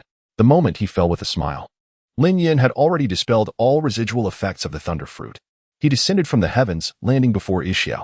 Are you all right? Listening to Lin Yan's words, Isou cast him a bitter glance, then sat up and remarked, "You held back. That terrifying lightning, had it truly struck me, would have been devastating. Unless one were an insulator, the consequences would be nothing short of incineration in an instant. 1,000,000,000 volts, what an immense power. If you hadn't held back, do you truly believe I would have perished at your hands?" Lin Yan chuckled, contemplating the absurdity of Isou's demise. He could hardly bear to part with it. With a hearty laugh, he collapsed onto the ground, gasping for breath. Accompanying his defeat, he consequently became a member of Lin Yan's 17th Division after Zephyr. From that moment on, the 17th Division welcomed its third general-level combatant into its ranks. Witnessing his downfall, the onlookers fell into a profound silence. Initially drawn to spectate, they were now rendered speechless. They truly could not fathom the extent of this blind man's prowess, which was astonishingly formidable. Who is his opponent? His adversary is none other than the captain of his own squad. To be defeated by the captain, yet still retain honor. In that moment, the gazes of the students shifted towards Isou, transforming into expressions of admiration and respect. Zephyr also regarded Isou with newfound seriousness. It is worth noting that prior to this, Zephyr believed that Isou's strength merely reached the level of a vice-admiral. However, when the outcome was revealed, Isou ascended to the pinnacle, and upon introspection, Zephyr realized that he might not even stand a chance against Isou. Zephyr himself was taken aback. Soon after, under Lin Yan's introduction, Isou and Zephyr were formally acquainted. Zephyr held Isou in high esteem, and Isou learned that the individual before him was none other than the former admiral of the Navy, Black Arm Zephyr. A tumultuous wave surged within him. At this moment, Isou spoke up. "Captain, your 17th Division has only recently been established. Are you not in need of crew members? Do you perhaps have any recommendations?" Lin Yan immediately discerned the subtle undertone of Isou's words. "Do you remember when I mentioned wanting to present you with a grand gift?" Isou smiled. "Of course I remember," Lin Yan replied, patiently awaiting Isou's elaboration. "Captain, as this is my first visit to your vessel, I do not come bearing a significant gift. However, since you are in need of crew, I happen to have a candidate in mind. If we could invite him aboard, it would undoubtedly be a remarkable boon for our 17th Division. His prowess even surpasses my own." Isou continued. "Stronger than you? How is that possible?" Lin Yan could hardly believe it. "Oh, Isou, do not belittle yourself so. It is already a stroke of fortune to have you. How could anyone possibly be stronger than you?" Zephyr, who stood nearby, also lifted his head slightly. Isou's strength was well acknowledged. He has witnessed it firsthand, and he can certainly be compared to the likes of Kazan, Akainu, and Kazara. Even though this individual possesses formidable strength, his humility is somewhat excessive. This is someone I encountered on the vast ocean in the past. At that time, we had a confrontation, and I am well aware of his capabilities. He is indeed my equal, a crew member worthy of an invitation. Recently, I have heard that he seems inclined to join the Navy. Captain, if you wish to extend an invitation, it would be prudent to act swiftly." Isou elucidated the identity of this person to Lin Yan before she learned that the match between Isou and him was truly evenly matched. He stood up abruptly. "One must understand, who is Isou? He is none other than a future admiral of the Navy. In terms of strength, he is by no means inferior to Akainu, Akiji, or any current admiral. Now, this individual is actually able to engage in a back-and-forth with Isou. Does this not imply that the other party is also a figure of admiral caliber? If one could recruit such a person." The ascent of the 17th Division to the pinnacle of success occurred effortlessly overnight. Lin Yan initially thought that Isou was merely being modest, not realizing he was entirely serious. "Who is this person you recommend?" Lin Yan inquired eagerly. "Green Bull." Although the name had yet to be officially revealed, it was temporarily designated as such. Isou, perceptive to Lin Yan's fervent desire for talent, understood that Green Bull had potential. It is he. The moment Isou declared that his strength was on par with his own, Lin Yan began to sense something. Having just welcomed the future naval admiral Isou and now gaining another formidable individual in Green Bull, how could Lin Yan not be shaken? How could she not feel elated? In Lin Yan's eyes, he has managed to intercept a future naval admiral, which is indeed an extraordinary stroke of fortune. However, consider the situation.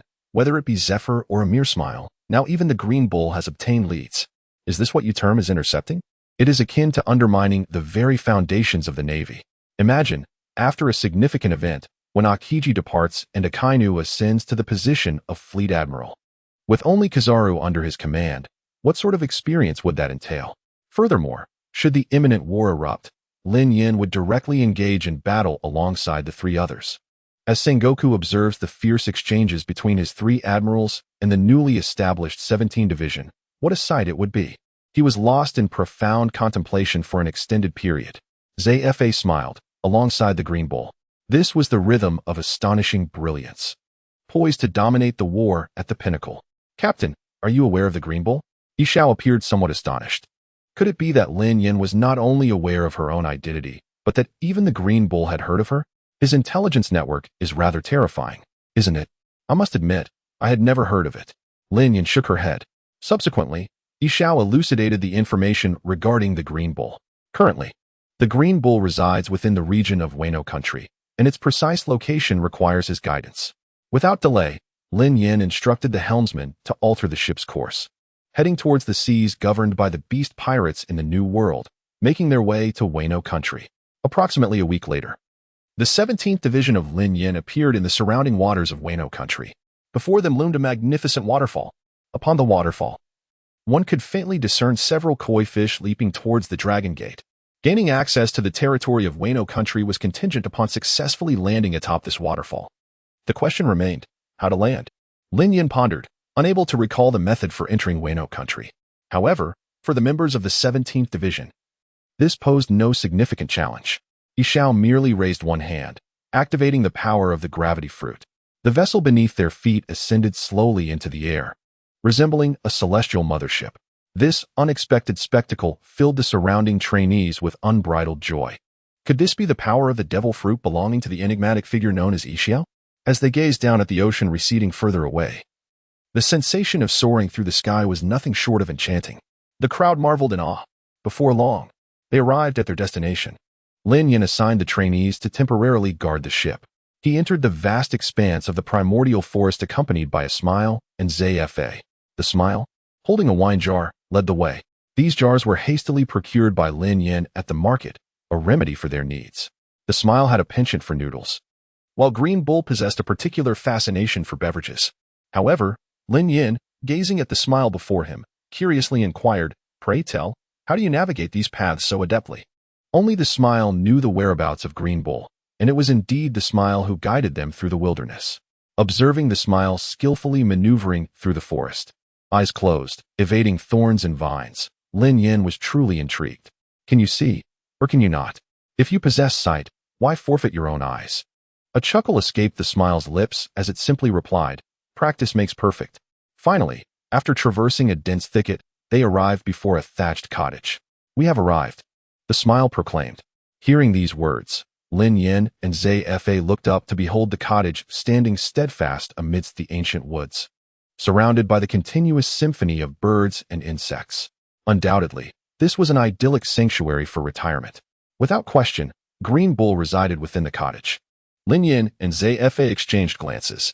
They approached the thatched cottage, and just as they drew near, a tremendous snoring erupted from within. The snoring was as thunderous as a bull, resonating loudly and piercingly. The strength of the sound suggested that the individual was no ordinary person. However, Lin Yan could not help but chuckle. How deeply must one be asleep to produce such a racket? Zephyr, on the other hand, was unfazed by it. The Green Bull had three passions: slumber, beautiful women, and fine wine. One could easily discern his fondness for these indulgences. "How shall we awaken him?" Lin Yan inquired, nodding. "It's quite simple," replied Isou as he set down the wine jug on the stone table and gently lifted the lid. In an instant, an intoxicating aroma wafted through the air, enveloping the entire vicinity of the thatched cottage.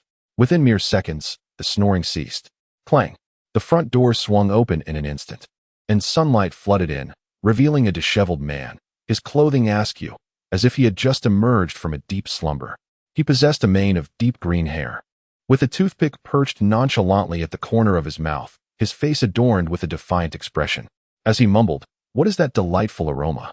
He had just awakened, his drowsy eyes still struggling to grasp the situation. Upon catching sight of Isou, the lingering haze of slumber dissipated entirely, leaving him fully alert. Isou? The moment he laid eyes on her, the green bull was overtaken with joy, hastening to her side with hurried steps. He grasped the collar of Isou's shirt and exclaimed, "You rascal! What brings you here today? Speak honestly, have you incurred debts outside? Are you here to hide from your creditors?" The notion of evading debt made Lin Yan's lips twitch, as she realized that the seemingly honest Isou had a hidden side to him. Zephyr cast a sidelong glance at Isou. He holds an exceedingly high regard for his smile.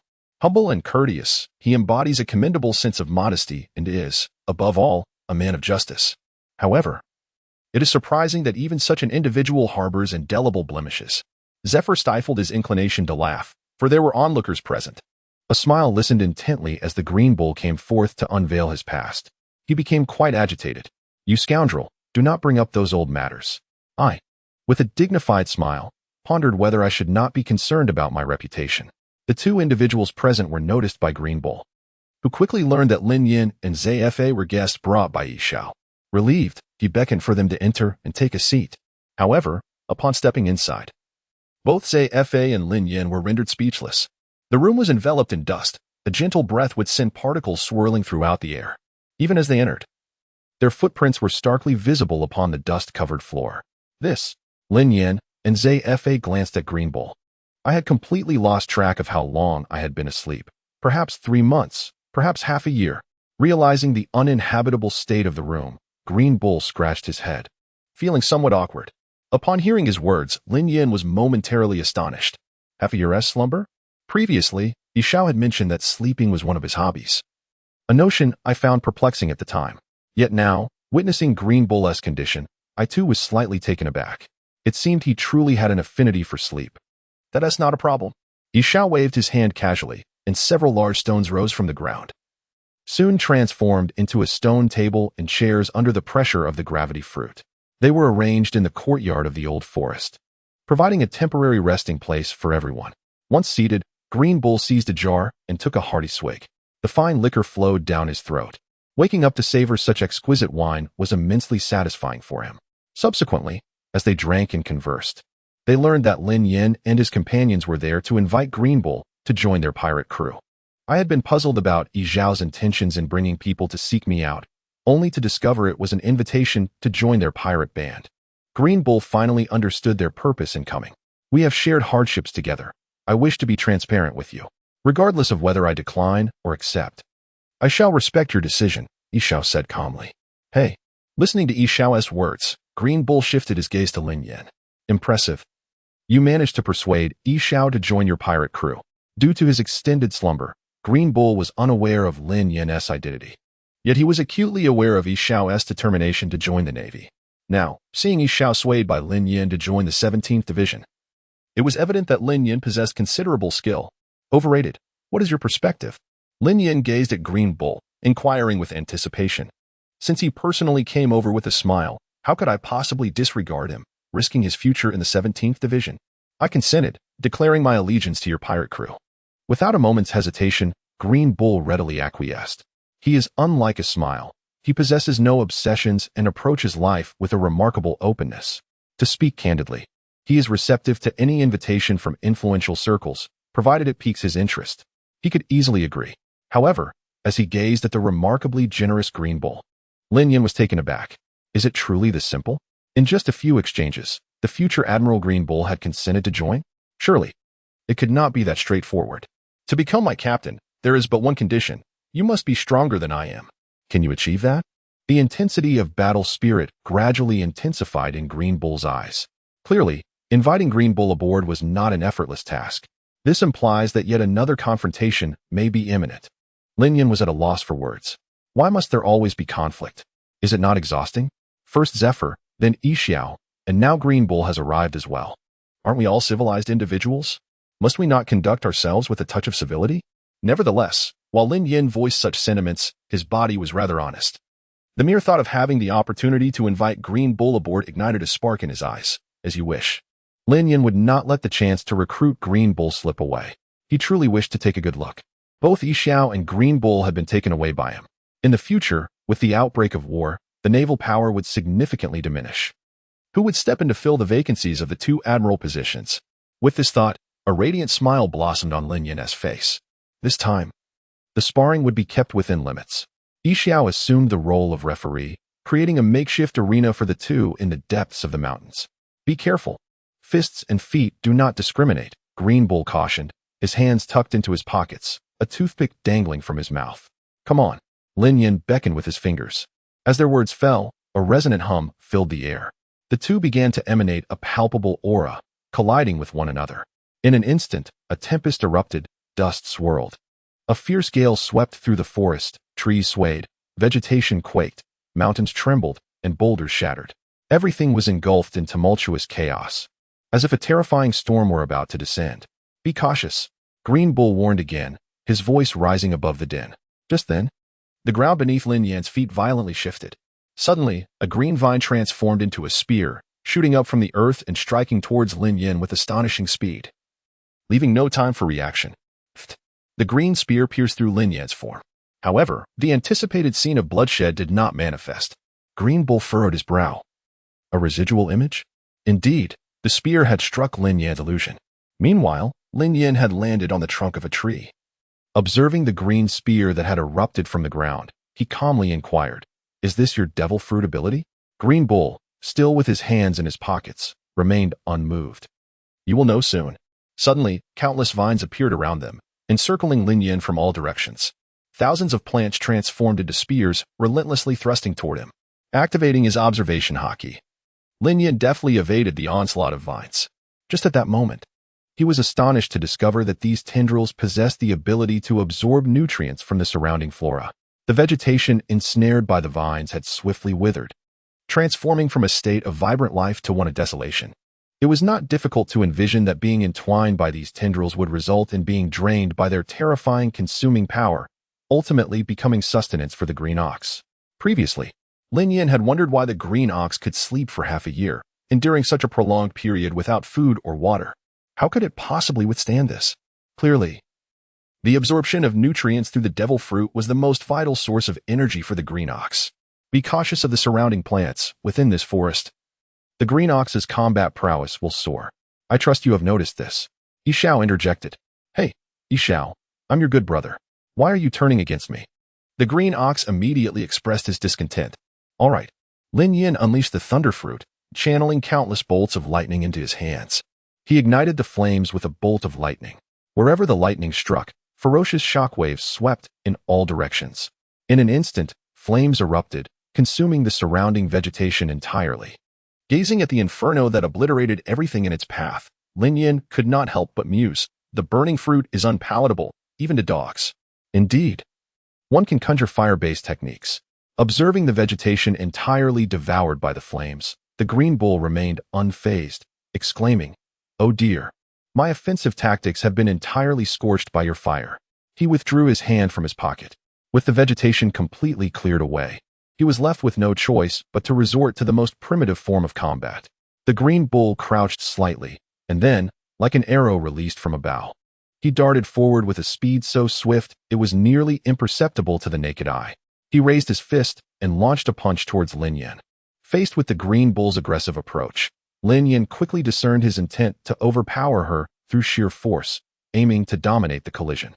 However, when it came to a clash of pure strength, whom does he fear? Lin Yan did not retreat. Instead, she met the challenge with a punch. Bang! The two fists collided, unleashing a fierce shockwave that radiated outward from their point of contact. The tumult continued, with hidden currents surging and colossal waves rising, shaking the very heavens. The aftershocks swept through, lifting the ground beneath them with a single blow. The mountain beneath their feet erupted violently, sending plumes of smoke and clouds of dust swirling into the air, while rocks flew skyward and wood splinters danced about. Isou raised a hand before him, dissipating the residual shockwaves. After neutralizing the aftershocks, Zephyr turned his gaze to Lin Yan and the Green Bull, who were locked in fierce combat, exclaiming, "The youth is indeed formidable." Bang, bang, bang. The two clashed again, exchanging over 20 punches. However, at that moment, the Green Bull was horrified to realize that Lin Yan's strength surpassed his own. In every raw display of power, he found himself at a disadvantage. Clearly, this was Lin Yan's forte, and he could not afford to engage in prolonged combat on this front. Thus, the Green Bull leaped back, gripping his hand with determination. Earth Spike. In an instant, the ground split open, and the roots of plants surged forth, forming spears that lunged toward Lin Yan. With a swift movement, Lin Yan narrowly evaded the attack. Until he burned away the vegetation? Confusion washed over him. How could there still be traps hidden beneath the earth? Though the visible plants had perished in flames, one must not forget that the unseen roots below held the essence of those plants. A gentle breeze rustled the Green Bull's flowing green hair. As the saying goes, a towering building rises from the ground to grow into a majestic tree. Some roots extend hundreds of meters downward. And did he truly believe that a mere fire would render him powerless? The Green Bull rose tall, arms outstretched, and suddenly slammed his hands down. In a manner reminiscent of a certain leaf ninja technique, swish, swish, swish. The plants that had been reduced to ash rapidly burgeoned back to life, transforming the previously charred forest into a lush, verdant scene once more. Seizing a vine, the Green Bull straightened it, transforming it into a spear, and thrust it sharply toward Lin Yan. A layer of armament haki enveloped Lin Yan's arm, allowing him to block the Green Bull's strike with his bare hands. Unexpectedly, the Green Bull's lips curled into a slight smirk. "You fell for it." Before Lin Yan could react, the vine that had just been a spear swiftly coiled around his arm with blinding speed. Even through the layer of armament haki, the vine began to siphon Lin Yan's strength. What? Lin Yan's face betrayed a rare expression of surprise as he witnessed the vine drawing nutrients even through his haki. This was an unprecedented experience for him. Was this the power of the Green Bull's devil fruit? Was armament haki truly ineffective against it? Indeed, after years of relentless training, even the formidable defense of armament haki cannot withstand the encroaching abilities of Green Bull. This is the essence of his advantage and one of the pivotal cards that may elevate him to the rank of admiral in the future. Once ensnared by my vines, escape becomes nearly impossible. The outcome is already determined, my friend. You have lost. Green Bull declared resolutely to Lin Yan. "I have lost," Lin Yan responded, his expression remaining as inscrutable as a still pond, betraying no hint of emotion. "After our recent contest, it is evident that your strength is indeed formidable, rivaling both myself and Isou in overall prowess. The reason for my defeat lies solely in my unfamiliarity with your abilities. It would be prudent to relent. Should this continue, I shall drain you completely." Green Bull paused momentarily, then composedly replied, "Of course, unless you possess a defense more formidable than armament haki, capable of forcibly breaking the restraints of my vines. However, in this vast ocean, it is unlikely one would encounter anything surpassing the resilience of armament haki." A defense surpassing armament haki? As Green Bull spoke, Lin Yan subtly raised his head. For others, this maneuver might indeed be insurmountable. Yet, when it comes to a defense even more potent than armament haki, Lin Yan precisely possesses it. In an instant, a crimson gleam flickered in his eyes. The kaleidoscope Sharingan has been activated. Lin Yan gazed at Green Bull before him and declared, "All along, I have hesitated to employ this technique, but Green Bull, you shall be the first." Hearing Lin Yan's words and witnessing his readiness to counterattack, Green Bull's devil fruit is specifically designed to target users of armament haki. Now bound by his own fruit's abilities, he still dares to resist. Green Bull shook his head. "No matter your efforts, they shall ultimately be in vain. Since you wish to engage in this contest, I shall oblige you." With a step forward, Green Bull spread his palm, amplifying the plant's adhesive capabilities. Observing this scene, even Isou and Zephyr could not help but sigh deeply. He understood. Lin Yan was destined to lose. At times, an uninterrupted streak of victories could lead one to lose sight of oneself. Occasional setbacks render life more fulfilling. This first defeat, let it be bestowed upon him by Green Bull. Just as Green Bull, Isou, and Zephyr believed Lin Yan's defeat was inevitable, suddenly, boom, a powerful aura erupted at the scene. Immediately, a beam of blue light emanated from Lin Yan, radiating outward. The ground trembled incessantly, and the air crackled with thunder. Within the gaze of Green Bull, Isou, and Zephyr, Lin Yan clapped his hands, and from his body, a multitude of azure-blue skeletal structures surged forth, enveloping him entirely. An overwhelming force surged forth, sweeping away all dust and debris around him. Even the vines that bound Lin Yan, crafted by Green Bull, were instantaneously shattered. What? As the vine snapped, Green Bull coughed up blood. Why were his vines so resilient? They were intrinsically linked to his body, the moment they broke. It felt akin to having an arm violently torn away. Green Bull was left severely injured. In the distance, Lin Yan stood resolutely in place. He lifted his gaze towards the layer of skeletal armor enveloping him. This is the Susanoo, in its initial form. In fact, this is not Lin Yan's first time wielding the Susanoo. Long ago, when he first acquired the kaleidoscopic Sharingan, he attempted to activate Susanoo. However, Lin Yan underestimated the terrifying consumption capacity of Susanoo, and in less than a brief moment, he found himself at a disadvantage. He felt as though every ounce of strength within him had been utterly siphoned away. Even his eyes were adversely affected. Susanoo. The toll was indeed monumental. Lin Yan came to the realization that prior to achieving the eternal kaleidoscope Sharingan, the usage of Susanoo had to remain within a manageable limit. Once exceeded, the fate that awaited those of the Uchiha clan was all too evident.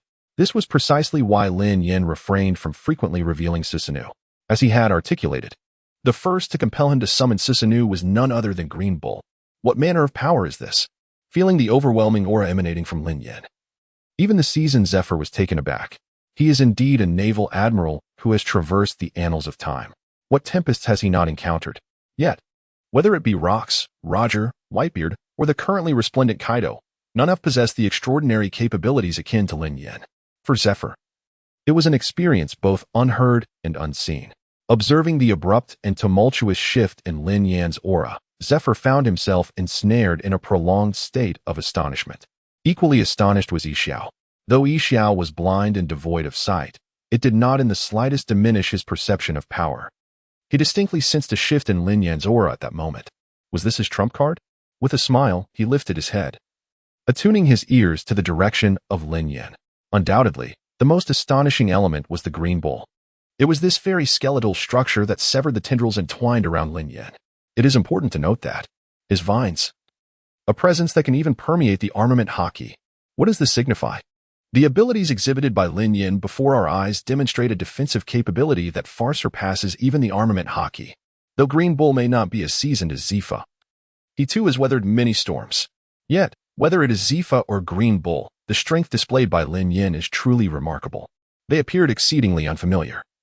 So much so that it left one at a loss for how to proceed. Lin Yan sprang into action, wielding his Susanoo as he advanced towards the verdant bull before him. The bull, already wounded, stood no chance against the might of Lin Yan's Susanoo. In an instant, he was violently hurled away, crashing through mountains, causing all flora to lean in submission. The Green Bull, despite his resolve to resist, found it nearly impossible to contend with such overwhelming might. Even an admiral of the Navy would struggle against it. Yet, the Green Bull was not one to concede defeat easily. Gritting his teeth against his injuries, he clashed head-on with Lin Yan's Susanoo. This day was fated to mark the end of the archipelago, as the confrontation between Lin Yan and the Green Bull unleashed fierce hurricanes, violent earthquakes, and shattered peaks, even leading many islands to sink beneath the waves. A chasm appeared before all, descending into the depths of the ocean. At last, the battle concluded, and the outcome was revealed. The Green Bull could no longer withstand the strain, collapsing heavily to the ground, utterly defeated. Lin Yan had previously stated that both sides should hold back. After the Green Bull fell, Lin Yan too withdrew his Susanoo. He was feeling somewhat unwell, beads of sweat dotting his forehead. The consumption of Susanoo was indeed quite terrifying. Ha ha ha. Witnessing his own defeat, although Green Bull appeared pale and exceedingly weak, a smile inadvertently spread across his face, and he even burst into hearty laughter. It had been so many years since he had engaged in such a liberating battle, and to be defeated so openly by another. This profound delight, both physically and mentally, was an experience Green Bull had not savored in a long time. I truly did not anticipate such a result. Lin Yan, I acknowledge your prowess. Following this contest, Green Bull seamlessly joined Lin Yan's 17th Division. Thus, the future of the Navy saw two potential admirals falling into Lin Yan's hands. Now, it remains to be seen how the Navy will allocate the two impending vacancies for admirals. Unbeknownst to him, the smile on Lin Yan's face grew ever more radiant. Should two fortunate individuals successfully ascend to the position of the next admirals, Lin Yan would say, "No need for thanks, this is all you deserve." Before their return, only Lin Yan, Zephyr, and Isou had been present, but on their journey back, their team has welcomed a new member. Indeed, it is the Green Bull, the port of the archipelago. The members of the 17th Division have been waiting here for quite some time. As they gaze upon the newly joined Green Bull, the numerous trainees look on with bright eyes, as if beholding an intriguing curiosity, observing the Green Bull before them. This individual is. Did their team captain exert great effort to invite the person aboard? He appeared quite robust and imposing. Lin Yan addressed the crowd, saying, "Set sail." The sails unfurled, catching the sea breeze. The crew began their journey towards the Whitebeard Pirates. Lin Yan perched upon the mast, his gaze fixated upon the more than 200 individuals below. He was filled with myriad emotions. Let us not forget that when Lin Yan departed from the Whitebeard Pirates, he merely sought to test his fortune upon the vast sea. He truly did not anticipate this. In just a few short days, such a formidable division has been established. Aside from himself, the mere thought of 3 individuals of admiral caliber within the division sends a thrill through Lin Yan. Previously, he was engulfed in anxiety and concern over the impending war at the summit. However, now that so many have solidified their positions, who should be anxious? Who should be concerned? It seems the Navy ought to be the one feeling the pressure. Just considering that a mere member of the 17th Division could rival the entire High Command is exhilarating. Not to mention the other divisions and the strongest man in the world, Whitebeard. Should they wish to ignite the war at the summit? Let them come. The pressure now resides with the Navy. Zephyr, alongside Green Bull, joined in camaraderie. In this joyous atmosphere, as they sailed back, Lin Yan began to hum a whimsical tune. Reclining against the mast, he lazily basked in the sun. When one's spirits are high, everything flows smoothly. "Hey, you must be Green Bull. How about we have a little spar?" Feeling somewhat bored during the voyage, some of the trainees suddenly expressed a desire to test Green Bull's strength. Although Isou was blind, his prowess was well known to all, and he was considered on par with their division leader.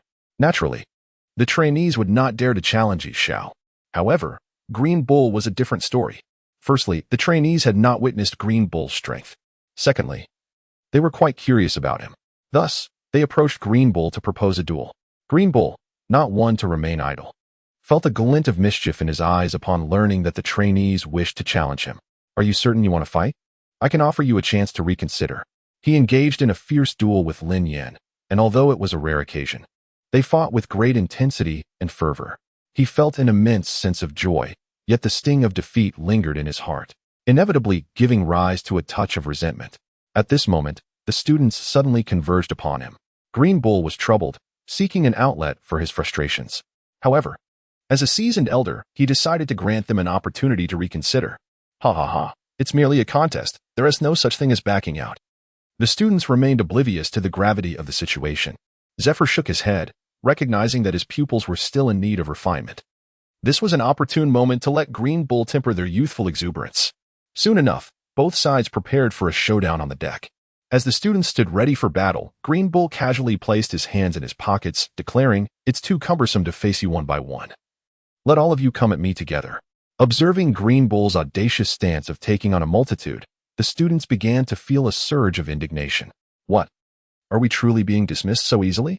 They charged forth with fervent passion, only to collide with Green Bull's formidable weaponry.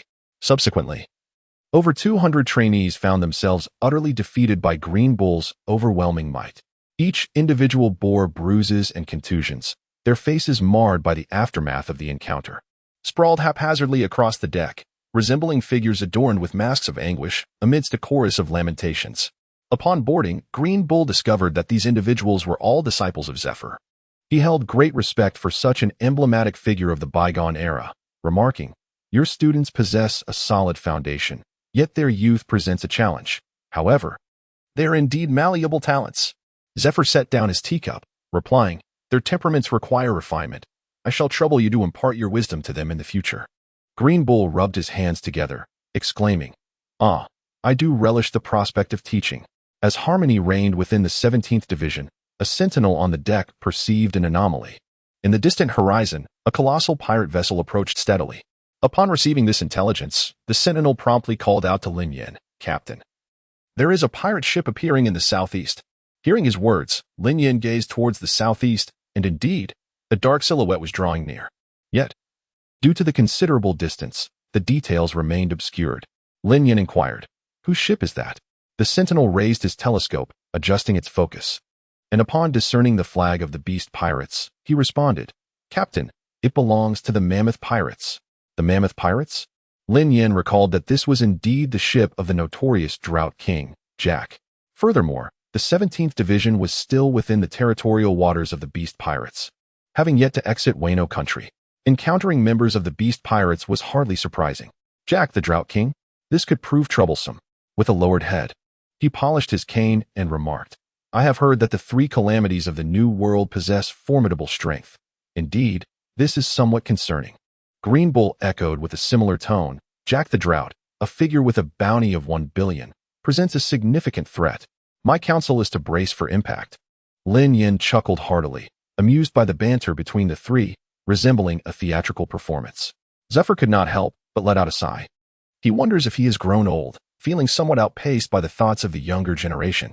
Among the four of them, anyone could easily overpower Drought Jack. As the conversation progressed, they inadvertently elevated a Calamity Jack to the status of the Yonko Kaido. With their current configuration, even if Kaido were to arrive, he would be compelled to bow down. Now let us speak of the Mammoth Pirates. Initially, they too had noticed the fleet that emerged within their line of sight. Ordinarily, Jack would have been indifferent to vessels within their own waters. However, upon spotting the flag of the Whitebeard Pirates billowing from one of the ships, his eyes widened in astonishment. Why would the fleet of the Whitebeard Pirates appear in the territory of the Beast Pirates? Something was amiss. Without hesitation, Jack raised his veined hand, pointing towards Lin Yan's fleet. "Bring the ship closer." As the Mammoth Pirates advanced, ominous dark clouds loomed in the distance, accompanied by thunderous roars and flashes of lightning that split the heavens, reminiscent of signs heralding an impending apocalypse. This was the signature effect that Jack, known as the Drought, brought with him. As the Mammoth Pirates forged ahead, the dark clouds trailed ominously behind them, instilling an immense sense of pressure. Standing on the deck, Lin Yan gazed at the encroaching tempest. He could not help but exclaim, "It is said that the drought disaster has placed a bounty of 1 billion on Jack, with 900 million promised for ivory. Yet, in his view, the ivory is merely worth 100 million, while the remaining 900 million must be invested in this extraordinary effect."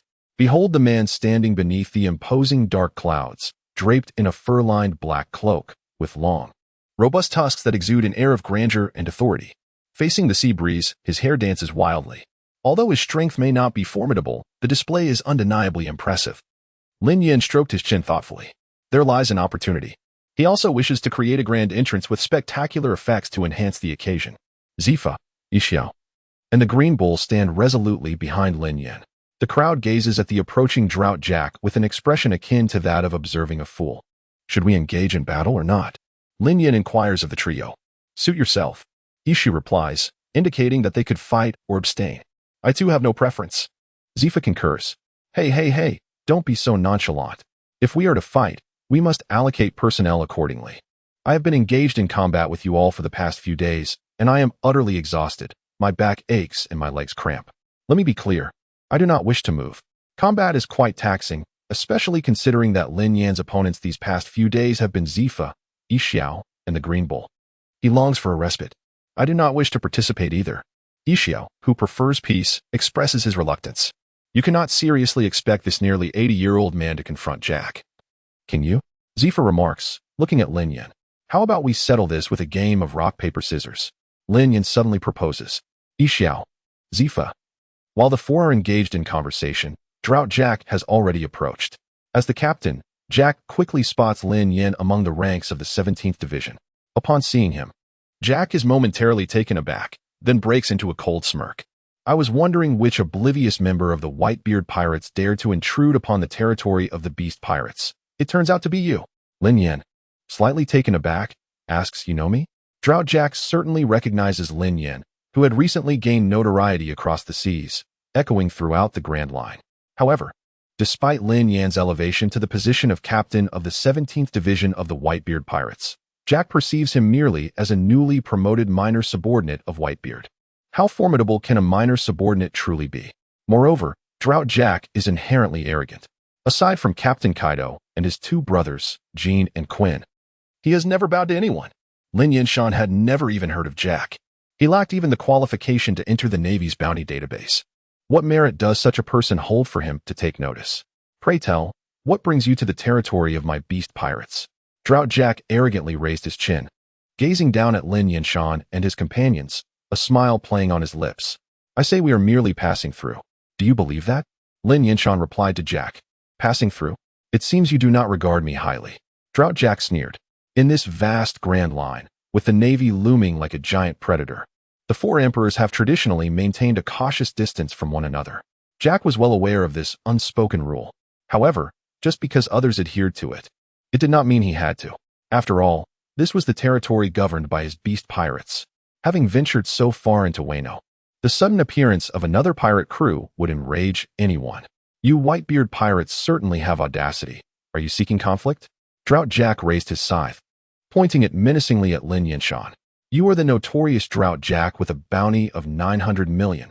How could I dare to engage in battle with you? Lin Yan chuckled, casting a sidelong glance at Drought Jack. 900 million? Jack paused, perplexed. However, seeing Lin Yan's ambiguous smile, he surmised it was nothing flattering. You won't shed tears until you see the coffin. Very well, you have provoked me. Drought Jack's expression darkened, recalling that his bounty of 1 billion had stagnated for many years. Today seemed like a perfect opportunity to step on this new captain of the Whitebeard Pirates, who was blissfully unaware of the dangers that lay ahead. Die, Drought Jack declared coldly. In truth, Lin Yan had no intention of confronting Drought Jack. After enduring so many days, others have become numb to the situation, adhering to the philosophy that it is better to avoid unnecessary troubles. They had already resolved to leave the kingdom of He. Little did they anticipate the sudden emergence of Drought Jack, who stubbornly insisted on preventing their departure. Alas, it seems that only force can resolve this predicament. Lin Yan sighed. Leave it to me. Green Bull, standing behind Lin Yan, stepped forward. Having been defeated by Lin Yan, he was quite displeased. Although over 200 students had just endured a brutal beating, it ultimately came down to, from this moment forth, they are all akin to family.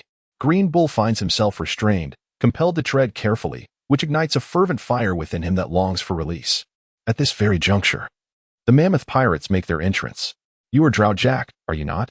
One of the 3 disasters of the Beast Pirates, with a bounty of 1 billion, I believe. It is said that you are the elite of the beasts. Well, I am here to face that elite. Green Bull raised his hand, pointing directly at Drought Jack of the Mammoth Pirates. Go for it, Green Bull. Lin Yan cheered from behind. Zephyr and Isou looked on with keen interest at the impending clash. However, Drought Jack furrowed his brow in response. He glared with fierce eyes and reproached Lin Yan, saying, What do you mean by this, young man? Who is he? One of the 3 calamities of the Beast Pirates, a cadre of the crew. A being with a bounty of 1 billion set by the Navy. Now, he has specifically called out Lin Yan for a confrontation. And what is the outcome? Lin Yan unexpectedly sends forth an unknown individual. What does this imply? Do you harbor disdain for me, or perhaps you are simply overconfident? From where do you derive the audacity to be so utterly dismissive? If you wish to fight, then let us engage without further ado. Today, I am brimming with pent-up frustration, desperately seeking an outlet. Green Bull snorted coldly. Since you seem intent on courting death, allow me to escort you on your journey. Jack erupted in fury. Lin Yan may be arrogant, yet he is a division captain. What qualifications does a mere underling have to boast before him? The so-called rules between the 4 emperors? Let them be damned. Drought Jack stomped his foot on the deck. The deck of the Mammoth Pirates was shattered by his might. Suddenly, Drought Jack leaped forward, charging at Green Bull. With an icy demeanor, Green Bull retaliated. Their fists collided with a resounding impact. Boom. The sheer force emanating from their fists unleashed waves of energy, causing the sea to churn and dark currents to ripple incessantly, creating a cacophony that was deafening. Yet, in that very moment, Drought Jack's expression shifted dramatically. He stumbled upon an unexpected discovery, a discourse on power. He is unexpectedly no match for the Green Bull before him. What? Drought Jack gaped in disbelief at the Green Bull ahead. This fellow, where did he emerge from? His strength surpasses my own by a considerable margin. He is indeed Drought Jack. He is indeed one of the 3 calamities of the Beast Pirates. How is it that his own strength has become so insignificant? Green Bull pays no heed to how astonished Drought Jack may be. His fury simmered within his clenched fists, the force in his hands erupting once more. The power contained within was akin to a comet colliding with the Earth, an overwhelming blaze enveloping the entire scene. Just moments ago, the arrogant and domineering Jack the Drought found himself utterly obliterated by the explosive punch of Green Bull. The impact churned his stomach violently, as if his body were disintegrating. A metallic taste filled his mouth, and blood gushed forth. Jack the Drought was sent hurtling through the air, crashing into the Mammoth Pirates. The crew of the Mammoth Pirates erupted into chaos, debris flying and layers shattering. One by one, their members tumbled into the sea. In an instant, cries of anguish filled the air, the ocean echoing with their lamentations. With a resounding splash, Jack the Drought was thrust into the depths of the ocean by Green Bull's single blow.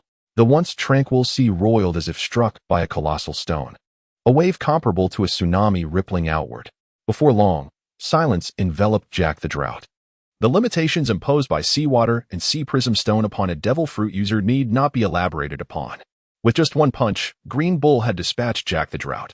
Observing this scene, Lin Yan, Zephyr, and others could not help but smile, for after all, they are individuals who have witnessed the prowess of the Green Bull.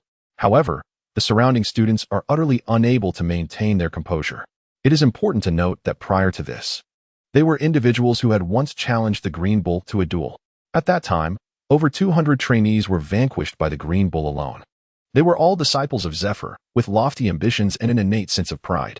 However, when they witnessed Green Bull deliver a single devastating punch that vanquished the drought-inducing Jack, they were utterly stunned, rendered speechless and motionless.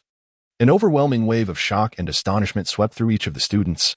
Green Bull had defeated a member of the Beast Pirates, the notorious Jack of Drought. The sudden turn of events left the crowd in a state of disbelief. Each individual gazed in wide-eyed astonishment, some even rubbing their eyes vigorously in disbelief at the scene unfolding before them. Jack of Drought, his strength, though not comparable to that of the Emperor's vice, still rendered him a formidable figure within the Beast Pirates. Otherwise, he would not have attracted a bounty exceeding 1 billion from the Navy. An unparalleled prowess, coupled with the presence of Kaido, the Beast, solidifies the Beast Pirate status as an indomitable force in the New World. Yet, despite this, the Drought Jack, who rarely encounters opponents in the New World, was vanquished by Green Bull with a single punch. Incredible. Is this truly the extent of Green Bull's power? Is this the individual personally sent by their division commander for recruitment? If you had taken an extended period to defeat the calamities of the Beast Pirates, we could have understood. However, you did not merely conquer them. You obliterated them in a single strike. My goodness, this is utterly astonishing. Is this really the caliber of the calamities of the 4 Emperor Pirates? I find myself somewhat disappointed. Green Bull landed on the deck of their ship, casually brushing off his hands, his expression devoid of any emotion, as if he had just bested an inconsequential adversary. What the hell? Such a tone, such power. Is this even human? The students, listening to Green Bull's words, felt a wave of discomfort wash over them. To defeat a calamity with a single punch and still find it unsatisfactory? If we possessed even half of your strength, we would have soared to the heavens, standing shoulder to shoulder with the sun. Suddenly, memories of their earlier challenge to Green Bull surfaced, and they realized the absurdity of their situation. Upon this realization, the students aboard the ship felt an overwhelming sense of despair. What manner of monster had they previously challenged? Still unconvinced? Unconvinced, indeed. One can never fathom the extent of performance an adversary might employ to feign an unremarkable facade. Following this tumultuous episode, the students gazed at the Green Bull with newfound admiration. In the blink of an eye, 5 days had elapsed. Lin Yan, accompanied by the 17-member squad he had assembled, returned to the waters of the Whitebeard Pirates, eager to meet the old rascal known as Whitebeard. Zephyr observed the approaching Whitebeard Pirates, and a profound expression suddenly graced his weathered visage. Old rascal? Lin Yan glanced at Zephyr, realizing the truth. Only those who had emerged from the bygone era could rightfully address him in such a manner. Even Akainu and Akiji appeared mere children in the presence of Whitebeard. Reflecting on his solitary departure from the Whitebeard crew, he marveled at how, in the blink of an eye, he had amassed a formidable following. It could be said he had returned triumphantly. At the port of the Whitebeard Pirates, Lin Yan suddenly spotted several familiar figures. Marco, Jozu, and Isou emerged at the dock. Upon seeing them, Lin Yan expressed his confusion. What brings you all here? Marco, Jozu, and Isou exchanged glances, their faces adorned with a myriad of expressions. Then, forming a triangular formation, They cornered Lin Yan, evoking a sense of intimidation. Lin Yan quirked his lips. Why are you all looking at me like that? After a prolonged silence, Marco inquired. Lin Yan, you've been away for only a few days, yet the stir you've caused is nothing short of extraordinary. Shouldn't you provide us with a proper account? A stir? What stir? Lin Yan struggled to comprehend the implications of their words. Oh, as the principal party involved. Do you truly remain unaware of the magnitude of your actions? Isou exclaimed in astonishment. Before long, amidst Lin Yan's myriad of bewildered expressions, he presented a newspaper before Lin Yan, prominently displaying the news of the complete annihilation of the mammoth pirate crew. The orchestrator of this devastation was none other than Lin Yan himself. Incredible! You have single-handedly obliterated the entire mammoth pirate crew, Joes exclaimed, wrapping his robust arm around Lin Yan's shoulder with a hearty laugh. Although our Whitebeard pirates and the Beast pirates adhere to an unspoken code, their calamities frequently antagonize us. Well done, Lin Yan, Isou added, positioning himself on one side of Lin Yan, effectively sandwiching him between them. Truly a formidable man. The eradication of the mammoth pirate crew can be said to have dealt a significant blow to the Beast pirates. How could they possibly be unhappy? All right, enough of clinging to me. Lin Yan pushed the two away. He felt somewhat perplexed. They merely annihilated the mammoth pirates with casual ease, which hardly qualifies as a significant event. However, the crux of the matter lies in the fact that, at that time, the only entities present in that maritime expanse were the 17th Division and the members of the mammoth pirates. In other words, there were no witnesses. This raises a perplexing question. If there were no observers, who disseminated the information? Under Lin Yan's probing inquiries, the truth emerged. Drought Jack was not dead. Dragging his battered body, he returned to Onigashima and reported this news to Kaido of the Beasts. Subsequently, due to Kaido's interrogation of Whitebeard, the news of the mammoth pirates' calamitous obliteration and the Wano incident spread throughout the world. Not dead? Lin Yan recalled Jack plunging into the sea. Could it be true? He had been battered to such a state by Green Bull and had fallen into the ocean, yet somehow survived? Upon hearing this news, Green Bull squinted his eyes, remarking that although Jack's strength was lacking, his vitality was extraordinarily resilient. The more vigorous the life force, the more he relished it. Next time he had the opportunity, he would drain it dry. Lin Yan remained silent. As a result of this incident, Kaido had already reached out to Whitebeard. The mammoth pirates represented a significantly vital faction within the Beast pirates, and the abrupt obliteration of such a team had undeniably dealt a considerable blow to Kaido, rendering him somewhat overwhelmed. He wishes to seek an explanation from Whitebeard. Has Kaido come to stir up trouble? Lin Yan inquired. Naturally, Kaido would not personally make an appearance. The four emperors seldom meet face to face, especially given the historically strained relations between the Whitebeard pirates and the Beast pirates. He opted to contact Whitebeard through a den mushi. Rest assured, Father completely disregarded him, even going so far as to praise your remarkable ability to create chaos. Furthermore, Father mentioned that if you were to return, he would like to have a thorough discussion regarding the events that transpired. Let us pay Father a visit. Marco said with a smile. The Beast pirates have lost a piece of their strength.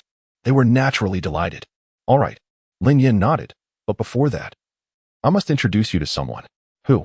The curiosity was palpable as Marco gazed at Lin Yan. Soon after, Zephyr approached from behind Lin Yan, the presence of the Admiral. Upon seeing Zephyr, Marco, Jozu, and Isou swiftly fell into a defensive stance. In their earlier days as mere pirates, they had often faced the oppressive might of these admirals, and such encounters had etched themselves into their muscle memory. They stood ready, their expressions grave. The three division commanders, upon laying eyes on Zephyr, became increasingly vigilant. The atmosphere was charged, teetering on the edge of confrontation. In stark contrast to the three commanders, Zephyr remained remarkably calm, devoid of any unnecessary movements, standing resolutely like a granite monolith. There's no need to be so tense, Lin Yan interjected, stepping forward to mediate between the two parties. At that moment, he also elucidated the reason. Zephyr has already become a member of his 17th Division. What? Previously, when encountering Zephyr on their own territory, the three division commanders merely felt a twinge of disbelief. However, upon hearing that Zephyr had indeed joined their Whitebeard pirates, Marco, Jozu, and Isou were utterly flabbergasted. As two formidable forces competing in the same era, one must ask, who among the Whitebeard pirates is unfamiliar with the name of the blackwrist Zephyr? He was a figure who had once caused their father considerable distress. Now, The idea that Blackwrist Zephyr had turned around to join the Whitebeard Pirates seemed utterly preposterous to the three. They initially thought Lin Yan was jesting. Nevertheless, the truth speaks for itself. They do not believe that Lin Yan would resort to such deceit. Admiral Zephyr, are you truly serious?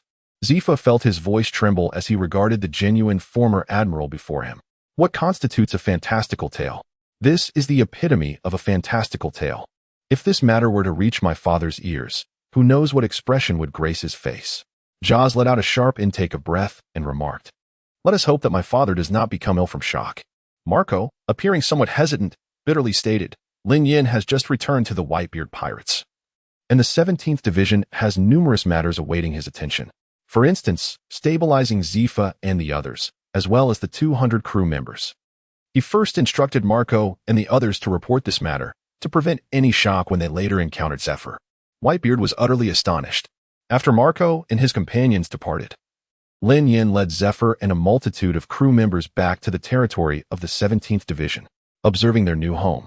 The crew members of the 17th Division were filled with joy, eagerly glancing around in wonder. Meanwhile, aboard the Moby Dick, Zephyr had arrived. Whitebeard abruptly rose from his seat, his face a canvas of shock and disbelief. Prior to their arrival, Marco and the others had prepared. "Old man, this is absolutely true.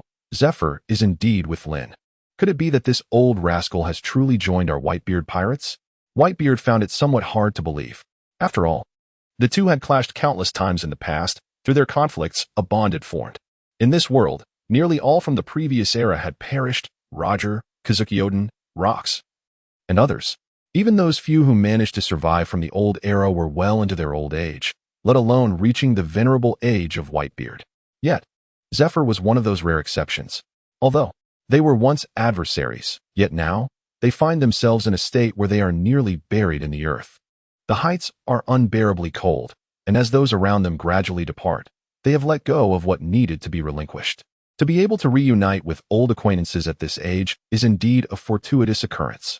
The old man with a white beard rose, removing all the intravenous strips from his body. "Father, what are you doing?" Marco inquired, bewildered by the old man's actions. "In such a state, how can one receive guests?" The corners of the old man's mouth curled into a smile, his eyes gleaming with vitality. Then, amidst the astonished gazes of Marco, Jaws, and others, he cast aside his current tasks and promptly headed towards Lin Yan's 17th Division. Upon mentioning Lin Yan, he noticed that the division had suddenly amassed a significant number of new members. Lin Yan was diligently registering each of them, completely engrossed in her work. With the increase in personnel came a surge in responsibilities. Clearly, Lin Yan could no longer afford to be a carefree bystander, indulging in leisurely fishing. It seemed evident that he needed to appoint a vice-captain. Lin Yan had already formulated plans regarding this vice-captain after an entire day's worth of handling affairs. He had finally completed the tasks at hand. However, when Lin Yan returned to the hall, he was taken aback. In the grand hall, a striking scene unfolded. Whitebeard and Zephyr clashed in a confrontation that was far from harmonious. Both sat upright, a stone table standing between them. To everyone's astonishment, the two were engaged in an arm wrestling contest. It is said that the Gura Gura no Mi has earned you the title of the strongest man in the world. Yet in my eyes, it is merely an exaggeration. Zephyr sneered at Whitebeard, saying, "Gulalala, despite your age, your bravado remains unyielding. I am keen to witness what you possess to challenge me in this battle of strength." Whitebeard glared back, his irritation palpable. He mocked Zephyr as they engaged in a playful exchange of taunts, each taking turns to jest at the other. Beneath their cheerful facade, however, the strength in their wrists was steadily escalating. With a resounding crack, the stone table beneath them collapsed, the force of their contest reverberating through the ground, which soon bore cracks from their fierce arm wrestling. It was a rare reunion for Whitebeard, filling him with immense joy. Meanwhile, Zephyr, having resolved his lingering sentiments regarding Edward Weevil, gradually regained his former composure. Upon learning that Whitebeard had come to challenge him personally, he accepted without hesitation. Beyond their arm wrestling, they explored numerous other methods of competition, each achieving victories and defeats in equal measure, with neither able to gain a definitive upper hand. Yet, it was precisely this stubborn desire for victory that began to emerge today. "They insist on determining a victor," exclaimed Whitebeard with grandiosity. "Is there any fear on my part?" Zephyr retorted immediately thereafter. "Hey, enough of this. Do you truly wish to demolish this place with your incessant rivalry?" Lin Yan remarked, exasperatedly addressing the two. At first, he believed that when the two old relics met, they would engage in a spirited exchange, followed by a cataclysmic battle. Just look at this stone table. Reduced to mere dust by their combined might. Indeed, it was a monumental clash. However, since further confrontation was not feasible, Whitebeard conceived another idea. Let us drink and determine who is superior through this contest. With your current state, you wish to drink? Are you courting death? Zephyr scoffed. Coincidentally, I do find my longevity rather bothersome. Whitebeard retorted. What, are you afraid? If so, you might as well concede.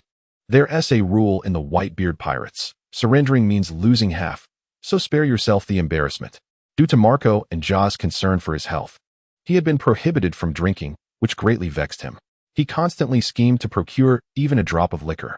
This time, in his eagerness to compete with Zephyr in drinking and to satisfy his own cravings, Whitebeard began to adopt a rather sarcastic tone. Don't think I'm oblivious to your intentions. What if I choose not to drink? Zephyr replied, seated comfortably in his chair. He crossed his legs, a smile gracing his lips as he deftly pinched the 7-inch mark of the white-bearded man. Want a drink? Dream on. The white-bearded man glared at Zephyr. His teeth clenched in frustration, thinking to himself, damn it, you wretched cur. Unable to indulge in alcohol, the white-bearded man's anger flared. The two men quickly reached the point of no return, exchanging barbs in a heated exchange. Instantly, the entire hall was filled with a cacophony of curses and insults. Isou, Green Bull, and Ein observed silently from the sidelines, refraining from interjecting.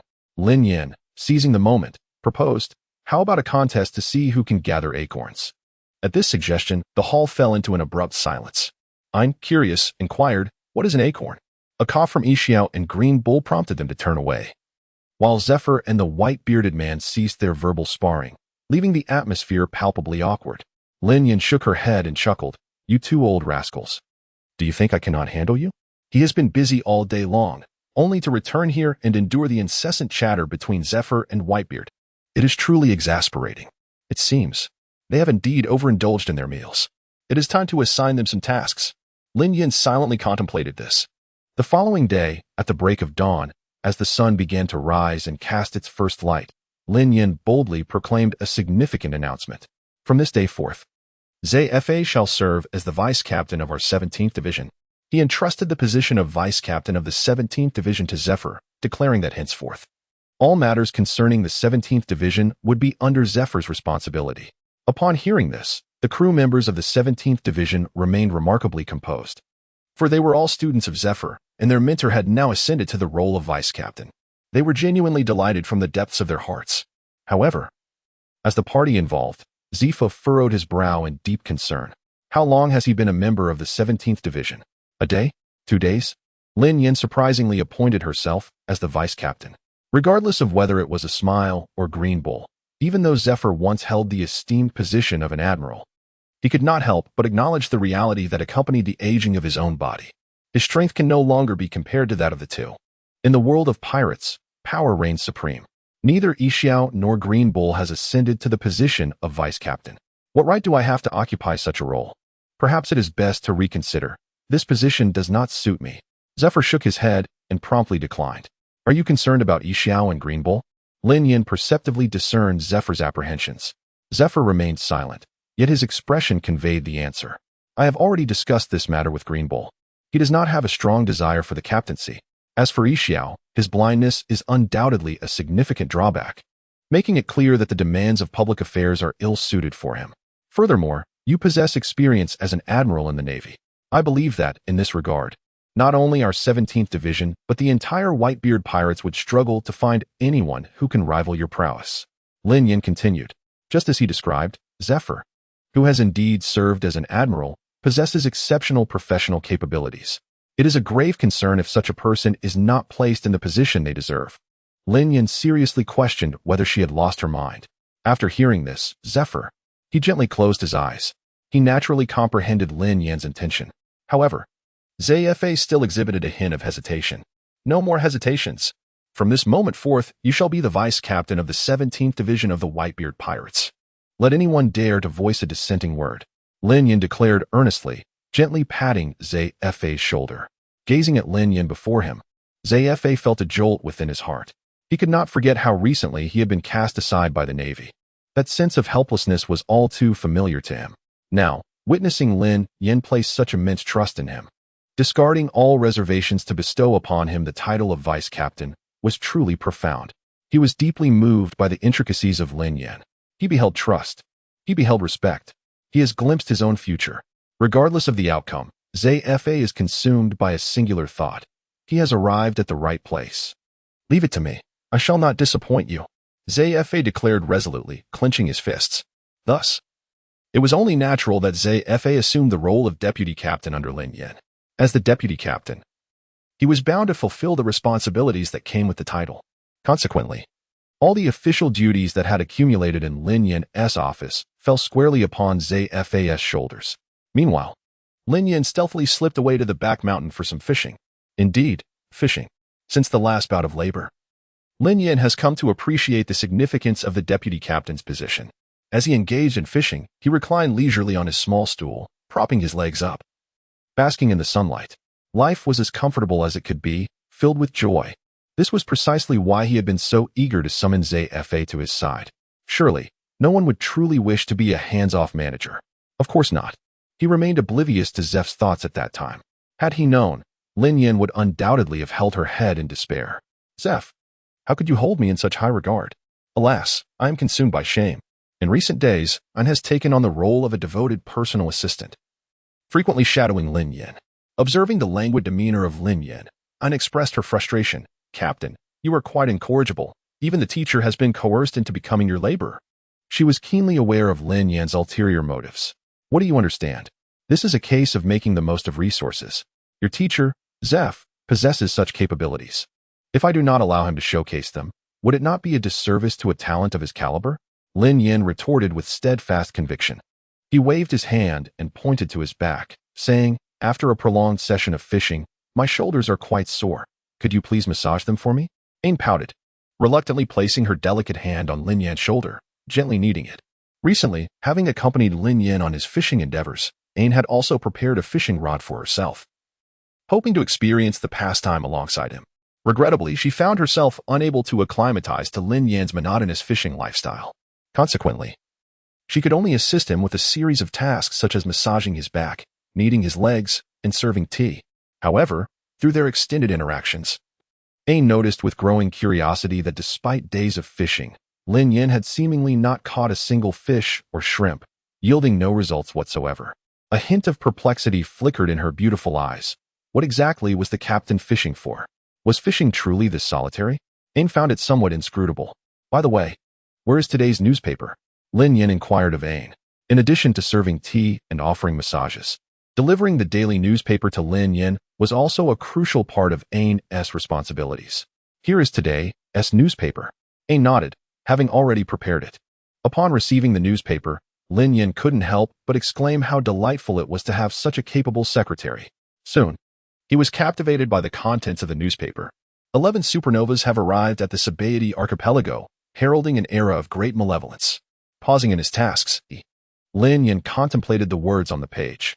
Have the 11 supernovas truly gathered? Speaking of these supernovas, Lin Yan recalled the iconic scene of one being struck down with every kick.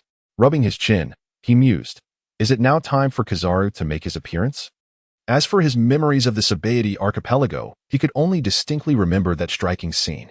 It seemed there was also a remarkable contest of swordsmanship between Rayleigh and Kizaru to follow. He pressed one hand against his forehead, feeling the weight of time travel weighing heavily on him. His mental capacity was beginning to falter. As for the recent Celestial Dragon incident, Lin Yan found himself rather indifferent. He thought to himself, let it unfold as it may. After all, it did not concern him. However, just as Lin Yan continued to languidly fish, a subordinate from the Whitebeard Pirates approached him in the hills behind. Captain 17, the old man wishes to see you. Upon hearing his subordinate's report, Lin Yan paused his activity. He seeks me? For what purpose? He inquired. The subordinate replied. The old man is calling for a meeting and requires the presence of all the division captains. Realizing the situation, Lin Yan put away his fishing gear and prepared to respond. He made his way towards the Moby Dick.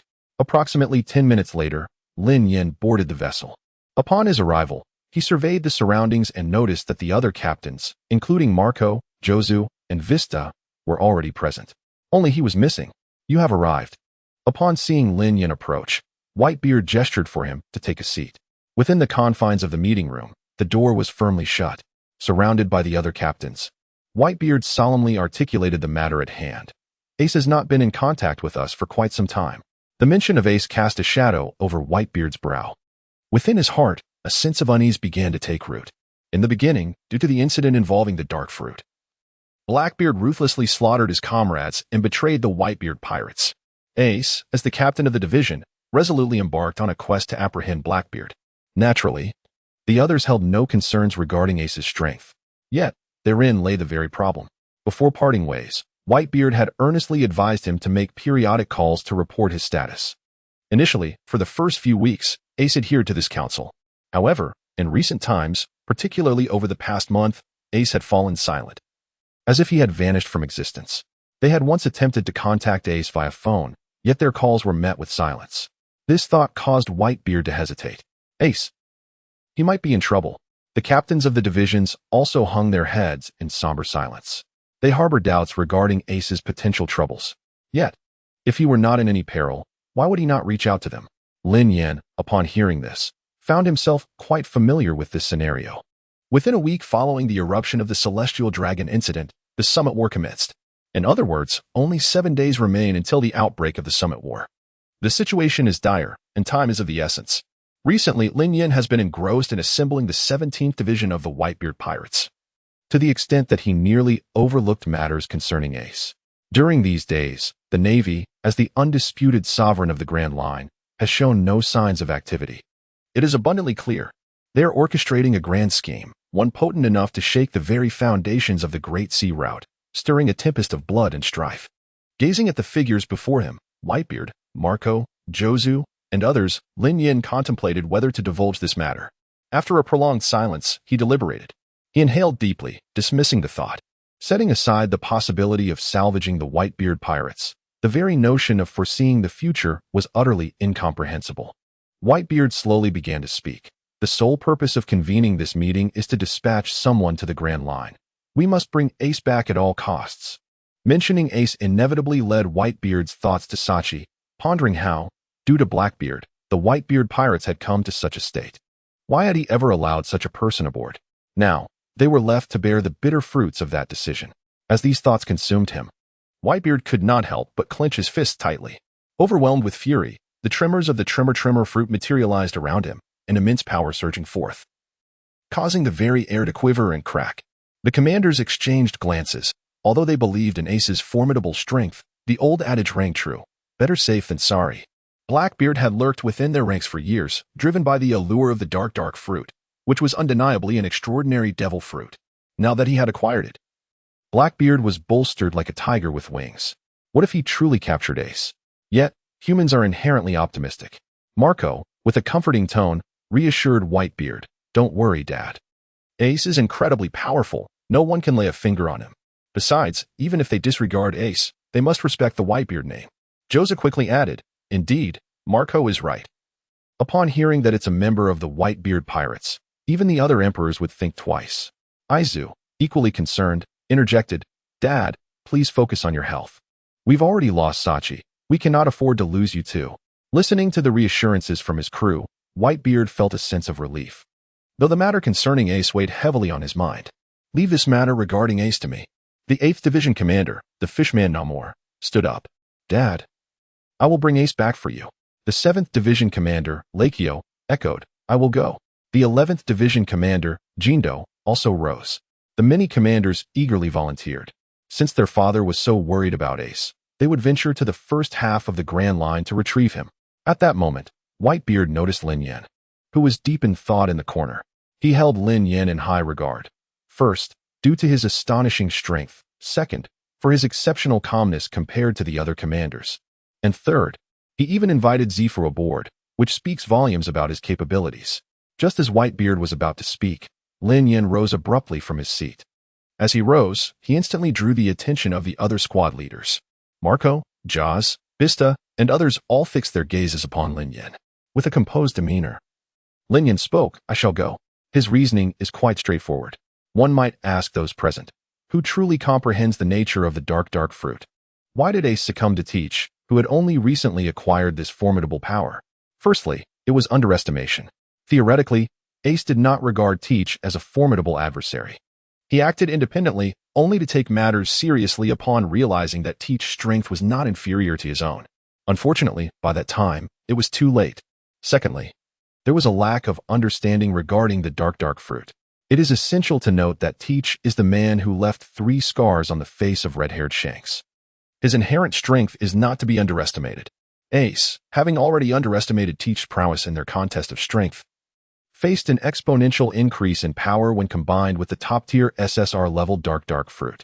Thus, Ace stood no chance against him, a conclusion that is entirely rational. These 2 factors ultimately led to Ace's tragic defeat.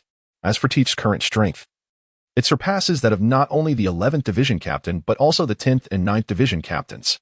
Even if one were to send Mangekyō and other Vice Admiral-level warriors against Blackbeard, the odds of victory would not exceed 50%.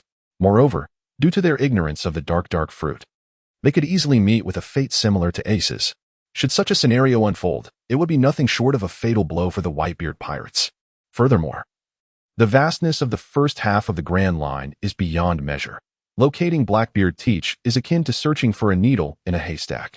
If they were to depart, who would take part in the summit were 7 days hence? Lin Yan, however, was distinct from them, possessing the thunder fruit. His speed was already unparalleled. Moreover, Lin Yan harbored a particular interest in the dark fruit. He was indeed eager to test the true extent of the dark fruit's capabilities.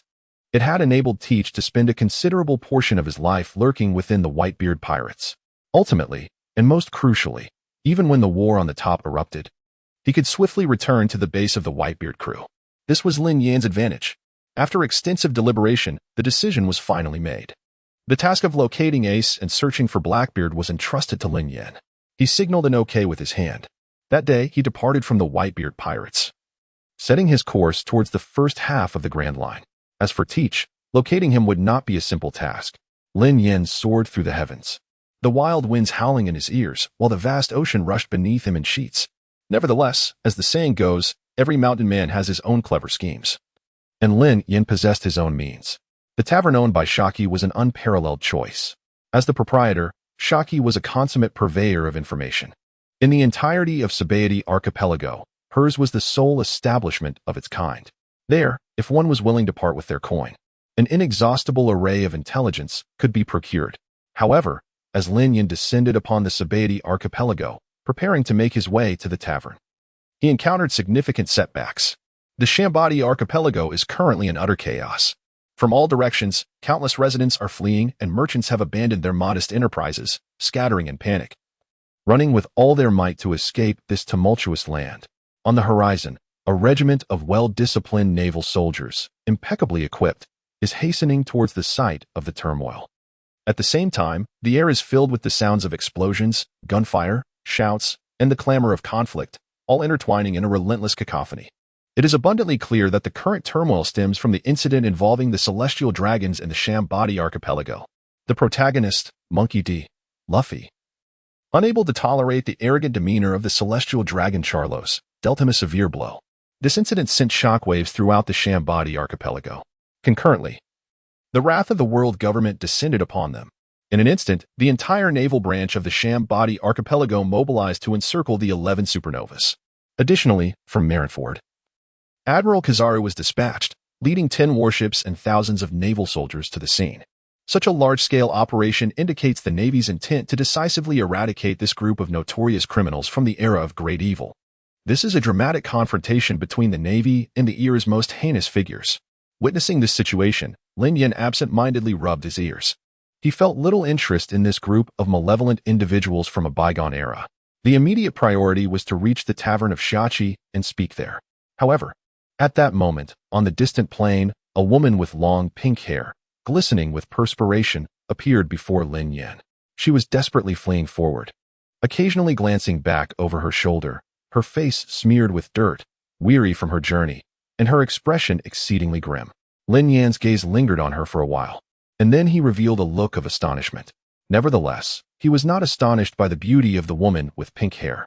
Rather, it was the sight behind her that captured his attention. 500 naval soldiers were in pursuit. Coincidentally, the direction in which this pink-haired woman was fleeing was towards Lin Yan. Hurry, Jolie Bonnie is running out of strength. Seize her. At the forefront of the soldiers stood a naval colonel, raising his sword and loudly declaring, "Indeed. The woman being pursued by the Navy is none other than one of the 11 supernovas with a bounty exceeding 100 million during this tumultuous era, the gluttonous woman. Jolie Bonnie. The Navy has placed a bounty of 140 million berries on her head. Go, capture her." As they beheld the nearly exhausted supernova, the chorus of 500 soldiers echoed like thunder.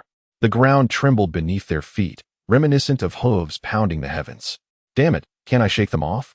Jolie Bonnie glanced back at the relentless naval soldiers, beads of sweat accumulating on her forehead. Under ordinary circumstances, evading 500 soldiers would have posed little challenge for her. However, the sheer number of the Navy was overwhelming. Furthermore, she had already eliminated several formidable naval officers, leaving her energy considerably depleted. The rate of consumption was outpacing her recovery. The Navy was simply too numerous. If this continued, she would surely exhaust herself and fall into their encirclement. What to do? What should she do? In a state of desperation, Bonnie frantically contemplated her escape. Just as she was fleeing, Lin Yan's figure suddenly appeared before her. The moment she laid eyes on him, a devious and reputation-damaging idea sprang to her mind. A flicker of hesitation crossed Bonnie's eyes, but she quickly dismissed it. At this critical juncture of life and death, what did reputation matter? "Brother, I have done what needed to be done. The rest is up to you," she shouted. As soon as the words left her lips, Bonnie brushed past Lin Yan. Though her heart ached, she felt compelled to resort to this desperate tactic. The Navy had always been protective of the common people. If they discovered that this man was merely an ordinary citizen, surely the soldiers would not trouble him, would they? Listening to Bonnie's words, the group of relentless naval soldiers furrowed their brows. Is there assistance? No wonder she fled in this direction. Surround him. Subsequently, the soldiers turned their heads, abandoning their pursuit of Bonnie. They encircled Lin Yan instead. Their expressions were menacing, brows tightly knitted, glaring fiercely at Lin Yan. The leading naval colonel, dragging a large sword, advanced step by step, pointing at Lin Yan and reproaching him. "You there, surrender at once." Observing a group of sailors blocking his way without uttering a word, Lin Yan cast a glance at them. Was he to be caught off guard? He stood there, having done nothing. One or two of them confronted him, demanding his surrender. Were they out of their minds? Lin Yan could only think of one word: absurd. The naval colonel fixed his gaze upon Lin Yan and inquired, "What is your relationship with that woman?" Lin Yan remained silent. The colonel pressed on. "What role do you play in her pirate crew?" Lin Yan still did not respond. Seeing this, the colonel furrowed his brow, his countenance growing increasingly displeased. Refusing to speak. "Are we? When you find yourself in prison, I hope you can maintain this bravado when faced with a plethora of tortures." Our colonel is inquiring. "Have you lost your tongue? How dare you show such contempt for the Navy? One truly must be tired of living." "Colonel, stop wasting your breath with him. Just seize him." As Lin Yan continued to disregard their colonel, the naval soldiers erupted in fury, their anger boiling over. They had long been eager to capture Lin Yan and claim credit for it. "Since you are so arrogant, then seize him." The colonel issued the order directly. At last, the impatient naval soldiers took action. They suddenly reached out towards Lin Yan to capture him. Yet, in that fleeting moment, Lin Yan spoke. "I offer you a chance. Leave this place." Upon hearing the words of the man before them, the surrounding soldiers truly halted in their tracks. In the next instant, a wave of derisive laughter spread among the soldiers. What nonsense was this fellow spouting? A chance for us? Surely, he must be mistaken. Do you believe yourself worthy? They regarded him with scorn, their faces adorned with mockery, as they laughed at Lin Yan's audacity. It was a classic case of not weeping until one sees the coffin. Even the naval colonel shook his head in disbelief. Just as the 500 soldiers wore triumphant smiles, eager to seize Lin Yan and drag him into the naval prison, a surge of electricity crackled around Lin Yan.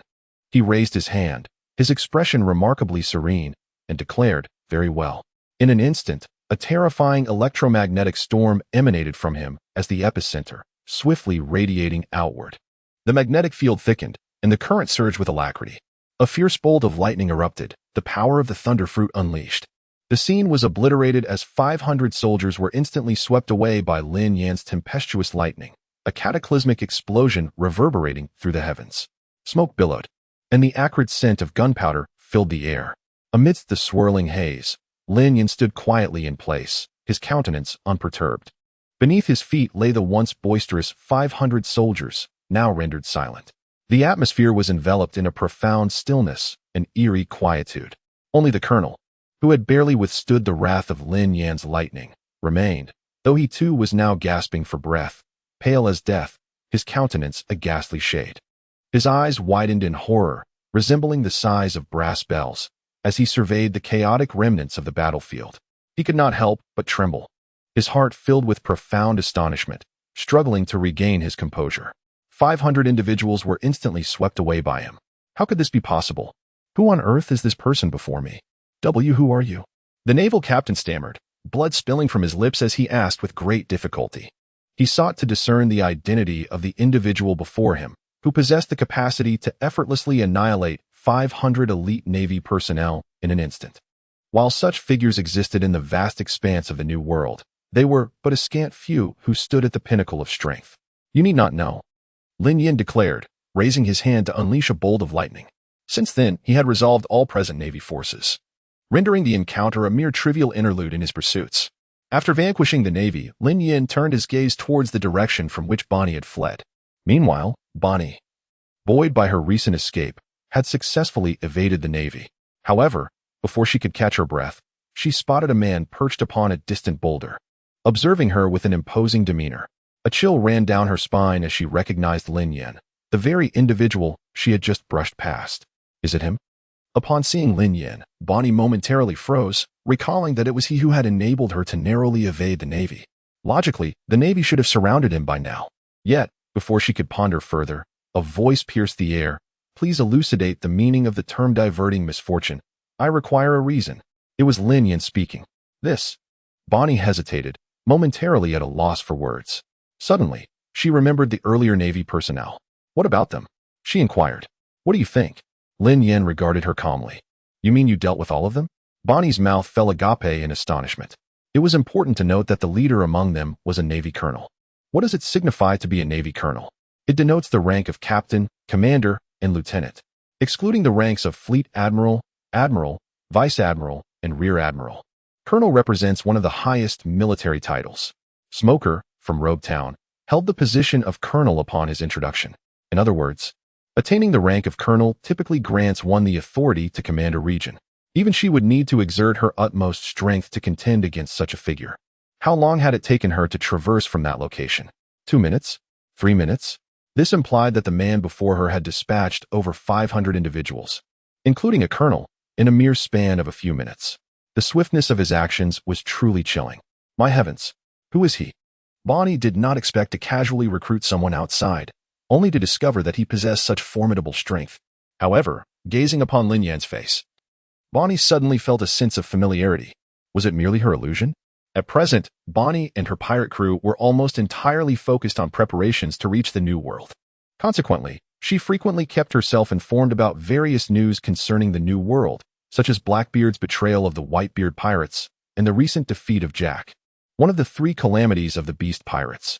Before long, Bonnie abruptly lifted her head, a realization dawning upon her. She remembered. The man before her, so familiar, was none other than the newly appointed captain of the 17th Division of the Whitebeard Pirates. It's you, Bonnie exclaimed, leaping up and pointing at Lin Yan. Revealing his identity, you are the division commander of the Whitebeard Pirates. She had wondered how this man could so swiftly eliminate so many Navy soldiers.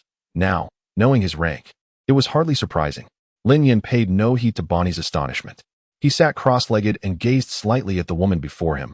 Bonnie, saying, All right, you may now answer my question. What does diverting the disaster eastward mean? This has been a long-standing issue. Lin Yan has always deceived others, but today, the tables have turned. After years of hunting wild geese, this time, a goose has pecked out his eyes. The woman before him has managed to ensnare him. How can one endure such a situation? If Bonnie had previously been unaware of Lin Yan's true identity, she might have attempted to argue her way out.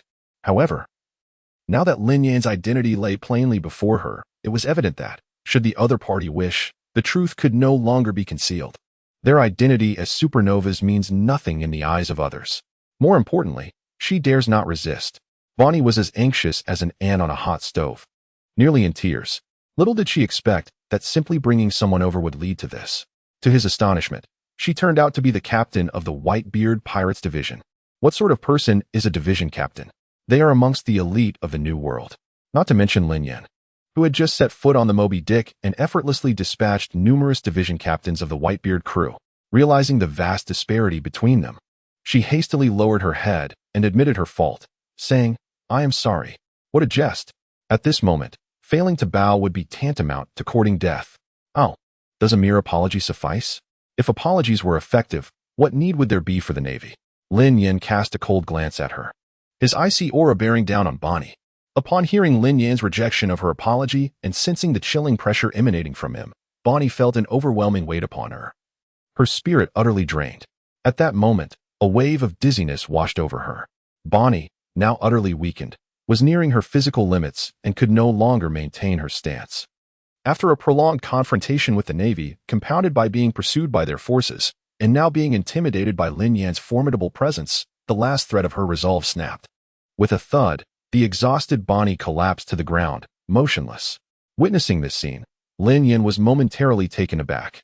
What was happening? Was she fainting? Let it be clear.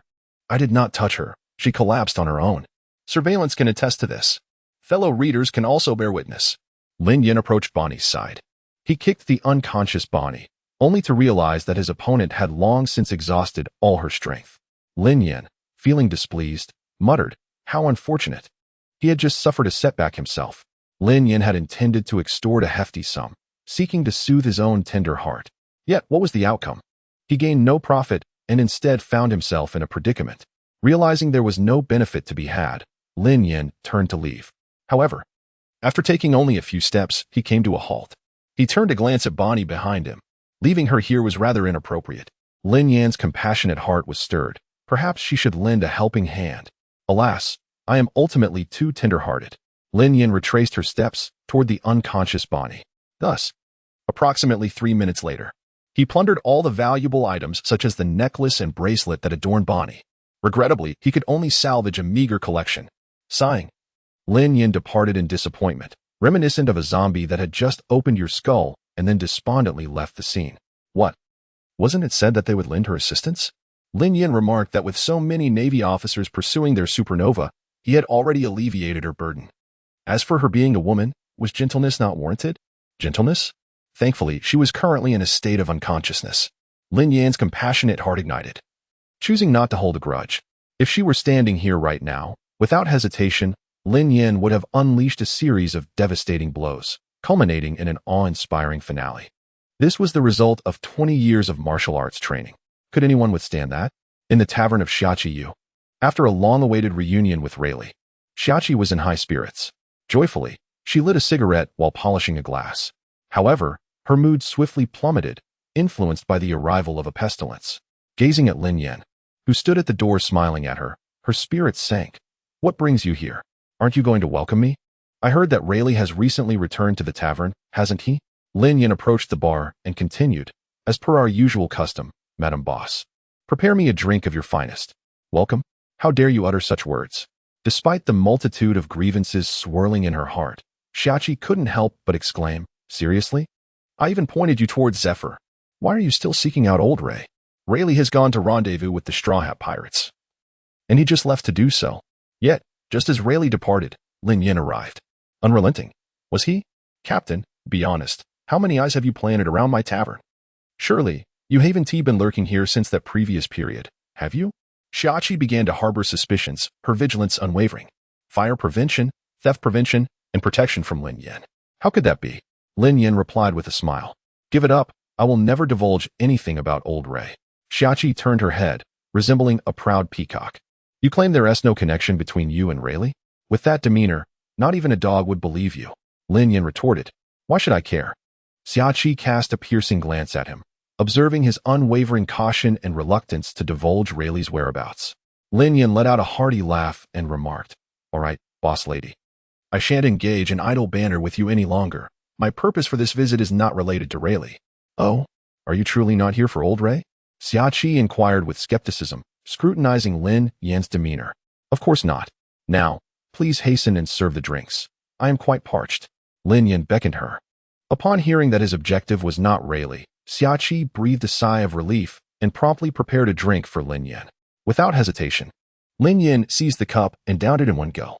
Observing him finish the drink, Xiaoqi smirked slightly and remarked, "Previously, I always treated you captain of the 11th Division, but this time, there shall be no complimentary service." "What? No complimentary service?" Lin Yan stared at the now empty cup, momentarily taken aback. Xiaoqi was renowned as a master of extortion across the entire Shambadi archipelago. Attempting to gain an advantage over her was akin to trying to urinate atop Akainu's head, extremely difficult. Lin Yan then quipped, "Can I regurgitate it?" "Regurgitate it?" Xiaoqi's expression darkened. How shameless could this captain of the 17th Division be? "As a favor, the price for a drink is 100,000 berries," she stated unapologetically. "Not to worry, I still have money." Without further ado, Lin Yan produced a necklace and bracelet that he had just pilfered from Bonnie. Xiaoqi's eyes widened as she estimated the value of the jewels before her to be at least 700,000 or 800,000 berries. She felt as if she had been possessed by Nami, her eyes sparkling with dollar signs. "By the heavens, I, Xiaoqi, hereby retract my earlier remarks about the 17th Division captain's shamelessness. It is indeed an honor to have such a captain frequent my tavern. I consider myself incredibly fortunate." The more she looked at Lin Yan, the more agreeable he appeared to her. Soon after, Lin Yan inquired about Blackbeard. Upon learning that Lin Yan was seeking Blackbeard, Xiaoqi wasted no time and dashed into her information room. After a thorough search, she returned with the intelligence regarding Blackbeard. "Captain, my advice is to refrain from seeking out Blackbeard." Xiaoqi hesitated for a moment, holding the intelligence in her hands as she offered her counsel. "What is it?" Lin Yan countered. "Take a look for yourself," Xiaoqi replied. Before long, Lin Yan's gaze fell upon the contents of the document. He fell silent as well. Blackbeard is currently in Marineford. Moreover, Ace has been imprisoned in the underwater prison, known as Impelled Down, which has long been deemed impenetrable and fortified like a fortress. Although this outcome had been anticipated, Lin Yan could not help but sigh. The war at the top was ultimately unavoidable. Lin Yan did not believe that he could force his way into Impelled Down and rescue Ace. As a marshal, he was convinced that after Ace's capture, in order to guard against nefarious individuals, the defenses of Impelled Down would have undoubtedly doubled, making it even more challenging to breach. Out of consideration for an old acquaintance, allow me to offer you a word of caution, Captain. While smoking, Shaki addressed Lin Yan. Recently, the Navy has been amassing elite soldiers from the Four Seas, the first half of the Grand Line, in the New World. According to the intelligence I have received, the number of elite Navy soldiers stationed in Marineford has already surpassed several 100,000, with warships numbering in the thousands. Captain, do you understand the Navy's intentions? Intentions? Lin Yan was well aware of the Navy's motives. The immediate launch of such a large-scale military operation following Ace's capture was not difficult to decipher. They aspire to eradicate the Whitebeard Pirates entirely, establishing their supremacy through a monumental war atop the battlefield, thereby restoring their navy to a position of dominance within the Grand Line. They aim to stand at the pinnacle of the world. In truth, the Navy has long been the sovereign of these seas, a singular force among many. Even the numerous emperors of the sea, the so-called sovereigns of the ocean, must yield in deference before the Navy. As for why the Navy pursues this course of action, the answer is quite straightforward: insatiable ambition. Akin to a snake attempting to swallow an elephant. This bears resemblance to a certain unnamed entity within America when it suspects you possess weapons of mass destruction. Not only must you genuinely possess them, but it is preferable to showcase them, compelling it to observe in astonishment. Captain, the Navy is already preparing to launch an offensive against your Whitebeard pirates. You must exercise caution. Summer expressed her concerns. Although her time spent with Lin Yan has been brief, and she even perceived him as a harbinger of misfortune through a series of mutual banter and exchanges, Summer has come to realize that Lin Yan is indeed a person of genuine character. They have come to consider each other as friends. She certainly did not wish for such a simpleton to be ensnared in the impending storm.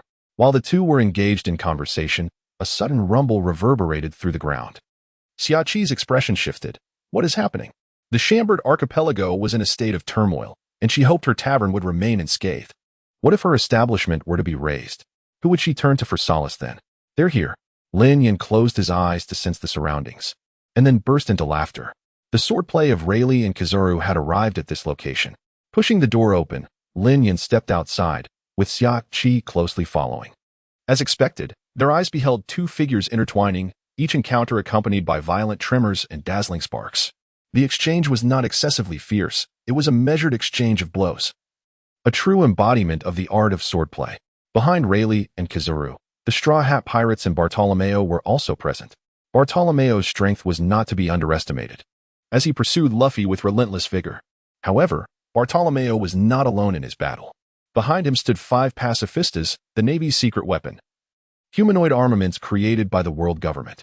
Compared to the 7 warlords, the Empress could handle them with ease, but against the supernovas, these pacifistas were a formidable force. While Rayleigh was engaged with Kizaru, Luffy found himself occupied by Bartolomeo. 5 pacifistas infiltrated the Straw Hat Pirates, akin to tigers entering a flock of sheep, with none capable of standing against them. How could Zoro, Sanji, Usopp, and Frankie possibly contend with such foes? They were swiftly overwhelmed and scattered in retreat. Old Ray. Upon stepping outside, she witnessed Rayleigh clashing with the Navy Admiral Kizaru, worry etched across Xiaqi's face. Although Rayleigh was formidable, his opponent was a peak admiral in his prime. In contrast, Rayleigh was in the twilight of his years, and naturally, his abilities could not rival those of the youth. Are you worried? Rest assured, if it were anyone else, Rayleigh might indeed struggle for long. Fortunately, his adversary was Kizaru, whom Lin Yan greatly admired, a quintessential example of one who would prefer to lie down rather than stand, seizing opportunities as they arise. He too yearns to experience such treatment. As an ordinary individual, who would decline the opportunity to indulge in leisure. Wouldn't you agree? Lin Yan averted her gaze from Rayleigh. Meanwhile, the members of the Straw Hat Pirates were in quite a predicament. Although they offered rewards for strength, their power was formidable. However, the enemy was ultimately a pacifist. Those who could be referred to as human weapons by the Navy were undeniably powerful. Of course, this was in comparison to ordinary pirates. When measured against individuals like Lin Yan, the pacifists appeared lacking. During the Battle of Marineford, the pacifists displayed an absolute dominion that was beyond the reach of ordinary individuals. Lin Yan pondered, stroking his chin. He had never anticipated that his first encounter with the illustrious protagonist of the pirate world, Monkey D. Luffy, would occur under such dire circumstances. Not far away, the members of the Straw Hat Pirates were suffering at the hands of the pacifists. Lin Yan lamented. Is this truly the prowess of the supernovas? To speak candidly, they are not merely weak. It is difficult to fathom how individuals of such caliber could, within a mere 2 years, defeat Kaido of the 100 Beasts, who has stood formidable in the New World for 4 to 5 decades and has only recently attained the status of one of the 4 emperors. Moreover, it is worth noting that behind Kaido looms the vast and powerful 100 Beasts pirates at his command. When considering strength, status, influence, and the might of their pirate crews, what aspect of Monkey D. Luffy could possibly rival that of Kaido, the master? Is he cheating? Speaking of cheating, Lin Yan suddenly came to her senses. He scratched his head. It seems I am not in a position to comment on him. The swordsmanship of Rayleigh and Kizaru has escalated to an intense stage. Oh my. It is indeed impressive to witness a formidable warrior emerging from the old era. Kizaru, wielding the shining sword of Amaterasu, gleamed as he swung it towards Rayleigh, simultaneously uttering playful banter. How truly terrifying. Rayleigh raised his long blade, parrying all of Kizaru's strikes, and retaliated in kind. However, at this moment, Rayleigh's situation was far from optimistic. His forehead was already beaded with fine sweat. Before the Admiral Kizaru, he was ultimately at a disadvantage. After all, he was an admiral. Even the former right hand of Pirate King Roger, Rayleigh, had to begin to acknowledge his age in comparison to Kizaru. His body could no longer keep pace. Indeed, although Kizaru held the upper hand, he did not pursue his advantage. His peripheral vision caught sight of the formidable Jean Tamaru and the pacifists not far away. It seemed that soon enough, the Straw Hat Pirates would be captured by Jean Tamaru and his comrades. Alas, as for Rayleigh, let anyone who desires to capture him do so. What concern is it of his or Kizaru? The higher-ups had ordered the capture of the supernovas, so they should solely focus on apprehending those supernovas. The affairs of others are of no consequence to him. This is also the reason why Kizaru has been nonchalantly engaging with Rayleigh. Ultimately, on another battlefield, Jean Tamaru decisively defeated the already heavily injured Luffy. The other pacifists swiftly apprehended the remaining members of the Straw Hat Pirates. Thus, all 11 supernovas, including Kid, Trafalgar Law, and the entire Straw Hat crew, along with numerous other supernovas, were confined in a temporary prison aboard the warship by Kizaru. Straw Hat Brat. Cease your struggles and surrender. You are the last supernova to be captured. To have delayed until this moment in the presence of an admiral and so many pacifists, you have performed admirably. Zhantomaru, with a frostbitten expression, gazed at the struggling Luffy before him. Damn it! Luffy gritted his teeth, yet he was gravely injured and in no condition to fight. As he watched his comrades being captured one by one, he, already on the brink of collapse, could only bear witness. At this moment, Luffy profoundly recognized his own frailty and helplessness. Why does this script seem somewhat amiss? Lin Yan furrowed her brows. He seems to recall that none of the supernovas were imprisoned. How has the scene transformed into this? Has Kizaru begun to take his duties more seriously? Rayleigh observes the capture of the Straw Hat Pirates. He could not help but begin to feel anxious. Concerning Luffy, even before their departure from the East Blue, Rayleigh had already been informed of the situation by Shanks. Not to mention, the bond represented by that straw hat was significant. Faced with the pressure from the Admiral, Rayleigh could not afford to remain a bystander. However, given the current circumstances, Rayleigh sought to exert his strength and snatch victory from Kizaru's grasp. Yet, Kizaru offered no opportunity whatsoever. In his eagerness, Rayleigh inadvertently revealed a flaw. Seizing this opening, Kizaru dealt Rayleigh a decisive blow. Rayleigh was injured. Today marked a rare occasion for Kizaru to successfully complete his mission. Just as he prepared to depart for his return journey, an unexpected event transpired. Among the ranks of the pacifistas, one of them suddenly locked onto Shaki on a nearby hill with its laser gaze. As it analyzed the target, Pirate, Shaki. Pirate. The pacifistas, equipped with facial recognition technology, were connected to the Navy's bounty database. Even as an old-school pirate, unless one had been officially erased from the records, there was little chance of evading their piercing gaze. Once Shaki was identified, one of the pacifistas raised its hand, palm directed at her. Then, whoosh, a terrifying laser beam shot forth. The laser was incredibly swift, imbued with unparalleled sharpness, hurtling towards Shaki. Though she was aging, the foundation of her youth remained.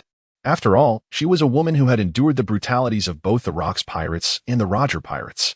She swiftly dodged downward, the laser narrowly missing her. However, behind her stood her beloved tavern. My tavern. Shaki's heart ached with sorrow. If she were to name the two things she cherished most in life, one would be Old Ray, and the other, the tavern before her.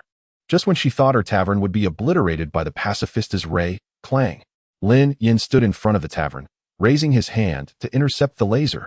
Standing resolutely at the entrance, he calmly declared, "Don't worry, Madam Boss. You may have lost Rayleigh, but you still have me."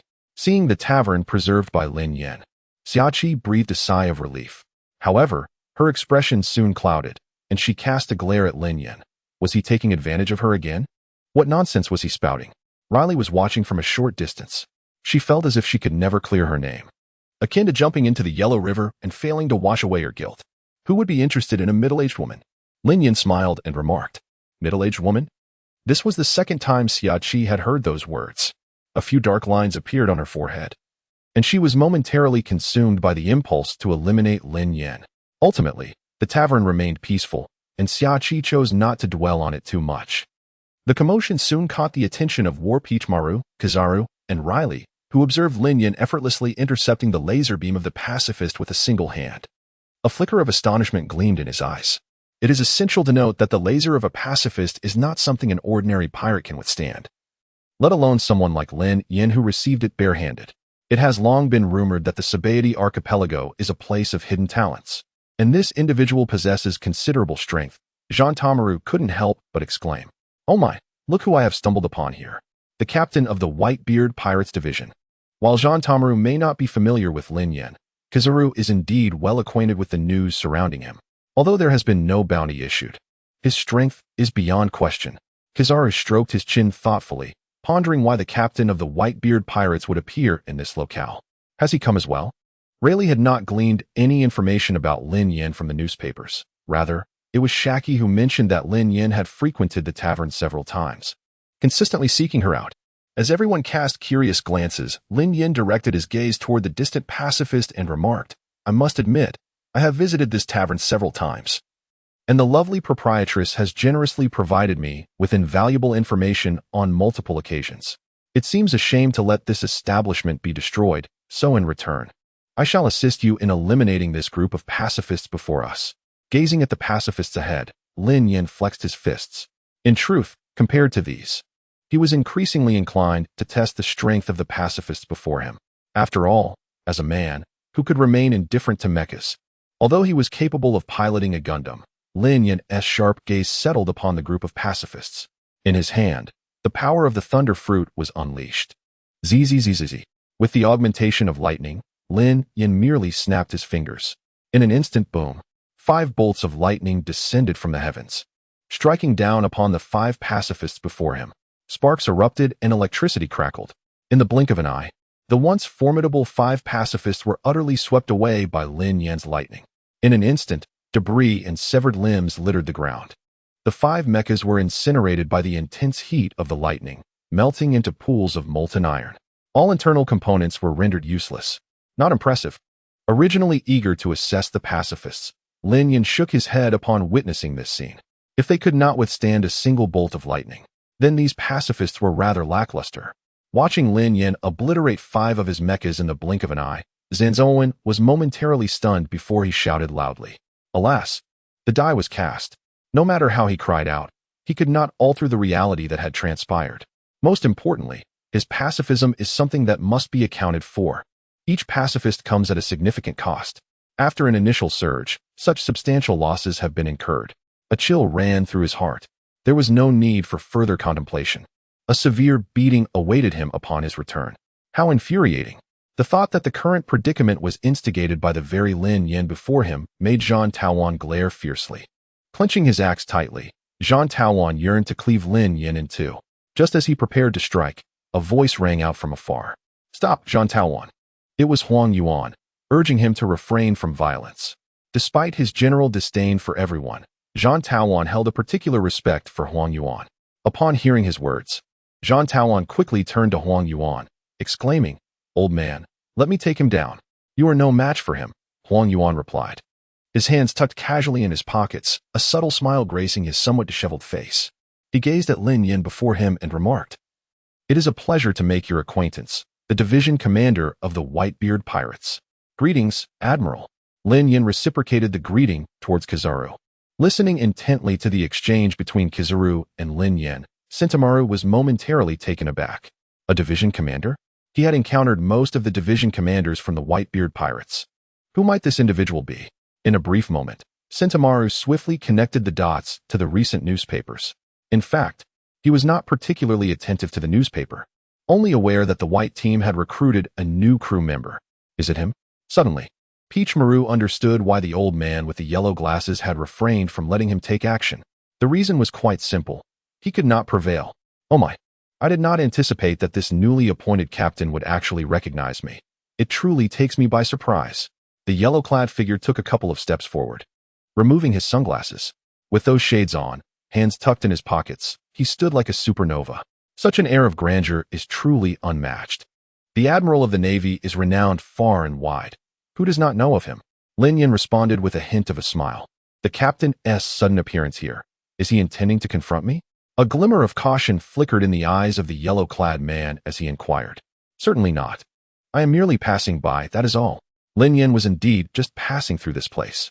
In that case, does this mean my task for today is accomplished? The yellow-clad man appeared somewhat surprised, not expecting that Lin Yan had no intention of engaging in conflict. His mission is to apprehend all the supernovae. Now, even the last remaining Rayleigh capable of resisting him is injured. In other words, as long as Lin Yan does not wish to engage in battle, he could indeed take all the supernovae back to the underwater prison. In principle, that is the case. Lin Yan suddenly provided an enigmatic response. But in reality, Huang Yuan pressed further. Of course. Lin Yan paused momentarily, then followed up. No, Ace, the 2nd Division commander of the Whitebeard Pirates, is nonetheless Luffy's brother. Although I am not particularly acquainted with the Straw Hat crew, I am theoretically somewhat related. If you intend to take them away in my presence, that simply cannot happen. Lin Yan shook his head, decisively rejecting Huang Yuan's actions. Oh dear, does this mean I am to engage in yet another battle? I have heard of your exploits as a division commander in the New World. Fighting against someone of your caliber is indeed quite troublesome. Huang Yuan truly wished to avoid a confrontation with Lin Yan. Alas, who would not? Lin Yan could not help but voice the plain truth. As soon as the words left his lips, Shaki, standing nearby, was momentarily speechless upon hearing Lin Yan's remark before delivering a swift kick to him. Understanding the cue, Lin Yan quickly amended his statement. No, you tell me what to do, General. Since you have no desire to engage, I too prefer to avoid conflict. How about this? I will leave Luffy to you, and since the rest of the Straw Hat Pirates are not related to you, I shall take them all away. You have no objections to that, correct? Huang Yuan proposed. That is a rather poor suggestion. Lin Yan was adamant in his refusal, making a gesture of a clenched fist. What if I desire them all? Oh dear, you have truly put me in a difficult position, Division Commander. Huang Yuan replied, hands tucked into his pockets, indicating his predicament. Brothers, I currently have a transaction at hand. The issue is, I do not wish to part with the money, yet I covet the goods. What to do? Lin Yan observed as both sides remained locked in contention. He pondered for a moment. Immediately thereafter, a faint glimmer sparkled in his eyes. Captain, allow me to propose an idea. Leave the others of the Straw Hat crew behind, and take Luffy with you, shall you? What? As soon as Lin Yan uttered these words, Rayleigh was the first to rise. After all, Luffy is the very backbone of the Straw Hat Pirates. How could he possibly be taken away by Kizaru? It is crucial to understand that once Luffy falls into the hands of the Navy, he will be ushered into the abyss of the underwater prison. What is this underwater prison, you might ask? It is a veritable nightmare for pirates, renowned for its impenetrability over the years. Should Luffy be incarcerated there, he would face an unending darkness and an array of tortures awaiting him. Surely not, surely not. Is there truly anyone who believes that Luffy could successfully escape from such a fate? The captain cannot allow this to happen. Shaki also noticed the astonishment etched on Rayleigh's face. Observing the injured old man, her eyes brimmed with concern, and she instinctively urged Lin Yan to reconsider. I have my own plans. Lin Yan gestured for Shaki to remain calm and turned to Kizaru, inquiring, Admiral, what do you think? Upon hearing Lin Yan's willingness to relinquish Luffy in exchange for other members of the Straw Hat Pirates, even Rayleigh, not to mention Kizaru and Bartolomeo, were momentarily rendered speechless. They scrutinized Lin Yan from head to toe. Is this true? Shouted Jean Taowan, pointing at Lin Yan. His expression filled with apprehension as if fearing she might retract her words. After all, Luffy is the captain of the Straw Hat crew. He merely needs to be extinguished. The Straw Hat Pirates will not venture far at all. Ultimately, the Grand Line will be rid of one more supernova. Their navy has lost a significant threat. Those 5 pacifists, at least their sacrifices were not in vain. No, absolutely not. Rayleigh shook his head, reluctant to let go. Luffy was someone he particularly cared for. He could not allow any harm to come to him. However, for Lin Yan, exchanging Luffy for the rest of the Straw Hat crew could be deemed a worthwhile trade. After all, Luffy could escape from prison when the time came. Lin Yan was even more inclined to stir up some commotion within the prison. If the disturbances were significant enough, they could potentially influence the outcome of the Marineford War. Conversely, if the entire Straw Hat crew were to be imprisoned, it would complicate matters considerably. At the very least, Luffy would find himself constrained in his actions, constantly weighing the safety of his comrades, and worse still, it could trigger a butterfly effect. Therefore, it would be wiser to allow Luffy to face this challenge alone. Rayleigh had his own thoughts, and Lin Yan had his own calculations. Yet, when all of this reached Kizaru, a single remark from him left Lin Yan utterly stunned. Oh dear, Captain, I fear I must discuss this matter further with you. Kizaru hesitated, and Lin Yan quickly furrowed his brow. No, I have already entrusted Luffy to you. He is quite a prized asset. He is the captain of the Straw Hat Pirates, a supernova with a bounty of 300 million berries. A character poised to advance into the New World. If you merely confine him in the depths of the underwater prison, this budding threat can be extinguished. For your navy, it could be described as an opportunity with no drawbacks. Of course, this assessment of being entirely beneficial holds true for the navy at least for the time being. And yet, you actually declined? Lin Yan was momentarily stunned. I ask you, Admiral of the Navy, can you not act according to reason? Why did Kizaru refuse? His thoughts were rather uncomplicated, devoid of ulterior motives. As they parted ways, the esteemed naval hero, Iron Fist Garp, discreetly slipped him a sum of money. With an earnest demeanor, he whispered softly into Kizaru's ear, I entrust you with Luffy's affairs. Kizaru's avarice rivaled that of Lin Yan. Tell me loudly, who does the phrase the 4 emperors are rendered powerless refer to? Gazing at the enticing wealth that was hard to refuse, Kizaru begrudgingly accepted it. Military honors, achievements, and accolades had all reached the level of a general like Kizaru. Such accomplishments were mere remnants of the past. It was the intricacies of human relationships that truly held sway. Who would dare deny the venerable Garp his face? Moreover, there was such a generous reward at stake. Although Luffy had a penchant for causing upheaval, one must not forget, he is supported by Garp. Throughout the journey, Kizaru had no intention of escorting Luffy back. The priority was to swiftly deal with the other supernovas and provide a satisfactory report to Admiral Sengoku. How much one is paid corresponds to the number of tasks accomplished. It would be a simple matter to discreetly let Luffy go. Kizaru remarked, "It's not a big deal." "No, you must take Luffy with you." Lin Yan insisted after a brief moment of vulnerability. "This is unacceptable." Kizaru disagreed with Lin Yan's perspective. "You must take him." Lin Yan pressed. "No, no," Kizaru reiterated firmly. The atmosphere began to shift.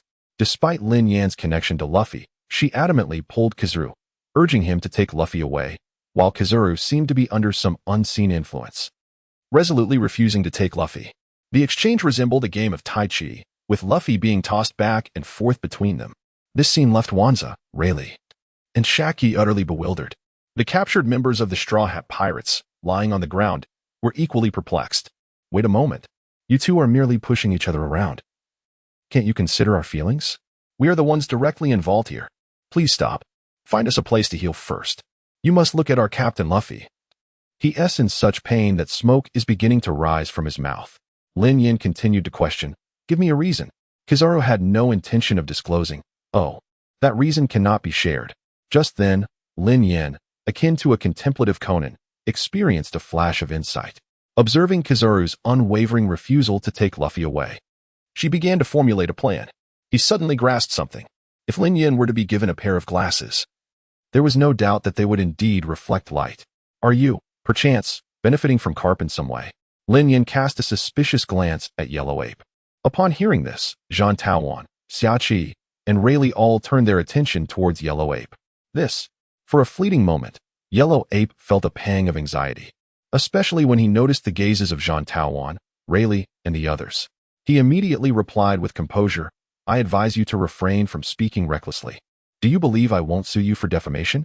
Ultimately, due to Lin Yan's insight into his thoughts, and with the crowd observing the scene, Huang Yuan could only, with tears in his eyes, escort Luffy aboard the ship. From that moment on, with the exception of Zoro, all the supernovas were taken aboard the warship. Huang Yuan stood on the deck, feeling dejected as he let the sea breeze wash over him. It is often said that what one fears the most tends to manifest. The more he wished to avoid taking Luffy away, the more fate insisted on his capture. Reflecting on this, Huang Yuan sighed repeatedly, "I am sorry, Garp. I can no longer fulfill the task you entrusted to me. Had I known it would turn out this way." He ought to engage in a duel with Lin Yan. Should he emerge victorious, he would ascend to the position of Hokage. If he were to lose, cough cough. At this moment, news of Kizaru's successful completion of his mission had also reached Marineford. "What is the update?" In the Admiral's office, the door was abruptly flung open with a resounding crash by Garp. Eager and ablaze with curiosity, Garp hurriedly approached, seeking to learn the outcome of the Sabaody archipelago incident. "Garp." Sengoku clenched his fists, his gaze piercing and ominous as it fixed upon the old rascal before him. "What is it? Is it not permissible for a rear admiral like me to inquire about intelligence?" Unfazed by Sengoku's furious demeanor, Garp retorted boldly. Sengoku's expression darkened, ultimately opting for silence. Garp was indeed correct. He indeed possesses the qualifications for attendance. It is not difficult to surmise that Admiral Kizaru has likely not apprehended Luffy. How many times must it be reiterated? Enough is enough.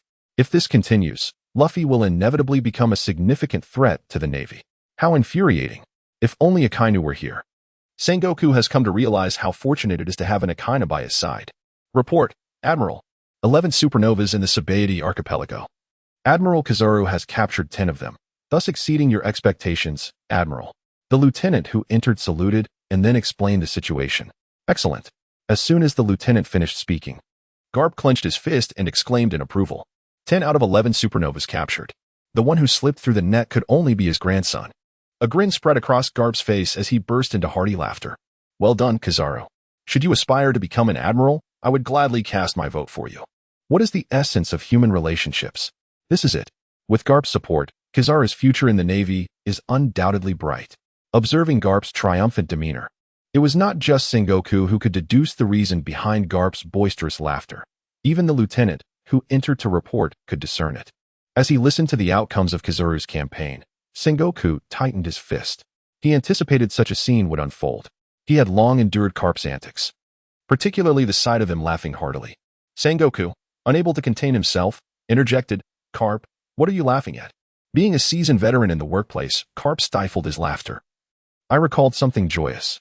Sengoku glared at him. "What is it?" Garp concocted a flimsy excuse. "My grandson just had a child." "Your grandson is Luffy, who is currently on Sabaody Archipelago, just having defeated a celestial dragon. Are you telling me he is having a child? Is he fighting celestial dragons while giving birth?" Sengoku was struggling to control his temper. Yes. Garp contorted his mouth into a Psyduck shape, physically restraining his laughter. "I must reiterate. This is the office of the Fleet Admiral. I am not jesting." Sengoku, infuriated, slammed his hand on the table. "Ha ha." Garp attempted to suppress his laughter. But the thought of Luffy being one of the few survivors of the celestial dragon incident was too much to bear, and he burst into laughter. "Indeed, my grandson embodies the spirit of the Pirate King. You scoundrel. Garp, you have gone too far. I have tolerated you for long enough." Sengoku was livid, smoke practically billowing from his head as he kicked over the table in front of him and shouted, "My grandson just had a child." Garp insisted, "You are clearly laughing and have not ceased. Do you think I am blind?" Sengoku was on the verge of a cerebral hemorrhage. "Excuse me for interrupting." At that moment, a lieutenant addressed the two. "The remaining supernova who has not been captured is Roronoa Zoro from the Straw Hat Pirates. The Straw Hat Luffy you speak of is currently being escorted back by Admiral Kizaru." His words had barely left his lips when silence enveloped the scene. Apart from the table that had been overturned by Sengoku's kick, not a sound could be heard from the two. Sengoku stood in a daze for a second, and so did Garp. That elusive figure. Could it possibly be Monkey D. Luffy? How could that be? I distinctly provided Kizaru with a substantial sum of money. Garp shouted in disbelief. "Damn it, Kizaru. How could you do this? Did my money go to waste? All my painstaking efforts. This crucial vote you need to become Admiral of the Navy has vanished. Reflecting on it, my dear Kazan has always been sensible, repeatedly allowing Luffy and his crew to survive until today. Well, I shall cast my vote for him." "Garp." Sengoku shot him a glance. He had always claimed not to show favoritism, yet here he was, handing money directly to Kizaru. First Akiji, and now Kizaru. Sengoku suddenly felt a sense of solitary struggle, as if he were a lone warrior unable to carry the burden. The 1,000 Cranes only participated in the pinnacle matches, yet faced with opponents of extraordinary caliber. He found himself disheartened by teammates of such mediocrity, a mask of anguish adorning his face. Hearing Garp's incredulous exclamation, the lieutenant nearly burst into laughter, but thankfully, professionalism held him back. He was aware that if he were to laugh out loud, his position as a lieutenant would be in jeopardy. Thus, he slightly lowered his head, concealing the mirth that threatened to escape him from both Sengoku and Garp. Although Sengoku was furious, ultimately, the fact remained that Kizaru had successfully brought back Monkey D. Luffy. This was, without a doubt, a significant triumph for the Navy and an unexpected stroke of good fortune. At the very least, it had removed a troublesome thorn, preventing further chaos. Sengoku managed to quell his anger. This was, after all, a matter of great importance for the day. He has received one of the few pieces of good news, has he not? If we consider that the previous cap was predominantly filled with joy and excitement, then at this very moment, his once radiant smile has swiftly transformed into a visage of deep melancholy. His countenance has darkened ominously. How could this be? Why has it come to this? Kizaru, receiving payment, yet failing to alleviate the calamities of others. What kind of admiral are you? Damn it, refund us. At the Sabaody Archipelago, the entire Straw Hat Pirates crew has been ushered into Shaki's bar. The establishment is closed off, and Shaki begins to tend to their wounds, administering care to all members, including Zoro, Sanji, Nami, and Robin. They were nearly all subjected to a brutal beating by the pacifists, their faces marred with bruises and their bodies stained with blood. How tragic, Lin Yan remarked with a smile. Though it was indeed grim, he did not seem to take it to heart. The characters in the world of pirates are all tough and resilient, and one should not underestimate this group of protagonists endowed with the fortune of the main character. Meanwhile, under Rayleigh's puzzled gaze, Lin Yan directly explained that Luffy had been imprisoned and impelled down, but would be out in a matter of days. Upon hearing this, Rayleigh was utterly bewildered. What kind of place was Luffy being held in? It was the infamous, lightless underwater prison, known for being impenetrable for years. How could it be that, in your words? An escape was a mere formality? When did impelled down become so trivial? Even the legendary Golden Lion, one of the three great pirates of the old era, had to cripple himself to barely escape. Unfortunately, Lin Yan was unaware of Rayleigh's thoughts. Had he known, he merely smiled slightly. One cannot underestimate the protagonist's aura. When he truly unleashes his might, even Kaido is subdued beneath him. Moreover, Luffy's grandfather is none other than Garp, who would undoubtedly go to great lengths to protect his own grandson. Lin Yan continued. Although Ace is also Garp's grandson, ultimately, Ace's significance far surpasses that of Luffy.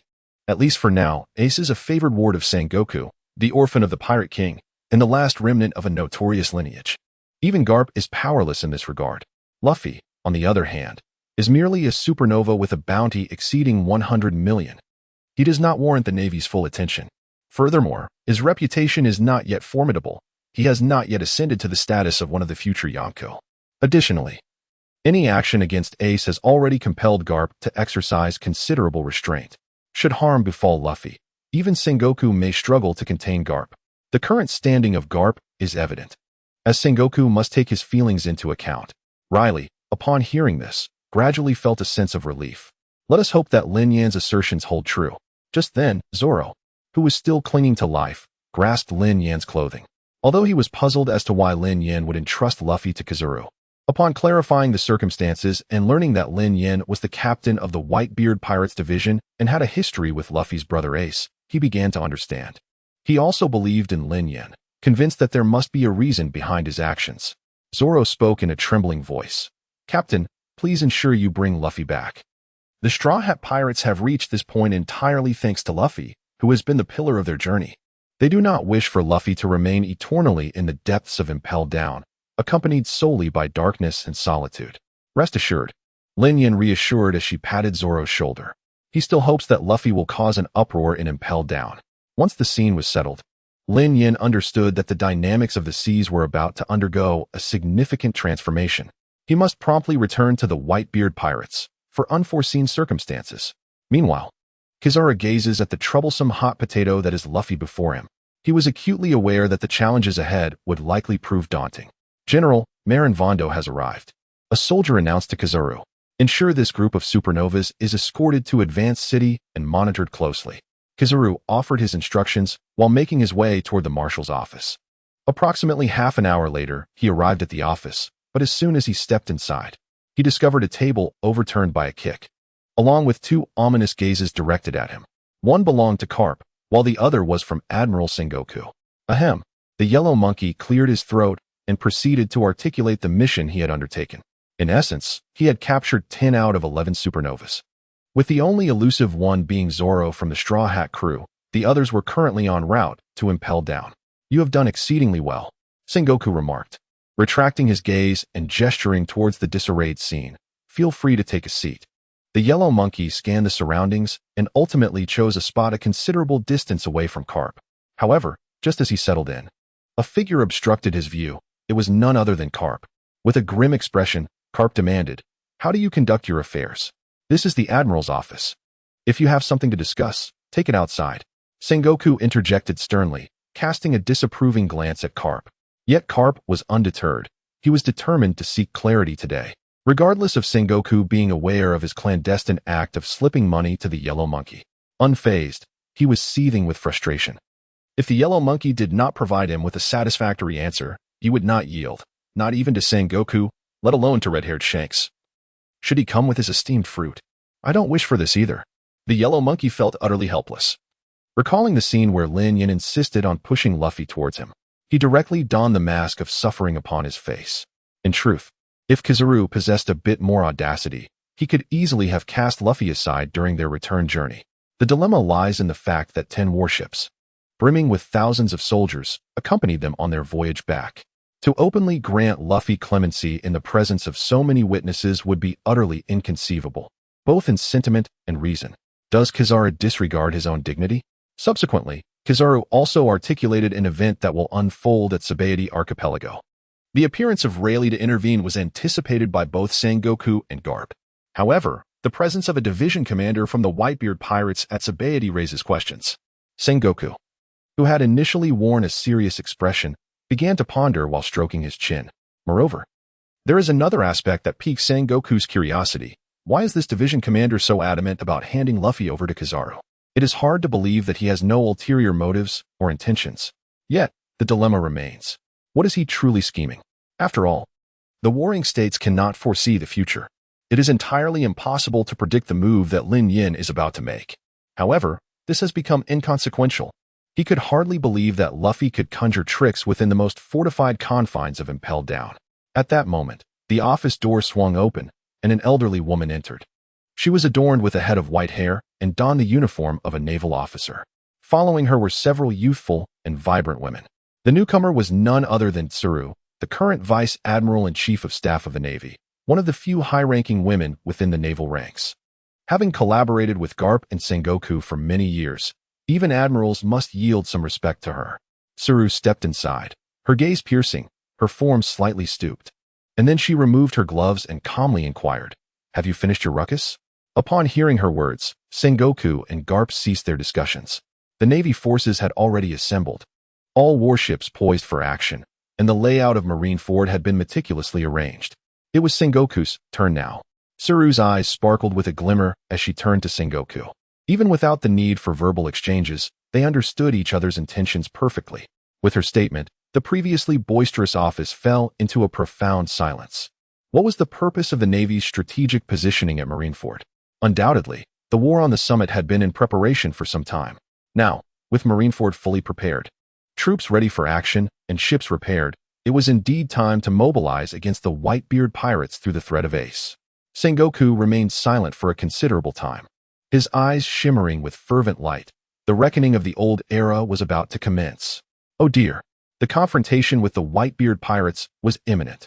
Little did he expect that just after parting ways, they would meet again so soon. Kizaru suddenly recalled the encounter with Lin Yan at Sabaody Archipelago. A smile gracing his face. "Sengoku, can we truly not postpone this?" The once spirited Garp, upon hearing this remark, began to tremble in his tone. He recalled Ace, who was enduring immense suffering within the confines of prison. A trace of heartache flickered in his weathered gaze, regardless of how rebellious Ace and Luffy's group may be. He is ultimately the grandfather of this group, especially in this location, the prison. The image of Roger personally handing Ace over plays repeatedly in his mind. Like a series of slides. Unconsciously, many years have already passed. Reflecting on this, the wrinkles on Garp's face deepened, as if he had aged decades. Crane gazed at Garp and sighed. Ah, what a fateful bond. Bring them in. At this critical juncture, Sengoku would not allow any distractions. "Commander." A few soldiers entered, saluting. They were instructed to keep a close watch on Garp, ensuring he did not step outside the guardroom for the duration. Sengoku pointed at Garp, issuing orders to the soldiers. Soon, under the escort of the soldiers, Garp departed from the premises. "Xiaohe, Palusolino, you both should prepare as well." Sengoku directed the two to fulfill their respective duties. As they exited the door, Sengoku's gaze turned towards the distance, the square of Marineford. In the center of the square, the flag of the seagull fluttered gracefully in the wind. The mission to eliminate the Whitebeard Pirates and restore the Navy's control over the Grand Line grew ever more resolute in Sengoku's heart. Following the conclusion of the Celestial Dragon incident in Sabaody Archipelago, in the blink of an eye, the Paramount War, a monumental clash between the Navy and the Whitebeard Pirates. The most intense battle since the dawn of a new era began to unfold. The war you have awaited is upon us. To enhance your reading experience, instead of releasing chapters at intervals, I have opted to present the entirety of today's manuscript in one go. I humbly request a 5-star review. A few days later, 2 pieces of news spread across the Grand Line with astonishing swiftness. Firstly, the incident involving the Celestial Dragons at Sabaody Archipelago took everyone by surprise. No one expected that these supernovas could reach such audacity, daring even to lay hands on the Celestial Dragons. Though the Celestial Dragons are often referred to as the parasites of the world, the scum of the Grand Line, at the core, their identities lay bare before all. Countless individuals dared to harbor resentment, yet remained silent. Monkey D. Luffy struck them with a powerful punch to the face. This scene unfolded. They watched with great delight, applauding enthusiastically. However, despite the joy, the consequences were exceedingly dire. 11 sensational supernovae, spanning an era of unprecedented malevolence across a societal spectrum. Their throats were ensnared by Admiral Kizaru, pressed firmly to the ground. Of the 11 supernovas, 10 were cast into impel down. Thus, the celestial dragon incident came to a close. However, just as everyone believed that the Grand Line would descend into tranquility following the celestial dragon affair, a revelation even more explosive than the previous incident emerged. The Navy announced to the entire world that at noon in 3 days, in the heart of Marineford, they would execute Portgas D. Ace, the former captain of the 2nd Division of the Whitebeard Pirates, in a live broadcast facing the world. Upon the announcement, the Grand Line erupted in chaos. They intend to execute Ace, the 2nd Division captain of the Whitebeard Pirates? What does this mean? Who is Ace? He is none other than a member of the Whitebeard Pirates. The Navy has suddenly turned its sights on Ace. Does this not imply a declaration of war against the Whitebeard Pirates? The Whitebeard Pirates, one of the 4 emperors of the New World, the leaders of this era, the strongest man in the world. Why would the Navy openly declare war against the Whitebeard Pirates? In that fleeting moment of realization, countless individuals found it hard to believe. Is this for real? It seems it must be true. The Navy has already announced this outcome to the entire world. Not long ago, I witnessed large contingents of elite Navy forces gathering at Marineford, and at the time, I was perplexed. Now it all makes sense. I had even seen the pirate Empress Boa Hancock and the world's strongest swordsman Dracula Mihawk aboard Navy ships. It is likely that all the Shichibukai have been summoned to Marineford. The Navy is indeed serious. With such a grand display, can the Whitebeard Pirates withstand it? It is difficult to say. After all, they are reputed to be the premier pirate crew of the Grand Line. Even the Navy would find it challenging to take on such a formidable foe. Moreover, not long ago, the Whitebeard Pirates recruited a new division commander, rumored to possess remarkable strength. The Whitebeard Pirates are certainly not weak. Yet, one must not forget that Whitebeard's age stands as a significant factor, nearing 80. He is a hero in the twilight of his years, which is a considerable disadvantage. Indeed, even the strongest must eventually face a decline. The Navy has seized upon the Whitebeard Pirates' vulnerability. They have calculated that Whitebeard would not abandon Ace, fully aware of his own declining condition. Yet he must confront the Navy's challenge. The Navy has truly played a masterful game. News has emerged. The 4 seas, the first half of the Grand Line, and the latter half have ignited a fervor across the world. The atmosphere is bustling, a cacophony of voices fills the air. Taverns and streets are alive with incessant discussions. Some assert that the Whitebeard Pirates, being one of the 3 great pirates of the bygone era, once stood at the pinnacle of the world and were deemed the strongest. They contended with the likes of Roger and the Golden Lion. The Navy finds it nearly impossible to contend with such a formidable force. Others, however, argue that while the Whitebeard Pirates are undeniably powerful, their strength is merely relative to other pirates and the other emperors of the sea. The Navy, a colossal entity that has dominated these waters for over 8 centuries, is deeply entrenched, its influence reaching every corner of the globe. Even the mightiest of Whitebeard pales in comparison when faced with the Navy. Regardless of the perspective one holds, following the Navy's announcement of this outcome, the Grand Line stands on the precipice of a new reckoning. Will Whitebeard charge forward, overcoming the Navy to reclaim Ace from their grasp? Or will the Navy shatter the Whitebeard Pirates with a single blow, thereby solidifying their supremacy over the Grand Line? A pivotal moment marking the transition from the old era to the new has arrived. The Whitebeard Pirates, as Lin Yan returns to this place. He surveyed his surroundings, a look of bewilderment in his eyes. The vast dock was devoid of any presence. Soon, Lin Yan discerned the reason behind this desolation. The Navy's proclamation of Ace's execution had already reached their stronghold. It was certain that the Whitebeard Pirates were now seething with rage. Indeed, when Lin Yan boarded the Moby Dick, he found Whitebeard seated at the center, his countenance dark and brimming with unspoken fury. Surrounding him were all the commanders, each voicing their opinions. How dare they? The audacious Navy attempts to leverage Ace against us. Do they not comprehend the gravity of their actions? Have we, the Whitebeard Pirates, been absent for so long that we have become targets for such humiliation? It seems we must indeed teach these ignorant Navy a lesson. That vile teach is the reason the Whitebeard Pirates find themselves in this predicament. Blackbeard, let me not catch you. Father, since the Navy wishes to declare war upon us, what harm is there in accepting their challenge? Indeed, while we the Whitebeard Pirates do not seek trouble, it does not imply that we fear it. I believe this matter requires careful deliberation. Father, my suggestion is to negotiate with the Navy. As Lin Yan approached the entrance, he could hear the furious roars of the commanders within.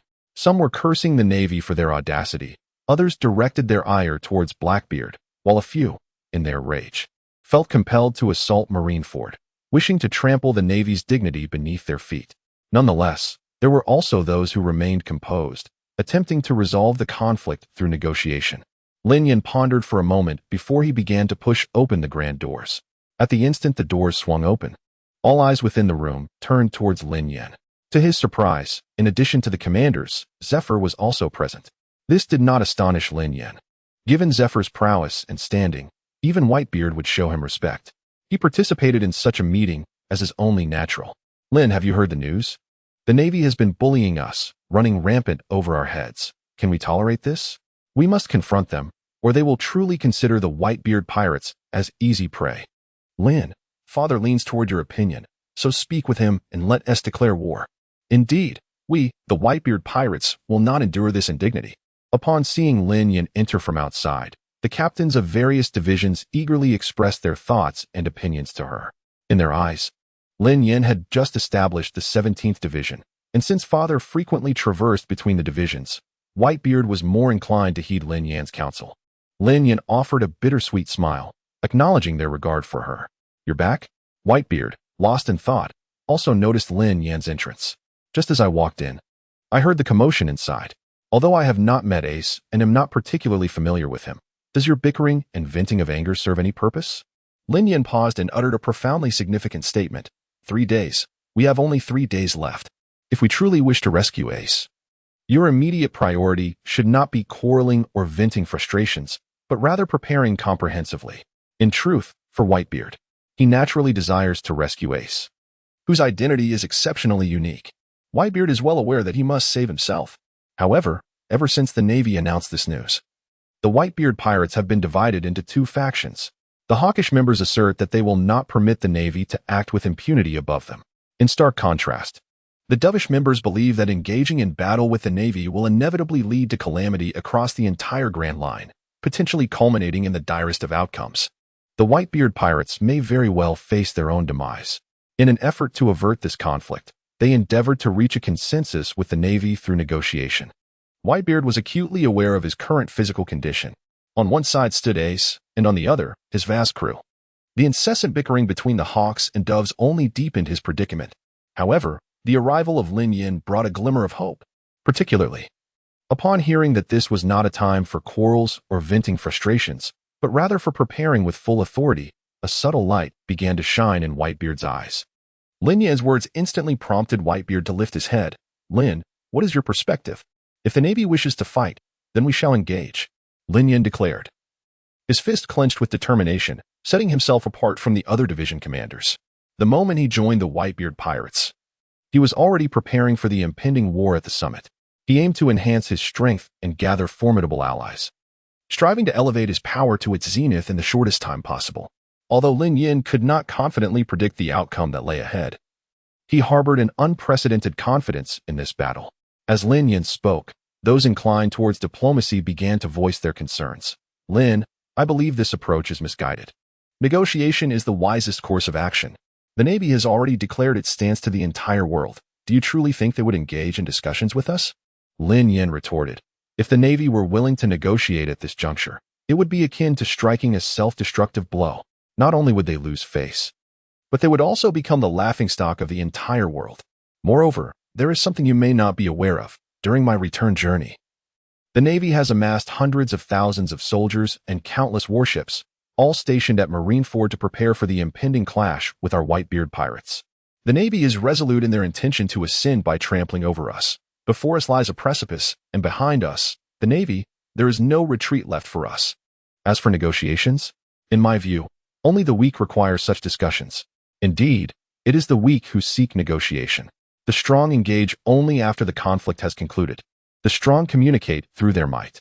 The Whitebeard Pirates are no mere soft targets to be manipulated at will. Exactly, Lin, you have struck a chord within me. Upon hearing Lin Yan's words, the captains of the Whitebeard Pirates, eager for battle, erupted in cheers. Whitebeard himself was swayed by the sentiment. Yes, the Whitebeard Pirates find themselves with no path of retreat. At such a critical juncture, any step back would only invite the relentless advance of their adversaries. Yet, the moderates are well aware of this truth. However, The formidable presence of the Navy looms over them, proving exceedingly difficult to surmount. I understand that your concerns are rooted in the future prospects of the Whitebeard Pirates, but one must not succumb to despair, should the occasion arise. The Whitebeard Pirates may yet prove to be formidable opponents against the Navy. Lin Yan stoked the flames further. His words concluded, and the entire conference room fell into a profound silence. The doves also concurred. Indeed, the Whitebeard Pirates should not retreat any further. Soon, a consensus was reached on the scene. Everyone united in purpose, their sights set firmly on Marineford. Upon witnessing this spectacle, Whitebeard nodded in satisfaction. In his heart, a decision had long been made. Ace was in trouble. How can they remain indifferent? Absolutely, we cannot allow Ace to languish alone in Marineford. Since the Navy desires war, let us engage in a decisive battle. Do you not seek to ascend by stepping upon the Whitebeard Pirates? In truth, do we not aspire to rise by treading over the Navy? Let this battle at Marineford determine who will dictate the course of the Grand Line for the next 2 decades. Whitebeard closed his eyes, and then suddenly opened them wide. The Navy is declaring war. How could they possibly refuse? Whitebeard removed all the intravenous drips from his body, his sharp gaze shimmering with intensity. If the enemy were to witness such a feeble appearance, it would undoubtedly be a source of ridicule, he declared. Marco, Jozu, gather the 43 affiliated pirate crews. We shall set sail at dawn without delay. As he spoke, an overwhelming aura radiated from Whitebeard, instilling fear across the land. His imposing presence spread forth, and the captains of the divisions beheld this scene with admiration and reverence. This was truly the legendary man who once stood at the pinnacle of the New World. Their father, Whitebeard. Naval forces, are you prepared to welcome us? Zephyr sat in silence in a corner, offering no response. He shifted his gaze away from the old man with the white beard, and it soon settled upon Lin Yan. His eyes gleamed with admiration. Who would have thought that their own squad captain possessed such a rare facet? Yet, as he contemplated his own circumstances, Zephyr could not help but feel a wave of melancholy wash over him. He devoted so many years of his life to the Navy. Just shortly after departing from the service, he is now poised to confront the Navy directly. Although he was profoundly disillusioned with the Navy at the core of his being, he had once been a part of their ranks. To stand in opposition to the Navy was, at the very least, something Zephyr could not bring himself to do. With a deep sigh, he pondered his predicament. He was at a loss for what to do. In the office of the 17th Division, Lin Yan sat before Zephyr, Isou, the Green Bull, and the Secretary Ein. Lin Yan gently tapped his fingers on the table and remarked, "You are all aware, I presume, that we are about to engage in battle with the Navy." Zephyr remained silent, as did Isou and the Green Bull. Observing their reactions, Lin Yan had anticipated this scene. Zephyr, a former Marine admiral, needed no further explanation. Isou had originally intended to join the Navy and now found himself at odds with them, feeling conflicted. Although the Green Bull did not harbor any strong convictions, he admired Akainu's style, making it difficult for him to confront the Navy. Thus, Lin Yan decided to take this opportunity to enlighten them. "Tell me, how many of you truly wish to oppose the Navy? Raise a hand. I want to see." These 3 individuals were the pillars of the 17th Division, and Lin Yan hoped they would not all abstain. To his surprise, all 3 raised their hands in unison. Lin Yan's smile faltered. "What the heck? I told you to raise your hands, and you actually did?" Ein, witnessing this, stifled a laugh. Lin Yan shot her a glare, prompting Ein to suppress her amusement, resembling a psyduck trying to hold back its expression. At that moment, Lin Yan cleared his throat and said, seriously, "Are you all this disappointing?" Zephyr replied, "Captain, you know my circumstances." Isou echoed, "Captain, you know my circumstances." The Green Bull chimed in, "Captain, you know my circumstances too." Lin Yan felt a few strands of frustration appear on his forehead. He could understand Zephyr. Isou was acceptable, but why was the Green Bull joining in? "What do you think, Captain?" The Green Bull inquired tentatively. "What do I think? I can sit and watch, or I can lie down and watch," Lin Yan scoffed. "Huh, you're fired." Of course, he would not actually dismiss the Green Bull, as he needed all 3 of them. Regardless of their reasons, he intended to bring them along, even if it meant they merely observed. Today was destined to be an extraordinary day for the Whitebeard Pirates. Everyone was fervently preparing supplies, replenishing ammunition, and honing their weapons. Shadows flitted about as they coordinated their efforts. In addition to the more than 600 individuals aboard the Moby Dick and over 200 from the 17th Division, 43 affiliated pirate crews were ready for action. Altogether, the Whitebeard Pirates boasted over 30,000 members. Do not underestimate this formidable number. They are all formidable warriors who have emerged from the trials of the New World, having fought their way out of the old era. Each one possesses the strength to match 10 men. Even the elite navy of Marineford pales in comparison before them. Once all preparations were complete, Whitebeard waved his hand decisively and commanded, "Set sail." Thus, the Whitebeard Pirates embarked towards Marineford with great vigor. On board the Moby Dick, Whitebeard faced the ocean wind, his robe billowing majestically. With resolute eyes, he gazed at the vast sea, his heart heavy with concern for Ace's safety. "Captain, what do you think our chances of victory are in this battle?" Suddenly, Lin Yan approached Whitebeard and inquired, "Chances of victory?" Upon hearing Lin Yan's question, Whitebeard fell into contemplation. To be candid, during his prime, he would have feared no one, not even the Navy, let alone the entire world. Yet now, he pondered the extent of his current capabilities. Moreover, while the Whitebeard Pirates had rallied once more, the state they had been in before Lin Yan's arrival need not be elaborated upon. In their present condition, recklessly confronting the Navy might yield disappointing results. Noticing Whitebeard's prolonged silence, Lin Yan understood his thoughts. A map materialized in Lin Yan's hands. Upon seeing the map, Whitebeard was momentarily taken aback, puzzled by Lin Yan's intentions. However, Lin Yan soon clarified the reason behind it, pointing to a specific location on the map and stating, in the short term, "Enhancing the combat strength of the entire ship is clearly unfeasible, but I believe this location could serve a purpose." Whitebeard followed Lin Yan's finger to the indicated spot, where a unique name was inscribed. "Impel down." Looking at the place Lin Yan pointed out, Whitebeard questioned, "Impel down?" The Navy had stationed a formidable force of 100,000 elite troops at Marineford, with hundreds of Navy ships poised for battle, amounting to at least 50,000 more, totaling 150,000. Furthermore, this was Marineford itself, the Navy's stronghold, where they would engage in combat at their most advantageous position. Do you think 3,000 can stand against 150,000? Even if our Whitebeard Pirates are all seasoned fighters, such a disparity in numbers is daunting. Can we truly prevail? Lin Yan replied earnestly, "You are correct." Whitebeard nodded, reluctantly acknowledging Lin Yan's assertion. "But what if we include the prisoners from Impel Down?" Lin Yan swiftly shifted the conversation, continuing. Whitebeard, perceptive as ever, grasped the implication. He suddenly turned his head, immediately grasping the gravity of the situation. "Are you saying?" "My plan is precisely that," Lin Yan asserted confidently. Could it truly be feasible? A spark of hope ignited in Whitebeard's eyes. If they could enlist the prisoners from Impel Down, the chances for the Whitebeard Pirates would increase significantly. Whether it could work or not, only a trial would reveal the truth. Moreover, at present, all the Navy's attention was focused on Marineford, leaving the garrison at Impel Down considerably weaker in comparison.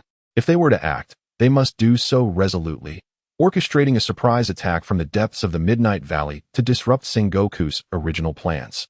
Lin Yan looked at Whitebeard, a subtle smile gracing her lips as she said, "Leave this matter to me." His original intention was to send Luffy to wreak havoc in Impel Down. However, after much contemplation, he realized that entrusting such a task to Luffy might indeed be somewhat imprudent.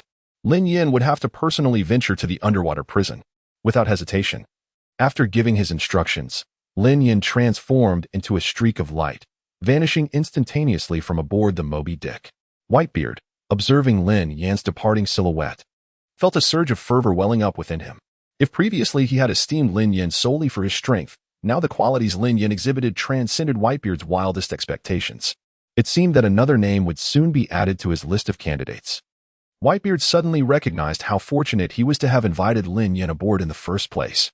3 days later, at Marineford, a massive flag billowed in the wind, emblazoned with the iconic seagull emblem of the Navy. Beneath the flag stood tens of thousands of soldiers, a formidable sea of navy blue. They stood in perfect formation, poised and ready, with heads held high and chests out, brimming with indomitable spirit. Each resolute face radiated an unyielding aura, embodying the very essence of the Navy's determination to fire the first shot in the impending battle. Surrounding Marineford, no fewer than 50 warships patrolled vigilantly, their crews not daring to relax for even a moment, meticulously surveilling every corner of the vicinity. Furthermore, 300 additional vessels stood by, ready at a moment's notice, while 500 more lay beyond the gates of justice, prepared for any eventuality. In this context, Describing Marineford as an impregnable fortress would not be an exaggeration. In the conference room, Admiral Sengoku maintained a calm demeanor, his gaze sharp and penetrating, his expression inscrutable, revealing neither joy nor sorrow. Instead, an aura of resolute authority enveloped him. His eyes scanned the assembly before him: Akainu, Akiji, Kazu, Garp, Suru, and numerous other vice-admirals. This gathering represented the pinnacle of naval command, the elite fighting force of the Navy. As the moment arrived, Sengoku raised his hand in a commanding gesture, the hem of his cloak billowing dramatically behind him. He strides confidently at the forefront, flanked closely by the 3 esteemed generals and numerous mid-ranking officials. Today, come what may, they intend to eradicate the leaders of this era, the venerable Whitebeard, from this world. The gates of Marineford slowly creaked open. Emerging first were a dozen or so colossal giants, their robust physiques exuding an air of formidable strength. They approached the forefront of Marineford, brandishing battle axes, wielding spiked clubs, and donning helmets. The giants would serve as the primary line of defense for Marineford. Behind these formidable figures emerged another group. Leading them was a man adorned in flamboyant flamingo attire, a sinister smile gracing his lips as he strode with an air of indifference. He was none other than Don Quixote da Flamingo, one of the current 7 warlords of the sea. Following him was Dracul Mihawk, the Hawkeye, bearing a black blade upon his back, his sharp gaze unwavering, rarely breaking into a smile. Next came the regal Boa Hancock, the pirate empress, with her flowing black hair, graceful steps, and an icy demeanor. Accompanying them was the silent tyrant Bartholomew Kuma, clutching a tome in his hands, and the ever-smirking Gecko Moria, whose laughter echoed with a hee-hee-hee. Despite the scorn directed at them, branded as the dogs of the Navy and the scum of the pirates, their undeniable prowess remains. Their strength is nearly unparalleled, residing at the pinnacle of the New World. As one heavyweight figure after another emerges, the breaths of the Navy personnel become increasingly rapid. Their desire for victory in this war intensified. The morale soared. At that moment, all the naval officers felt a tremor in their hearts. The long-anticipated 3 admirals have made their appearance. Beneath the execution platform, 3 chairs are arranged. These 3 seats correspond precisely to the 3 admirals of their navy. Akiji and Kizuru take their places on either side, while Akainu occupies the central seat. With the exception of Akiji, Kizuru and Akainu exhibit a remarkable synergy, effortlessly crossing their legs and assuming the quintessential posture of an admiral. They remain silent, their expressions inscrutable, gazing with judgmental eyes upon the square before them. Creak, creak. At last, after the formidable figures of the Marine admirals and the 7 warlords took their seats, Ace, the captain of the 2nd Division of the Whitebeard Pirates, was escorted towards the execution platform by the Navy's executioners. The chains dragged along the ground, emitting a series of piercing, jarring sounds. In that moment, Ace's eyes were devoid of life, his body marred by bloodstains, his face a patchwork of bruises, and his disheveled hair symbolized the torment he had endured within the confines of the prison. He was overwhelmed with profound regret. Had he not been excessively impetuous, had he not stubbornly insisted on his own way, the current consequences would not have transpired. Gazing at the heavily fortified Marineford, surrounded by warships far superior to the demon-slaying order, he could scarcely fathom the calamity that would ensue should the Whitebeard pirates charge in. The mere thought of his crewmates sacrificing themselves for him, leading to the demise of countless members of the Whitebeard pirates, weighed heavily on his conscience. The implications were unbearably grave. He is utterly unable to bear the burden. Ace lowered his head. He was reluctant to allow others to witness such a feeble version of himself. Do you regret it? If blame is to be assigned, let it fall upon the sinful blood that courses through your veins. Sengoku, too, observed this moment of vulnerability in Ace and spoke calmly. Ace remained silent, merely clenching his jaw tightly. Not far away, Garp, upon witnessing this scene, also slightly lowered his head. He clenched his fists tightly, enduring an excruciating torment within. Alas, seeing this scene, Crane couldn't help but shake her head. One could only hope that Garp would withstand the ordeal. Subsequently, after Ace was nailed to the execution platform, Sengoku seized the Den Mushi and delivered an impassioned speech to rally the spirits of the troops. Ultimately, he directly revealed Ace's identity, the sinister bloodline coursing through his veins. As these words echoed, not only the hundreds of thousands of naval soldiers in Marineford were shaken, but the entire world, watching the live broadcast, was also left in shock. Sinister bloodline? Could it be that Ace is a descendant of Roger? No wonder the Navy was making such a significant fuss over Ace. It turns out he is the orphan of Roger. Who would have thought that Roger's heir was still alive? Such a person deserves to perish. Now I understand why Whitebeard decided to confront the Navy's declaration of war. Indeed. A person like him would never be left to face execution by the Navy. Poor ass? Why does he not bear Roger's surname? It must be to avoid suspicion. If he had used such a surname, even us commoners would be clear about his identity. Among the spectators were pirates and ordinary citizens. Yet the majority were just common folk. Everyone suddenly realized and comprehended why the Navy had gone to such great lengths. After a series of preceding events in Marineford, when the naval soldiers considered that the one they were about to execute was the orphan of Roger, the last remnant of that sinister bloodline, their morale soared to unprecedented heights. All they needed to do was quietly await the arrival of the Whitebeard Pirates. Sengoku glanced at his pocket watch. It was now 9 in the morning, leaving 3 hours until the execution of Ace at noon. Thus, the question arose, how would the Whitebeard Pirates breach their seemingly impregnable Marineford? Meanwhile, Tam's subordinate, feeling anxious due to recent plummeting ratings and incessant criticism in the daily reports, sought a 5-star review, expressing his distress and longing for comfort. The atmosphere within Marineford was eerily silent, with everyone holding their breath as the minute hand ticked forward. Yet, just as Marineford remained in quiet anticipation, the first piece of grim news arrived.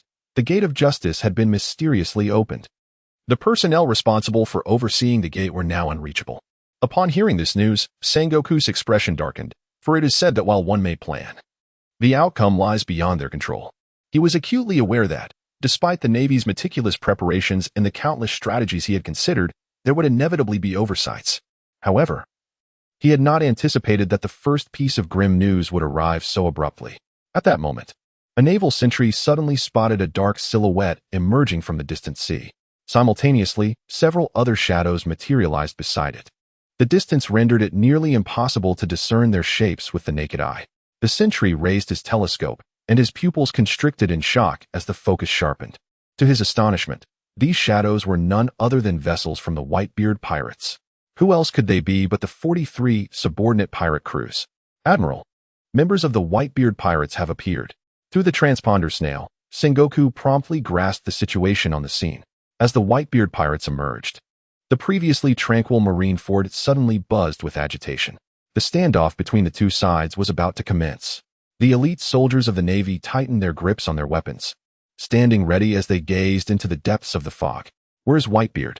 Sengoku did not concern himself with the subordinate pirate crews, but instead directly inquired about any sightings of Whitebeard. Admiral, there are currently none. The sentry scanned the area with his telescope, but regrettably, he could not locate the Moby Dick. Soon after, the fleets of subordinate pirate crews navigated through the fog, gradually revealing themselves to all present in Marineford. A sweeping glance revealed powerful figures such as the great whirlwind Squardo, the Ice Witch Waydibe, and Little Oars Jr., among others. These were formidable beings who had swept across the New World. The Navy sentries were drenched in cold sweat. Likewise, the entirety of the Marine forces in Marineford began to scour the vicinity. Yet still, there was no sign of Whitebeard. Sengoku remained silent. Whitebeard, the man renowned as the strongest in the world. How will he make his appearance? As the formidable forces of the Navy, including the 3 admirals, the vice-admirals, and the 7 warlords, traversed the waters among the 43 subordinate pirate crews, the Whitebeard Pirates' Moby Dick left its mark. Suddenly, the bay before them in Marineford began to bubble ominously. The strange sound drew the attention of all present.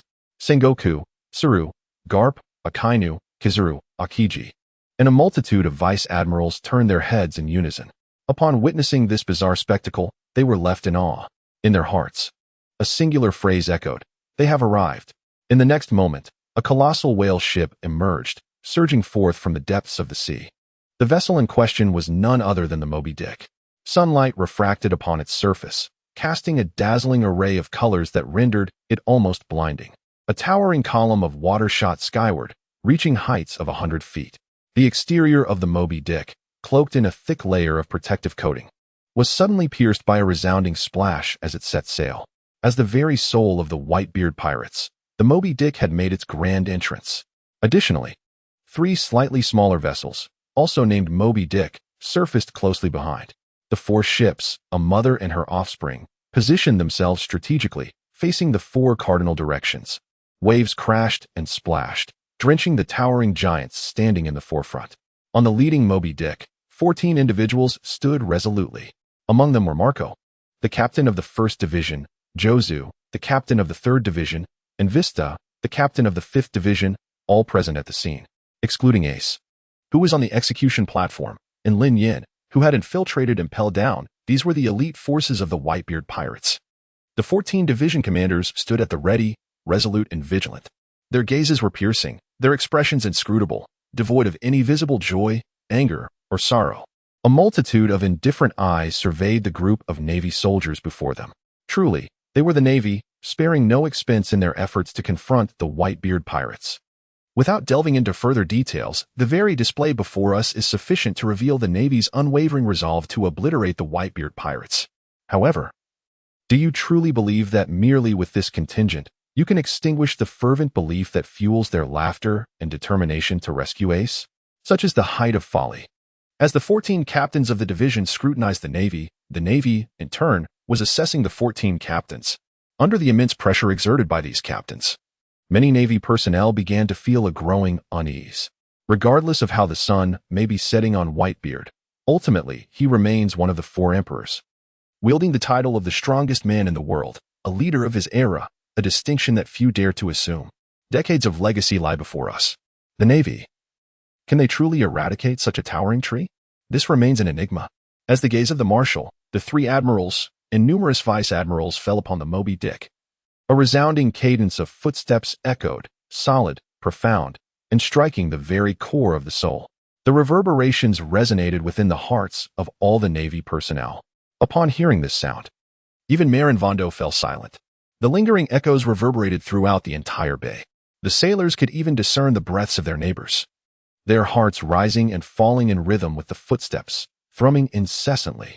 At long last, amidst the tense demeanor of the elite naval soldiers, Whitebeard, wielding his naginata, ascended the stairs step by step, making his way to the forefront of the Moby Dick. Finally, the Navy beheld the identity of the approaching figure. With his curved mustache, donned in the regal cloak of the 4 emperors, a distinctive pirate captain sat atop his head, in that imposing stature that commanded attention. Who else but Whitebeard, the foremost among the 4 emperors of the New World? With a thunderous thud, Whitebeard slammed his naginata down upon the ground. Subsequently, his gaze shifted towards Ace, who stood on the execution platform. As Whitebeard's eyes met Ace's, Ace slowly lifted his head, returning the gaze. In that moment, their eyes locked. Ace trembled slightly, shedding the pretense he had clung to, as tears began to flow uncontrollably from his eyes. He cried out loudly, "Father, I am sorry."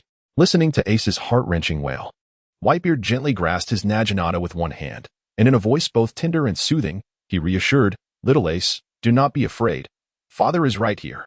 Though Whitebeard's voice was not particularly loud, the profound stillness of Marineford allowed his resonant tones to echo throughout every corner. "Father is right here." As Ace absorbed Whitebeard's comforting words, his sobs erupted like a torrential flood, tears cascading down his cheeks, each droplet falling onto the execution platform. His eyes were filled with confusion and helplessness, resembling a lost child. "You who have harmed my crew, especially you, my dearest Ace, are you prepared for the consequences?" After comforting Ace, Whitebeard cast a fierce gaze upon the 100,000 naval soldiers before him. In an instant, an overwhelming pressure descended, bearing down heavily on the shoulders of every naval soldier present. They could feel the weight of the moment intensifying, all from a mere glance. They were on the verge of succumbing. Is this the true might of Whitebeard? Yet it was not over.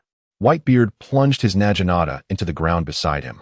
His body slightly crouched, and suddenly a glimmer of white light enveloped his fists. This was the manifestation of the tremor fruit's power.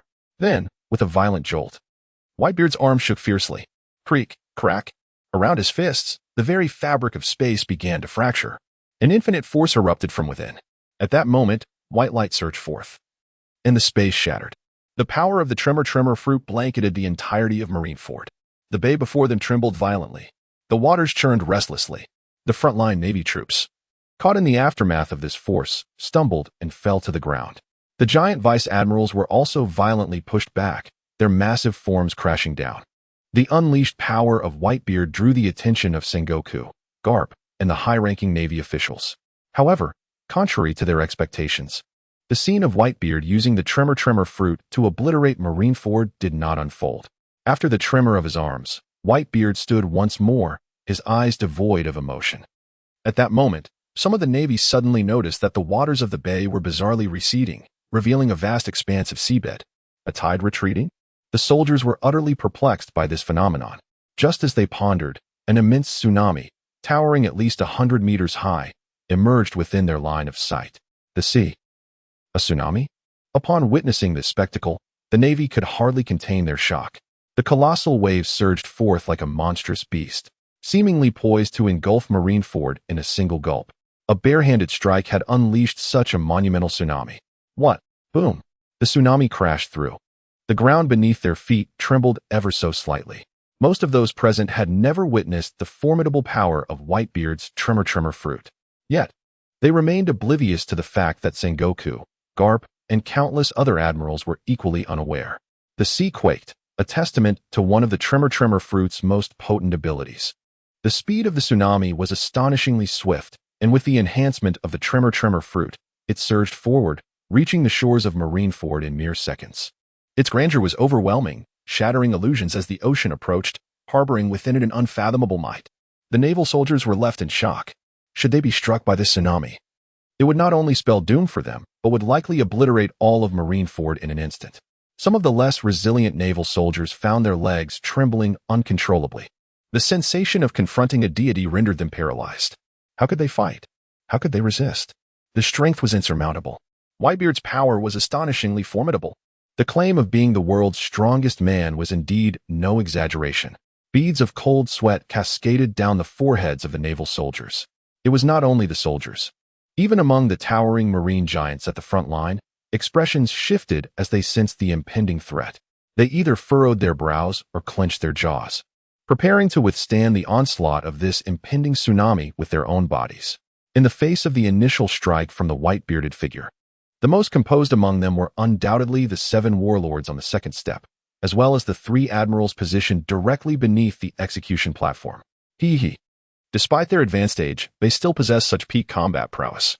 Don Quixote da Flamingo wore a sinister grin, the sea breeze carrying the tsunami rustling against his flamboyant flamingo attire. The strongest man in the world. Dracul Mihawk maintained an indifferent expression, merely lowering the brim of his hat slightly. However, the escalating battle fervor in his eyes betrayed the unassuming facade he presented. He chuckled softly, contemplating the prospect of acquiring the shadow of the formidable Whitebeard. Gazing upon such a powerful figure, a glimmer of yearning flickered in the eyes of Gecko Moria. In that moment, he felt emboldened. Not only would he dare to confront the adversaries obstructing his path, but he would also challenge Kaido himself. The Empress Boa Hancock and the tyrant Bartholomew Kuma remained silent, quietly observing the unfolding spectacle from the sidelines. The yellow monkey cast a sidelong glance at the surrounding Akainu and Akiji. Are you not moving? Very well. I shall remain still as well. Let us see who can endure the longest. The tsunami loomed ominously nearby. At last, beneath the execution platform, the impatient Akainu twisted his neck. Humph. He raised his chin, surveying the Whitebeard pirates from a lofty vantage point. The tumult they had created was indeed a bold display, a testament to Whitebeard's formidable presence, aimed at instilling fear in the Navy.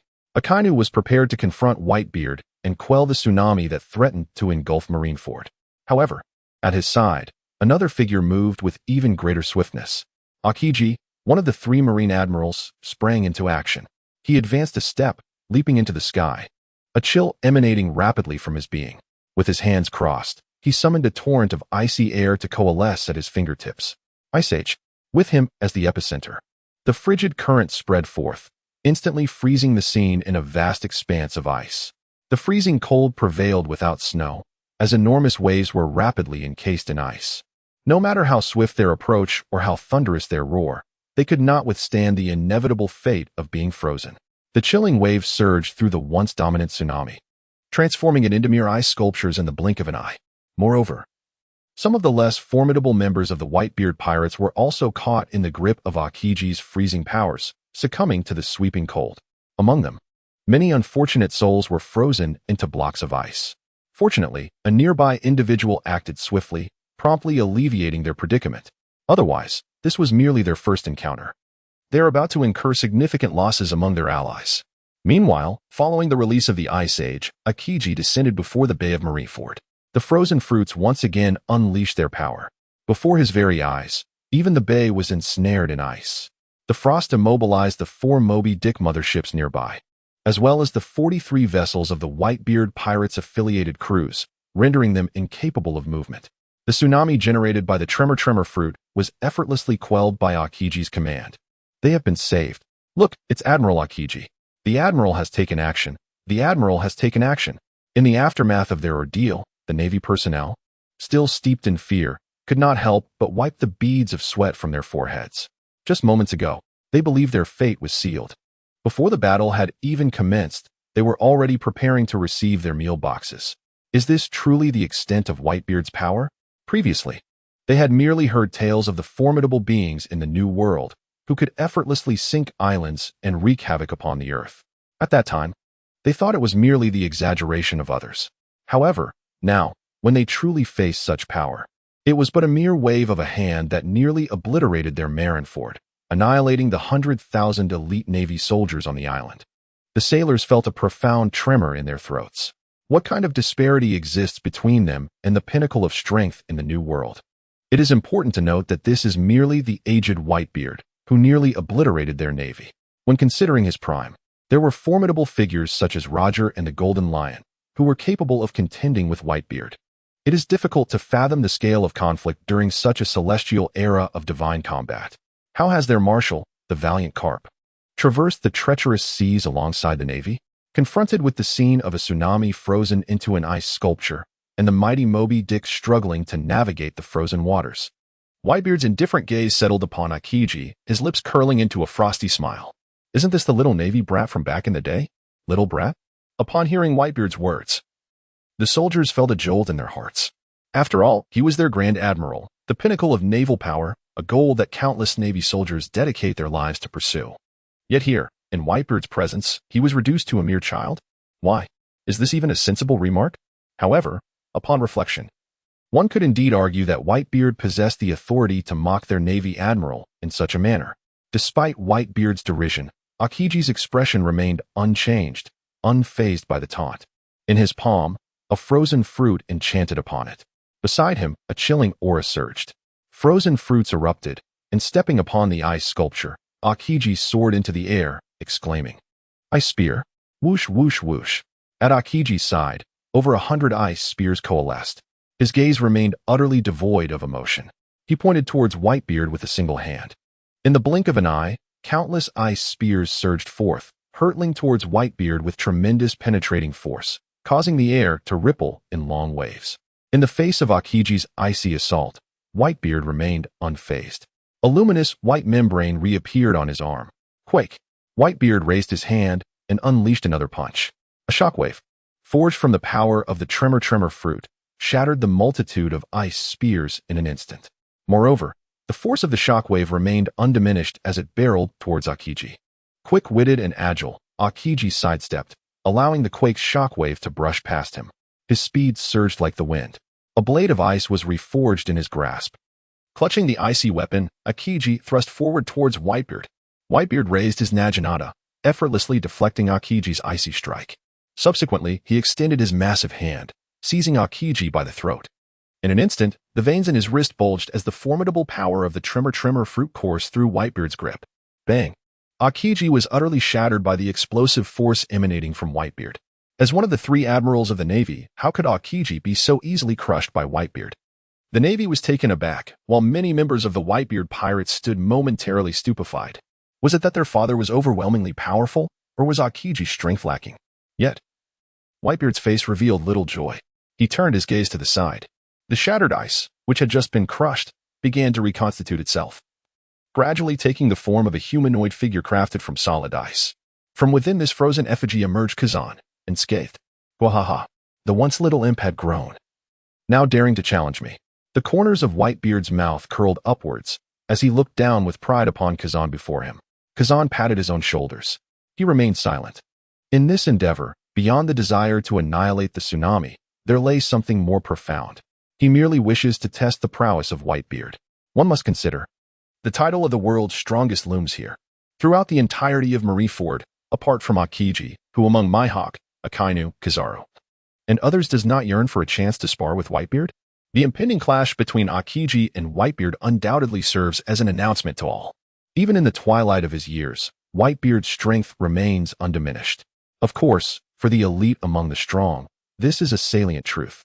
Their objective is to confront Whitebeard. However, for the ordinary naval soldiers, what they witnessed was merely a fierce exchange between Akiji and Whitebeard. This group of pirates, though formidable, still faced the might of the three admirals, the fleet admiral, and the legendary hero, Garp. In the realm of top-tier combatants, the Navy would not falter. If a true battle were to commence, the outcome of strength was still uncertain. The Navy personnel rallied themselves. Moments ago, the sight of the tsunami summoned by Whitebeard had been overwhelmingly shocking, leading to a significant dip in their morale. However, with Akiji's appearance, swiftly dispelling the towering waves, the spirits of the Navy began to rise once more. Eliminating as many members of the Whitebeard Pirates as possible was the key to securing victory in this war. Meanwhile, on the side of the Whitebeard Pirates, several crew members leaned over to gaze at the sea's surface. Thanks to Akiji's ice age, the bay had transformed into a battlefield that could sustain their presence. Some crew members of the Whitebeard Pirates leaped onto the icy expanse to test its load-bearing capacity. It proved to be quite sturdy. Alas, this was not the moment for them to be choosy. As the clash between Akiji and Whitebeard reached its climax, bang! On the Navy's side, they had long since filled their ammunition. Simultaneously, they ignited the fuses, and a barrage of shells rained down upon the Whitebeard Pirates. The battle commenced. The two armies clashed, with artillery leading the charge. The Navy's firepower, as one might expect, was formidable. Once the fuses were lit, the cannon fire swiftly enveloped the entirety of the Whitebeard Pirates' fleet. Boom, boom. The echoes of explosions reverberated relentlessly. We retaliated. Following the Navy's synchronized volley, the Whitebeard Pirates readied their own cannons. Bang, bang, bang. A relentless barrage was unleashed towards the Navy's elevated positions. Both sides spared no effort in directing their firepower upon one another, striving to maximize their adversaries' casualties. However, the Navy's equipment was exceptionally superior, compounded by the fact that they were stationed at their own headquarters, enjoying the advantages of timing, location, and morale. Before long, the firepower of the Whitebeard Pirates was subdued. The aftermath of the explosions left several ships with gaping holes. Fortunately, the ice provided some support. Otherwise, the incoming seawater would have posed a risk of sinking. Seeing their own firepower heavily suppressed, the captains of the affiliated pirate crews drew their weapons in defiance. Kill! The members of the allied pirate crews rushed towards the Navy with fervor. Are you afraid? Numerous Navy vice admirals took command, brandishing their weapons as they led their men towards the Whitebeard Pirates. In close combat, both sides' artillery crews synchronously ceased their fire. Who dares challenge the Whitebeard Pirates? You must be oblivious to the heights of the heavens. Today, let us demonstrate the might of the Whitebeard Pirates. The Whitebeard Pirates surged forth. The Navy is not a foe you can provoke. You jesters, by this time next year, it will be your Memorial Day. Eliminate these pirates. The Navy charged forward to meet the challenge. The two forces collided, with vast numbers of troops engaging, creating a chaotic scene reminiscent of locusts swarming through a field. The commanders of the Whitebeard Pirates began to spring into action. Vista unsheathed his twin ornate blades, as petals fell from the sky, clad in his tailcoat. He resembled a sharp, long knife, plunging into the heart of the Navy. Likewise, the other commanders, including Marco and others, began to unleash their power. As the captain of the squad sprang into action, the giants joined the fray, raising their battle axes and spiked clubs with ferocity, striking down upon the Whitebeard Pirates. The brutal clash had only just commenced, yet the ground was already drenched in blood, with dismembered limbs strewn about. It must be said that although the Navy consisted of elite, well-trained troops, exuding a commanding presence, they were, after all, mere blossoms nurtured within a greenhouse. Many had yet to face the brutal storms of the open sea. In stark contrast, the Whitebeard Pirates had been forged in the crucible of the New World, where only the most formidable could survive. If the Navy had previously managed to suppress the Whitebeard Pirates with their firepower, now, as the battle turned to close combat, the advantages of the Whitebeard Pirates began to manifest. The tide of war gradually shifted into a perplexing chaos. Just as the Navy and pirates engaged in their fierce struggle, a man bearing the black blade, Yoru, stood upon the plaza of Marineford. He slowly raised his head, a fierce determination emanating from his eyes.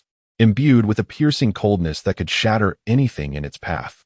His gaze, akin to that of an eagle, fixated on Whitebeard aboard the Moby Dick. With a single step forward, he ascended to the heights above. He is none other than Dracul Mihawk, currently one of the 7 warlords of the sea, universally acknowledged as the world's foremost swordsman. Mihawk is, after all, one of the preeminent masters of swordsmanship in this era. His action immediately drew the attention of many in Marineford. To my surprise, the first to break the silence was you. Doflamingo cast a glance at Mihawk. His voice laced with arrogance as he smirked. Are you planning to make a move as well? The sea breeze tousled the hair of the pirate empress, Boa Hancock. As she regarded him, hee, are you seeking to challenge Whitebeard? Allow me to witness your skills. Moonlight Moria awaited with keen interest. Oh my, one is the world's greatest swordsman, the other the strongest man alive. How terrifying indeed. Kizaru's eyes sparkled as he began to earnestly observe the unfolding scene. Although Akainu was excessively proud, his gaze involuntarily shifted towards Mihawk after a cold snort. Not only him, but Sengoku, Garp, and even the ever-observing Tyrant Kuma turned their attention towards the source of the commotion. As if sensing something, Whitebeard's gaze drifted towards the plaza of Marineford. Locking eyes with Hawkeye's Mihawk. Gororara, is yet another young one unable to restrain themselves? Whitebeard discerned the latent sharpness emanating from Mihawk's eyes and spoke calmly. Like everyone else, he understood that Whitebeard embodied the title of the strongest man in the world, a formidable mountain standing in their way. Who would not yearn for the chance to measure their strength against him? Today, the war on the summit, a grand spectacle of dragons, perfectly fulfills their collective desire to challenge Whitebeard. Let me see how much effort it takes to surpass this mountain of yours. Mihawk raised his hand, gripping the black blade Yoru at his back, and slowly drew it forth. The moment the blade was unsheathed, a wave of sword energy radiated outward from him. Many could sense the surge of power rising within Mihawk. If there were a power meter akin to that from Dragon Ball, it would undoubtedly indicate that Mihawk's combat prowess was exponentially increasing. What a terrifying sword energy. Vista, the captain of the 5th Division of the Whitebeard Pirates, who had been charging into battle, could not help but halt his actions upon sensing Mihawk's movements. He cast his gaze towards Mihawk. Upon witnessing Mihawk's current mastery of the swordsmanship, even he could not help but furrow his brow, a testament to years of diligent training. He once believed that his swordsmanship had reached, if not surpassed, that of Mihawk. Unreservedly, Vista awaited the day he could engage in a contest of skill with him. However, upon witnessing Mihawk's unparalleled brilliance in swordplay, he was taken aback. He could not help but exclaim that he was still vastly inferior to him. Mihawk gripped the black sword, Yoru, with both hands. Only this one man could compel the world's greatest swordsman to unleash his full strength. A torrent of ferocious power surged into Mihawk's arms as he elevated his prowess to its zenith. His eyes opened like those of an eagle, radiant as the galaxy itself in an instant. He struck towards Whitebeard with a single, decisive blow. The Black Blade Knight, one of the 12 supreme greatswords, unleashed a boundless brilliance in that fleeting moment. A blade of emerald green sword energy sliced directly towards Whitebeard, who stood facing the Moby Dick. The immense shockwave generated caused even the ice surface, frozen by Akiji, to crack profoundly, with fissures radiating outward in all directions. Ice shards flew through the air, and solid ice danced like a tempest, obscuring the sky and sweeping across the ocean, shaking the very heavens and earth, creating a sensation that resonated throughout the firmament. Mihawk's gaze was fixed intently on Whitebeard. How will you withstand this strike? He questioned. However, Whitebeard remained utterly unfazed in the face of Mihawk's charged attack. Just as the strike was about to descend upon him, a figure suddenly interposed itself before Whitebeard. It was Jozu, the captain of the 3rd Division of the Whitebeard Pirates. Buzz, a dazzling diamond-like radiance swiftly enveloped Jozu's form as he prepared to confront Mihawk's assault. His legs crashed to the ground with the force of a sumo wrestler. Once his lower body was firmly established, he let out a mighty roar, directly confronting Mihawk's slashing strike with his bare hands. Bang! The sharp blade clashed against the indomitable diamond. At the moment of their collision, the entire Marineford reverberated with a thunderous sound. Many spectators were left reeling, their eardrums nearly bursting with blood. The fierce slash swept across the surroundings, creating a cacophony that instilled fear throughout Marineford. The tremendous uproar drew the attention of those engaged in battle, causing even the Whitebeard pirates and the Navy to cease their actions. They turned their gaze towards Captain Jaws beneath the great Moby Dick. What an overwhelming force! Some captains of the subordinate pirate crews could not help but exclaim. After all, he is the world's foremost swordsman. Even those self-proclaimed proud marine admirals, upon witnessing Mihawk display such prowess, felt an inner tumult that could not easily be quelled. As the principal party involved, Jaws, at the moment of colliding with Mihawk's strike, he furrowed his brow, his expression subtly shifting. The sharpness of Mihawk's strike astonished him, exceeding his expectations. His legs carved long grooves into the icy surface, and beads of sweat began to trickle down his forehead. However, who was Jozu? The strongest shield of the Whitebeard Pirates, impervious to any assault. Suddenly, he felt a surge of strength in his arms, seizing Mihawk's strike and thrusting it fiercely skyward. To the astonishment of all present, Mihawk's blow was bent back with sheer force. The strike soared into the heavens, spiraling before erupting above. In that instant, the entire expanse of Marineford lay beneath a cloudless sky, resonating with thunderous echoes. Mihawk, deserving of the title of the world's greatest swordsman, had nearly been thwarted even by Jozu. Blood seeped from his arm, yet he had withstood it all. As a competent pirate, he knew that boasting was essential. Is this the full force of the world's greatest swordsman? A mere test today, and it proves to be nothing remarkable. Jozu discreetly pressed his bloodied arm behind him, all the while casting a defiant gaze toward Mihawk. In response to Jozu's provocation, Mihawk remained silent. His target was Whitebeard. Yet his strike amounted to merely a single blow. Although he found himself discontented by the lack of success, he refrained from taking further action, withdrawing into the shadows. He sheathed his black blade, Knight. This Jozu truly was a formidable force. It was unexpected that even Mihawk's slash could not inflict the slightest injury upon him. The reputation of the Whitebeard Pirates' most resilient shield was indeed well-deserved. One must acknowledge that the captains of the Whitebeard Pirates possess considerable strength. The Navy was stirred by a wave of astonishment. After all, who is Mihawk? He is none other than the world's greatest swordsman, standing among the elite of the New World. If it were not for Jozu's interference, his strike was aimed directly at Whitebeard, sweeping across with unerring precision. He, however, is set to challenge Whitebeard. The adversary is indeed Whitebeard. One can only imagine the magnitude of power contained within that strike. Yet, even so, it was effortlessly thwarted by Jaws. Gazing upon the tumultuous Marineford, one realizes this is merely the beginning. The very foundation of the island nearly trembled. The clash of top-tier powerhouses is evidently beyond the capacity of mere pirates and naval officers to comprehend. Today is destined to be a day etched in history.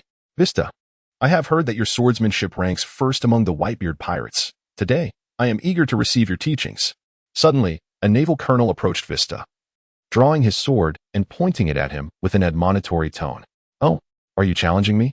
Vista stroked his handlebar mustache, casting a glance towards the naval colonel. A smirk of derision flickered in his eyes. Is this truly your challenge? 20 against 1? It turns out, behind this naval colonel stood over 20 soldiers, all brandishing their swords. Vista could not help but chuckle. Is this what you call a noble demonstration? Humph, spare me the pleasantries. It's 20 to 1. So do not underestimate us. The 20 naval officers surged forth, launching an assault towards Vista. They truly do not believe it. Can more than 20 of us not subdue you? Even if we cannot overpower you, we can still delay you for a time. This is the confidence they have cultivated over many years. Attack. The naval commanders are filled with fervor. Upon witnessing this, Vista merely shook his head slightly. Rustle, rustle. In the sky, red petals began to fall. Bathed in the petals, Vista drew his sword. Since you seek death, I shall accompany you on your journey. Swish, swish, swish. In the blink of an eye, his figure transformed into a streak of light. Amidst the petals, Vista struck with a swiftness that defied the eye. In less than a second, he countered the assaults of over 20 naval commanders who had encircled him with an air of invincibility.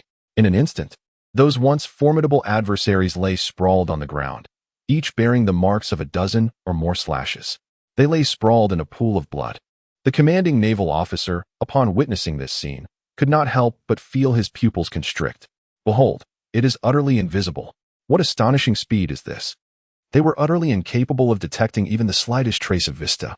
The naval commanders, having honed their skills over many years, believed themselves capable of at least holding their own against the division commanders of the Whitebeard Pirates, if not outright defeating them. However, the outcome proved to be profoundly disappointing. Not only could they not endure for an extended period, but they were swiftly overwhelmed. They could hardly endure even a single second.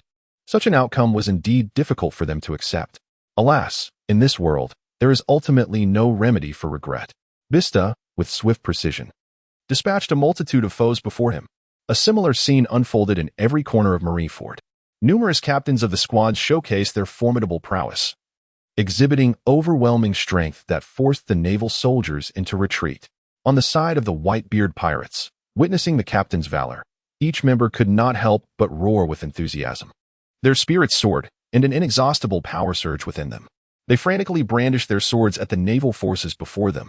The sailors beheld the overwhelming aura of murderous intent emanating from the Whitebeard Pirates. They could not help but feel a chill of dread. The devil. The members of the Whitebeard Pirates were nothing short of demons. In their inaugural clash, the navy was utterly decimated, retreating in disarray. The Whitebeard Pirates swiftly seized control of the vast expanse of the bay. Simultaneously, countless members of the Whitebeard Pirates united in their resolve, pressing forward against the navy. Observing the navy's relentless retreat below and the unwavering determination of the Whitebeard Pirates, Sengoku, standing upon the execution platform, revealed no discernible emotion. The combat prowess of the Whitebeard Pirates was already formidable, compounded by the fact that many in the navy were mere recruits facing their first encounter. Their ability to attain the current situation has long been anticipated during the Warring States period. His gaze was calmly directed towards the white-bearded figure. Captain Marco of the 1st Division, Captain Jozu of the 3rd Division, and Captain 13 were all present. Sengoku, while counting the numbers, suddenly furrowed his brow. There was still one more division commander absent from the scene. Where is Lin? At that moment, Sengoku was alarmed to realize this predicament. Lin, the captain of the 17th Division of the Whitebeard Pirates, was not aboard the Moby Dick. In fact, it could be said that he is not in Marineford. What scheme is Whitebeard contemplating? Lin's strength has reached the ears of Sengoku. The mere fact that he single-handedly swept away all the captains of the Whitebeard Pirates speaks volumes about his formidable prowess. Such a powerful individual, if not brought to the grand stage, would be a disservice to such exceptional talent. Sengoku tightened his grip on the transponder snail, his gaze sweeping across Marineford in search of Lin's whereabouts. Upon confirming that Lin was neither aboard the Moby Dick nor on any other vessel of the Whitebeard Pirates, Sengoku promptly issued the command, Sentinel Squad, search for the presence of the 17th Division. For Sengoku, Whitebeard's interest in Lin from the 17th Division raises numerous questions. He is uncertain. However, the battlefield is ever-changing. He absolutely would not permit any unforeseen events to transpire in his presence. On both sides of Marinvondo, numerous sentinels had already been strategically positioned. Upon hearing the command of the Warring States, they promptly raised their telescopes, standing atop the watchtower, and began to search for the traces of the 17th Division led by Lin. Before long, news regarding the 17th Division reached Sengoku's ears. Report to the Marshal. Although we have not yet located the whereabouts of Division Commander Lin, the fleet of the 17th Division is currently stationed at the rear of the Whitebeard Pirates. A naval sentry responded to Sengoku. Hearing the reply from the transponder snail, Sengoku cast his gaze toward the rear of the Whitebeard Pirates. Sure enough, there floated a solitary vessel quietly adrift upon the sea. Whitebeard, are you attempting to secure an escape route for yourself? Sengoku pondered, ultimately arriving at this conclusion. With such formidable power at his disposal, it seemed the only explanation that could validate his current suspicions. After all, outside the gates of justice, hundreds of warships lay poised for action, ready to encircle the Whitebeard Pirates and unleash a relentless barrage at his command. It was evident that Whitebeard had contemplated this as well, assigning the task of guarding the rear to that exceptionally strong newly appointed division commander. However, Sengoku's expression remained as cold as ice, devoid of any color. Wishing to secure an escape route? I shall see for myself when your front line can no longer withstand the pressure we, the Navy, impose upon you. What right do you have to consider retreat? He issued an order. Relay the command the moment there is any sign of movement from the 17th Division. Report to me immediately. Yes, the sentry promptly responded. Having dealt with matters concerning the 17th Division, Sengoku began to personally oversee the battle at Marineford. Whenever there was a shortfall in manpower at a particular location, reinforcements would be dispatched. Despite the valiant efforts of the Whitebeard Pirates, their forces numbered scarcely 30,000. In contrast, Marineford was fortified with a robust contingent of 100,000 elite naval troops, alongside thousands of warships lying in wait. With ample human and material resources at their disposal, the Navy possessed a definitive advantage in a protracted battle. You wish to fight? We shall accompany you to the very end. On board the Moby Dick, Marco observed the Navy, which had yet to breach their defenses after prolonged assaults. His expression darkened slightly. The Whitebeard pirates have indeed gained the upper hand, yet this advantage is but ephemeral. The Navy resists with remarkable tenacity, no matter how fervently they launch their assaults. They are utterly unable to breach the Navy's defenses. At this moment, he realized that he needed to take action. Marco, with his lifeless fish-like eyes, fixed his gaze upon Ace on the execution platform. Their purpose for this journey is to rescue Ace. Once Ace is successfully brought out, all challenges will effortlessly be resolved. At that moment, as Marco gazes towards the execution platform, the admiral known as Kizuru, one of the three admirals, also directs his attention towards Whitebeard. It is imperative that he takes action. At the very least, it should not appear as though he is merely idling. Kizaru lowers his crossed legs, assuming the dignified posture befitting an admiral, and then rises to his feet. His action elicited a fleeting glance from Akainu, whose eyes momentarily reflected a rare astonishment. To his surprise, this individual, known for his habitual reluctance to engage, was actually prepared to take action. The sun must have risen in the west. Oh, how intriguing. Capturing the thief begins with capturing the king, starting with you, Whitebeard. Kizaru's gaze was firmly fixed upon Whitebeard, although he was known for his tendency to avoid conflict. He recognized that this was one of the rare opportunities in his life to challenge Whitebeard, the strongest man in the world, as a formidable warrior. How could he let such a moment slip away? Kizaru crouched slightly, then propelled himself into the air with a powerful leap. He stepped into the sky. From his fingertips, a radiant yellow light emerged. With his arms crossed, the yellow monkey's mischievous face broke into a grin. The eight-span jewel. This formidable attack, derived from the glimmering fruit, was renowned for its extensive destructive capabilities. While many dismissed it as merely dazzling and difficult to target, one could not deny that being struck by the eight-span jewel would result in catastrophic consequences. In an instant, the yellow monkey crossed his arms without hesitation, unleashing the glimmering fruit's power, sending forth countless yellow flashes towards Whitebeard aboard the Moby Dick. At the moment the yellow monkey initiated his assault, Whitebeard sensed the commotion at the execution platform. Ha ha ha, has the third little devil finally lost his composure? Whitebeard remarked with a smile, his indifferent gaze sweeping over the yellow monkey. The first little devil was Akiji, the second was Mihawk, and naturally, the third was the yellow monkey before him. Come, let me test the might of your tremor fruit, the yellow monkey said, unperturbed. However, in the face of the yellow monkey's aggressive advance, Whitebeard stood resolute like an ancient stone, unmoving. Just as the eight-span jewel was about to strike Whitebeard, Marco, the captain of the 1st Division of the Whitebeard Pirates, sprang into action. You needn't bother Dad for this, Marco declared, his hands trembling with power. Instantly, azure and golden flames ignited around him. In a heartbeat, the flames enveloped Marco, and with a powerful cry, a phoenix ablaze with azure and golden flames soared into the sky. Marco unleashed the power of his phoenix devil fruit. As the eight-span jewel approached, Marco allowed the yellow flashes to pass through him unscathed. I've never encountered such a peculiar bird, the yellow monkey mused leisurely, intensifying the output of the eight-span jewel. Yet, for Marco, all efforts proved futile. As they drew near, Marco executed a swift aerial kick, twisting his body midair, and aimed a powerful strike at the yellow monkey. The yellow monkey raised his elbow to meet Marco's kick, resulting in a resounding clash. Boom! With a single strike, a resounding roar echoed. Blue and gold flames, along with yellow flashes, erupted simultaneously, igniting the entire sky. Then, under the watchful gaze of all, the Marine Admiral Kizuru, having slightly underestimated Marco's kicking strength, was struck by a powerful kick. His body transformed into a glimmering flash, plummeting towards the ground. Boom! The dazzling form of Kizara crashed into the earth, sending countless clouds of dust swirling into the air. Admiral! The naval soldiers below were utterly astounded to witness Kizuru being sent flying by Marco's kick. My goodness, he is an admiral. One of the 3 formidable warriors chosen from a million. And yet, the Admiral Kizuru was kicked away by the captain of the Whitebeard Pirates' 1st Division? What? Many of the Marines stood frozen, gaping at the scene, their mouths agape, wishing to utter something, yet found themselves utterly speechless. Likewise, Marco was momentarily stunned. After delivering the kick that sent Kizaru flying, he found himself in disbelief.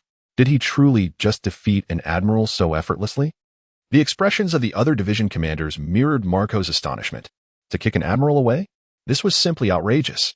Even Whitebeard, who had always maintained his composure, could not help but change his expression upon witnessing this event. He then let out a hearty laugh. Gurara. Well done, Kizaru. Meanwhile, the Marines were in turmoil. The sight of Admiral Kizaru being kicked away had genuinely left them in shock. Their eyes darted between Marco and the fallen Kizaru, who was now enveloped in a cloud of dust. In that fleeting moment, the atmosphere was thick with disbelief. They are utterly unable to discern the true from the false. Match fixing is afoot. Investigate thoroughly. We must delve deep. Poor Salino. Akainu was previously taken aback by Kizaru's actions, but now his expression has darkened considerably. He uttered a series of names through gritted teeth. Akiji had disconnected from the match after initiating an ice age, while Kizaru brazenly engaged in match fixing before an audience of nearly 200,000. Akainu clenched his fists, the temperature of his skin escalating dramatically. The scene transformed into a chaotic spectacle as his teammates faltered in their performance. As for Marco, there was no time for further contemplation. After Akiji's disconnection and Kizaru's deceitful conduct, the situation had escalated. He realized that this was one of the rare opportunities to reach the execution platform. With a powerful surge, the blue and golden flames blazed intensely. Marco soared through the sky like a shooting star, heading straight for the execution platform. What? Observing Marco's trajectory, many within the Navy began to stir. The execution platform was the heart of their naval territory, now suddenly breached by the first commander of the Whitebeard Pirates. It seemed he intended to rescue Ace. This is bad. Marco must not be allowed to approach the execution platform. Several masters of the Navy's 6 powers leaped into the air, attempting to intercept Marco. However, alas, where are they, Marco's adversaries? Phoenix Mark. Flames erupted from Marco's legs as he soared aloft, dispatching nearly all the approaching Navy with a single sweep. Closer now, ever closer. The execution platform loomed ahead. Marco was within arm's reach. Go, Marco. You must reclaim Ace. This is our dwindling hope. Upon witnessing Marco's advance towards the execution platform, the Whitebeard Pirates could not contain their fervent cries.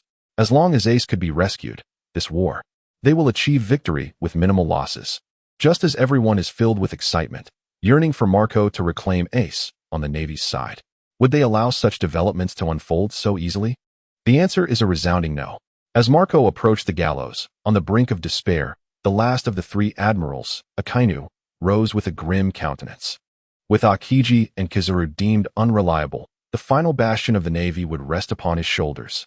In Akainu's grasp, the magma fruit was unleashed, transforming half of his arm into searing lava. The temperature surged dramatically in the vicinity of the execution platform as black smoke, born from the molten rock, enveloped Akainu. Great eruption, Akainu declared, positioning himself before Marco. He raised his fist, infused with the fierce magma, and struck towards Marco with unyielding force. If it had been Kizaru or Akiji, Marco might have had a chance to contend. However, this adversary was Akainu, heralded as the mightiest among the 3 admirals. Even Marco, captain of the 1st Division of the Whitebeard Pirates, steeled himself with utmost resolve.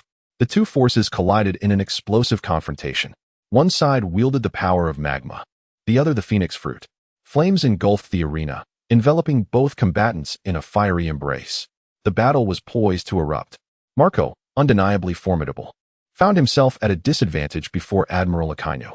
Though he could momentarily resist, the long-term prospects were grim.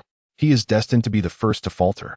Furthermore, he has already penetrated the heart of the Navy. There can be no further delay. Casting a glance at the imminent Ace and the imposing Akainu standing before him, Marco found himself at a loss. Reluctantly, he opted for a temporary retreat. Akainu, however, refrained from pursuing him after repelling Marco. He descended from the heavens, landing directly beneath the execution platform, resuming his position as a commanding general. Regardless of the circumstances, this execution platform required the personal vigilance of a great general, and that individual was none other than Akainu. Meanwhile, as fierce battles raged in Marineford, events were quietly simmering within the depths of the undersea prison. Impel Down, one of the 3 principal institutions of the Navy, is renowned as the world's foremost prison, famed for its stringent security. It houses notorious criminals, each with bounties exceeding 100 million. In addition to the substantial military presence stationed there, fearsome warships comparable to the demon-slaying order lie anchored in the periphery. This heavy naval oversight, combined with the malevolence of the inmates, has earned Impelled Down its reputation as an impregnable fortress. Standing at the zenith, Lin Yan cast his gaze toward Impelled Down below. As anticipated, the eyes of the world were indeed focused on Marineford. In fact, to muster elite forces, a considerable number of the prison's elite troops had been redeployed. It can be said that, for the first time in decades, Impelled Down's defenses were alarmingly weakened.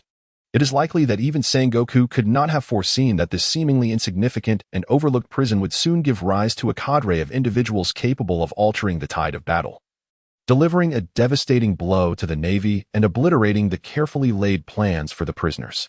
As the kaleidoscope of events unfolded, the space beside Lin Yan suddenly warped, causing his form to distort as well. He was drawn into it. In the next moment, Lin Yan, wielding the power of divine might, arrived within the confines of Impelled Down. As he surveyed his surroundings, a scene of darkness and dampness, with moss covering the ground, imprinted itself in his mind. The environment was far from ordinary. Impelled Down consisted of 6 levels, each descending layer housing increasingly valuable prisoners. And on the bleak 6th level lay the most terrifying part of this prison. It was a place once visited by the likes of Barrett, the Golden Lion, and even Roger himself. With his divine prowess, invading Impelled Down was hardly a daunting task. In less than a fleeting moment, Lin Yan found himself in the scorching hell of the 4th level. Just as he was about to delve deeper, he suddenly halted. A man with a red nose caught his attention. A red nose? A peculiar expression crossed Lin Yan's face. Could it be? Following the target's gaze, he was not surprised to find that the individual was adorned in a clownish attire, with blue hair and clad in prison garb. The bright red dot at the tip of his nose standing out prominently. Lin Yan raised an eyebrow, a glimmer of surprise in his eyes. Oh, it's him? Indeed. The person confined before Lin Yan was none other than the most formidable bearer of the color of luck. The foremost figure in the live broadcast rights of the Paramount War, the one personally courted by Whitebeard, the sole man who dared to disregard the red-haired pirate. Having been pummeled by Akainu, pierced by Akiji, evaded by Kizaru, and slashed by Mihawk, this clown, Buggy, had withstood the onslaught of so many powerful adversaries and yet successfully brought Luffy to safety. To think I would encounter the great Buggy. A strange smile crept across Lin Yan's face the moment he laid eyes on Buggy. He decided not to rush his journey any longer. However, Lin Yan felt a tinge of confusion. During the war, wasn't he Buggy alongside Luffy, inciting a rebellion in the underwater prison? The two had been thriving within the confines of the prison, gathering a considerable following, poised to retaliate against the Marine headquarters at Marineford. Yet, looking at Buggy now, he was still imprisoned. What could have transpired? Soon enough, Lin Yan deduced the situation. It was not difficult to surmise that it must be due to his own involvement. In the original narrative, Luffy was sent there by the pirate empress, Boa Hancock. He then began to stir up chaos within the prison, eventually crossing paths with Buggy, and together they ascended to the pinnacle of their lives. The issue now, however, was that Luffy was forcibly delivered to Kizaru by Lin Yan, who had him brought in. In other words, Luffy might very well be shackled with Seastone handcuffs. As a user of a devil fruit ability, the restriction of Seastone would render him powerless. Even with the aura of a protagonist, he would find himself incapacitated. It's my fault, isn't it? Lin Yan slapped his forehead, realizing that the so-called protagonist's aura was indeed restrained by a pair of Seastone handcuffs. While lamenting this, he felt a sense of relief. Fortunate to have arrived at Advanced City. Otherwise, he can only return with a smile, accompanied by Green Bull and Zephyr, piloting the Gundam and wielding the Thunder God, forcefully dismantling Marineford. Let us speak of Buggy. He could hardly fathom that one day he would find himself as a guest of honor in the infamous underwater prison. The reason for his predicament was rather trivial. All he did was unearth a treasure, inadvertently crossing paths with the Navy. That was all it took. Consequently, he was incarcerated. Moreover, he was esteemed enough by the Navy to be confined in this 4th level. He was at a loss as to whether he should feel elated or despondent about such treatment. Elation? Hardly. The mere thought of spending the remainder of his life in this place filled him with despair. My apologies, Captain, for becoming the singular blemish on your ship. He lamented. I am sorry, First Mate, for failing to meet the aspirations you once set for me. And to Shanks, he thought, what does Shanks have to do with this? Just the thought of Shanks made Buggy's resolve harden. It was that insufferable rascal who had prevented him from embarking on treasure hunts. Countless treasure maps had slipped through his fingers because of him, if ever given the chance. Buggy swore he would imprint his size 45 shoes upon Shanks' face. Just wait until I catch you. Alas, such fierce declarations could only echo in his mind. Buggy succumbed to a wave of despondency. As a pirate with a bounty of 15 million, what kind of stir could he possibly create within Impel Down? Even thinking of confronting Shanks seemed ludicrous. First, he needed to escape this prison that kept him in a state of constant anxiety. He reminisced about his days as an intern with the Roger Pirates, brimming with confidence and bravado. Little did he know that he would end up in such a dismal fate. Truly, it was a tragic turn of events. If Shanks were to witness his current state, see his meager bounty of 15 million berries, and behold him as a prisoner in this underwater fortress, it would be utterly humiliating. He must be exceedingly disappointed in me. Although I repeatedly profess my hatred for you, in truth, I harbor a considerable affection. Ugh. Nevertheless, you are among the few friends I possess in this world. Memories of our time aboard the Roger ship flood my mind, stirring a sense of longing within Buggy. How I wish I had a cigar to ignite, to reminisce about those glorious days of yore. Buggy cannot suppress his melancholy, his face etched with weariness and complexity. Smoke. Just as Buggy dwells in his sorrow, a voice resonates beside him. How has the once boisterous clown of the East Sea, Buggy, fallen to such a plight? Lin Yan observes Buggy, who leans against the bars of his cage, calmly inquiring. I'm sorry, Tam, my little brother dares not cause a stir anymore. Woe is me. I have been scolded terribly.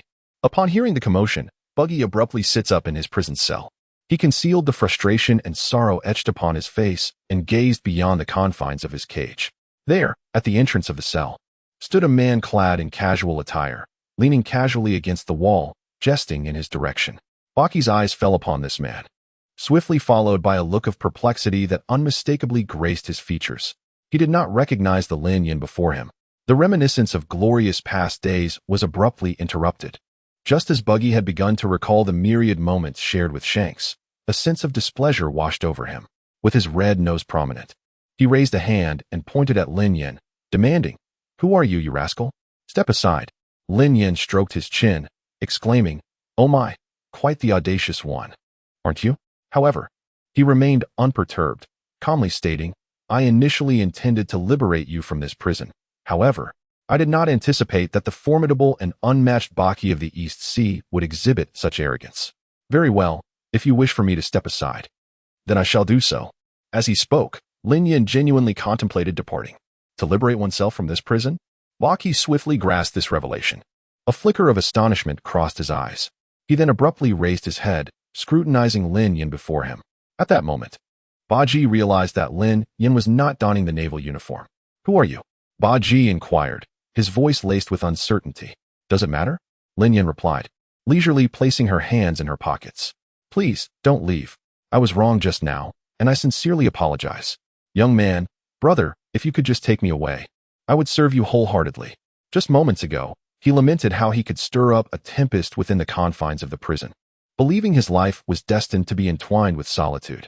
Yet, in the next instant, Lin Yan's appearance became his salvation. Upon learning that she was willing to escort him out of prison, Baji's demeanor shifted dramatically, and he hurriedly adopted a tone of ingratiation towards Lin Yan. "Oh, is this the demeanor of a great being? I am truly impressed." Observing Baji's rapid change of heart, Lin Yan offered him a thumbs up. "As for serving wholeheartedly, I beg your pardon. He harbors a disdain for riding amongst his kind. Ahem. Although the cage is forged from sea prism stone, it proves to be of little constraint for Lin Yan. Suddenly, he conjures lightning in the palm of his hand, and the formidable cage is incinerated by the searing bolts, reducing it to a mere puddle of sludge. A devil fruit user? Observing the lightning in Lin Yan's palm, Buggy, himself a wielder of a devil fruit, immediately recognizes the phenomenon. Yet, therein lies the conundrum. This cage is indeed crafted from sea prism stone. Why does it fail to exert a significant influence upon him? Buggy opens his mouth, astonished. He wishes to inquire about the reason, but swiftly, he chose to remain silent. This was one of the few opportunities he had to leave Impel Down. He spoke timidly, refraining from raising his voice, primarily out of fear to inquire. "Elder brother, what plans do you have next?" After witnessing Lin Yan's methods, Baki grew increasingly respectful towards him. In simple terms, I require an individual to assist me in unlocking all the cages here. One must understand, how many prisoners are there in the underwater prison? This particular detail remained unclear to Lin Yan. If he were to open them one by one, who knows when it would come to an end? Thus he spoke. He tossed a set of keys to Buggy. Prior to arriving here, Lin Yan had already dealt with numerous guards of the underwater prison, acquiring a substantial collection of keys from them. After entrusting the task on the 4th level to Buggy, Lin Yan set his sights on the 6th level. As he traversed the dim and damp corridor, the surrounding walls became increasingly moist. Along the stairway, aside from moss, an accumulation of skeletal remains lined both sides, creating a scene reminiscent of a small mountain constructed of bones. Observing this sight, one could easily surmise that throughout the centuries, countless souls lost to the sea were buried here. At last, a peculiar door materialized before Lin Yan. This door, adorned with intricate patterns, bore terrifying designs. This must be the place. Indeed, behind this door lay Lin Yan's destination, the 6th level of the underwater prison, known as Infinite Hell, a region infamous for being a forbidden zone in a land of death. With a creak, the door swung open, and Lin Yan strode confidently into the 6th level. At that moment, within Infinite Hell, a merman clad in a kimono, his hands shackled by sea stone handcuffs, gazed with a complex expression into the desolate darkness of his cell. His body bore numerous bruises, a testament to the relentless beatings he had endured, stained with blood and marred by scars. The battle at Marineford must have commenced by now. My apologies, Whitebeard. The merman was none other than Jinbei. He could not help but let out a sigh, reflecting on his inability to prevent this scene. A look of sorrowful desolation appeared on his face. How long has it been? Once the illustrious warlord of the sea, he now finds himself in such a dismal predicament. Humph! What a foolish individual! Beside Jinbei stood a man bearing a long, horizontal scar across his face, his left hand adorned with a golden hook, clad in prison attire. Even ensnared within a cage, he wore an air of defiance. Crocodile, another warlord of the sea, now shared a cell with Jinbei, observing the pitiful state of the fishman beside him. Crocodile's expression was one of disdain. How did Jinbei end up in prison? He learned of Ace's capture and the events that followed. He hastened to the naval headquarters to request assistance. However, along the way, Jinbei found himself embroiled in a dispute with the Marines. Despite being one of the 7 warlords of the sea, his influence paled in comparison to the formidable might of the Navy. Consequently, he was imprisoned in the 6th level of this underwater fortress, subject to the Navy's discretion. His title as one of the 7 warlords of the sea can be seized at will. How audacious to attempt negotiation with the Navy. This is one of the reasons Crocodile holds Jinbei in disdain. Listening to Crocodile's mockery echoing in his ears, Jinbei found himself disinclined to respond. He merely sighed to himself, uttering a soft sigh. At that moment, amidst the profound silence of this infinite hell, a sound of footsteps caught their attention.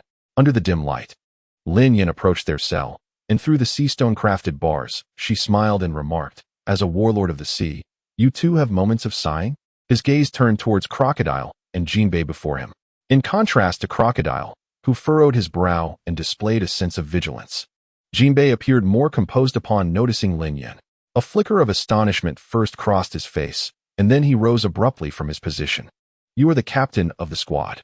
Crocodile had been incarcerated rather early, long before Luffy's journey through the Desert Kingdom arc. Crocodile had been cast into the depths of the underwater prison by the Navy. He was not acquainted with Lin Yan, which was entirely understandable. However, his lack of familiarity did not imply that Jinbei was similarly uninformed. Prior to his imprisonment, Jinbei had indeed come across news regarding Lin Yan, particularly given the historical ties between Fishman Island and the Whitebeard Pirates. The announcement of a new division commander within the Whitebeard Pirates was significant. He cannot possibly be unaware. However, upon witnessing the newly appointed captain of the Whitebeard Pirates bizarrely appearing in the 6th level of the underwater prison, famously known as the Infinite Hell, even Jinbei, a seasoned member of the 7 warlords of the sea, could not help but change his expression. Could it be that the battle at Marineford has concluded? The Navy's terror is at such an alarming level. Has it only been a short while since the conflict commenced? Did they truly swallow the colossal entity of the Whitebeard Pirates whole? "Commander, what brings you here?" It is not that Jinbei lacks composure, but rather that this situation is utterly incomprehensible. It is simply a tale that defies belief, something unheard of. Jinbei, suppressing the tumult within his heart, tentatively inquired of Lin Yan, "Has the Whitebeard Pirates been annihilated, with all members captured by the Navy?" Hearing Jinbei's uncertain words, Lin Yan paused momentarily, quickly grasping the implication. Are you so devoid of faith in the Whitebeard Pirates? Lin Yan chuckled, addressing Jinbei. Soon, through Lin Yan's elucidation, Jinbei learned the truth. The battle at Navy headquarters had only just begun. Lin Yan and Whitebeard had split into two factions, one engaging the enemy head-on, while the other executed a surprise attack on the Navy's rear. Although, on the latter route, it was solely Lin Yan who ventured forth. You intend to liberate the prisoners and lead them to Marineford? Jinbei swiftly comprehended Lin Yan's intent. Whitebeard has indeed played a clever hand. After understanding the situation, Crocodile, though arrogant and disdainful, could not help but acknowledge that this was a brilliant idea. As the saying goes, the enemy of my enemy is my friend. The prisoners, already adversaries of the Navy, harbor considerable resentment towards them. If their freedom were at stake, it is likely that few would refuse to join the battle at Marineford. Who would choose to remain in this lightless abyss of an underwater prison awaiting death when the skies above beckon? For Lin Yan, he requires the strength of these prisoners. Despite his ability to pilot a Gundam and command Thor, envisioning their combined might sweeping through Marineford remains merely a fanciful notion. Lin Yan has never underestimated the Navy, nor has he ever believed that they alone could conquer a force that has dominated the seas for over 8 centuries without faltering. If the Navy were so easily vanquished, why did Rox meet his demise? If the Navy were so feeble, would it not be a straightforward endeavor for the other 4 emperors to unite and effortlessly overpower them? On the surface, it may appear that the Navy consists of only 1 admiral and 3 generals, yet the truth extends far beyond that. They possess a plethora of formidable substitutes, each boasting unparalleled strength. Furthermore, with the former marshals retreating into the shadows and the great generals withdrawing from the limelight, there exists a hidden reservoir of latent power, unbothered by worldly affairs. Even on Lin Yan's side, despite the inclusion of notable figures such as Isou, Green Bull, and Zephyr, the impact remains limited. It merely tips the scales in the fierce competition between the 2 leading factions, alleviating some of the pressure stemming from the Whitebeard Pirates' lack of top-tier combatants. Should a full-scale clash erupt, the outcome remains uncertain, as the distinction between strength and weakness is not easily discerned.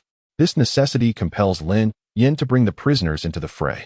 Realizing Lin Yan's intentions, Jinbei clenched his fists, imploring, "Please ensure my inclusion. I wish to contribute to the Whitebeard Pirates." Lin Yan's aim was indeed to liberate this group. With one hand pressed against the iron bars, he summoned the powers of the Thunder Fruit, melting the prison into molten iron. Witnessing Lin Yan's extraordinary capabilities, Crocodile displayed a shock akin to that of Buggy before him. "Why does Sea Prism Stone fail to restrain you?" "A secret," Lin Yan replied with a mysterious smile. Offering no further explanation, he cast a glance at Crocodile and promptly inquired, "Now, this warlord of the sea, do you harbor any interest in the freedom beyond?" Crocodile let out a cold chuckle. "You aren't suggesting that you wish to invite me to assist the Whitebeard Pirates in the battle at Marineford, are you?" Lin Yan nodded. "If we had not crossed paths, your fate would be of no concern to me. However, since we have encountered each other, you are undeniably a rare asset among the warlords of the sea. With an additional warlord on our side, the Whitebeard Pirates would gain a further layer of security. Would it not?" Crocodile maintained his sardonic demeanor. "What reason do I have to acquiesce to your request?" Listening to his words, Lin Yan, without hesitation, placed a hand upon his cage. In the next moment, his prison was shattered by the searing heat of Lin Yan's lightning. Crocodile gazed at the cage that had been utterly melted away. A subtle tremor coursed through his heart. Soon after, Lin Yan's words reached his ears. "Do you truly wish to be imprisoned here for eternity? Come with me, once this war concludes. Whether to stay or leave shall be entirely your choice, and I shall not impede you." Lin Yan presented a compelling reason that Crocodile could not refuse. Crocodile fell into silence, and ultimately uttered a single word, "All right." Lin Yan led the way, while Crocodile and Jinbei trailed behind him. If the underwater prison held merely the most notorious criminals of the seas, then the 6th level confined only the most formidable of the era. Logically, the inclusion of such individuals would shift the pressure towards the Navy. However, Lin Yan had no intention of releasing them. The rationale was quite straightforward. These prisoners of the 6th level were notoriously difficult to control. Lin Yan preferred to forego those who were beyond his grasp. He searched around, and at that moment, a cacophony of noise reverberated throughout the 6th level of the infinite hell. Rather than mere clamor, it was more akin to a heated argument. "You damn straw hat, it's all your fault." If you hadn't brutally assaulted the celestial dragon, would we be imprisoned in this underwater dungeon? Kid exclaimed, kicking a large stone that struck Luffy's head with a sharp crack. Who asked you? Luffy glared at Kid with fury. I'm reaching my limit with this guy. The brooding DJ Apu was also hurling insults at Luffy. Who asked you? Luffy shot back at Apu. It was infuriating. If it weren't for him provoking the celestial dragon, we wouldn't be crushed under the might of an admiral. The strange monk, Urich, followed suit. Who asked you? Luffy promptly retorted. Don't make me come out. I swear I'll beat you senseless. The gluttonous Jolie Bonnie was also venting her frustration. Who asked you? Luffy countered.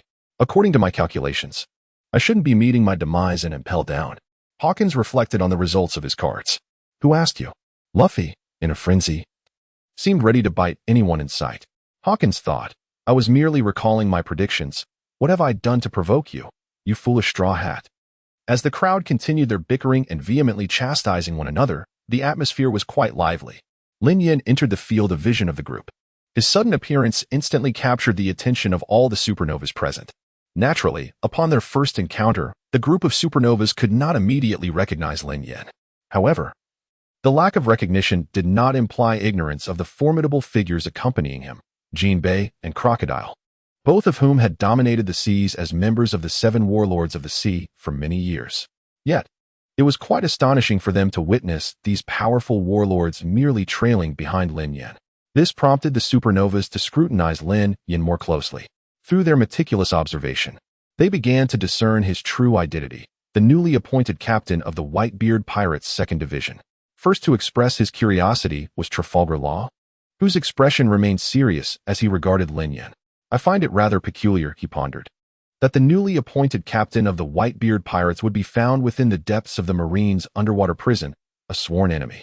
Kid also cast a sidelong glance at Lin Yan, questioning, could it be that he has been captured by the Marines? This hardly befits a captain's dignity.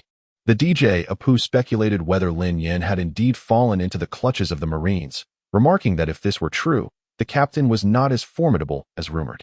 It's you. Luffy recalled Lin Yan from their brief encounter at Sabaody Archipelago. Although Lin Yan had rather unfairly imprisoned him in this abyss of despair, he felt a sense of gratitude that his crew had been spared such a fate. What brings you here? I have a proposition for you. Surely, none of you would wish to remain trapped in this endless hell. Lend me a hand, and once the matter is resolved, we shall part ways. Lin Yan raised an eyebrow. While the supernovas were not particularly powerful, they still boasted bounties exceeding 100 million. More importantly, when compared to Lin Yan and other first-rate experts from the New World, they were formidable, like tigers among sheep, virtually unstoppable, not to mention that as the protagonist, Luffy had once defeated both Crocodile and Gecko Moria during his exploits in the first half of the Grand Line. Your proposal seeks to leverage our strength to assist the Whitebeard Pirates in the upcoming battle at Marineford, does it not? Hawkins, one of the more composed supernovas, stated calmly. Even before their imprisonment, they had heard whispers of the impending war. The man before them, after all, was the captain of the Whitebeard Pirates Division. He could hardly believe that the Navy possessed such formidable capabilities, capable of capturing this captain from the foreign brigade. It was not difficult to surmise that the prisoners advancing into the city were his true targets. Astute, Lin Yan did not refute this notion. He cast a glance at the young supernovas before him and inquired, do you not find it lamentable for such a group of vibrant young men to be squandered in this place? Now, an opportunity lies before you. Will you accept or decline? Will you remain here or choose to depart? The future rests entirely within your hands. Lin Yan's words, though not overtly persuasive, struck a chord deep within their hearts. They had experienced the depths of the underwater prison. Who would wish to linger in such a fate for a lifetime? I will follow you. Hawkins was the first to speak, providing Lin Yan with a response. After all, he was a man of foresight. He realized that his ability to escape from impelled down was likely due to the favor of the captain before him. The fortune teller had concurred, indicating that this was perhaps the sole route available for our departure from the prison. I shall accompany you. After witnessing this scene, Trafalgar Law also acquiesced. It seemed I had little choice. Kid pondered for a moment before agreeing to Lin Yan's terms. The other supernovas understood the gravity of the situation and readily consented. Luffy had come specifically to rescue Ace, both out of sentiment and reason. He must leave the underwater prison. Ultimately, only Joelle Bonnie, known as the gluttonous woman, remains unresponsive. And you, young lady? Lin Yan cast an intrigued glance at the taciturn Bonnie within the confines of the prison. Bonnie also lifted her head, her gaze meeting Lin Yan's. Their eyes locked, and Lin Yan soon furrowed his brow, perceiving a profound resentment reflected in Bonnie's eyes. What could this mean? Does this girl harbor a deep-seated grudge against him? As he pondered this, Bonnie spoke. I will accompany you. However, before that, I have a question that requires your answer. Listening to her words, Lin Yan nodded. Feel free to ask.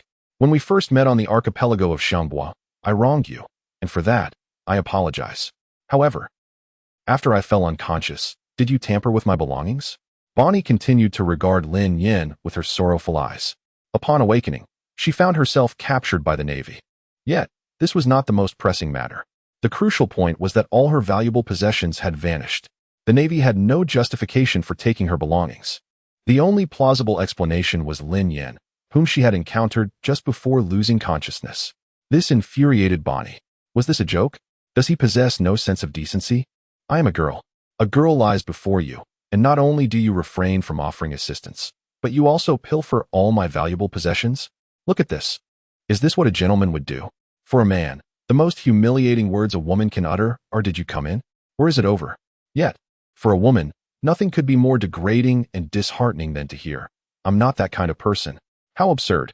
I am curvaceous and alluring. I possess both beauty and figure. Yet, in your eyes, am I truly so devoid of charm? Bonnie felt wounded, somewhat disheartened. Lin Yan suddenly recalled the moment he had stripped her of her precious belongings. He felt a twinge of guilt. After a brief moment of reflection, he quickly turned his head, denying, "No, absolutely not." Is that so? Who would have imagined that a captain would dare to act yet lack the courage to admit it? Bonnie easily discerned Lin Yan's unease. After pausing for a moment, she continued, "While I can forego other items, there is one bracelet that holds immeasurable value for me. Captain, I hope that when you have the opportunity, you can return it to me. It is my only connection to my family." The bracelet? Lin Yan suddenly recalled the existence of a bracelet. However, during his time at the Summer Chi Tavern, he had long since relinquished it as payment for drinks. Handing it all over to Summer Chi. One could only hope that Summer Chi had not exchanged it for berries. As these thoughts occupied Lin Yan's mind, he released all the supernovas. In the 6th level of the infinite hell, he took with him Jinbei, Crocodile, and the 10 supernovas before him. Thus began the liberation of prisoners from the underwater prison. On the 4th and 5th levels, Buggy diligently executed Lin Yan's orders with fervor, releasing a multitude of prisoners. It must be said that Buggy exhibited quite the leadership qualities, especially in his ability to inspire hope. While grand promises might not hold much weight for someone like Lin Yan, who was grounded in material reality, they were a formidable force for these prisoners. In a remarkably short span of time, Buggy began to emerge as a figure of leadership among the inmates. In addition to Buggy, Luffy inadvertently traversed the 5 level of hell, liberating all the inhabitants of the kingdom of the Okama. Upon witnessing Ivankov and Inazuma following Luffy, Lin Yan felt little in the way of emotion. They are all members of the Revolutionary Army. Who is Luffy? He is the son of Dragon, the young master of the Revolutionary Army. How could Ivankov possibly refuse to assist? Lin Yan remains unperturbed, as does Jinbei, while the other supernovas turn a blind eye to the situation. However, the only person present who feels a chill run down his spine is the previously arrogant Crocodile, who is taken aback upon seeing Ivankov. He initially furrowed his brow, instinctively taking a step back. His expression no longer bore its usual calm demeanor. Instead, it revealed a hint of inner turmoil. Ivankov undoubtedly noticed Crocodile's distressing demeanor. He cast a flirtatious glance at Crocodile, seemingly implying something significant. Of course, the precise nature of this implication was likely known only to the two of them. In the 5th level, the prisoners on the 4th level were liberated one by Buggy and Luffy. The commotion here swiftly attracted the attention of Warden Magellan. Why? He thundered. Why have so many surveillance snail transmissions gone dark? In the central command room, Magellan slammed his fist on the table. His face contorted with fury as he stared at the pitch-black screens before him. Lin Yan had stealthily infiltrated the area, having already destroyed numerous surveillance snails. The images relayed to the central command were predominantly devoid of any visual content. Magellan was incensed. He had just returned from the restroom when such chaos erupted. This is unacceptable. Warden, we were unaware of any situation. A soldier stammered in fear. Magellan's expression darkened further. His gaze incessantly swept over the already blackened screen. Was he still unclear about the location of Advanced City? As a long-serving warden, he immediately recognized the gravity of the situation, especially today. A significant incident was unfolding in Marineford. It was imperative that the chaos at Advanced City did not disrupt the Marshal's plans. Magellan lifted his head, his eyes shimmering with determination, and declared, "Rally the guards," dividing them into two groups. "One shall secure the gates of Advanced City, while the other will accompany me to investigate the situation." Typically, the elite navy guarding Advanced City numbered around 20,000, but now, due to the strain on forces, the situation had changed. They advanced towards the city, dispatching numerous troops to Malinvondo. The forces at Magellan's disposal amounted to barely 8,000, as arrangements were made to station 2,000 men at the gates.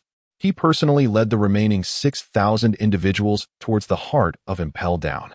Meanwhile, on the 5th, 4th, and 3rd levels, the prisoners were successively liberated by him. Observing the throng of his subordinates below, chanting his name, "Captain Buggy, Captain Buggy," a flush of pride illuminated Buggy's visage.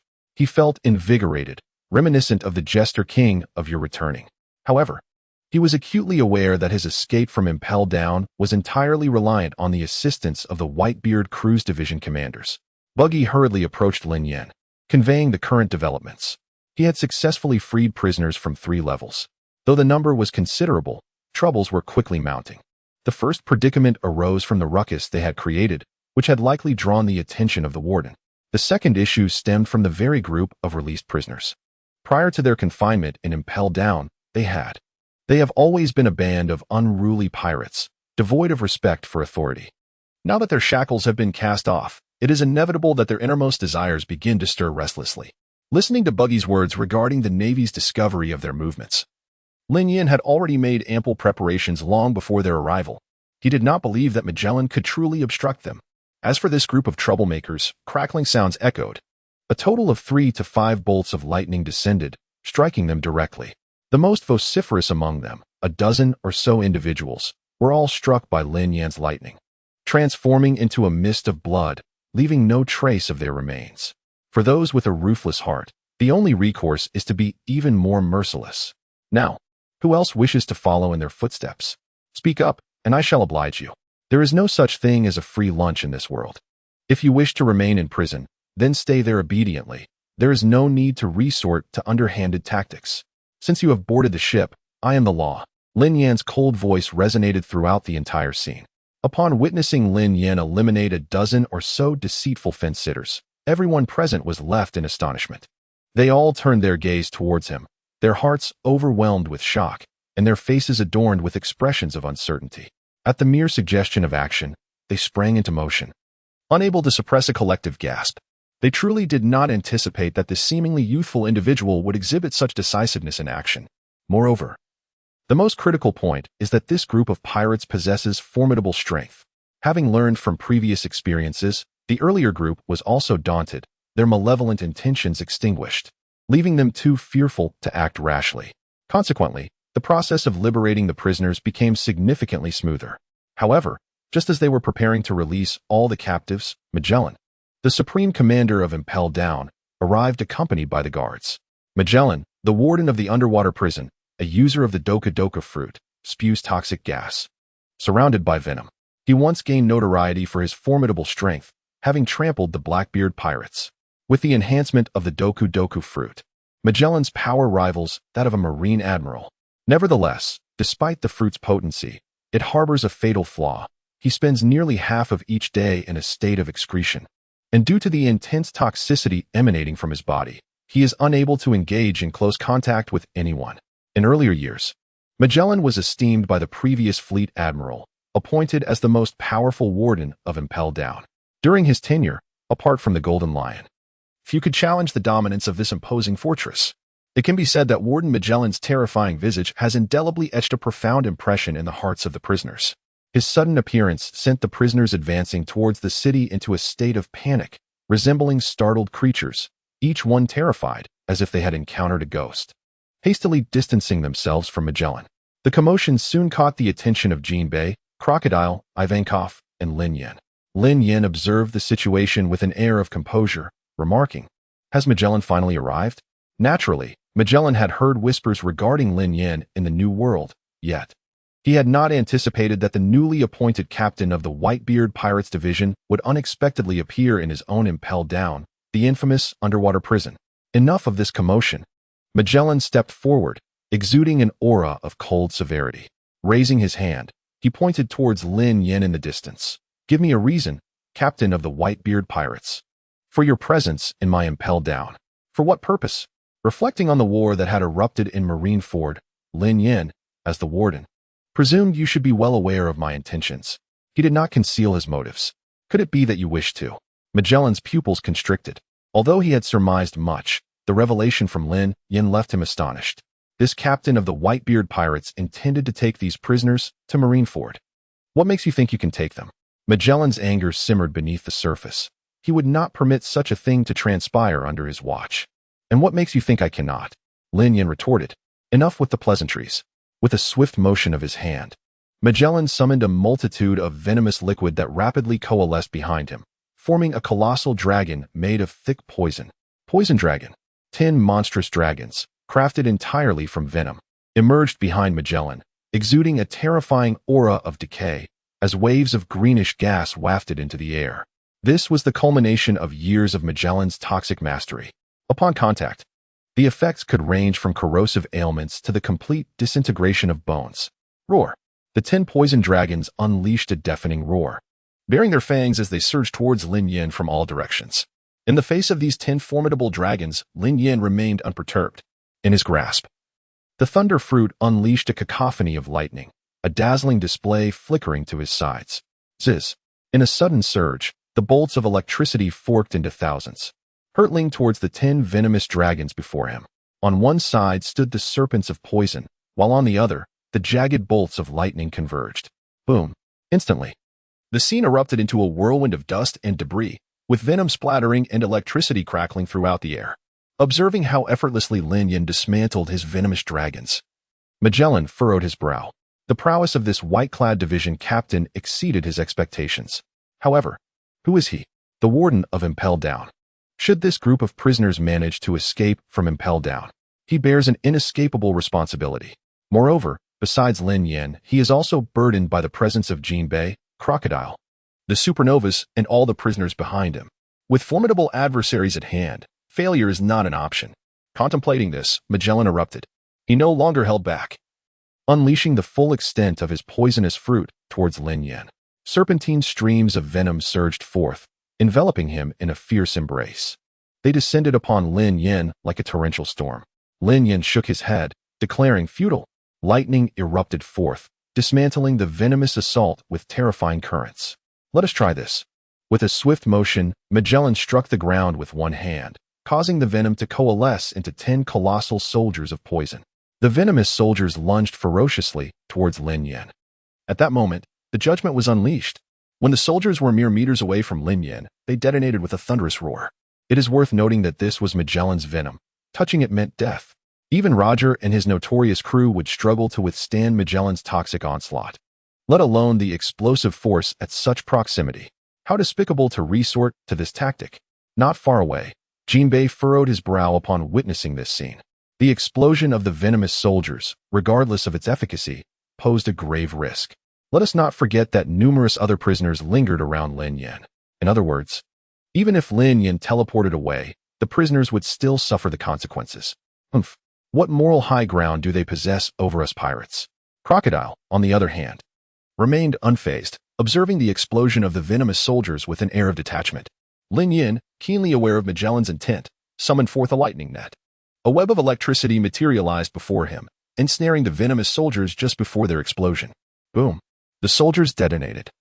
Yet the venom that spilled forth was significantly diminished under the pressure of the lightning net.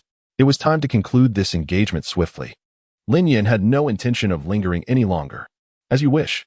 Magellan, too, was unwilling to relent. Their battle escalated into a fervent clash. Despite Magellan's formidable prowess, bolstered by the powers of the poison fruit, he ultimately fell short against Lin Yan. Nearly all of the venom was obliterated by Lin Yan's lightning, which moved with unparalleled swiftness. Consequently, due to the substantial disparity in their strengths, Magellan soon found himself at a disadvantage, firmly pressed down by Lin Yan. Damn it!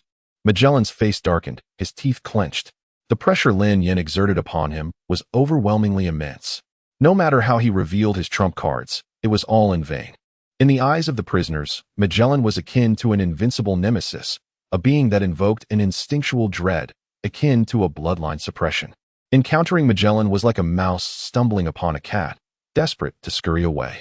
Now, upon witnessing the formidable Magellan being subdued to such a state by Lin Yan, the prisoners could not help but cast their astonished gazes in Lin Yan's direction. This individual is capable of besting even Magellan? Incredible. However, their astonishment was only heightened further. As Magellan found himself at a disadvantage, Lin Yan pressed the attack with relentless vigor. He would not allow Magellan any chance for a counterattack. With the descent of his final blow, the invincible Magellan fell. Witnessing Magellan's defeat, the audience erupted in astonishment. Could it be that he actually vanquished Magellan? No wonder he dared to lead us away from the underwater prison. This individual's power is truly formidable. If only I possessed half of his strength. After Magellan's fall, the prisoners could not help but clench their fists. They understood well that their hope of escaping was within reach. If their previous admiration for Lin Yan was merely due to his decisive actions and willingness to guide them out of impelled down, now, having realized Lin Yan's immense strength, their respect deepened. They no longer harbor any foolish intentions to stir trouble.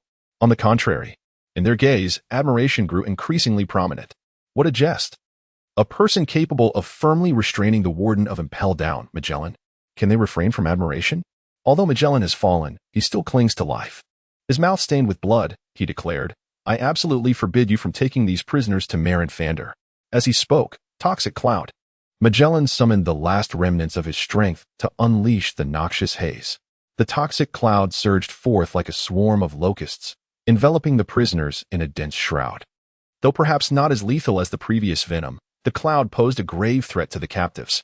Once infected, while they might not succumb to death, they would soon find themselves paralyzed, stripped of their fighting spirit. Furthermore, within the confines of Impelled Down, the cramped quarters offered no refuge. Even if old sand conjured a sandstorm, the outcome would merely accelerate the dispersal of the toxic cloud in this constricted third level. What? Faced with the encroaching toxic cloud, the prisoners were instantly filled with dread, retreating in haste. Yet, as Magellan had anticipated, the third level was scarcely larger than a mere dot. Where could they possibly hide? Even Jinbei and Crocodile promptly prepared themselves. Jinbei revealed his mastery of fishman karate, while a swirling sandstorm manifested in Crocodile's hand. Lin Yan casually placed his hands in his pockets, casting a nonchalant glance at Magellan before calmly stating, desperate resistance. While this tactic might prove effective against others, it bore a different significance in Lin Yan's case. His remark was not worth mentioning. The kaleidoscopic Sharingan activated. Kamui. Just as the poisonous cloud threatened to envelop the prisoners, a vortex emerged, standing resolutely against the toxic gas. In an instant, the colossal cloud was drawn into the Kamui, leaving not a single drop behind. What? Witnessing this spectacle, even Magellan, the long-serving warden, could not help but be momentarily stunned. Watching the vortex consume the poisonous cloud, he was left in a state of astonishment within the confines of Impelled Down. His poisonous cloud was akin to a miraculous skill. Nowadays, in the blink of an eye, the toxic mist was absorbed by Lin Yan. Gazing at the white-clad captain before him, Magellan was filled with bewilderment. His ability, is it not the thunder fruit? The nature of that recent vortex eludes him, yet one thing is certain. It is definitely not the power bestowed by the thunder fruit. Why? What could have led to such a conclusion? What exactly is that vortex? Likewise, the astute Jinbei and Crocodile cast discerning glances at Lin Yan. They both witnessed the vortex moments ago. However, the two skillfully refrained from probing further. Magellan had exhausted all his strength upon his collapse. The remaining 5,000 to 6,000 naval soldiers, though numerous, were utterly insufficient in the presence of Jinbei, Crocodile, and their formidable companions. At this juncture, the ensemble of supernovae, led by Luffy, erupted into action. With their formidable prowess, they surged forward, unstoppable. In the vast underwater prison, no adversary stood a chance against them. From the 5th level to the 1st, all prisoners were liberated. With the prisoners in tow, they forcibly seized 3 naval warships.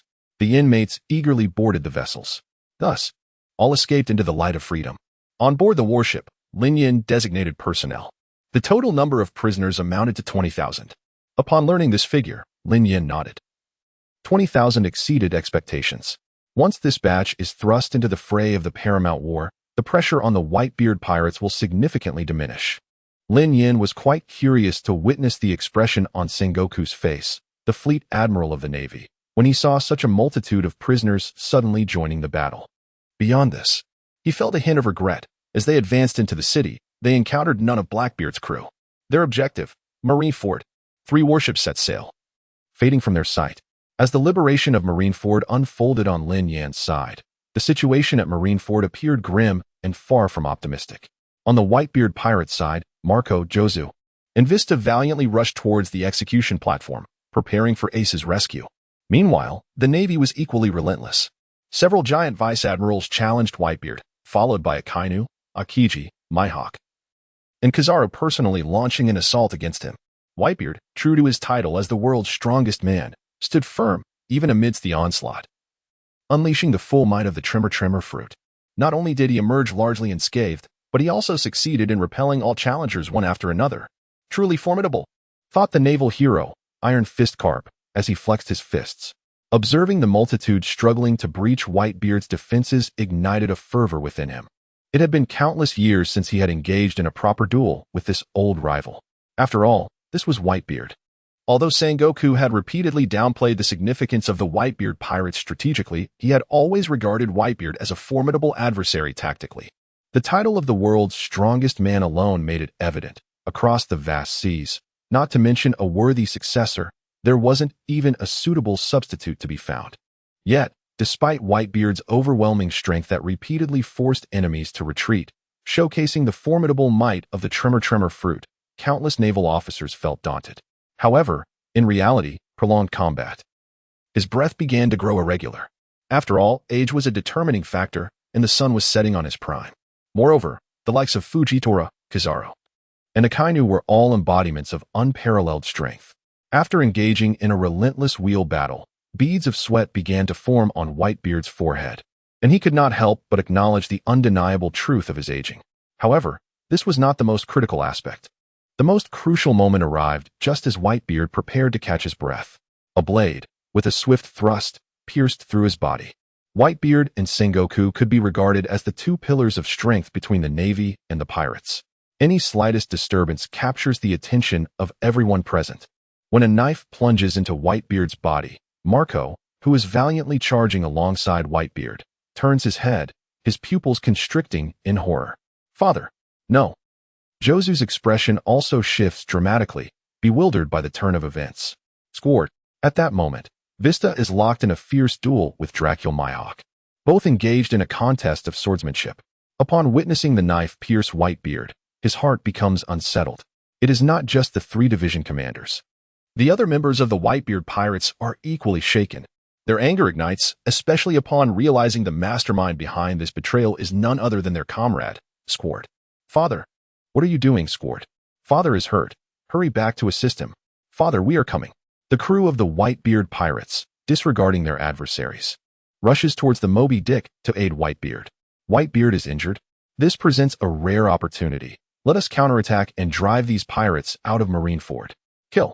In stark contrast to the Whitebeard pirates, whose spirits have been dampened by Whitebeard's injury, the Navy revels in unexpected joy. They recognize this as a once-in-a-lifetime opportunity. The morale of everyone soared as they courageously advanced towards the Whitebeard pirates. Who orchestrated this? Sengoku witnessed this scene, and the sudden rebellion of the giant spider, Squard, made it clear to him that it was the work of someone from their navy. But who exactly was responsible? His fate remains unknown. Beneath the execution platform, Akainu witnessed the scene unfold, a cruel smile curling at the corners of his lips. Marco's adversary is the yellow monkey before him. Whitebeard has suddenly sustained an injury. He yearned to return to defense. Ah, Captain Marco, you cannot escape. How could Kizaru allow Marco to retreat so easily?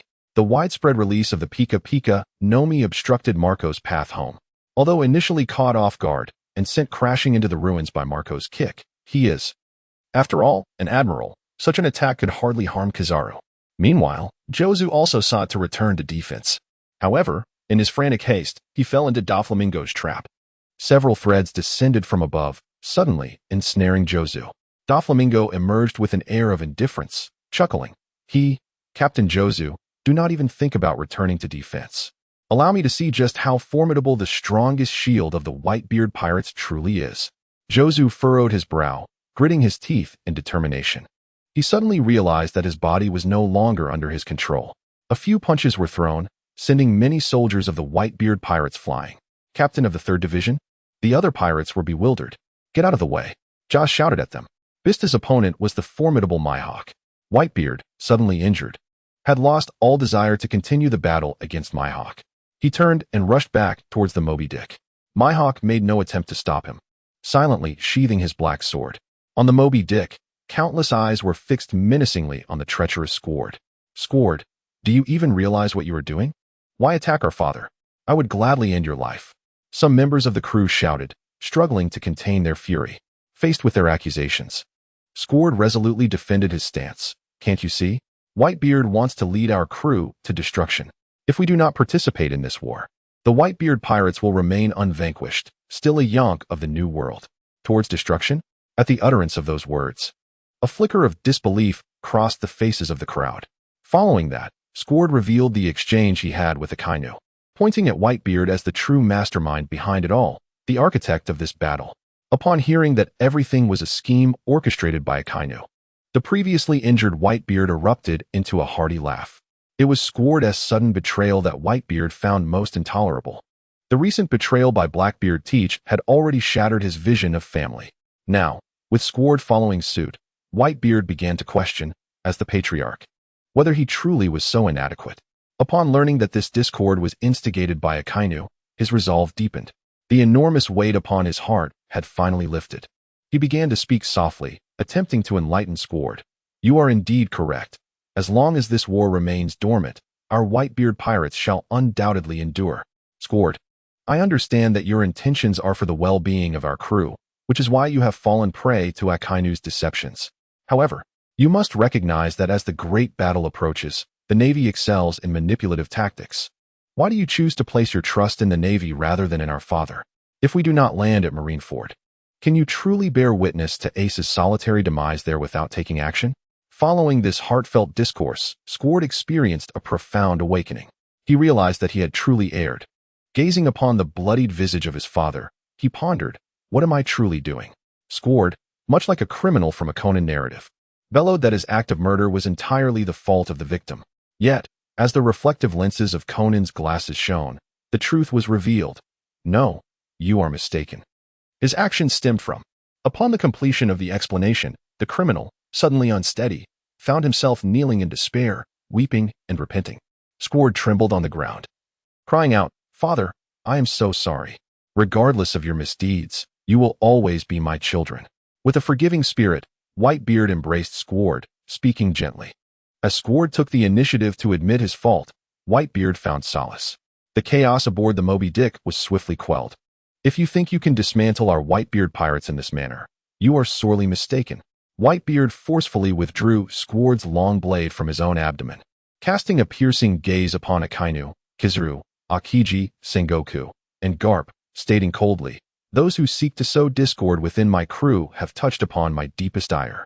In response to the Navy's audacious actions, Whitebeard resolved to demonstrate his unrivaled might, compelling these naval forces to witness what it truly means to be the foremost among the 4 emperors of the New World.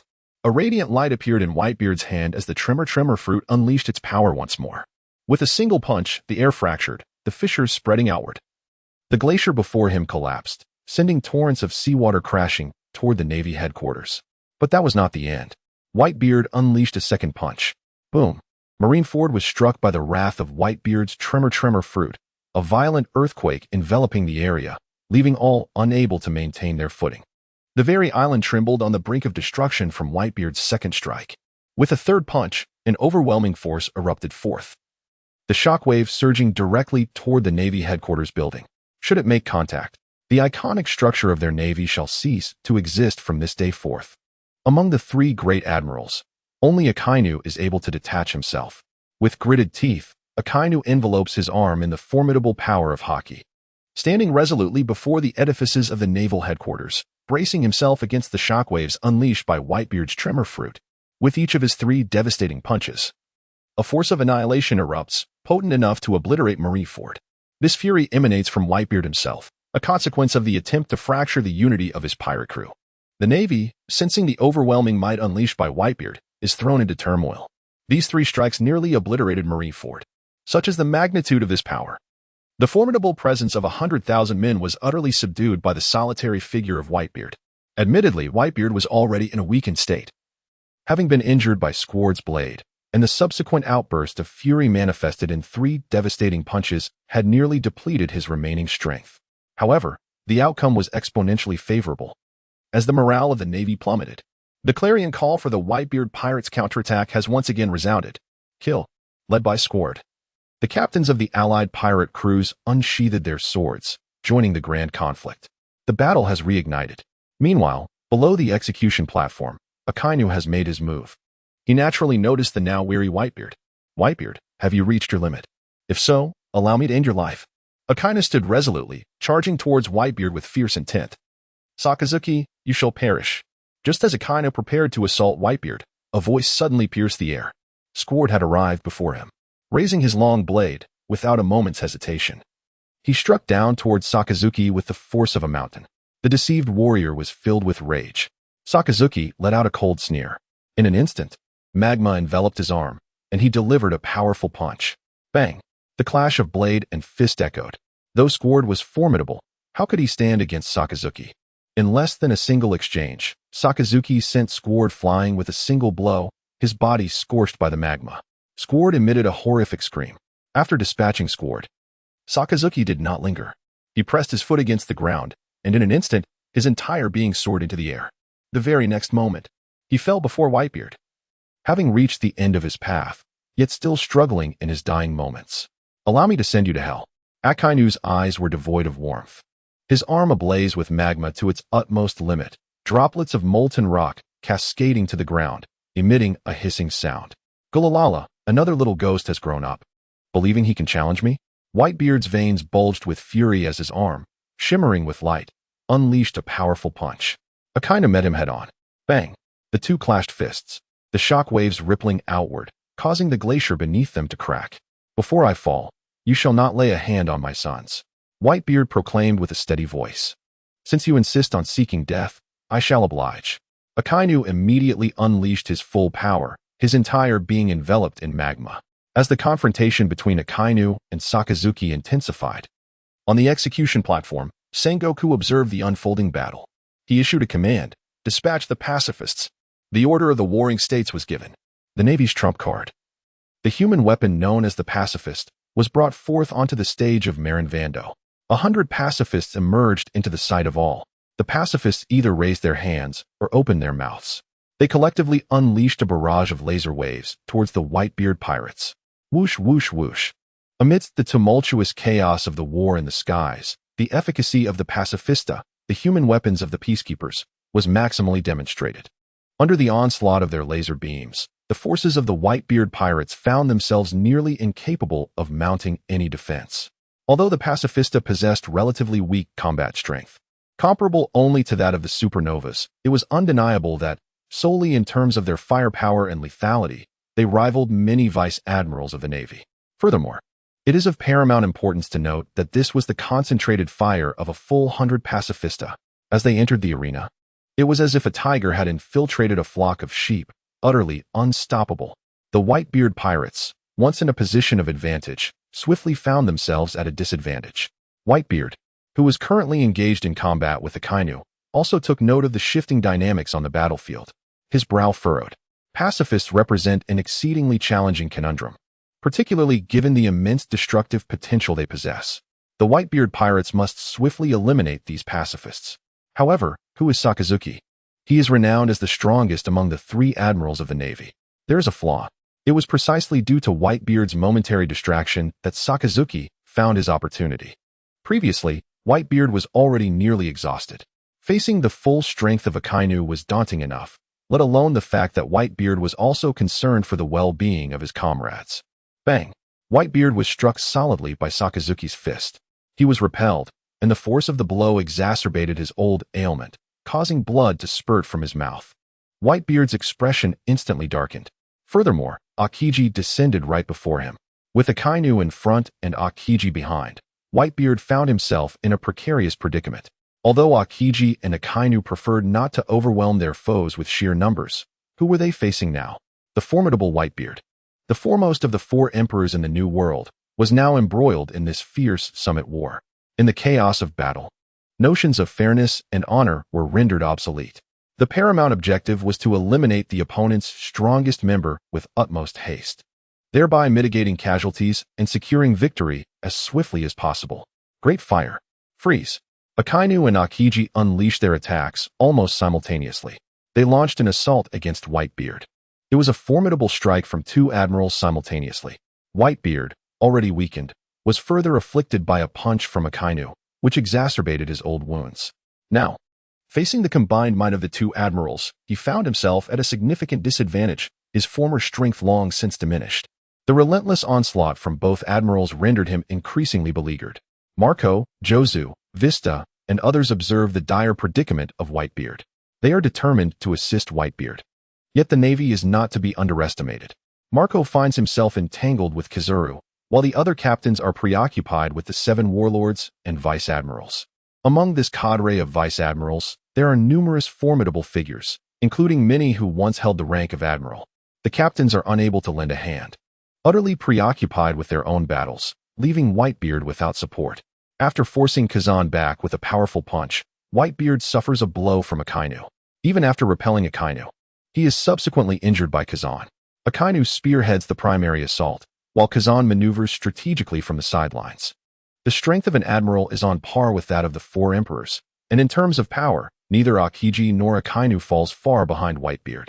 With each exchange, Whitebeard finds himself increasingly bloodied and battered, retreating further into desperation. Witnessing Whitebeard's impending demise, the madness in Akainu's eyes intensifies. Today, he was determined to slay the so-called leader of the era before him, to showcase to the entire world the dire consequences of opposing their navy. Meteor Volcano. Sakazuki ascended with renewed vigor, delivering a devastating blow once more. Ultimately, Whitebeard succumbed to the relentless assault of the 2 admirals. Sakazuki seized a falling meteor and hurled it towards Whitebeard. Boom. Smoke and dust erupted, enveloping the battlefield. Within that swirling haze, Whitebeard was sent flying, crashing into the Moby Dick behind him, blood once again spewing from his mouth, staining the ice beneath his feet. Old man, Jozu, witnessing Whitebeard's grievous injury, disregarded the threads that Doflamingo had bound him with. He forcefully broke free and leapt back towards Whitebeard. Doflamingo, surprised that Jozu had escaped his control, seized the opportunity to exploit the cutting capabilities of his string fruit, puncturing Jozu's body multiple times. Nevertheless, as a living shield, Jozu bore the brunt of Doflamingo's onslaught. Completely ignoring his wounds, resolute in his intent to assist his father against the 2 formidable admirals, Sakazuki and Kazan. This scene truly astonished Doflamingo, who narrowed his eyes, admiration gleaming within. What a remarkable crew, the Whitebeard Pirates. However, before Jozu could return, Kizaru made his move. A burst of laser beam locked onto Jozu with explosive precision. With a sharp whoosh, the laser pierced through Jozu's body. As one of the 3 admirals, Kizaru's laser was not easily withstood. While Jozu had endured Doflamingo's attack, he was now faltering against Kizaru's onslaught. He stumbled and fell to the ground with a thud. Step aside quickly. Vista and Isou frantically cleared the Navy forces before them, attempting to mount a defense. At this moment, Kizaru ceased his leisurely pace. He single-handedly restrained Marco, Jozu, and the other division commanders who sought to retreat, releasing the 8-fold jewel and unleashing laser beams. The effects of the glint fruit reverberated across the battlefield, dividing it and preventing anyone from approaching Whitebeard. All the Whitebeard division commanders were unable to advance even an inch. Even Ace, on the execution platform, watched with a heart filled with rage. Father, no. Akainu stepped forward, observing Whitebeard, who could barely stand, propped up only by his naginata. A hint of derision flickered in his gaze. Whitebeard, you have aged. You are no longer of any use. Sakazuki remarked coldly. Listening to Sakazuki's scornful taunts, Whitebeard gasped for breath, wiping the blood from the corner of his mouth. Aged. No longer of use. Indeed, he had grown old. Just this slight injury had rendered him nearly unable to stand. Sakazuki, Kazan, Borsellino, the Navy. You have truly nurtured an extraordinary group of individuals. On the execution platform, Sengoku witnessed how close Sakazuki was to eliminating the era's leader, Whitebeard. He slowly closed his eyes. Had this long-anticipated battle for supremacy finally reached its conclusion? When considering the Whitebeard Pirates, who could be regarded as their steadfast pillar, undoubtedly, it was Whitebeard himself.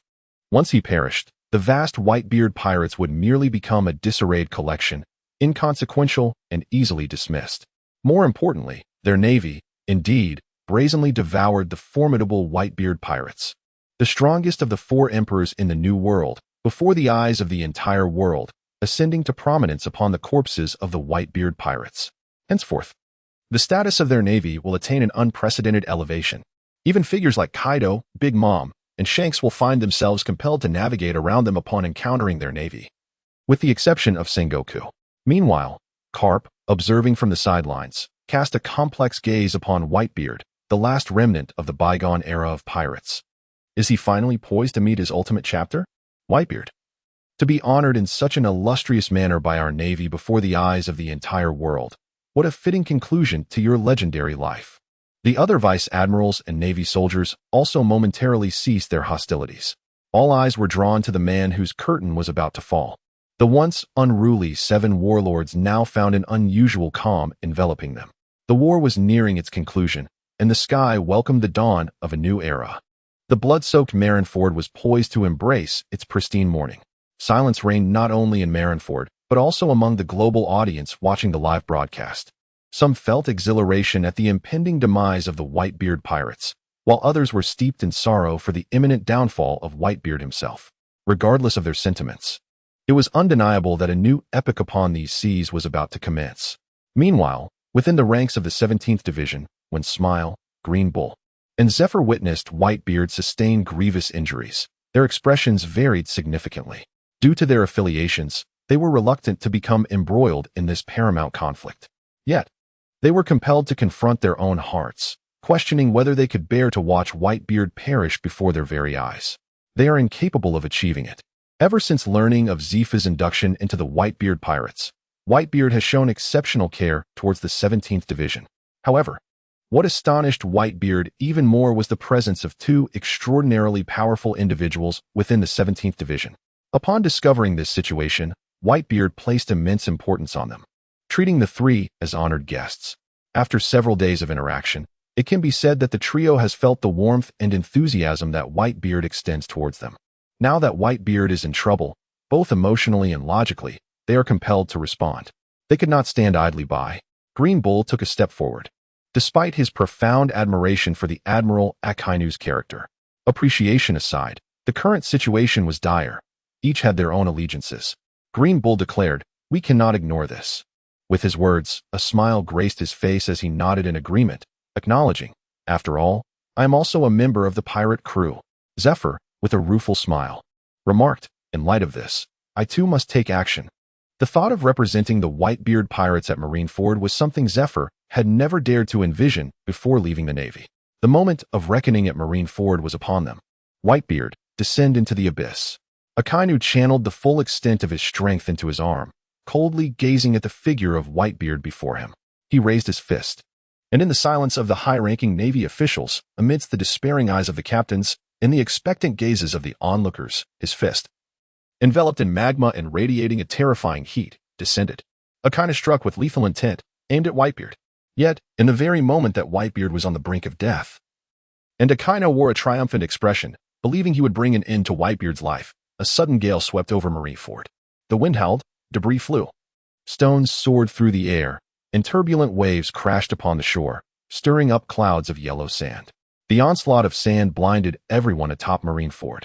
In the distance, on the horizon of the sea, a flash of lightning flickered continuously at the water's surface. His speed reached an extraordinary pinnacle, nearly imperceptible to the naked eye. He pierced through illusions and traversed the void. The surrounding waves surged and rolled to either side, propelled by his remarkable velocity. In the blink of an eye, his lightning-like figure appeared before Whitebeard at the entrance of Marineford Bay, just as Akainu was about to deliver a fatal blow to Whitebeard with his fist.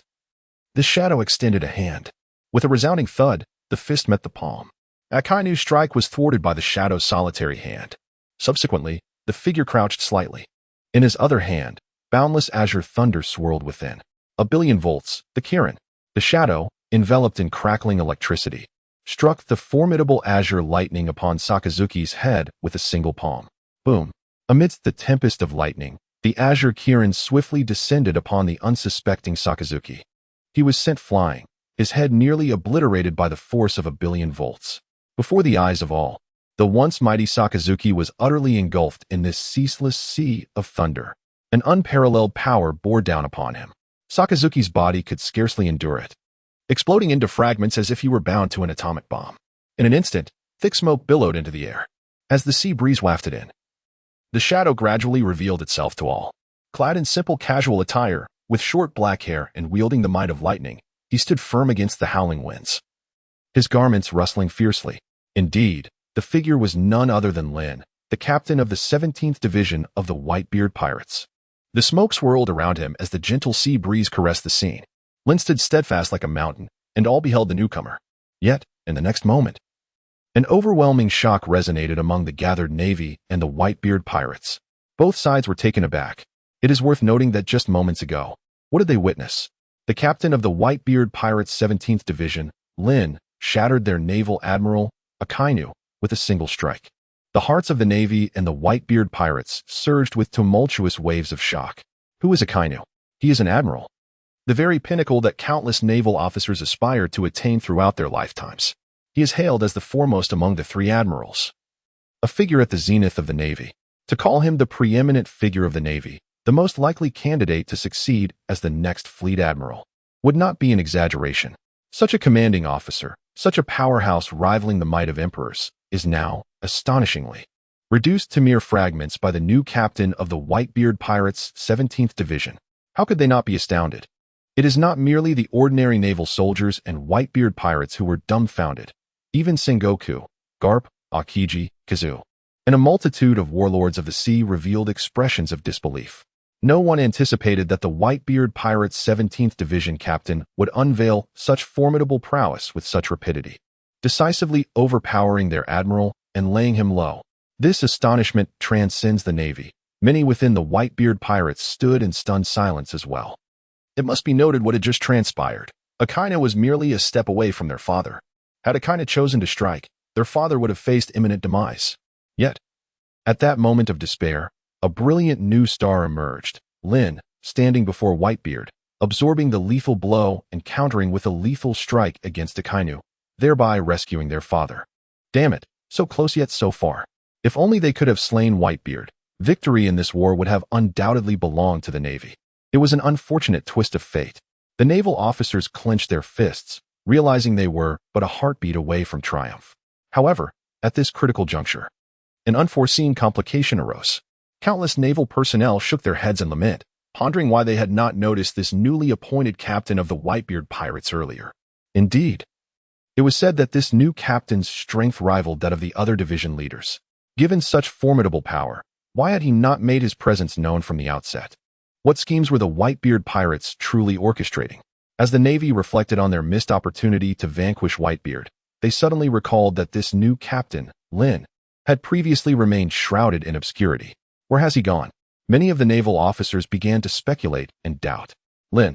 The other captains of the divisions finally broke through their numerous constraints and approached Whitebeard, gazing at the severely injured Whitebeard and then at Lin Yan, who had just saved their captain. The captain's eyes were filled with gratitude.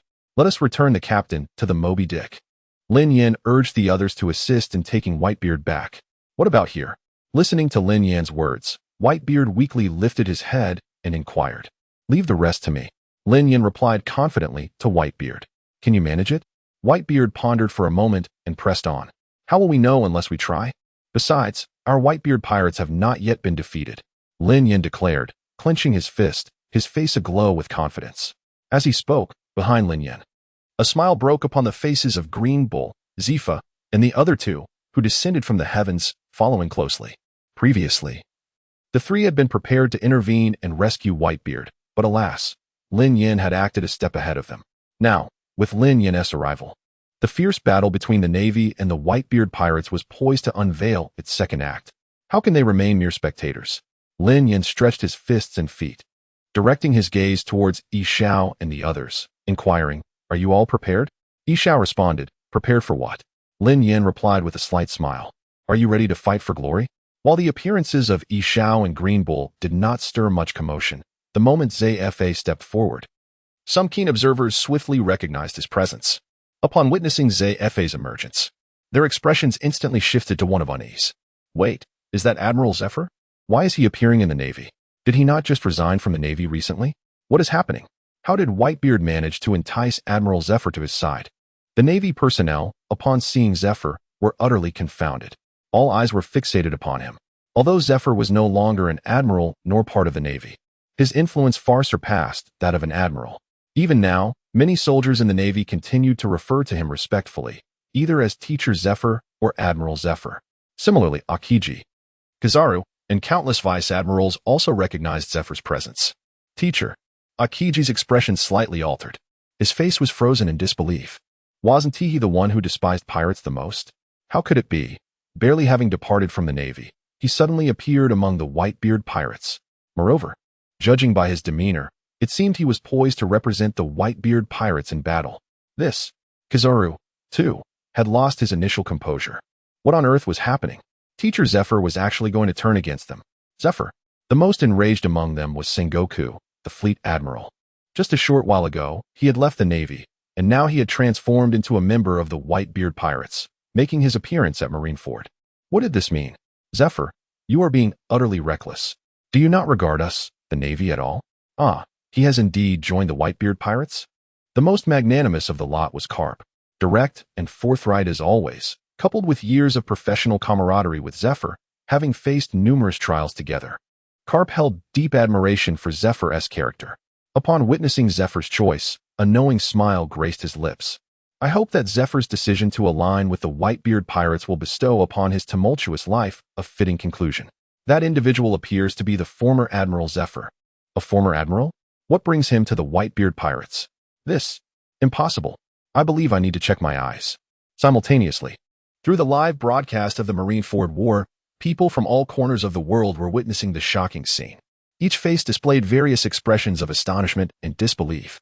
Meanwhile, as countless Navy personnel were taken aback by the news of their former Admiral Zephyr joining the Whitebeard Pirates, on the other side, the previously shattered magma began to coalesce like cells reuniting. The magma gradually formed a humanoid shape. Before long, the Red Dog, who had just been thoroughly obliterated by Lin Yan's strike, emerged from the molten mass. One must admit, the Logia-type devil fruit truly possesses formidable prowess. At least, prior to the onset of the Wano arc, the Logia-type devil fruits had consistently held the position of supremacy. Only after the emergence of the Nika fruit did the mythical Zoan types completely assert their dominance, overshadowing the Logia types. As the magma reformed, Sakazuki's expression darkened ominously. He was capricious, his countenance icy, and his eyes glared fiercely at Lin Yan. When had he, as a formidable general, ever endured such humiliation? After assuming the mantle of general, every pirate quaked in fear at his name, fleeing at the mere whisper of his presence. Yet here, before Lin Yan, he had been met with a resounding slap, leaving his face swollen. Where was this? It was none other than the battlefield of the Paramount War. In addition to the over 100,000 troops clashing between the Whitebeard Pirates and the Navy, the live broadcast was transmitting every moment of this confrontation to the world. Sakazuki, barely concealing his fury, remarked, "Another clown has arrived, I see." Lin Yan replied with a smile, "A clown? Are you referring to yourself?" Sakazuki pointed at Lin Yan and declared, "Do you truly believe that with your solitary strength, you can alter the dismal fate of the Whitebeard Pirates?" Lin Yan, unfazed by Sakazuki's derision, responded with a calm demeanor, "There has been quite a bit of news about you circulating on the seas lately. I do hope your strength does not disappoint me in the coming events." Sakazuki let out a cold snort, his rage simmering beneath the surface. He planted one foot firmly on the ground. In the palm of Sakazuki, the magma churned violently. The intense heat warped the very air around him. Without hesitation, Sakazuki stepped forward, unleashing the power of the magma fruit. Hellhound. A wolf's head forged from molten rock materialized, radiating an infernal temperature that scorched everything in its path. The wolf's head advanced menacingly towards Lin Yan, as if to deliver a fatal blow.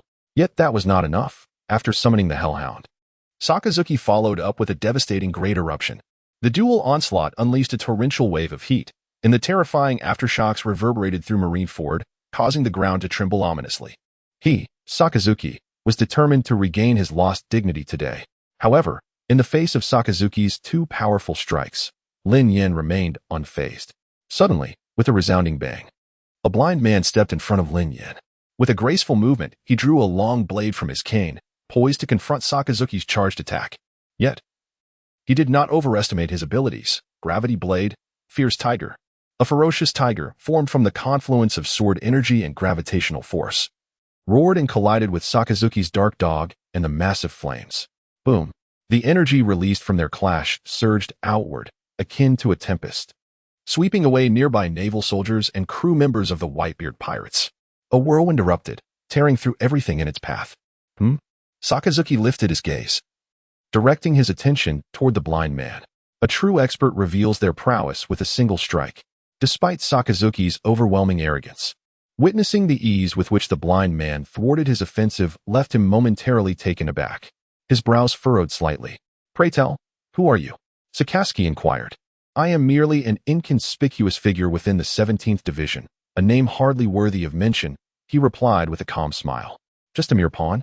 Upon learning of his identity, Sakazuki sneered. "Do you truly believe you can stand against me?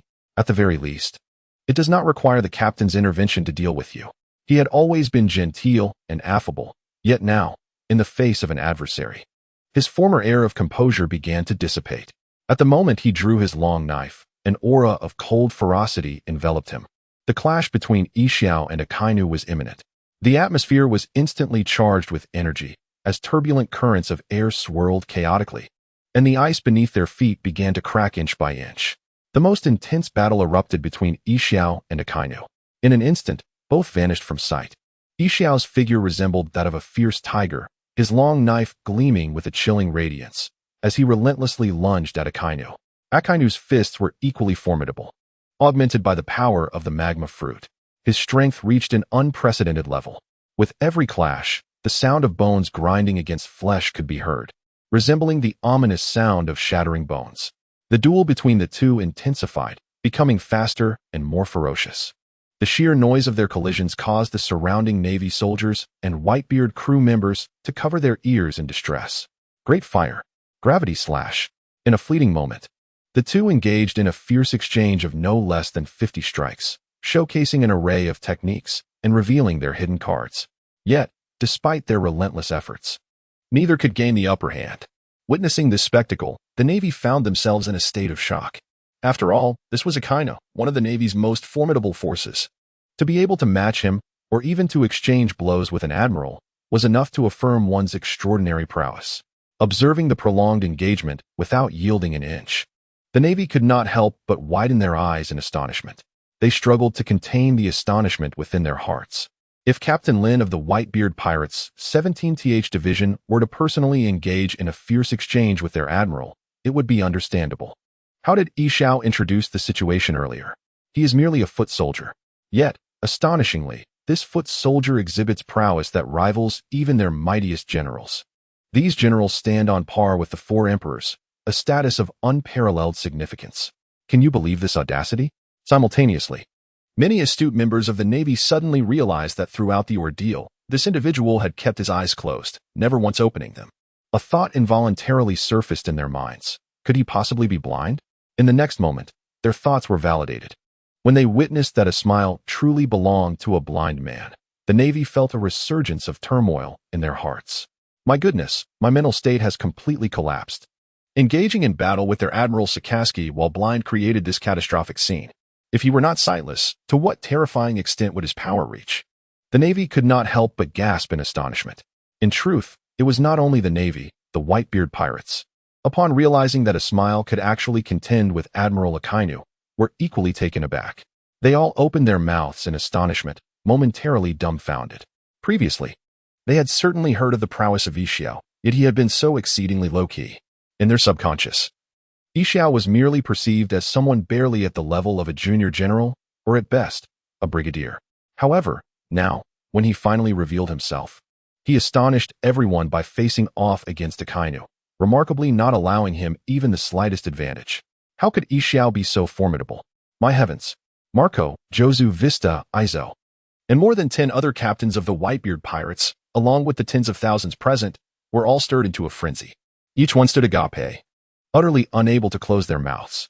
For others, the phrase gods clashing was merely a metaphor, but here in the 17th Division, it appeared they had genuinely raised a cadre of deities. Yet, this was still far from sufficient.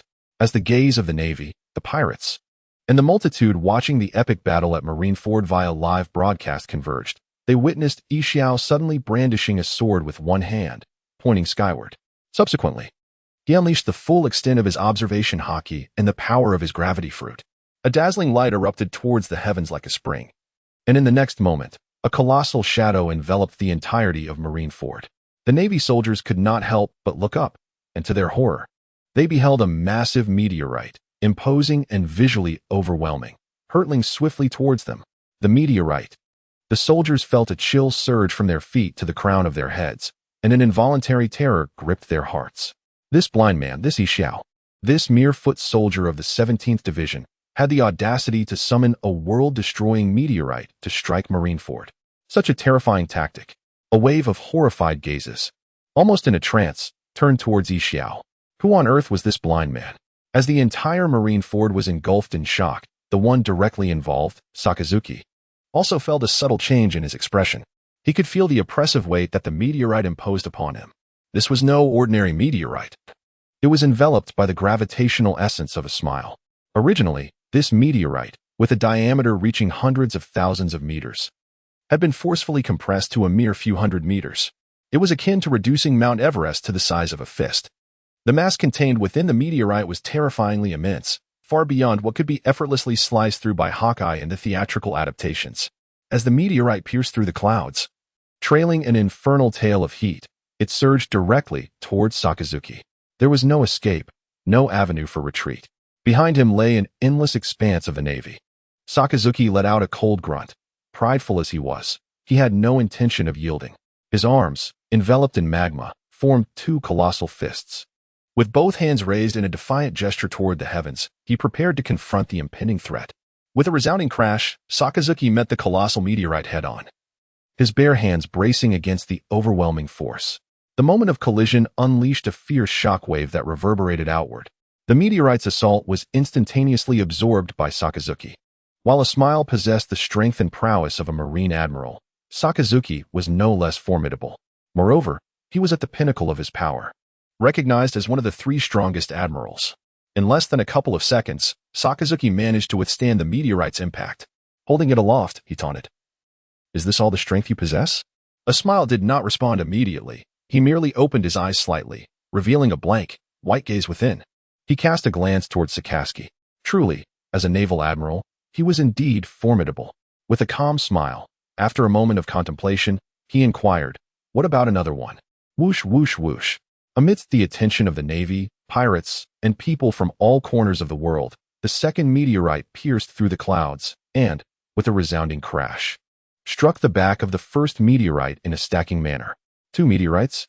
Everyone in the Navy was already astounded at the sight of one meteorite. This blind man possessed strength beyond imagination. Yet, the spectacle was far from over. The second meteorite followed closely behind. They gasped in astonishment. Had it not been for the formidable general, one could only wonder how this group would fare against the meteorite. Who knows what form they would take after being ground down by it? Even the 2 legendary figures, Sengoku and Garp, found themselves scrutinizing the situation with utmost seriousness, a smile creeping upon their faces. The sheer might of that individual, even from a considerable distance, was palpable. Who was this person? When did such a powerful warrior emerge within the 17th Division? Sengoku suddenly felt an overwhelming pressure weighing upon him, rendering him momentarily dazed. Why? Why does the Whitebeard Pirates possess such formidable strength? Why was this power not revealed from the outset? It was infuriating. The Whitebeard Pirates were proving far more formidable than he had anticipated. 2 meteorites, Marco, Jozu, Bista, and the others could not help but exclaim in disbelief. The remaining members swallowed hard, their throats constricting deeply, particularly Marco. He could distinctly sense it. The prowess of Ikeo surpassed even his own. This lad. As the captain of the Whitebeard Pirates, Whitebeard was indeed taken aback by Ikeo's strength. Nevertheless, his gaze turned towards Lin Yan with a newfound admiration. One couldn't help but wonder where this young man had discovered such a formidable figure. It was truly astonishing, far beyond his expectations. Lin Yan, too, was taken aback, exclaiming involuntarily, "Wow, Lord Ban." He gazed intently towards a smile. Two meteorites stacked upon one another? Was this not a remarkable scene from the days when he single-handedly challenged the ninja world? Ah, that smile. Impressive indeed, Lin Yan exclaimed. I never anticipated that I would witness the potential of the Bee King within you. Bee King? Isou, having heard Lin Yan's words, questioned with a hint of confusion in his voice. It was evident that his age had rendered him unable to grasp the meaning behind Lin Yan's statement. I long to hear you utter the phrase. With such strength, I acknowledge you, Lin Yan expressed with anticipation. Why must I say such a thing? Isou inquired further. Never mind. Focus on dealing with the Kainu. Noticing that the two were clearly not on the same wavelength, Lin Yan grew weary of explaining. Meanwhile, regarding Sakazuki, in his view, the two meteorites collided in a manner reminiscent of a stacked formation. In an instant, Sakazuki's expression shifted dramatically. The pressure on his hands multiplied, threatening his stability, nearly causing him to stumble. The force exerted by the two meteorites, compressed to the utmost by Isou, was overwhelmingly intense. Furthermore, Isou already possessed the strength of an admiral. This was a contest of power between two individuals of admiral caliber. As the two meteorites struck Sakazuki, he was thrust into the very soil of Marineford. Admiral! The surrounding Navy personnel could not contain their cries upon witnessing their admiral being buried beneath the two meteorites. However, Sakazuki was, after all, Sakazuki. Mere moments after being entombed. With his immense power, he forcefully lifted two meteors. Sakazuki, your strength remains as formidable as ever. Indeed, Zephyr nodded in acknowledgement after witnessing the scene. It was evident that Sakazuki was not someone who could be easily subdued. Huh. Sakazuki roared, his molten magma surging upwards to envelop the two meteors. In scarcely more than a moment, the indestructible meteors were transformed in Sakazuki's grasp, melting into streams of magma that cascaded down like a rain of fiery droplets upon the ground. After melting the two meteors, Sakazuki maintained a stern countenance, refusing to linger even for a moment. Despite the prolonged battle, he had not yet triumphed over his opponent. In fact, he found himself under considerable pressure. How could Sakazuki not feel rage? He too erupted with fury. Meteoric volcano. In an instant, tens of thousands of fiery magma droplets cascaded from the heavens, descending like shooting stars to strike fiercely at the smiling figure. With relentless swings of his blade, the smiling warrior cleaved through the torrents of lava before him. At that moment, another admiral of the Navy, Kizaru, descended from the sky. He landed before Lin Yan, Zephyr, and others. Captain of the division. It is a pleasure to meet you once again. And Teacher Zephyr, it is truly fortunate to see you. Kizaru remarked politely, his hands tucked into his pockets. Indeed. It is a reunion. Lin Yan responded with a smile, noticing Kizaru's friendly demeanor. Borisolino, although I once held the role of your mentor, I must remind you that I am now your adversary. Engaging with an enemy is not befitting of someone in your esteemed position. Zephyr retorted coldly. Oh dear, Teacher Zephyr. You remain as stern as ever. Kizaru chuckled. Since you both assert that I should not engage in pleasantries, I suppose I must resort to action. As he spoke, Kizaru withdrew his hand from his pocket. A brilliant yellow light sparkled at his fingertips. However, he did not direct this yellow radiance towards Lin Yan or Zephyr. Instead, with a subtle smile, he aimed it at the distant figure of Trafalgar Law, who was engaged in combat with the Kainu. Recognizing that Lin Yan and Zephyr would be formidable opponents, Kizaru wisely chose to target the more manageable Law. He has indeed discerned the prowess of Isou, which is nearly on par with that of their formidable general. Such an individual, if resolved swiftly and efficiently, would undoubtedly bring immense advantages to their navy, with no drawbacks whatsoever. The prospect of diminishing the combat strength of the Whitebeard Pirates is something that Kizaru would eagerly embrace. Kizaru, do you truly underestimate us so profoundly? Observing Kizaru's intent to launch a surprise attack on Isou, Lin Yan couldn't help but find amusement in the audacity. To attempt a covert strike on Isou right before their very eyes, what staggering arrogance. In truth, for Kizaru, he indeed harbored a certain disdain for Lin Yan and Zephyr. In his estimation, no matter how formidable Lin Yan might be, she was merely a captain of a division. Although Zephyr was his mentor and a former admiral of the Navy, his advanced age rendered him less formidable. Even the once mighty Whitebeard had been subdued by their navy. It was hardly surprising that Zephyr, in his current state, was no match for them. Once I have dealt with this blind man, I shall engage in a contest with the two of you. while I may be partially distracted. The task at hand remains pressing. The brilliance emanating from the yellow ape was dazzling. Before long, a beam of laser light streaked across the sky, accompanied by the sound of laser fire, aimed directly at the smiling figure. The smile also took note of the approaching laser beam, his brows furrowed in contemplation. He harbored the intent to intervene, yet the formidable Sakasaki afforded him no opportunity. His movements were even swifter than before. With a smile, he found himself unable to react in time. Just as a laser beam was poised to strike him, a resounding roar echoed through the air. Another figure sprang forth like a fierce tiger, intercepting the yellow flash mid-flight. Oh! The yellow ape cast a sidelong glance at this new presence. Green Bull twisted his neck, his expression betraying a cold indifference. Is this truly the Navy's method of combat?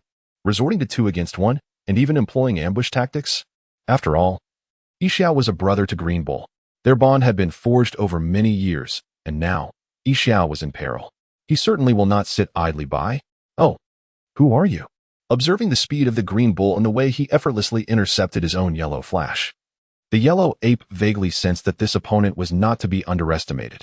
A mere foot soldier from the 17th Division, here to deal with you clowns. The Green Bull proclaimed. Another foot soldier? Upon hearing this, the corners of the yellow ape's mouth twitched slightly. First, there was the earlier smile, and now before him stood the Green Bull. Today, why are there so many foot soldiers in the 17th Division? Interestingly enough, both the smile and the Green Bull truly were minor players within the 17th Division. Aside from assigning a vice-captain position to Zephyr, Lin Yan had not allocated them any roles, making them quintessentially the first and second slackers. What if I were to force a 2-on-1 and eliminate that blind man? The yellow ape inquired of the Green Bull. Then I wouldn't hesitate to send you to hell. The Green Bull replied, rubbing his hands together. With the smile already in action, the Green Bull felt a twinge of excitement. Yet, he found himself lacking an opponent. However, the appearance of the yellow ape provided a golden opportunity for the Green Bull. Such confidence. The yellow ape remained unfazed. He acknowledged that the smile was formidable, yet he did not believe that within the 17th Division, there existed anyone who could rival the smile's strength. After all, the yellow ape was a being who regarded both Lin Yan and Zephyr with disdain. As for the man before him with forgivingly colored long hair, he was not acquainted. Well then, let us give it a try. The Green Bull naturally noticed the contempt in the yellow ape's eyes. In an instant, the Green Bull vanished from his original position. The next moment, he appeared before the yellow ape, raising his fist and striking towards him with tremendous force. The yellow ape swiftly prepared to evade. At that very moment, several plants erupted from the ground beneath his feet, entwining around his legs like vines. Oh dear. He has indeed been ensnared. The yellow ape chuckled lightly. However, it was not long before the calmness on his face vanished. Just as the vines ensnared him, he suddenly felt the strength within him swiftly dissipating. What? The yellow ape solemnly cast his gaze down towards the vines beneath him. These vines are peculiar. The yellow ape intended to evade, yet before he could take action, a resounding thud echoed as a fist struck his chest. In that moment, he sensed an overwhelming force being transmitted to him. This fist bore an inexplicable energy. The expression on the yellow ape's face instantly transformed. He was violently hurled away, colliding with the wall behind him, leaving an imprint of his form etched into the surface. A violent tremor ensued, sending dust swirling as the second fragment of debris was dislodged. In that fleeting moment when the yellow ape struck, anticipation flickered in the eyes of all the Navy personnel. The strength of a smile had gained the acknowledgement of them all. Yet, no matter how formidable one may be, they remain but an individual. Even the mighty Whitebeard fell before the might of their Navy. What tumult could a blind man possibly incite? With the yellow ape's intervention, the confidence of the Navy personnel soared. As long as the two admirals united in their efforts, they were an invincible force. However, before they could fully savor the exhilaration of the yellow ape's appearance, mere seconds had scarcely passed. Their naval admiral, Kizaru, has once again been sent flying with a single blow. Previously it was Marco, and now it is this man with the forgivingly colored hair. Admiral Kizaru. Witnessing their second admiral being sent sprawling, they could not help but shout in astonishment. What on earth is happening? Their admiral, Kizaru, has surprisingly succumbed to such a degree. Mighty as Akainu and powerful as Fujitora, the three admirals of the Navy represent its pinnacle strength. Yet today, they have all been relegated to mere background figures in this battle. Are there still formidable opponents? Nanny, could Green Bull be this strong? After all, it is Kizaru. He was knocked senseless with a single blow.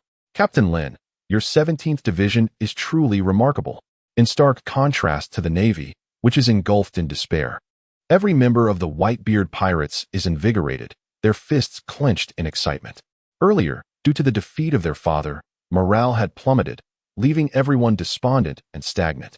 However, now, Lin Yan has made a grand entrance with his 17th Division, decisively defeating Akainu and delivering a kick to Kizaru, effectively turning two of the Navy's top 3 admirals into mere background characters.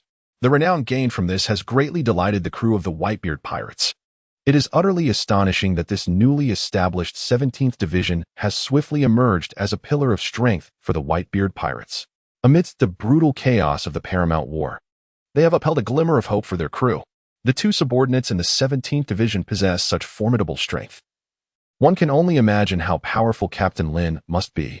At this moment, the crew of the Whitebeard Pirates eagerly anticipates Captain Lin's forthcoming performance. Kizaru was forcefully sent flying, crashing into a wall and raising a cloud of dust and smoke. Nevertheless, Kizaru is after all an admiral of the Navy. Defeating him is no trivial matter. From within the haze, Kizaru emerged, though his expression was one of displeasure. It is important to note that when Marco kicked him away, it was merely a feigned maneuver. He had intended to take a break. However, the current situation is entirely different. Being suppressed in front of his enemies does not sit well with him. Who exactly are you? Kizaru inquired once more, as he did not recognize Green Bull. You will find out soon enough, Green Bull replied calmly. In that case, let me test your abilities, Kizaru retorted coldly.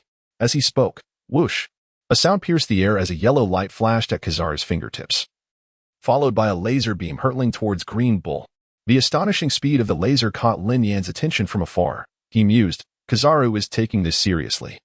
He can be earnest at times. Beside Lin Yan, Zephyr simply responded. The Green Bull has already provoked him. A great battle is imminent. As a commander, Kizaru took the initiative to strike first. Laser beam, Yada no Kagami.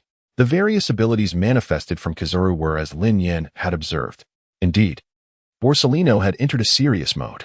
The ultimate technique, unleashing skills with utmost seriousness. Once in this focused state, Kizaru's abilities became extraordinarily precise. Even against an adversary as formidable as Green Bull, the powers of the Pika Pika no Mi seemed to possess an uncanny awareness, sweeping through the battlefield without leaving any blind spots. Unfortunately, despite Kizaru's speed, the density of his attacks, and an unparalleled accuracy, Green Bull was not to be underestimated. At that moment, Green Bull's figure flickered, evading all assaults from the Pika Pika no Mi. His keen gaze then shot forth a piercing brilliance. Earth Spike. With a forceful clap of his hands to the ground, countless vine-like spikes erupted violently, aimed to ensnare Kizaru. The latter leapt into the air, narrowly escaping this onslaught from Green Bull. Is this your devil fruit ability? Kizaru inquired, observing Green Bull. Green Bull offered no response. With a single motion of his hand, a vine suddenly surged from the ground.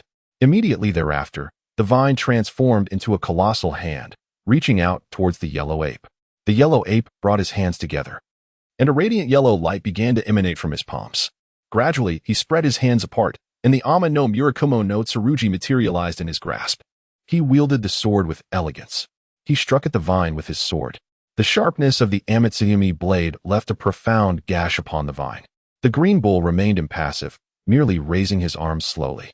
The power of the devil fruit surged once more, as 20 vines erupted from the ground. These 20 vines transformed into immense hands that lunged towards the yellow ape. The scene resembled a chaotic dance of demons, as the vine-like appendages, as robust as battleships, pressed forward against the yellow ape. Oh dear, this truly presents a formidable challenge. Surrounded by 20 colossal vines, the yellow ape, despite his claims of difficulty, did not waver in his offensive. The Amitsuyumi blade expanded to an impressive length of over 40 meters. Wielding this massive sword, the yellow ape swung it with force. The 20 giant hands of vines were once again cleaved apart. Not to be outdone, he retaliated with a laser beam shot from his fingertips directed at the Green Bull. The Green Bull tilted his head, allowing the laser to narrowly miss him. After their exchange of magical prowess, the two returned to their primal states. The yellow ape commanded the Amitsuyumi blade, while the Green Bull transformed vines into blades, gripping a vine sword at his side, enveloped in haki.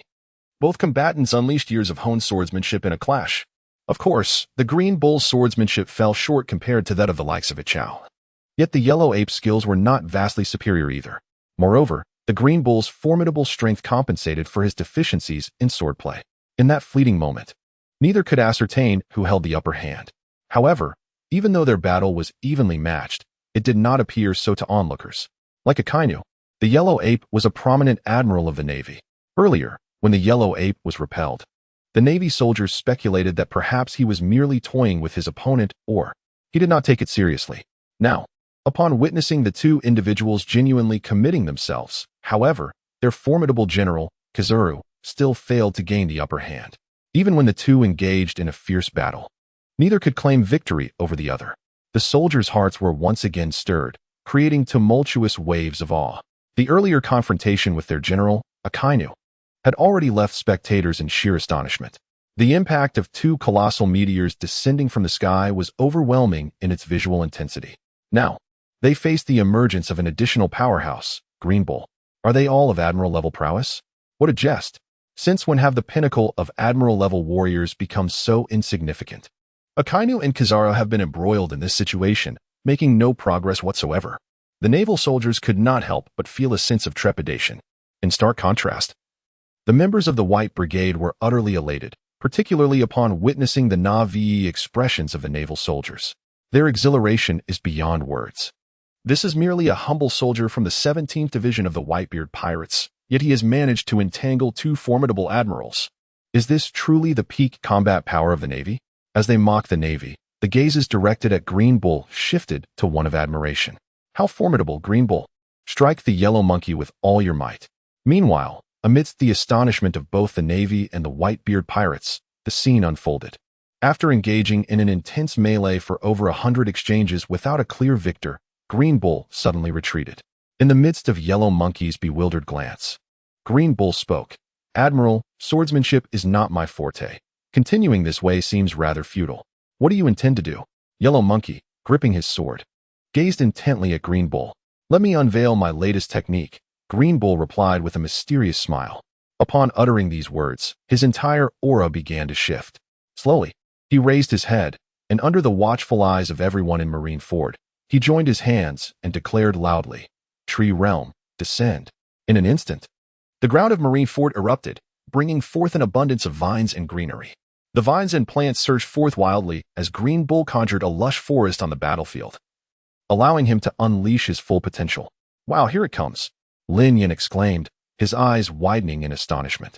First, a meteor struck Akainu, and now Green Bull manifested his tree realm at the summit. How remarkable! He felt that what he had received was not merely a smile and Green Bull, but rather the formidable figures of the Sage of the Six Paths and Hashirama Senju. In that moment, Lin Yan found himself unable to distinguish whether this was the War of the Summit or the Great Ninja War. The pressure had decisively shifted to the Navy's side. The arrival of the Tree Realm was upon them. Since Green Bull had joined the 17th Division, Lin Yan had engaged in several sparring sessions with him during his leisure time. Among the skills he had once configured for Green Bull was the Tree Realm. Green Bull had found its developmental direction quite reminiscent of his own devil fruit, and its name was particularly imposing, so he had chosen to retain it. After days of development, the current spectacle had finally emerged. Of course, this was the first time it was being unleashed, and Green Bull was still somewhat unaccustomed. Nevertheless, he executed it with considerable flair. Entangle, Green Bull declared confidently, as countless vines surged forth towards Kizaru. What a peculiar devil fruit! Kizaru, wielding his sword with one hand, swiftly slashed at the advancing vines. The sword energy swept through, severing countless vines in half. However, the severed vines rapidly regenerated, once again charging toward Kizaru.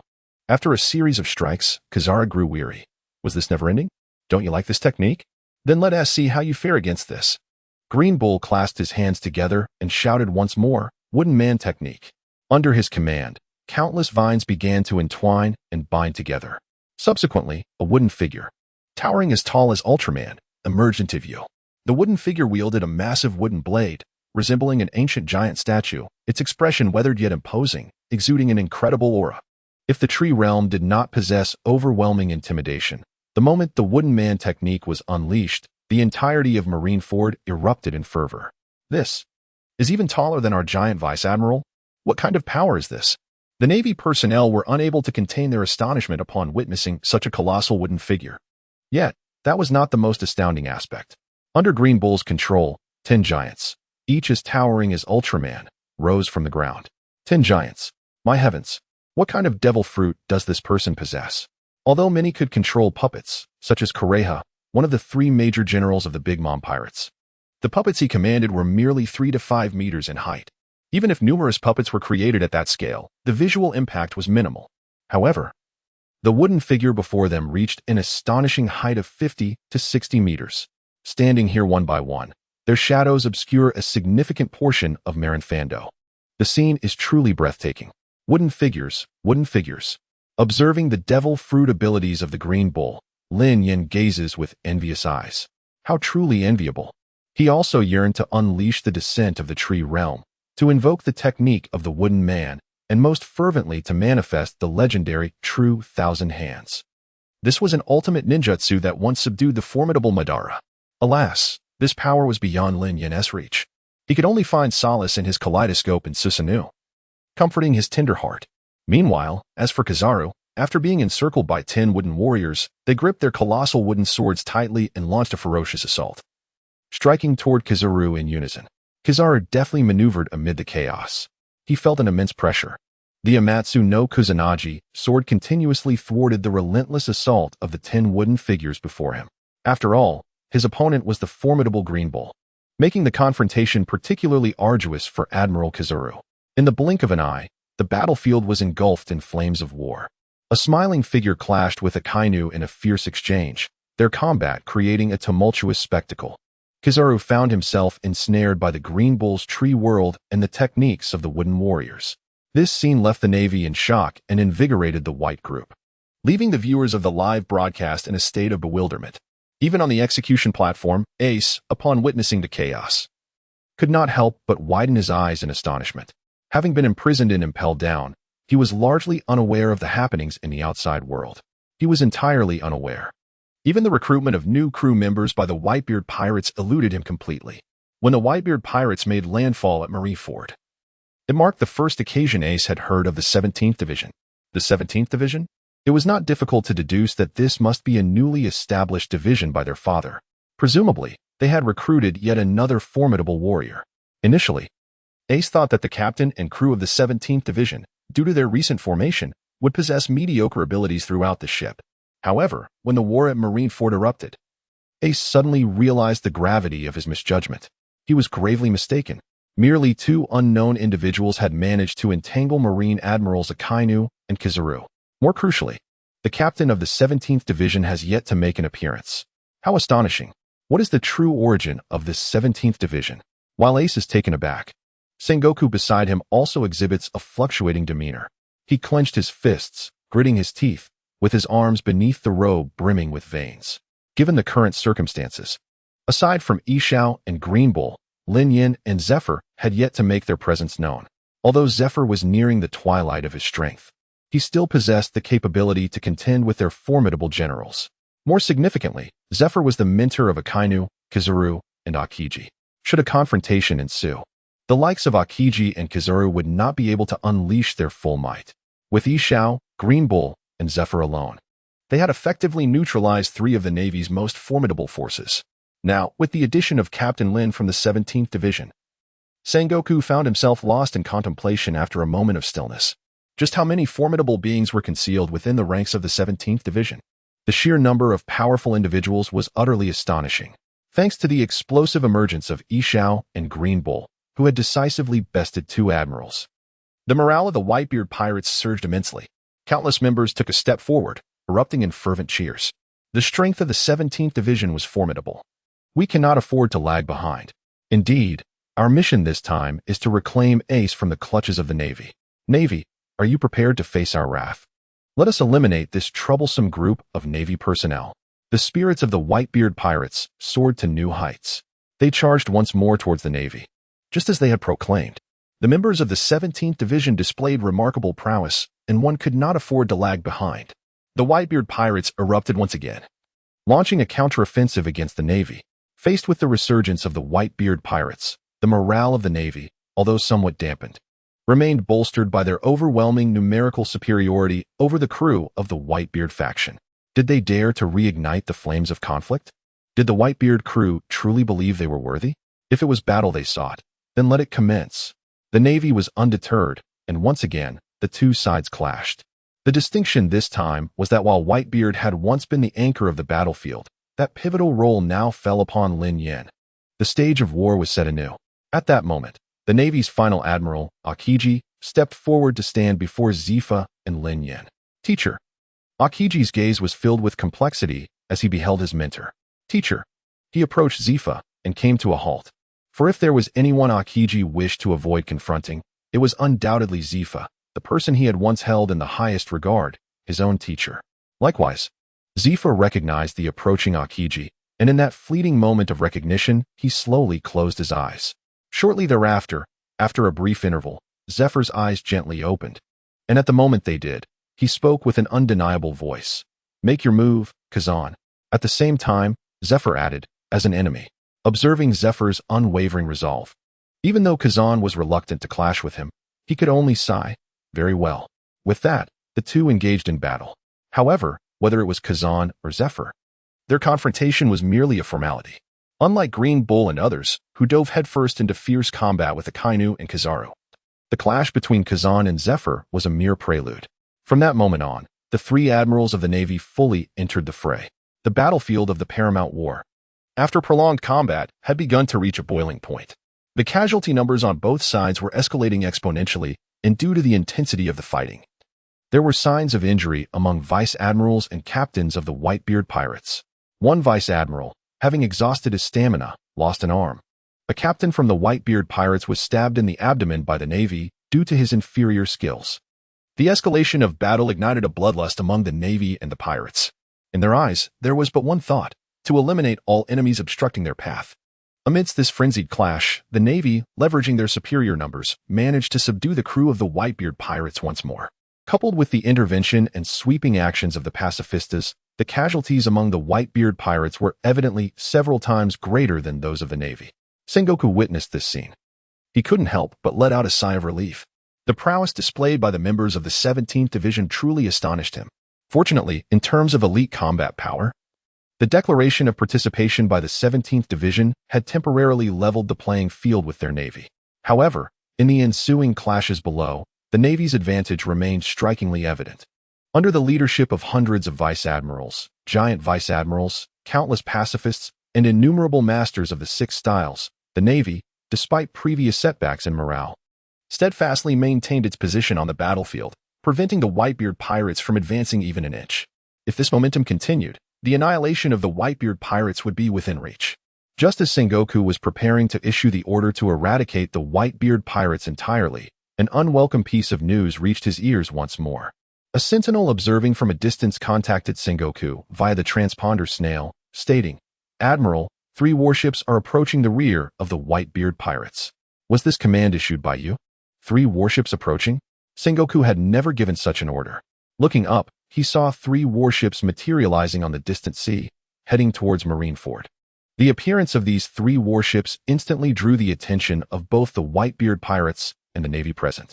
Due to their proximity, the crew members at the rear of the Whitebeard Pirates felt a surge of anxiety as they watched the warships charging toward them. The current rear of the Whitebeard Pirates was poorly guarded, and if the Navy seized the opportunity to invade, the consequences would be dire. Mistaking the approaching vessels for Navy ships, the crew of the Whitebeard Pirates immediately redirected their cannons, locking onto the 3 warships ahead. Just as tensions escalated and the fuse was about to be lit for cannon fire, Jinbe stepped forward from the warship, exclaiming, "Stop." Upon recognizing Jinbe, the familiar figure on the warship, the crew of the Whitebeard Pirates momentarily froze, then could not help but shout, "Jinbe? What are you doing on that warship?" Jinbe then proceeded to explain the circumstances. He marched into battle accompanied by prisoners. The crew of the Whitebeard Pirates gazed toward the warship.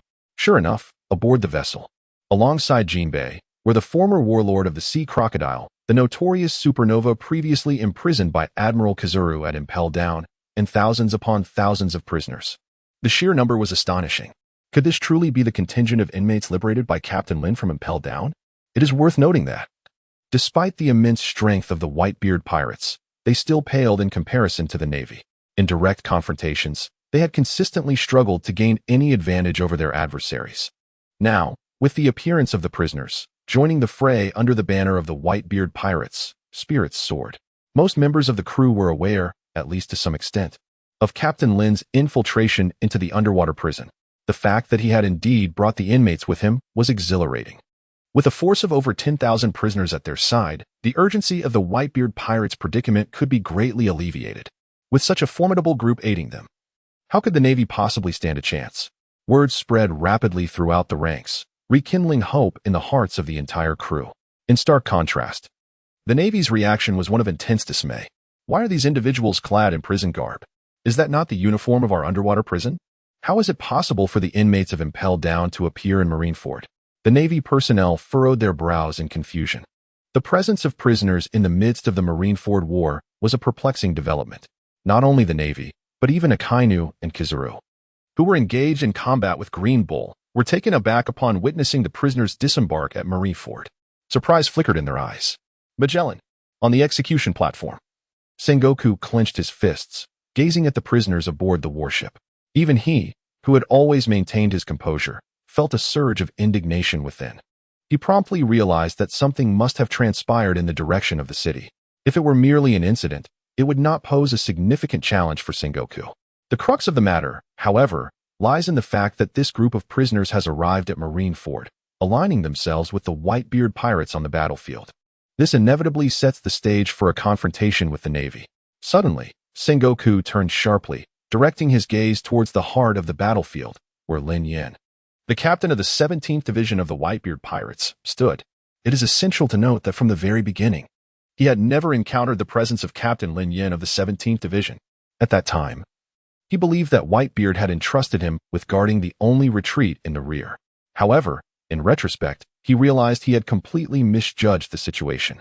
While the eyes of the world were fixated on Marineford, he stealthily infiltrated Impel Down and released the prisoners. These captives, who had been incarcerated for so long, harbored profound resentment towards the Navy. Now all had been liberated, and with the aid of these prisoners, their forces momentarily reached a parity with the Navy. Sengoku's gaze turned towards Lin Yan, the newly appointed captain of Whitebeard's pirate crew, who had exceeded Sengoku's expectations by a considerable margin. It is not difficult to speculate on what lies ahead. He shall become a formidable adversary to the Navy. Whitebeard, your fortune is truly exceptional. Just as the Whitebeard Pirates are on the brink of downfall, such a powerful and capable captain has been introduced. I find myself somewhat envious. Although I lament that Lin Yan could not join the Navy, it must be acknowledged that Sengoku holds great admiration for Lin Yan's diverse abilities.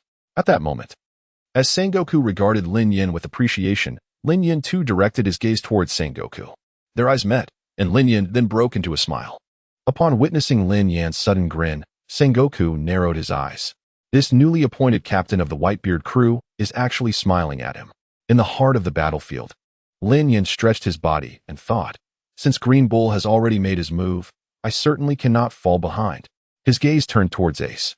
The primary mission of the Whitebeard Pirates was to rescue Ace from the execution platform. With that in mind, let us set a modest goal to bring Ace back. At that moment, Lin Yan also noticed 3 warships approaching the shore in the distance. 2,000 prisoners disembarked from the vessels, rallying behind Lin Yan, with Buggy, Jinbei, and Crocodile as their lieutenants. Buggy rushed to Lin Yan's side and inquired, "Boss, all our people are here. If everyone is present, then let us commence." Lin Yan commanded. The prisoners' animosity towards the Navy far exceeded Lin Yan's expectations, especially after enduring years of imprisonment at their hands. Upon breaking free, particularly upon witnessing the Navy on the battlefield at Marineford, their hatred intensified. The sight of their adversaries ignited a fervor within them, and they seized their weapons, launching a fierce assault against the Navy. With the prisoners' involvement, the pressure on the Whitebeard Pirates was significantly alleviated. Simultaneously, the vast disparity in numbers that had once existed between the two sides was rapidly diminishing, almost visibly so. Isn't that the infamous Old Sand, who once reigned supreme in the Desert Kingdom, only to end up imprisoned in the depths of the sea? Doflamingo approached Crocodile with a swagger that betrayed no kinship. A sinister smile etched across his face. "Crocodile," he exclaimed. Crocodile, with a cigar clenched between his teeth, exhaled a plume of smoke, his gaze indifferent. "I warned you before about joining forces with me. but you would not listen. Now you taste the bitter fruit of your choices. It is a rare sight to see you here at Marineford. What do you say? My offer stands. Join me, and everything returns to normal. Though Doflamingo's words were an invitation, the mockery on his face was unmistakable. Crocodile, in his current state, lacked the former vigor that once defined him. However, just as Doflamingo finished speaking, a sharp blade of sand suddenly erupted from the ground, piercing through Doflamingo and cleaving him in half. After all these years, you remain as loquacious as ever, Crocodile remarked, inhaling a puff of smoke. On the other hand, though cleaved in two, Doflamingo, possessing the power of the string fruit, sustained minimal damage. His bisected body began to regenerate, and the mocking expression lingered on his face. Old Sand, do you yearn for a fight that much? Crocodile cast him a sidelong glance. Let me see if your strength has improved over the years. In the midst of the confrontation between Crocodile and Don Quixote Doflamingo, the distant figure of Jinbei sought out the formidable Gecko Moria, another member of the 7 warlords of the sea. Concurrently, numerous prisoners, known for their extraordinary strength and substantial bounties, also turned their attention towards several vice-admirals of the Navy. The vice-admirals found themselves in a precarious situation when faced with these prisoners. Their bounties were not insignificant, and they were all seasoned warriors. In brief skirmishes, even the vice-admirals struggled to gain the upper hand against this ruthless assembly of felons. Among those least inclined to fear death were the supernovas, led by Kid and Urich, who, without hesitation, dared to challenge Bartholomew Kuma, a fellow member of the 7 warlords. The audacity of youth knows no bounds. They too wished to ascertain the true measure of the 7 warlords. Meanwhile, Luffy stubbornly insists on taking Buggy along. As the two venture forth to challenge the world's foremost swordsman, Dracul Mihawk, the clash of battle is imminent. As for Lin Yan, she has set a modest goal for herself. His gaze was fixed upon the execution platform. The journey, however, was fraught with challenges. The first obstacle was the array of high-ranking naval officers along the way. The second hurdle lay in the 3 admirals positioned directly beneath the execution platform, though they were currently preoccupied. The third challenge was the legendary naval hero, Admiral Monkey D. Garp. Should a crisis arise at the execution platform, he would undoubtedly intervene. Behind these formidable obstacles loomed the presence of the fleet admiral himself, overseeing the proceedings. With such daunting barriers in front of him, it was not just Whitebeard who would struggle. Even the notorious Rocks would find it nearly impossible to advance. This is precisely why, in the original narrative, Whitebeard urged his entire crew to support Luffy in the assault on the execution platform. There was no alternative. Only by allowing Luffy to take the lead could there be a glimmer of hope. However, the current situation was markedly different. The 3 admirals had encountered formidable opponents, and countless vice-admirals were being held at bay by the prisoners. The path to the execution platform was, for the first time, remarkably clear. In a swift motion, Lin Yan vanished from sight, transforming into a streak of lightning as he propelled himself toward the execution platform. Upon witnessing Lin Yan's movement, the surrounding naval officers, masters of the 6 forms, hurriedly attempted to obstruct him. Techniques such as shave, moonwalk, and gale palm were unleashed in a frenzied effort to hinder his advance, unleashing their abilities without restraint. Faced with the onslaught of hundreds of naval soldiers, Lin Yan unleashed the power of the rumble fruit. Bolts of forked lightning erupted forth, doubling and quadrupling, ensnaring all the naval personnel in its grasp. The soldiers were utterly unable to withstand the assault. In mere moments, they were all charred and crumbled to the ground. With the naval forces dispatched, Lin Yan's speed remained unabated. He traversed the tempest of thunder, and in less than a blink, he had arrived directly beneath the execution platform. With a single foot poised towards the ground, a resounding whoosh echoed through the air as Lin Yan's foot struck the earth, creating a substantial crater beneath him. Like an arrow released from its bow, he surged upward towards the execution platform. His speed was astonishing, and his force was tremendous. The navy present was utterly incapable of matching his might. More critically, the execution platform was now merely a step away. The newly appointed captain of the Whitebeard Pirates was on the verge of landing on the platform. Damn it. Could no one impede his advance? The 3 admirals were all preoccupied. He must not be allowed to reach Ace. Upon witnessing the commotion near the execution platform, the Navy clenched their fists, their hearts racing in their throats. Go, Captain. Lin, save Ace. You are our beacon of hope. The crew of the Whitebeard Pirates shouted fervently. Just at that moment, as Lin Yan was about to reach the platform, a towering figure swiftly blocked his path. Though Ace is my grandson, I am still a member of the Navy. At last, the legendary hero of the Navy, the Iron Fist Garp, sprang into action after a long period of restraint. He stood directly in front of Lin Yan. Observing Lin Yan's movements, which were nearly imperceptible, a flicker of crimson flashed in his eyes. Lin Yan's trajectory unfolded before him without concealment. Garp raised his fist, striking with precision towards Lin Yan, bone fist. The moment Garp made his appearance, Lin Yan had already noticed him.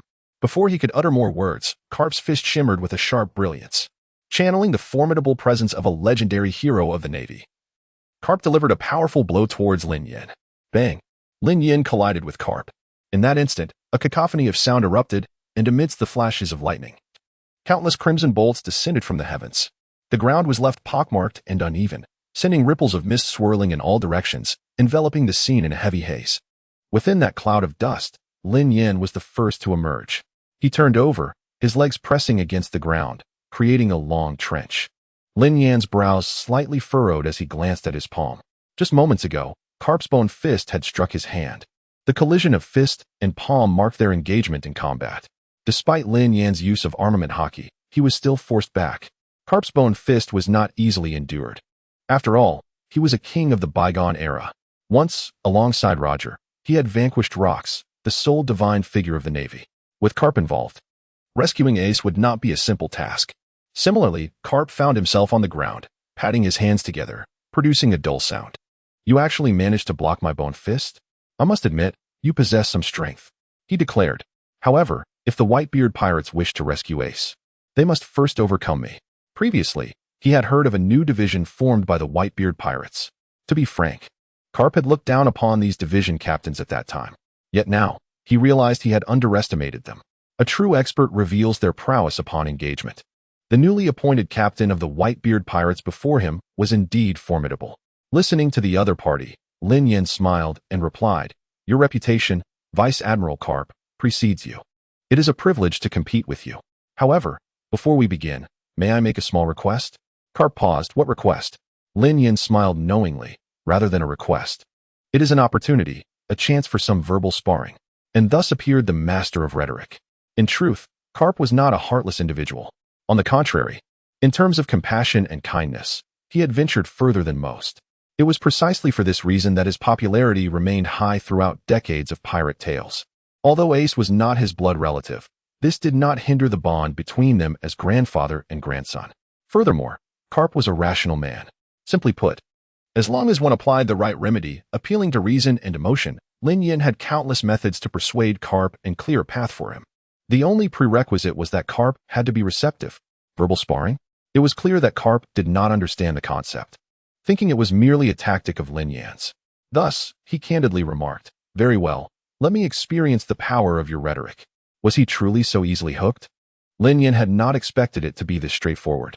Just as he prepared to unleash his legendary and astonishing verbal prowess, enough. At that moment, the fleet admiral of the Navy, Sengoku, surprisingly made his move. He took his first step, leaping from the execution platform with a leap of faith, landing steadily on the ground. Sengoku emerged from behind Garp, his expression somber as he spoke. "Captain of the division, your appearance does not surprise me. What astonishes me is that among your 17th division, there are indeed such hidden powerhouses. Indeed, for the Navy, the prowess displayed by Isou and Green Bull was truly dazzling and remarkable." Sengoku continued, "What surprises me even more is that even our former Admiral Zephyr has been drawn to your side. You truly possess remarkable abilities." Speaking of Zephyr, especially when he represented the Whitebeard Pirates in battle against us, Sengoku glared at Lin Yan with clenched teeth. He simply cannot fathom how Lin Yan managed to accomplish everything quietly within the Whitebeard Pirates. One might think he is cheating, yet he doesn't even pretend. It is akin to a card shark in another's casino who, at a crucial moment, intentionally loses a few rounds to provide you with a fleeting opportunity to regain your confidence, only to subsequently reap greater rewards. Yet, this newly appointed captain of the Whitebeard crew does not even bother to feign modesty. Is there no sense of justice? No law? Do you not regard us, the Navy, at all? Of course, Lin Yan remains unaware of Sengoku's thoughts. After the latter finished speaking, Lin Yan's expression revealed a mix of astonishment and delight as he said, "It is indeed an immense honor to receive such recognition from the fleet admiral. While I am overjoyed, I can't help but feel a tinge of unease. Surely, you Navy officers are not planning to target me next? Before Sengoku and Garp could respond, Lin Yan continued, however, regarding Admiral Zephyr joining my squad. Rather than attributing it to my own capabilities, it would be more accurate to say that certain factions are rather short-sighted. Others have devoted their entire lives to their cause, only to be unceremoniously cast aside by you. Frankly, I feel a bit of pity for Zephyr. I am indignant on his behalf. Would you not agree that this unnamed powerful faction lacks a modicum of shame? Lin Yan's words directly incensed Sengoku. What do you mean by that? Besides Sengoku, Garp remained silent, unable to suppress a sigh as he lowered his head. The recent events had weighed heavily on him, leaving him with a sense of weariness. Meanwhile, Zephyr, engaged in combat with Akiji, also momentarily halted his actions. He cast a glance towards Lin Yan. In front of the Navy, the Whitebeard Pirates, in the eyes of the entire world, he stood up for himself with unrelenting sarcasm and profound implications.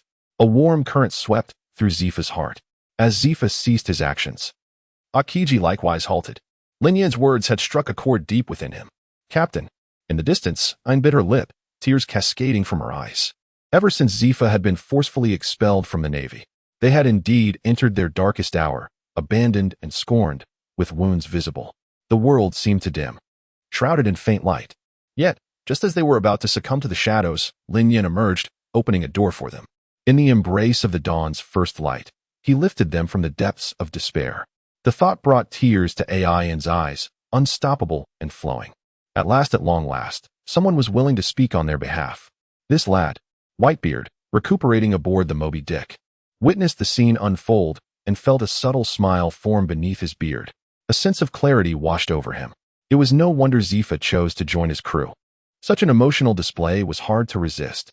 Faced with the taciturn Garp and the simmering rage of Sengoku, poised to erupt, Lin Yan promptly raised his hand.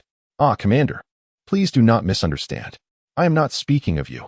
I merely wish to express my sentiments and advocate for my vice-captain. He continued with an innocent demeanor, offering his apologies. Sengoku's already darkened expression grew even grimmer. He could no longer contain himself. Are you finished? To be honest, not quite. Lin Yan shook his head in response.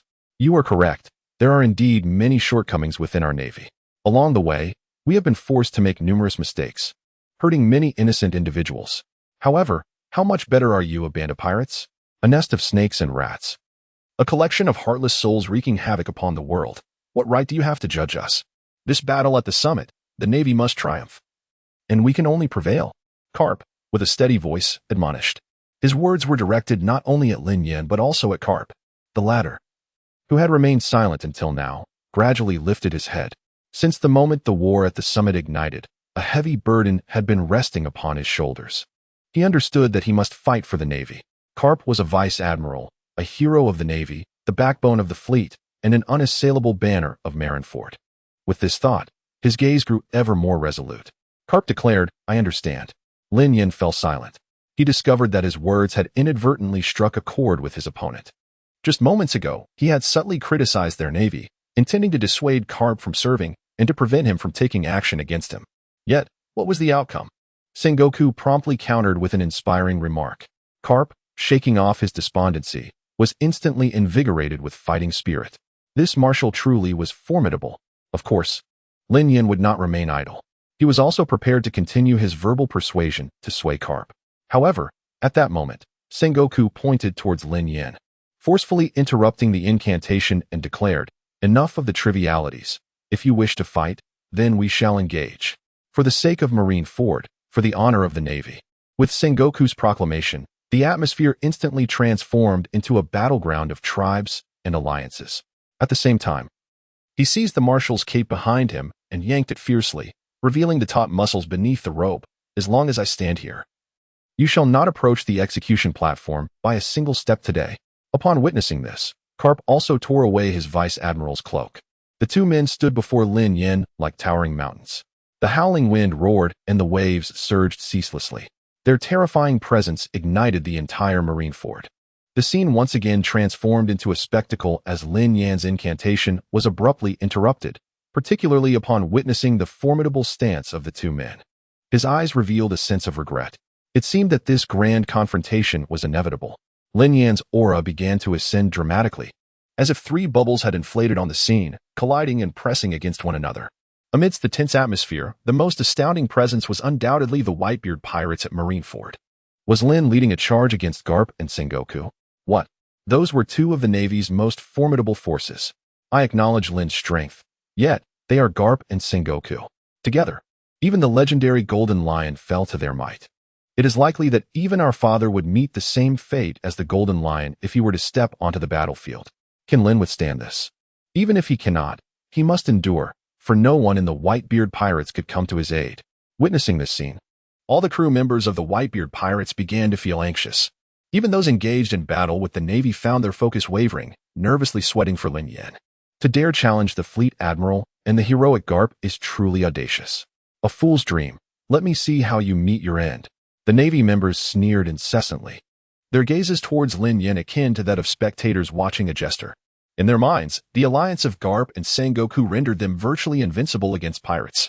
Hee. This division commander is quite intriguing. Is he a bull that fears no tiger? Doflamingo glanced at Lin Yan with a mocking tone. Take care of yourself first. Crocodile, wielding his sandblade, slashed towards Doflamingo's head. Have Garp and Sengoku made their move? As the world's premier swordsman, Dracul Mihawk noted the battlefield. Luffy and Buggy were hardly worthy adversaries, thus he had no need to take them seriously. This was a rare occasion where 2 esteemed figures of the Navy united against a foe. I find myself eagerly anticipating the outcome. The pirate Empress Boa Hancock, undefeated thus far, with her cascading black hair and long legs, took a moment to gaze in Lin Yan's direction. Not only Marineford, but the entire world bore witness to the impending clash. In truth, had it merely been a new division commander to contend with, Sengoku need not have intervened. Garp alone would suffice. However, upon witnessing the prowess of Green Bull, Sengoku profoundly realized that this new division commander was far from simple. What a joke! To have 2 formidable generals of such caliber join his ranks and become a part of his entourage. If he lacks sufficient strength, it is utterly inconceivable.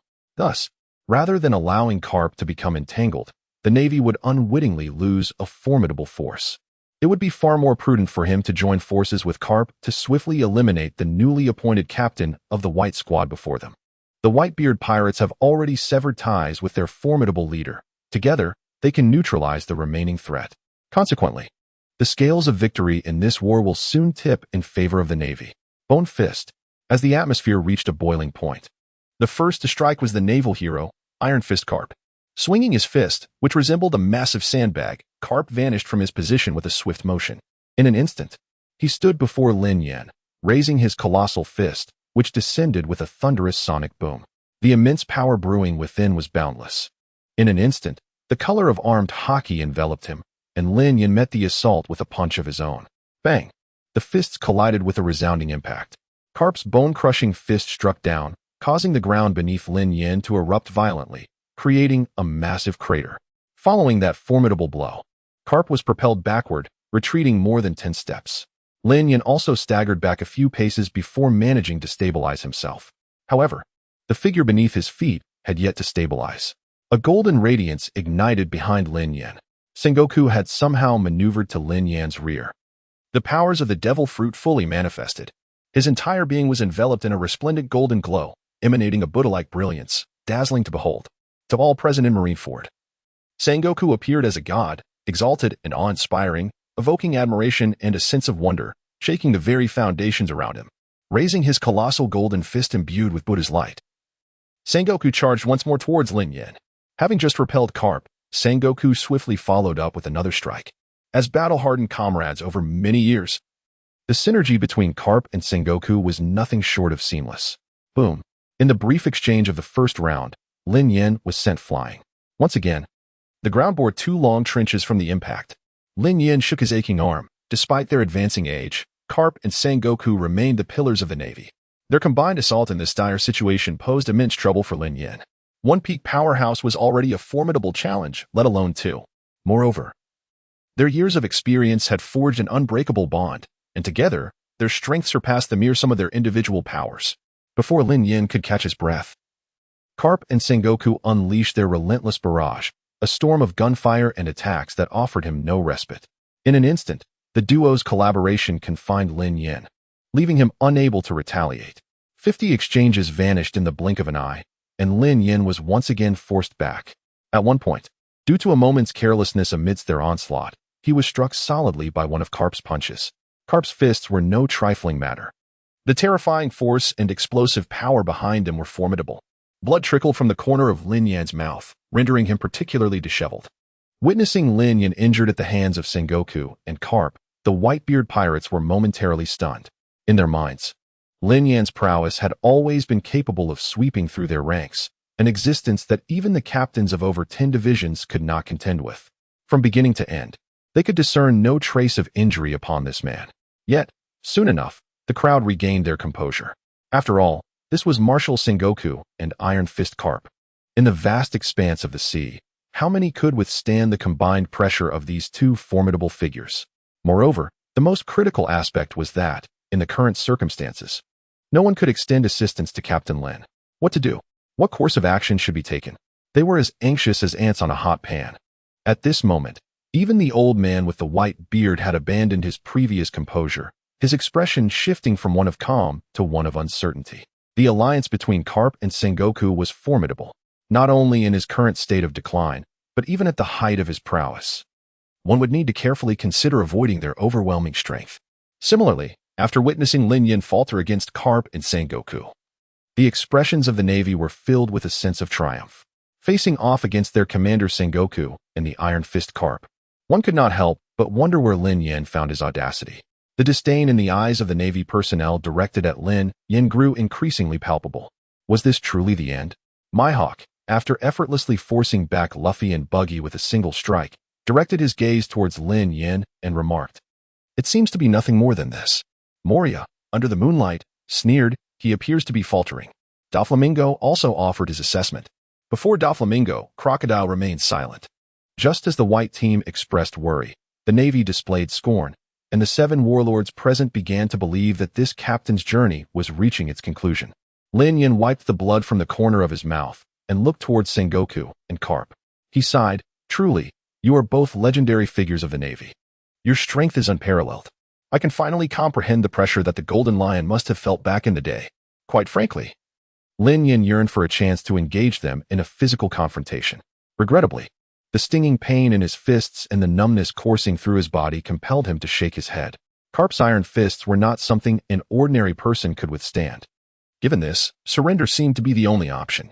Garp raised his hand, pointing at Lin Yan, declaring, "You should surrender." Yet Lin Yan, with a slight smile, responded, "Surrendering is one thing, but the outcome of this battle remains uncertain." The fighting spirit within him surged as he realized that his adversaries were the pinnacle of the Navy. Sengoku and Garp. To overcome this challenge, he must give his all today. He could certainly activate the kaleidoscopic realm of couples, thereby significantly increasing the likelihood of taking Ace away. However, this is merely a matter of probability. The pinnacle of strength within the Navy is not to be underestimated. At least in the case of Garp and Sengoku before him, they will not remain indifferent to the situation. Moreover, if such actions were taken, would it not diminish much of the enjoyment? Given the rare opportunity to experience the treatment of a golden lion, Lin Yan is determined to indulge herself today, no matter what. After expressing this, a flicker of crimson light flashed in his eyes, and the iconic tomo of the kaleidoscopic Sharingan emerged. Simultaneously, he gripped the Zhonglei, and the thunder fruit manifested around him. Both observation haki and armament haki surged to their utmost limits. In this moment, Lin Yan had unleashed his full potential, ascending to the pinnacle of his power. Since traversing into the world of pirates, this was the first time Lin Yan had revealed his complete strength. "Humph! If you refuse to surrender, then I shall compel you to yield." Sengoku stepped forward, his fists radiating with a resplendent golden light, akin to a golden Buddha. He lunged at Lin Yan once more. "Come on." Lin Yan did not retreat in the slightest. With the tips of his toes pressing against the ground, he propelled himself toward Sengoku. The two collided like rockets. Sengoku's Buddha fist hurtled directly toward Lin Yan's face. However, just as the fist was about to make contact, Sengoku's expression shifted slightly. His fist had inexplicably passed through Lin Yan's head. Elementalization? A chill ran down Sengoku's spine as he swiftly discerned Lin Yan's ability. The capacity to phase through his punch could only be attributed to the elementalization of a Logia-type devil fruit. Yet in the next moment, Sengoku's pupils constricted. Impossible, absolutely impossible. His fist was already cloaked in armament haki. Armament haki was known for its overwhelming dominance over the elementalization of Logia-type devil fruits. Elementalization could not evade detection before the might of armament haki. It could be manipulated at will. Yet, in this instance, his fist enveloped in armament haki had passed through Lin Yan's body. Witnessing this, Sengoku was utterly bewildered. Why? Why was this happening? Wasn't this ability the elementalization of a Logia-type devil fruit? No, this was entirely illogical. If it was not elementalization, then how had he passed through Lin Yan's body? Sengoku's expression turned to one of horror as realization dawned upon him in that fleeting moment. He contemplated numerous possibilities, ultimately arriving at the conclusion, this defies scientific explanation. Sengoku was left in shock. What extraordinary ability was wielded by this newly appointed captain of the Whitebeard Pirates? Indeed, Lin Yan was employing the powers of the kaleidoscope Sharingan. Kamui. This constitutes a highly advanced space-time ninjutsu, fundamentally characterized by the ability to transfer oneself or surrounding objects back and forth between the realms of reality and an alternate dimension. Furthermore, intangibility is one of its inherent abilities. It bears a striking resemblance to elemental transformation. However, it does not share the shortcomings associated with elemental transformation, such as vulnerability to haki or sea prism stone. This explains why Sengoku's haki passed through Lin Yan without effect, even after he activated it. Before Sengoku could ponder further, at the very moment his fist penetrated, Lin Yan's form abruptly solidified. He raised his hand. He grasped the neck of Sengoku, who was within arm's reach. Bang! In that fleeting moment when Lin Yan seized Sengoku's throat, Akainu, Akiji, Kizaru, and the others turned their gazes in unison. Upon witnessing this astonishing scene, the pupils of everyone present constricted in disbelief. Impossible! Even Garp exclaimed in shock. Sengoku was actually being choked? Similarly, the vice admirals, warlords, and division commanders of the Navy were equally stunned by this spectacle. Just moments prior, they had believed Lin Yan would succumb to the combined assault of the two. Yet, in the next instant, a shocking scene unfolded. Sengoku, the fleet admiral and supreme commander of the Navy, renowned for his unparalleled combat prowess, was now being restrained by Lin Yan. This sight was utterly unexpected and captivating, leaving all present in a state of astonishment. Even Whitebeard, upon witnessing this spectacle, disregarded his injuries and stood up in shock. What Sengoku's eyes widened like brass bells, attempting to struggle. However, before he could react, Lin Yan's other hand unleashed the full force of the rumble fruit. 1 billion volts, the Azure Dragon. A tempest of lightning converged in Lin Yan's grasp as he struck Sengoku with a resounding palm. In that instant, a dazzling white light surged to its zenith. Blinding radiance, thunderous roars, and searing temperatures ignited the surroundings, as if seeking to melt everything in existence. Boom!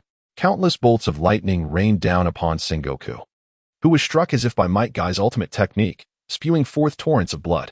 Sengoku was propelled backward, scraping violently against the ground before crashing into the walls of Marineford. The massive structure crumbled under his impact, boulders tumbling down and pinning him beneath. Smoke billowed, enveloping the scene in dust. As they beheld Sengoku grievously injured by Lin Yan's blow, the tumult reverberated across the expanse. In the wake of this thunderous noise, an eerie silence descended upon Marineford. The Navy and the Whitebeard Pirates paused their skirmish, momentarily stunned, mirroring the thoughts of the warlords and vice admirals. Prior to this, especially upon witnessing Lin Yan besieged by the formidable combination of Garp and warring states, many believed that this newly appointed captain of the Whitebeard Pirates would meet his demise. However, to their astonishment, in the very next moment, their esteemed marshal has been grievously injured. The naval soldiers' eyes widened to the utmost, and their hearts surged with tumultuous waves. This is their naval marshal, the supreme commander of the entire Navy. Beside him stood the legendary naval hero, Iron Fist Garp. And yet he was sent flying with such force? They were well aware of the prowess of this newly appointed captain of the Whitebeard Pirates and understood that he possessed the strength to contend with the likes of Sengoku and Garp, as well as any 3 admirals of their navy. Yet, what is this situation? This is the combined might of Garp and Sengoku. The principle that 2 admirals surpass the 4 emperors is well known across the seas. The legendary Golden Lion serves as a prime example. Golden Lion, one of the 3 great pirates, captain of the flying pirate crew, stood at the pinnacle of the New World, unmatched by any. Even Roger and Whitebeard had to concede ground before the formidable flying pirate crew. Such an overwhelmingly powerful figure as Golden Lion was firmly subdued by their marshal and Garp. Consequently, when they witnessed the two uniting to besiege Lin Yan, scarcely anyone believed he could survive. Many naval officers even sneered, contemplating the retrieval of his corpse. And yet, Lin, the captain of the Whitebeard Pirates, not only remained undaunted under the onslaught of Garp and Sengoku, but instead surged against the current, forcefully pushing Sengoku back. The sight of Sengoku being forced to retreat left the naval soldiers utterly astonished. Their gazes, filled with shock, were all directed towards Lin Yan. Likewise, among the Whitebeard crew. The moment they witnessed Lin Yan's extraordinary resilience, they gasped in astonishment, their hearts racing with excitement. Captain Lin. It was none other than Garp and Sengoku. And he had managed to topple one of them under their combined might. Who could give me a slap to confirm that I am not dreaming? Just as the Navy had anticipated, it was indeed the collaboration of Sengoku and Garp. Even if Old Man were to personally take the stage, the eventual outcome would hardly be a mystery. Yet, when it came to Lin Yan, he turned defense into offense. The actions of Sengoku and Garp not only failed to subdue Lin Yan, but instead led to their own suppression. After taking a deep breath, the entire Whitebeard Pirates crew felt an even greater surge of exhilaration. On board the Moby Dick, unlike his fellow crew members who were elated, Whitebeard mused softly while stroking his chin. The scenes that had just unfolded replayed vividly in his mind. Lin, what power did he just employ? Just because others failed to discern it does not mean Whitebeard was oblivious. His hockey-imbued fist had passed through Lin Yan's body, which was clearly not an elemental transformation typical of a Logia devil fruit. This young man evidently had many hidden cards yet to be revealed. Admiration shone unmistakably in Whitebeard's gaze. Meanwhile, within the grand scope of Marineford, the 7 warlords, admirals, and countless brigadiers were equally stirred by Sengoku's retreat. At this moment, the events unfolding in Marineford were being broadcasted worldwide via transponder snail. People across the globe bore witness to this astonishing spectacle. The common folk remained relatively unaffected. However, some pirates began to stir restlessly. I recall the 17th Division was just established. No matter, after the Marineford War, I am determined to join the 17th Division. The eyes of several pirates sparkled with fervor as Lin Yan's silhouette grew increasingly elongated in their vision. Such formidable strength and such audacious ability. Breaking through the encirclement of Garp and Sengoku, it was previously thought that Lin Yan had merely grazed the threshold of admiralty. You tell me this is merely the threshold of an admiral? He has already ascended to the status of a Yonko. The Whitebeard Pirates had birthed a second Yonko. A single pirate crew boasting 2 Yonko, my goodness. Don't be the only one to join. I want to join too. Captain Lin, from this night onward, you shall be my idol. I am determined to join the 17th Division. 17th Division, Whitebeard Pirates, here I come. Recognizing Lin Yan's formidable prowess, a small ambition had already taken root within. Joining the 17th Division was a certainty. Even Jesus could not deter me from this declaration. In this battle, Lin Yan made her name before the eyes of the entire world, standing triumphantly over Garp and Sengoku. Amidst the ruins, Sengoku pushed aside the heavy stones that had pinned him down, struggling to emerge from the debris. At this moment, he no longer resembled the spirited figure who had once commanded the tides of fate. The pain in his abdomen and the pervasive numbness throughout his body rendered him nearly immobile, each step a Herculean effort. You truly are in a pitiable state, Sengoku. Garp remarked as he approached, regarding him with a calm demeanor, as befitted old friends of many years.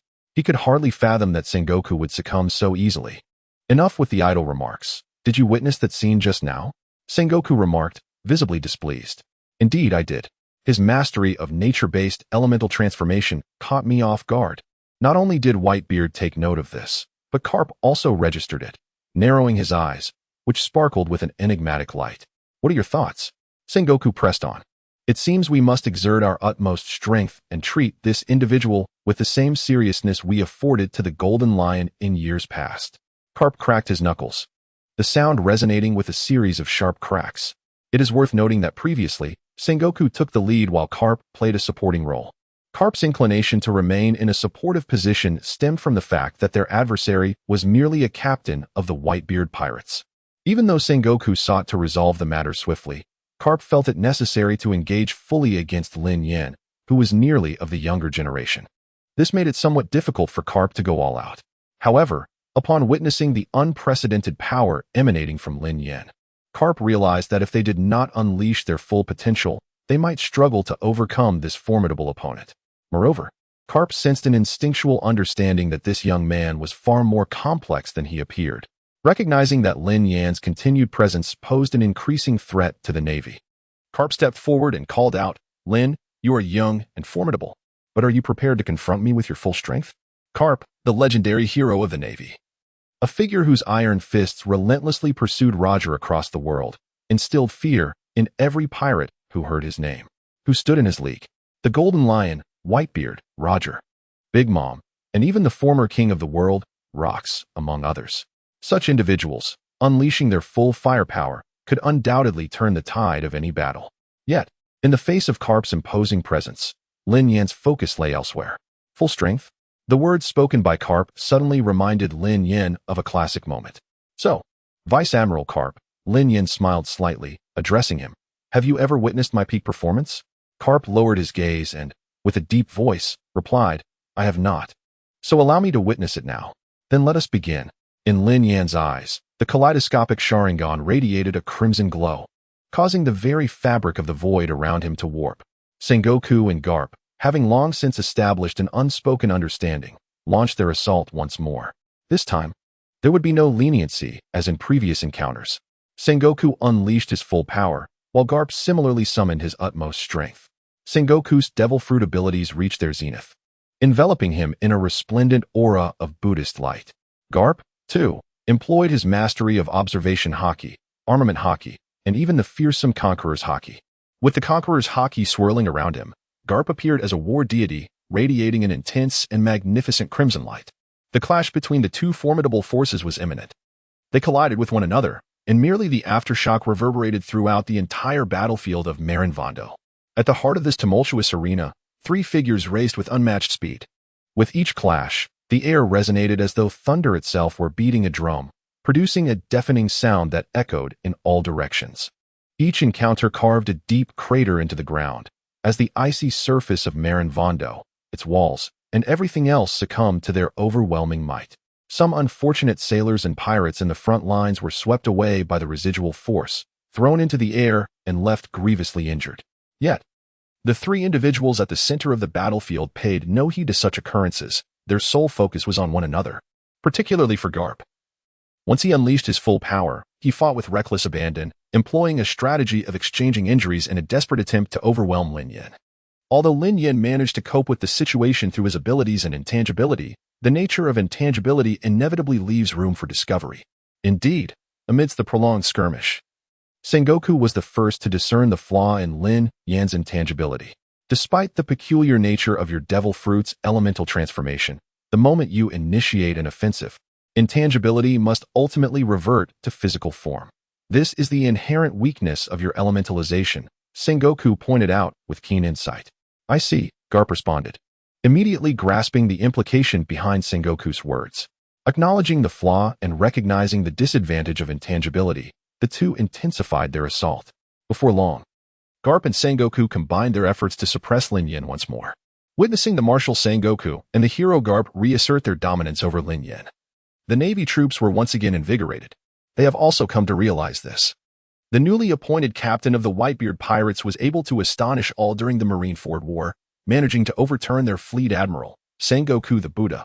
Ultimately, it was due to the admiral's lack of familiarity with Lin's strength that led to their initial defeat.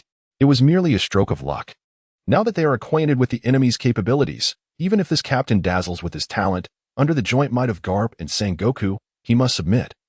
Even if he were a dragon, this captain is indeed formidable. I retract my previous underestimation of him.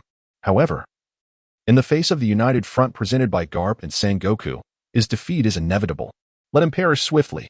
This young captain of the Whitebeard Pirates, if eliminated during the Marineford War, would remove a significant threat to our navy. Admiral, please eradicate this audacious fool. With the backing of Sengoku and Garp, the navy, rejuvenated with confidence, began to taunt and deride Lin Yan, their gazes filled with mockery and scorn, eagerly wishing for this obstacle to meet its demise on the spot. Simultaneously, after successfully suppressing and forcing Lin Yan back, Sengoku called out to him, To have compelled me and Garp to take action together is a testament to your current strength and status. Yet, you are still a pirate, and we will never allow you to approach the execution platform even a step closer. Garp followed closely, saying, Lin, if this strange elementalization of your devil fruit is your ultimate trump card, I advise you to surrender quietly, lest you ensnare yourself. Surrender quietly? Ensnare myself? Lin Yan descended from the heavens, landing steadily on the ground. It was only natural for them to see through his divine might's ethereal nature. However, upon hearing the Navy's ridicule, especially their claim that etherealization was his last resort, Lin Yan could not agree. Last resort? He suddenly broke into a smile. Who says this is my final trump card? Lin Yan retorted. Oh, do you perhaps possess other abilities? Zhang was gaze sharpened, his eyes scrutinizing Lin Yan intently. Yet, Lin Yan remained unfazed by his piercing stare, calmly responding, truly deserving of the legendary status of naval figures, even in their twilight years. The combined strength unleashed by you two is formidable enough to sweep across these seas. If I were to remain inactive, would that not render today's elaborate scheme a complete failure? With that, Lin Yan abruptly opened his eyes. The jade-like pattern within his pupils spun incessantly, the kaleidoscopic brilliance of his Sharingan radiating to its utmost intensity. With a clap of his hands, he uttered the final 3 words, "Let us dance." I must extend my sincerest apologies to all esteemed readers. My dear Tam underwent a dental extraction yesterday and endured a night of pain. Thus, the update was delayed. But today, he has recovered considerably and shall make amends for the missed content. At the moment, he proclaimed "Let us dance," and azure radiance erupted around Lin Yan. Within it, a mysterious force was being reforged, displaying one's skills before a master. Sengoku observed this scene with a scoff, his colossal fist hurtling towards Lin Yan with great force. I shall intervene as well. Bone fist. Garp leaped into the air, his bone fist's power reaching its zenith. The two attacked from opposite sides, converging upon Lin Yan. However, at that very moment, the azure glow enveloping Lin Yan had completed its transformation, layers of skeletal structure beginning to envelop his form. Indeed, he had summoned the ultimate power contained within the kaleidoscopic Sharingan, Susanoo. With a resounding crash, the fists of Garp and Sengoku collided with Susanoo. Yet, despite their tremendous strength, their blows failed to budge the transparent skeletal form in the slightest. What? A look of astonishment crossed Garp's face as he realized that his fists could not even dent the skeletal structure before him, and due to the recoil, he found himself suffering an unexpected disadvantage. His face betrayed a look of utter astonishment, and an overwhelming sense of incredulity washed over him. Such formidable defensive capabilities. Similarly, Sengoku was taken aback. It was one thing for his own punches to fail to breach the defense, but why had Garp's bone-crushing fists also been rendered ineffective? Gazing at Lin Yan, enveloped in a cerulean aura and surrounded by a transparent skeletal structure, Sengoku's eyes widened in disbelief, while his mind was plagued with profound confusion. Was this Lin Yan's hidden power? What sort of ability was this? Moreover, wasn't Lin Yan's devil fruit supposed to command lightning?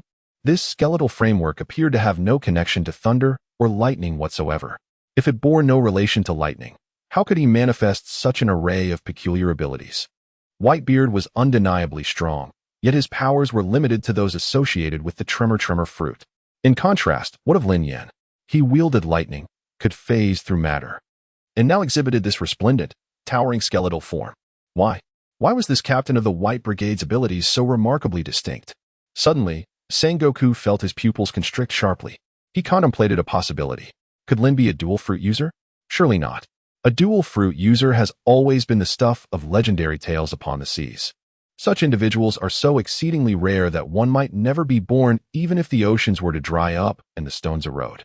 Though this notion may sound astonishing, ultimately it is the only explanation that can unravel the myriad mysteries shrouding Lin. Meanwhile, the naval officers present, upon witnessing the emergence of Susanoo from Lin Yan, were left in awe. They all gasped in astonishment. A skeletal giant? A colossal mountain of power? Goodness, what manner of ability is this? The group of naval soldiers, who had just begun to muster their confidence, found their hearts once again stirred by tumultuous waves upon witnessing this spectacle. Was this the second trump card of the captain before them? The Whitebeard Pirates, too, displayed expressions of awe. How many secrets does Captain Lin harbor? It is not just the Navy that is unaware of Lin Yan's capabilities. Even the crew members who share close quarters with him in the Whitebeard Pirates are equally bewildered. when Lin Yan single-handedly swept through their entire crew upon landing on the Moby Dick. It seems he never employed such power. I always suspected this fellow was concealing his true strength. With a thud to his forehead, one crew member lamented. As the aura emanating from Lin Yan's Susanoo enveloped the area, it felt as though the very foundations of Marineford were about to crumble beneath him. This extraordinary strength. This unparalleled ability. Just how many hidden treasures do you possess? The other captains stared in a daze. They suddenly felt a sense of relief.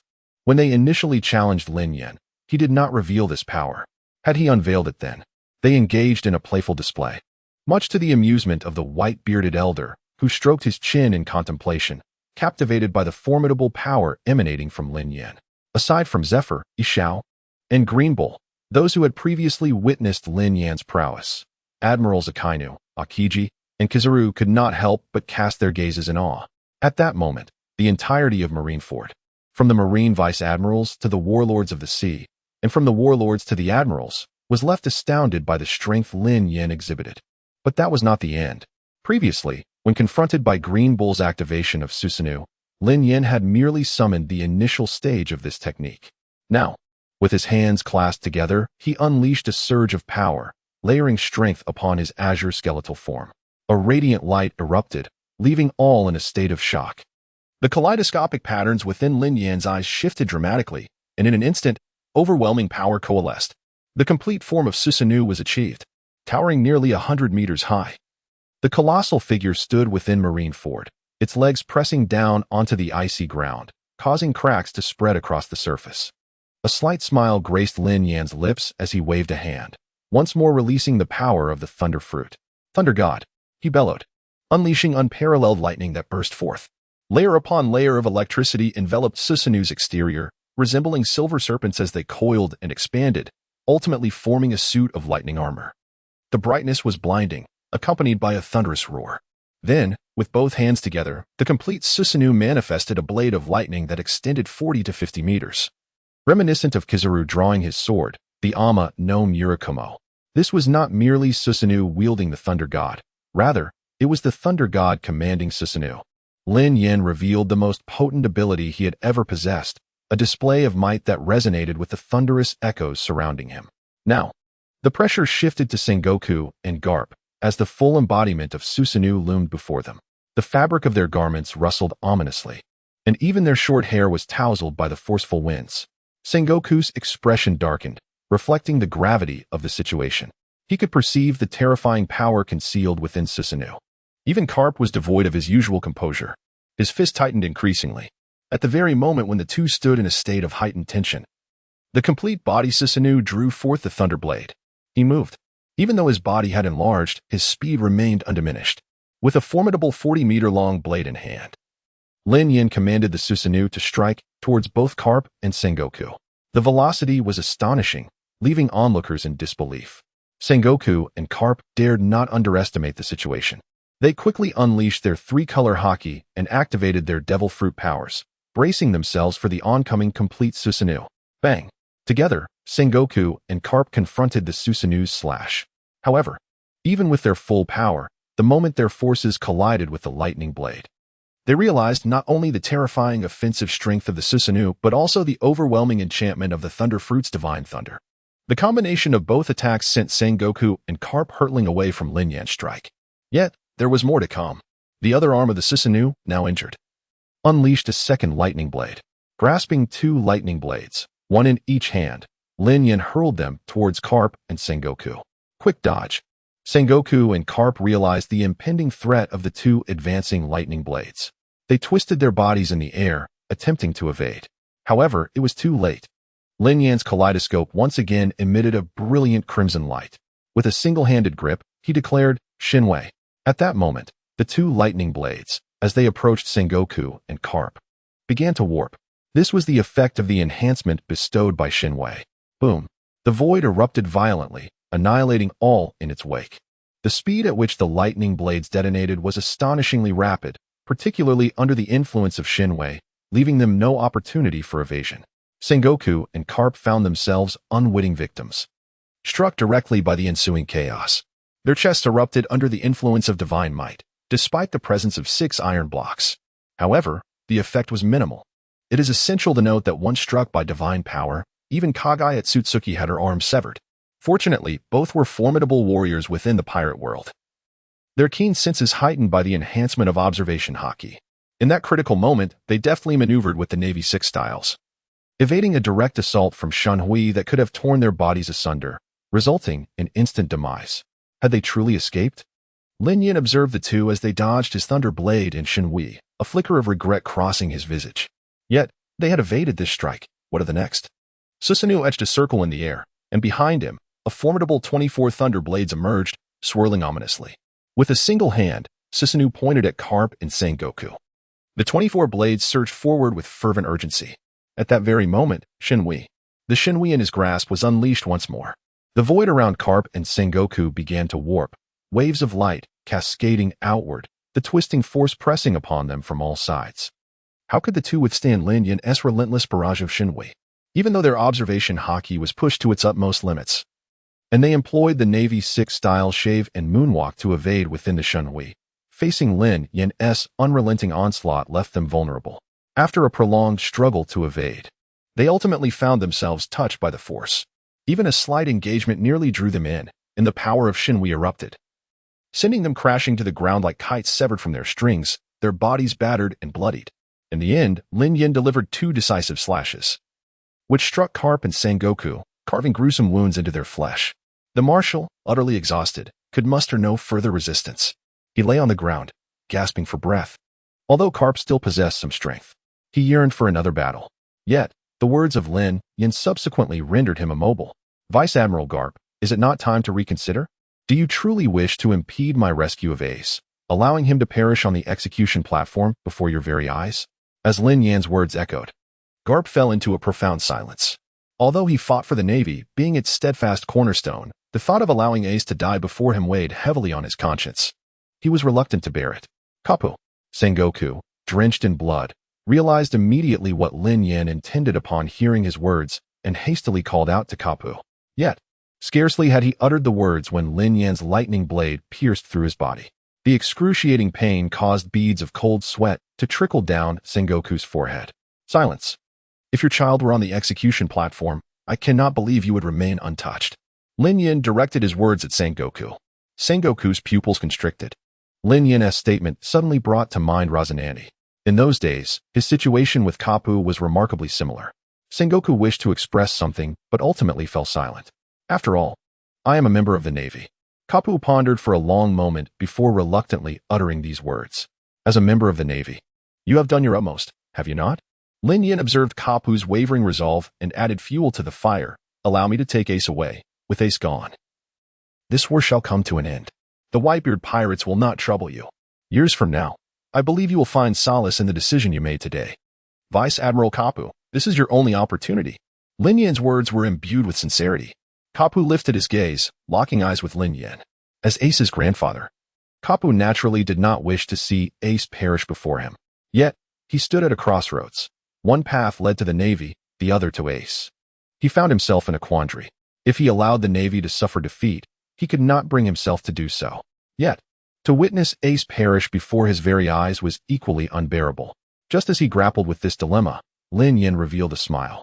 Vice Admiral Garp, since you are unable to make a choice, allow me to assist you. With that, a bolt of lightning plunged forward, piercing Garp's abdomen with a sharp sound. Garp's eyes widened in shock as he gazed at the lightning blade embedded in his midsection. Subsequently, he seemed to comprehend something, a fleeting expression of calm and relief flickering in his eyes. Subsequently, he peacefully collapsed to the ground, coinciding with the moment when Lin Yan's lightning blade pierced through the bodies of Garp and Sengoku. The pinnacle of naval power had irrevocably exited the stage of the Paramount War. On Lin Yan's path towards Ace, there were no longer any obstacles in his way. The complete form of Susanoo soared towards the execution platform. With a thunderous roar, Susanoo descended beside Ace, grasping the lightning blade and delivering a decisive strike that severed the sea stone chains binding Ace. A second blow followed, utterly obliterating the execution platform. Lin Yan reached forward, seizing Ace's sea stone handcuffs and drawing him into the sanctuary of his Susanoo. Nice to meet you for the first time, Second Commander, Lin Yan called out, waving to Ace. Staring at Lin Yan before him, Ace was left utterly speechless, completely taken aback by the unexpected turn of events. The first person from the Whitebeard Pirates to step onto the execution platform was, astonishingly, the newly appointed division commander recently recruited by the old man. Simultaneously, all soldiers of the Navy, including the vice admirals and admirals, were thrown into disarray. No one had anticipated this turn of events. The alliance between Sengoku and Garp surprisingly fell short against the commander of the Whitebeard Pirates. Although Garp and Sengoku are in the twilight of their years, nearly equal in age to Whitebeard himself, they were once the pillars that upheld the Navy. Even the formidable Golden Lion succumbed to their might. Yet now, their combined strength proves insufficient to contend with Lin. The astonishment among the Navy personnel is palpable, their mouths agape in disbelief. It is Akainu who first breaks the silence. He and Yin Quan exchanged a smile, and without further ado, turned and raced towards Lin Yan. A smile attempted to intervene, but alas, was a moment too late. As an admiral of the Navy, Akainu held the honor of the Navy in the highest regard. Today, if the Whitebeard Pirates were to indeed take Ace away before the eyes of the entire world, it would bring disgrace upon the Navy.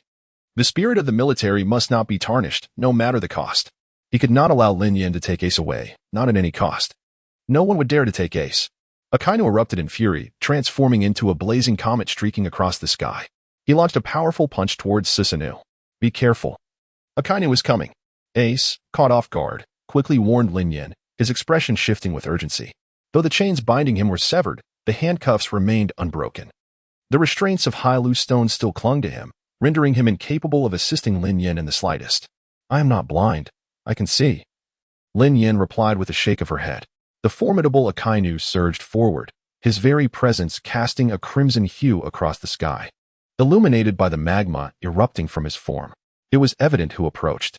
Great eruption, Akainu bellowed, as the magma upon his arm continued to accumulate, his arm swelling with an astonishing ferocity. In the blink of an eye, his magma arm expanded by over 20 meters, reminiscent of Luffy shifting into his third gear.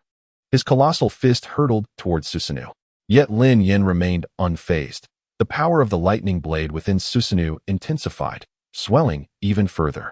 With a single sweep of his arm, an explosive surge of sword energy erupted from the blade, slicing through the air for 30,000 miles, aimed directly at Akainu.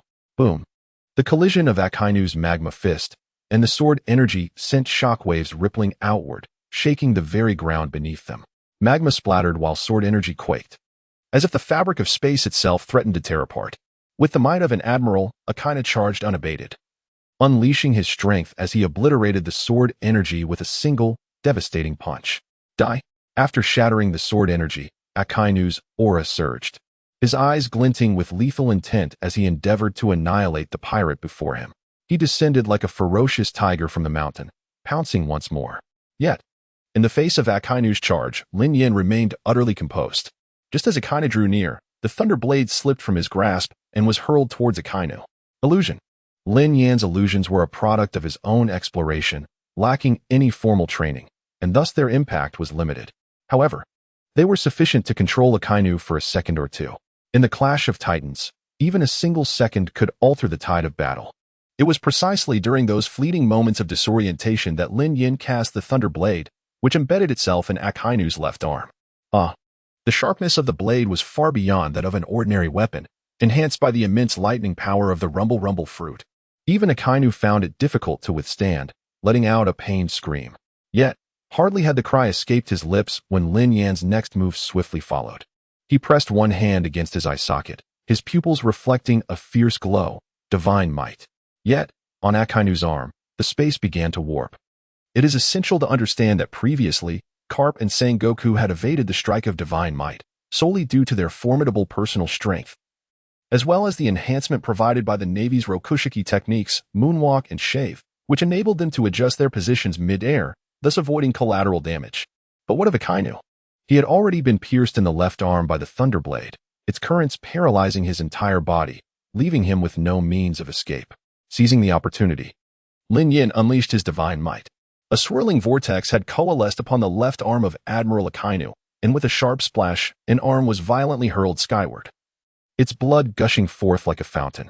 The sight left the Navy officers witnessing this scene with eyes filled with fury and disbelief. They could not help but cry out. Before their eyes, Akainu was brutally rendered with a broken arm by Lin Yan's abilities. He was a marine admiral. The sight of his severed limb was astonishing. Lin Yan, manipulating Susanoo, instantly appeared behind Akainu. A brand new lightning blade unfurled from Susanoo's palm. The 40-meter-long sword descended with the power to cleave through all illusions. Bang! Akainu, at that moment, was struck as if by a legendary hero's sword, his body splitting in two on the spot.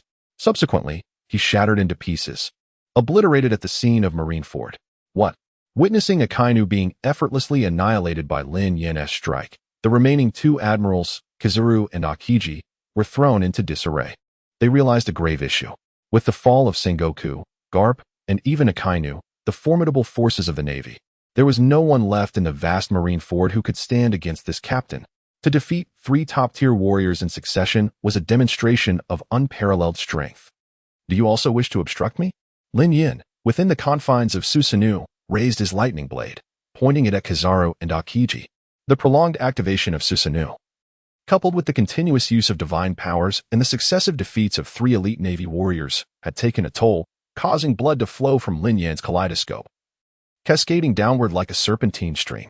Nevertheless, even in such a state, his might remained terrifying.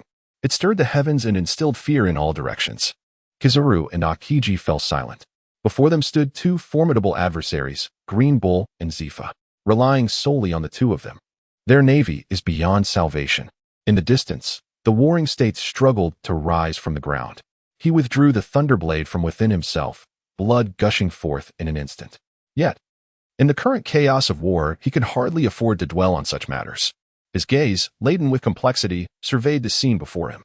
It was not merely Lin who stood alone. Behind him loomed the entire Whitebeard pirate crew's 17th Division. Any single member that stepped forth could rival one of the Navy's admirals. How could they possibly prevail? Were they destined to face defeat? The turmoil in Sengoku's eyes was palpable.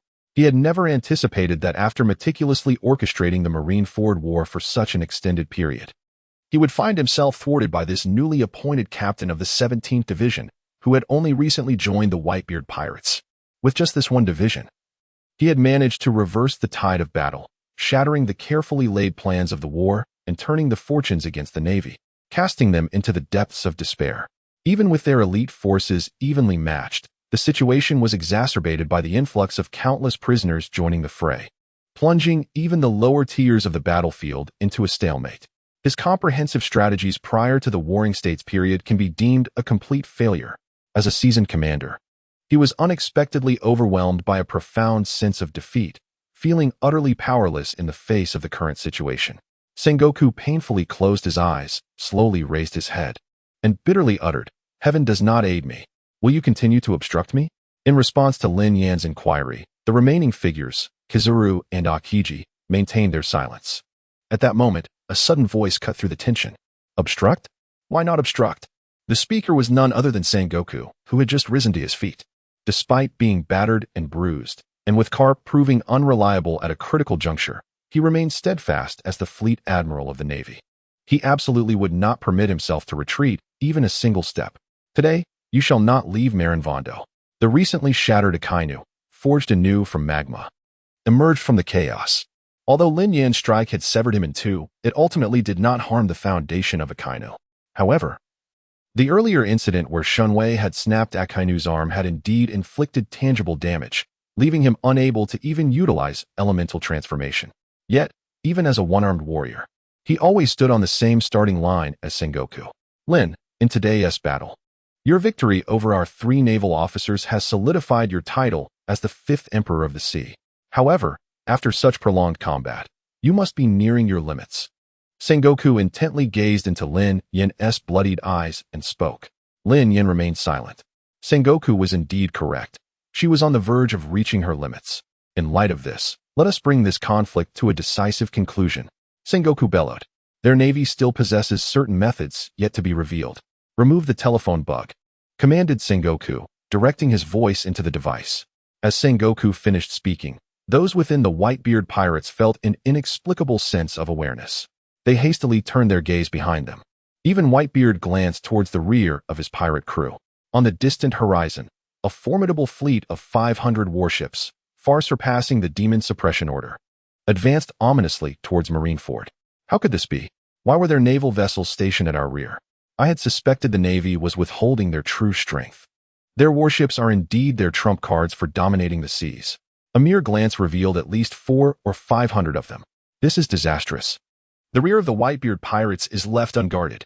Upon witnessing this scene, the crew members of the Whitebeard Pirates felt a wave of despair wash over them. The Demon Suppression Order is terrifying enough. It is undoubtedly one of the Navy's hidden powerhouses. Even the formidable Barrett, who once rivaled Roger and Whitebeard in his prime, met his demise under the weight of this order. Now, this ominous mass before them signifies a bombardment of artillery fire that far exceeds that of the Demon Suppression Order. The sheer number of guards aboard these warships amounts to over 50,000 naval personnel. Just imagine, 50,000 men lying in wait, biding their time without intervening amidst the chaos of the battlefield. What level of restraint must Sengoku possess? Now, with Ace taken from them, they find themselves in an unavoidable predicament. He could only resort to this final trump card, not for any other reason, but to ensure that they can annihilate the Whitebeard Pirates today. In doing so, the victory would still belong to the Navy.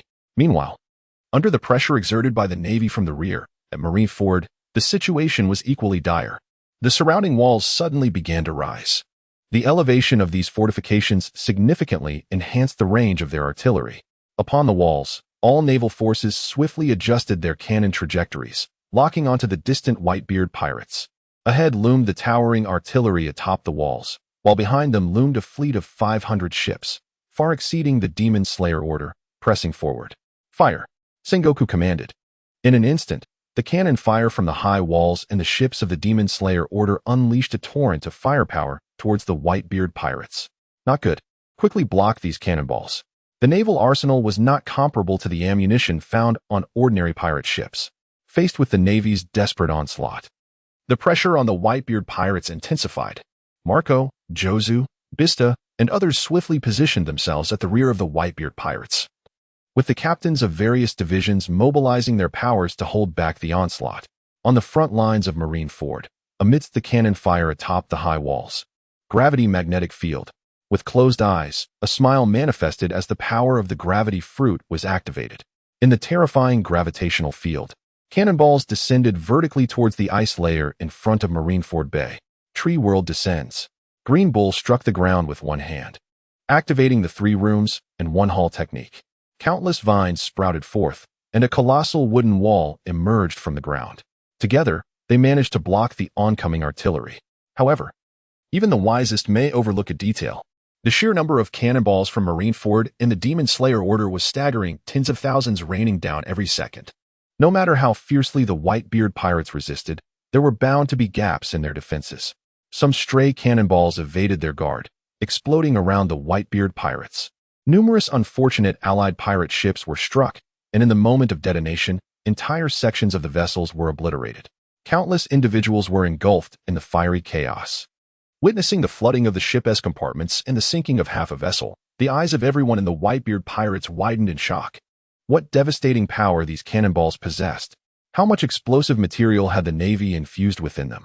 There was no embellishment whatsoever. Upon witnessing this, Luffy was equally astonished, bouncing in place as he recalled the moment when Old Man Garp grasped cannonballs and bombarded his Thousand Sunny. The destructive force was nearly comparable to that of the cannonballs in the hands of the old man back then. This is still insufficient. The time of Sengoku has arrived. He first commanded the 7 warlords of the sea to join the fray. Should they continue to remain passive observers, the so-called 7 warlords will be replaced following this battle. Although the Empress, Mihawk, Doflamingo, and others exhibit little enthusiasm for the Navy's commands, particularly those of Sengoku, the legitimacy of piracy still holds immense advantages for them. The assembly did not linger, each taking swift action. Akainu, Akiji, and Kizaru followed closely behind, leading all the vice-admirals into the fray. Once again, they unleashed a barrage of cannon fire, while the Navy executed a relentless assault. The situation had turned decidedly unfavorable for the Whitebeard Pirates. Even with the prisoners' participation, the disparity in forces remained too great. Lin Yan observed the unfolding chaos before him, then shook his head and spoke. He had previously anticipated an ambush by the Navy's warships. However, he did not foresee the Navy's astonishing display, unleashing a formidable fleet of 500 warships. Truly, the Navy, which has stood resilient against the tides of time for over 8 centuries, is a force to be reckoned with. Its profound heritage is indeed as formidable as rumored. Moreover, it is crucial to note that even amidst the chaos of war, the Navy maintains a considerable presence in various regions, including the seas, paradise, and the New World, with numerous sailors stationed to safeguard their dominion. Their strength, depth, and financial resources are unparalleled, far beyond the capacity of ordinary factions. Many assert that the Navy cannot withstand the combined might of the 2 emperors of the sea. This notion, however, is fundamentally flawed.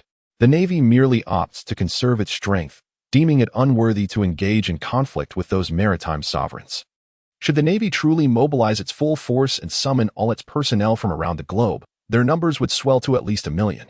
Not even the alliance of the 2 emperors, let alone all 4, could hope to surmount such a titanic force.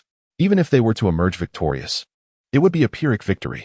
The Navy's foundation remains unshaken, with a mere wave of their hand that could initiate a global conscription, drawing countless formidable warriors to their banner, swiftly replenishing their strength. In contrast, the other emperors, once severely weakened, would find it exceedingly difficult to reclaim their positions as sovereigns of the sea. In this regard, an insurmountable chasm has already emerged. As Lin Yan pondered the Navy's deep-rooted strength, he could not help but reflect on the relative insignificance of the so-called emperors. Time is of the essence. Ace has been rescued, and further conflict would serve no purpose. It is time for them to retreat. Lin Yan yearned to depart from Marineford with Ace. Yet, would the Navy permit such a tranquil exit? Sengoku, Akainu, Akiji, Kizaru, along with a myriad of warlords and numerous Navy vice-admirals, mobilized in unison. Even though some of them were in a state of disarray, bearing grievous injuries, their eyes were fixated on a singular objective: to reclaim Ace. The 8 Shaku JG, Meteor Volcano, Ice Age, Dark Abyss. The 3 admirals unleashed their ultimate techniques in the pursuit of Ace's retrieval and to uphold the Navy's honor. The battle atop Marineford raged on. They cannot afford any failures. Yet, at the moment when everyone exerted their utmost effort, a dark vortex suddenly manifested in the air. As one of the last members of the 7 warlords of the sea, Marshal Teach finally made his appearance in the War of the Summit. In truth, Blackbeard had long desired to bide his time until the moment when the Marines and the Whitebeard Pirates were mutually devastated, only then to emerge and seize the tremor fruit.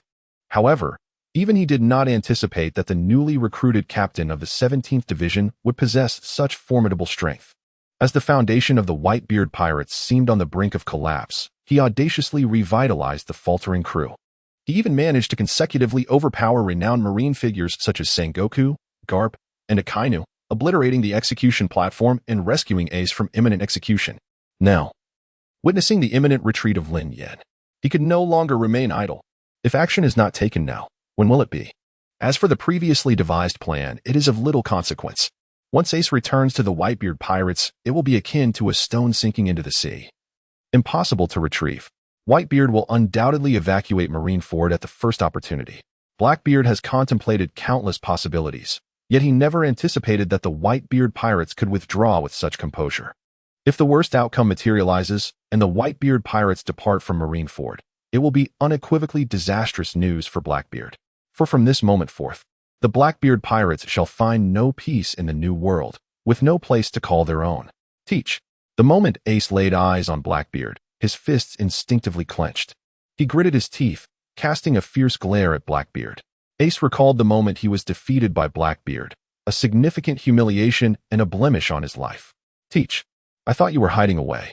Meanwhile, on the Moby Dick, Whitebeard beheld Blackbeard standing alongside the Navy, contemplating the ruin Blackbeard had brought upon his family, which ultimately led to the tragic spectacle of the current war. Whitebeard's veins began to bulge with rage, wishing he could crush his head with a single hand. Teach. The other commanders and crew members also exhibited their deep-seated animosity. If it weren't for him abducting Ace, the Whitebeard Pirates have not fallen to such depths. Lin, if you wish to depart from Marineford, surrender Ace to me. Blackbeard pays no heed to Whitebeard, Ace, or the entire Whitebeard Pirates' disdain for him. In his eyes, there exists only Lin Yan and Ace by his side. Huh. Lin Yan scoffed derisively upon hearing his words. I wondered who it was. Turns out to be the mastermind behind the Summit War. Can you not sit still? Enough of your nonsense. Hand over Ace. Blackbeard continued to press. Humph. Do you think I am someone who would simply relinquish what is mine upon your command? Lin Yan cast a faint glance at Blackbeard and replied coolly, refusing a toast and opting for punishment. Since you insist on opposing our navy, then prepare to meet your demise. Although Blackbeard lurked in the shadows, he had witnessed Lin Yan's prowess firsthand. It was utterly impossible for him to confront Lin Yan alone.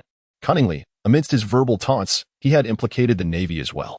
Upon hearing this, a glimmer of disdain flickered in Lin Yan's eyes. How utterly shameless. With a swift motion, he lifted Ace into the air. In the midst of Ace's astonished and bewildered gaze, Lin Yan hurled him towards Green Bull. Catch him, Green Bull, he commanded. Green Bull extended his vines, deftly catching Ace, who was hurtling towards him like a bowling ball. Lin Yan continued, our priority now is to retreat. You three must escort Ace back to the Whitebeard Pirates. With a knowing smile, Green Bull and Zephyr recognized the gravity of the situation. After a moment of contemplation, they nodded in agreement. Subsequently, they all turned to make their way back to the Moby Dick. The rationale behind allowing their departure was quite simple. Lin Yan discerned that the trio had little desire to confront the navy. Their assistance in stalling a few admirals was more than sufficient for him. Now, it was time for Lin Yan to manage the aftermath. As the three returned to the Moby Dick, Lin Yan approached Luffy and Buggy, instructing them to escort the prisoners and the supernovas back to the Moby Dick as well. They ought to retreat. Really? The ever-unwilling Baki was overjoyed. It is exceedingly perilous. Just as the top battle commenced, he instantly regretted his decision. Had he known better, he would have preferred to remain imprisoned. Indeed, Luffy wholeheartedly concurred. After witnessing Ace's rescue, he realized it was time to depart from this place. Their hands and feet moved with extraordinary swiftness. The prisoners followed suit, converging towards the Moby Dick. Meanwhile, on the side of the Whitebeard Pirates, Whitebeard commanded all his crew to abandon the fleets of allied pirates and board the 4 Moby Dick mother ships. The naval bombardment was overwhelmingly intense. Even the division commanders, exerting all their strength, could merely safeguard these 4 Moby Dick vessels. Before long, the entirety of the Whitebeard Pirates, along with all the prisoners and the supernovas, had gathered upon the 4 Moby Dicks. Whitebeard wished for Lin Yan to board as well, but Lin Yan declined. With the navy lurking behind, it was imperative that someone remain to cover their retreat. Whitebeard, upon hearing this, recognized the grimness of the situation. A difficult choice must be made. Furthermore, Lin Yan's strength had surpassed his expectations. Thus, with a grand gesture, he commanded 4 Moby Dicks to advance towards the fleet of 500 naval ships. Whitebeard's single arm trembled as the power of the quake fruit erupted. A massive gash was cleaved through the naval vessels in front of him. Seizing the opportunity, the 4 Moby Dicks surged through the opening. Witnessing this spectacle, the other warships unleashed their artillery with even greater ferocity. Just as the projectiles were about to strike the Moby Dicks, a smile appeared, and the duo of Green Bull took action. Although they could not protect the entirety of the vast Whitebeard Pirates fleet, safeguarding the 4 pirate ships was well within their capabilities. Their devil fruits activated once more, intercepting every single artillery shell. Meanwhile, the Moby Dick surged forward with all its might, leaving the navy no opportunity to respond. Sengoku observed Whitebeard's intent to retreat. He could not help but feel a twinge of anxiety. Should they allow the white troop to retreat, their navy would undoubtedly face defeat. Just as they contemplated intervening, Susanoo stepped forward, his foot crashing onto the ice, causing the surface to tremble. Lin Yan positioned himself defiantly in front of them all, proclaiming, "To be honest, I had intended to reserve my last bit of strength for an escape. However, since you wish to obstruct me, you must first pass through me." The warring states, barely concealing his ire, questioned, "Do you intend to hold us off alone?" Lin Yan smiled, affirming, "Indeed." Blackbeard scoffed derisively, "You surely overestimate your own capabilities. Do you truly believe you can withstand us single-handedly?" Lin Yan cast a dispassionate glance at them before adopting a calm demeanor, responding, "How can one know without attempting? Words are futile. Come at me." Humans are indeed peculiar beings. How long had it been since he joined the Whitebeard Pirates? And yet, here he was, exerting himself vigorously to secure an opportunity for the crew to escape. He was even willing to remain behind alone to provide cover. It was worth noting that before him stood the entirety of the Naval High Command along with tens of thousands of naval soldiers. As he contemplated this, he clutched his forehead and laughed softly, perhaps unaware that he had, inextricably, become fully immersed in this magnificent world of pirates. Observing Lin Yan single-handedly thwarting the entirety of their elite naval forces, bolstered by thousands of the Navy's finest present on the scene, left everyone in awe of Lin Yan's remarkable prowess. How exceedingly arrogant can he be? They acknowledged that Lin's prowess was formidable. So much so that even the combined forces of the warring states and Garp fell before his astonishing abilities. However, after prolonged confrontation, even this captain of the squad found himself on the brink of exhaustion. What was the outcome? He had reached a point of utter desperation. He also intends to hold them off alone, aiming to retain their entire fleet of 100,000 Navy personnel. Do you truly wish to bring about mutual destruction? A friendly reminder: if you do not take action soon, the Whitebeard Pirates will withdraw. At that moment of their bewilderment, Lin Yan even proactively reminded them. Before the bay of Marineford, the only sight visible was the sails of the Whitebeard Pirates. Let us unite and vanquish him. The first to leap forth was Blackbeard, raising his dark fruit and launching a strike towards Susanoo. At the instant Blackbeard made his move, Akaina followed closely behind, exclaiming, "Die." Behind Akaina stood Kizaru, Akiji, Sengoku, and the 7 warlords, with the entire high command of the Navy stepping forward. Abilities from all directions surged towards Lin Yan. For him, the current situation could aptly be described as being surrounded by enemies on all sides. His physical strength was nearing its limit. After prolonged use of the Susanoo, the blood within his kaleidoscopic Sharingan was surging uncontrollably. However, it was a consolation that although Lin Yan was on the verge of exhaustion, the Navy before him was not significantly stronger. Both sides were reaching their breaking points, the only difference being that the Navy had a slight numerical advantage.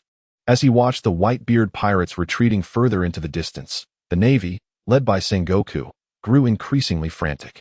Yet, the more anxious they became, the more resolute Lin Yan was in preventing their encroachment. The kaleidoscope in his eyes unleashed its full potential once more, as the complete form of Susanoo reached its pinnacle. The thunder fruit manifested, spanning thousands of meters and forming an immense wall of lightning. With his solitary strength, he single-handedly drew all naval forces into this confrontation. The clash at the scene persisted for a full 10 minutes. However, after this duration, Lin Yan's stamina ultimately waned. His eyes dimmed, and the complete form of Susanoo dissipated, rendering even the thunder fruit beyond his reach. Look, he has reached his limit. In the end, we have exhausted him, although it is rather ignoble to outnumber an opponent. The fact that he could delay our Navy for such an extended period is worthy of reverence. Who will bring him down? Observing the already weakened Lin Yan, a sense of elation surged through some of the naval officers.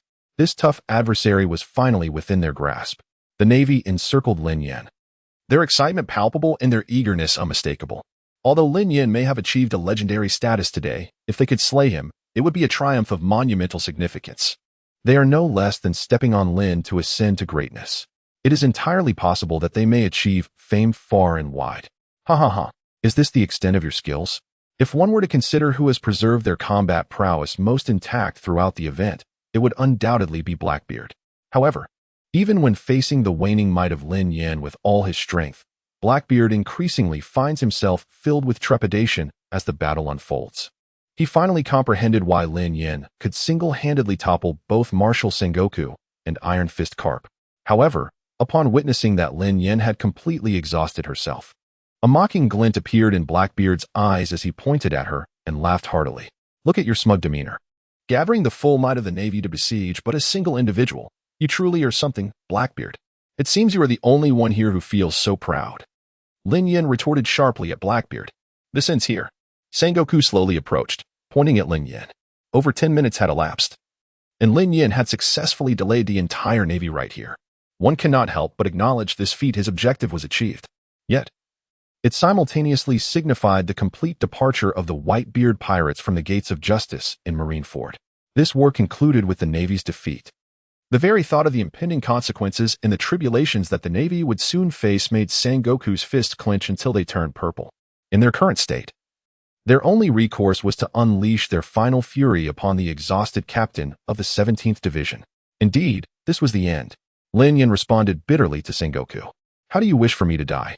The situation had become irretrievable, and Akainu glared at Lin Yan with gritted teeth. His gaze filled solely with a desire for death. He was determined to tear this captain apart.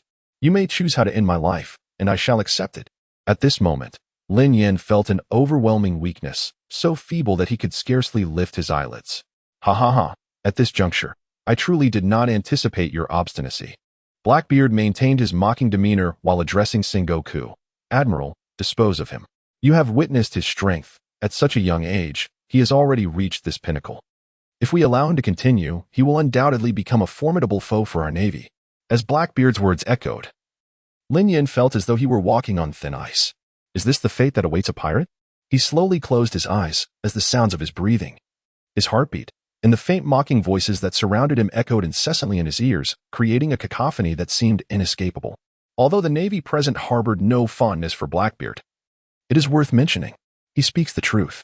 The captain of the 17th Division of the Whitebeard Pirates, Lin, must not be allowed to remain. In that case, let it be my duty to end your life. In Akiji's hand, frost coalesced, and soon an icy blade materialized. He raised his weapon. He was about to take the life of Lin Yan before him. At that moment, however, Lin Yan, lying on the ground in a state of utter disarray, burst into a fit of laughter. Ha ha ha. Hearing her laughter, Qingji momentarily halted his actions and inquired, "What are you laughing at?" It is said that when one is on the brink of death, their words become profound. He indeed wished to listen. At this critical juncture, Lin Yan had something to convey. I smiled, expressing gratitude that the Navy had not acted hastily, granting me the opportunity for verbal evasion. With his eyes closed, Lin Yan slightly parted his lips. Over a minute had elapsed since he began to feel utterly exhausted. Do not underestimate the 60 seconds. Lin Yan's stamina was rapidly recuperating. Verbal evasion? Akiji furrowed his brow, perplexed by the term. Do you not comprehend? No matter, for soon, you will be unable to extinguish my life. A smile gradually emerged on Lin Yan's face. Although 60 seconds may not restore much strength, it was sufficient for him to employ the kaleidoscope Sharingan one final time. Kazan, swiftly eliminate him. Sengoku harbored an ominous premonition and urgently called out to Akiji. Unfortunately, it was too late. Akiji had also realized the urgency, but just as he prepared to take action, Lin Yan harnessed the little strength he had regained to activate the kaleidoscope Sharingan. A series of tomos spiraled within his eyes. Kamui. A vortex appeared beside Lin Yan, subsequently enveloping him entirely. Amidst the encirclement of thousands of Navy personnel and the high-ranking officers, Lin Yan vanished before their eyes. Sengoku, Akainu, Akiji, Kizuru, and even Blackbeard, Mihawk, and Doflamingo could not help but change their expression slightly. Soon, a glimmer of red light flickered in each of their pupils as their observation haki reached its zenith. Yet, despite scouring the entirety of Marineford, they failed to capture even a trace of Lin Yan. It was as though he had evaporated from this realm entirely.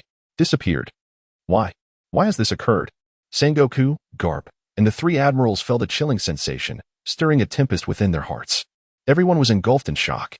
3 days had elapsed since the conclusion of the Marineford War. Within these 3 days, the momentous news had spread throughout the world.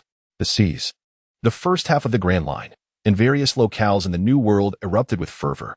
Pirates raised their fists in triumph, while the Navy despaired. Newspapers proliferated, showing no signs of abating. This was no trivial matter. The Marineford War was the most intense clash and conflict between the Navy and pirates since the dawn of the Great Age of Piracy. Within the Navy, Sengoku, Garp, the three admirals, over 500 warships, and hundreds of thousands of elite troops were engaged in battle. They are determined to extinguish the flames of the era's leading figure, the Whitebeard Pirates. Meanwhile, on the side of the Whitebeard Pirates, the 4 emperors, numerous division commanders, 43 affiliated pirate crews, and the 20,000 prisoners brought forth from Impel Down have joined the fray. They endeavored to rescue Ace under the pressure of the Navy, aiming to secure victory in this war. Yet, the outcome was utterly unforeseen.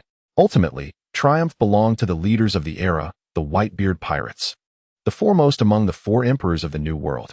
Pirates, indeed, triumphed over the Navy, which had stood resolute in these waters for over 8 centuries.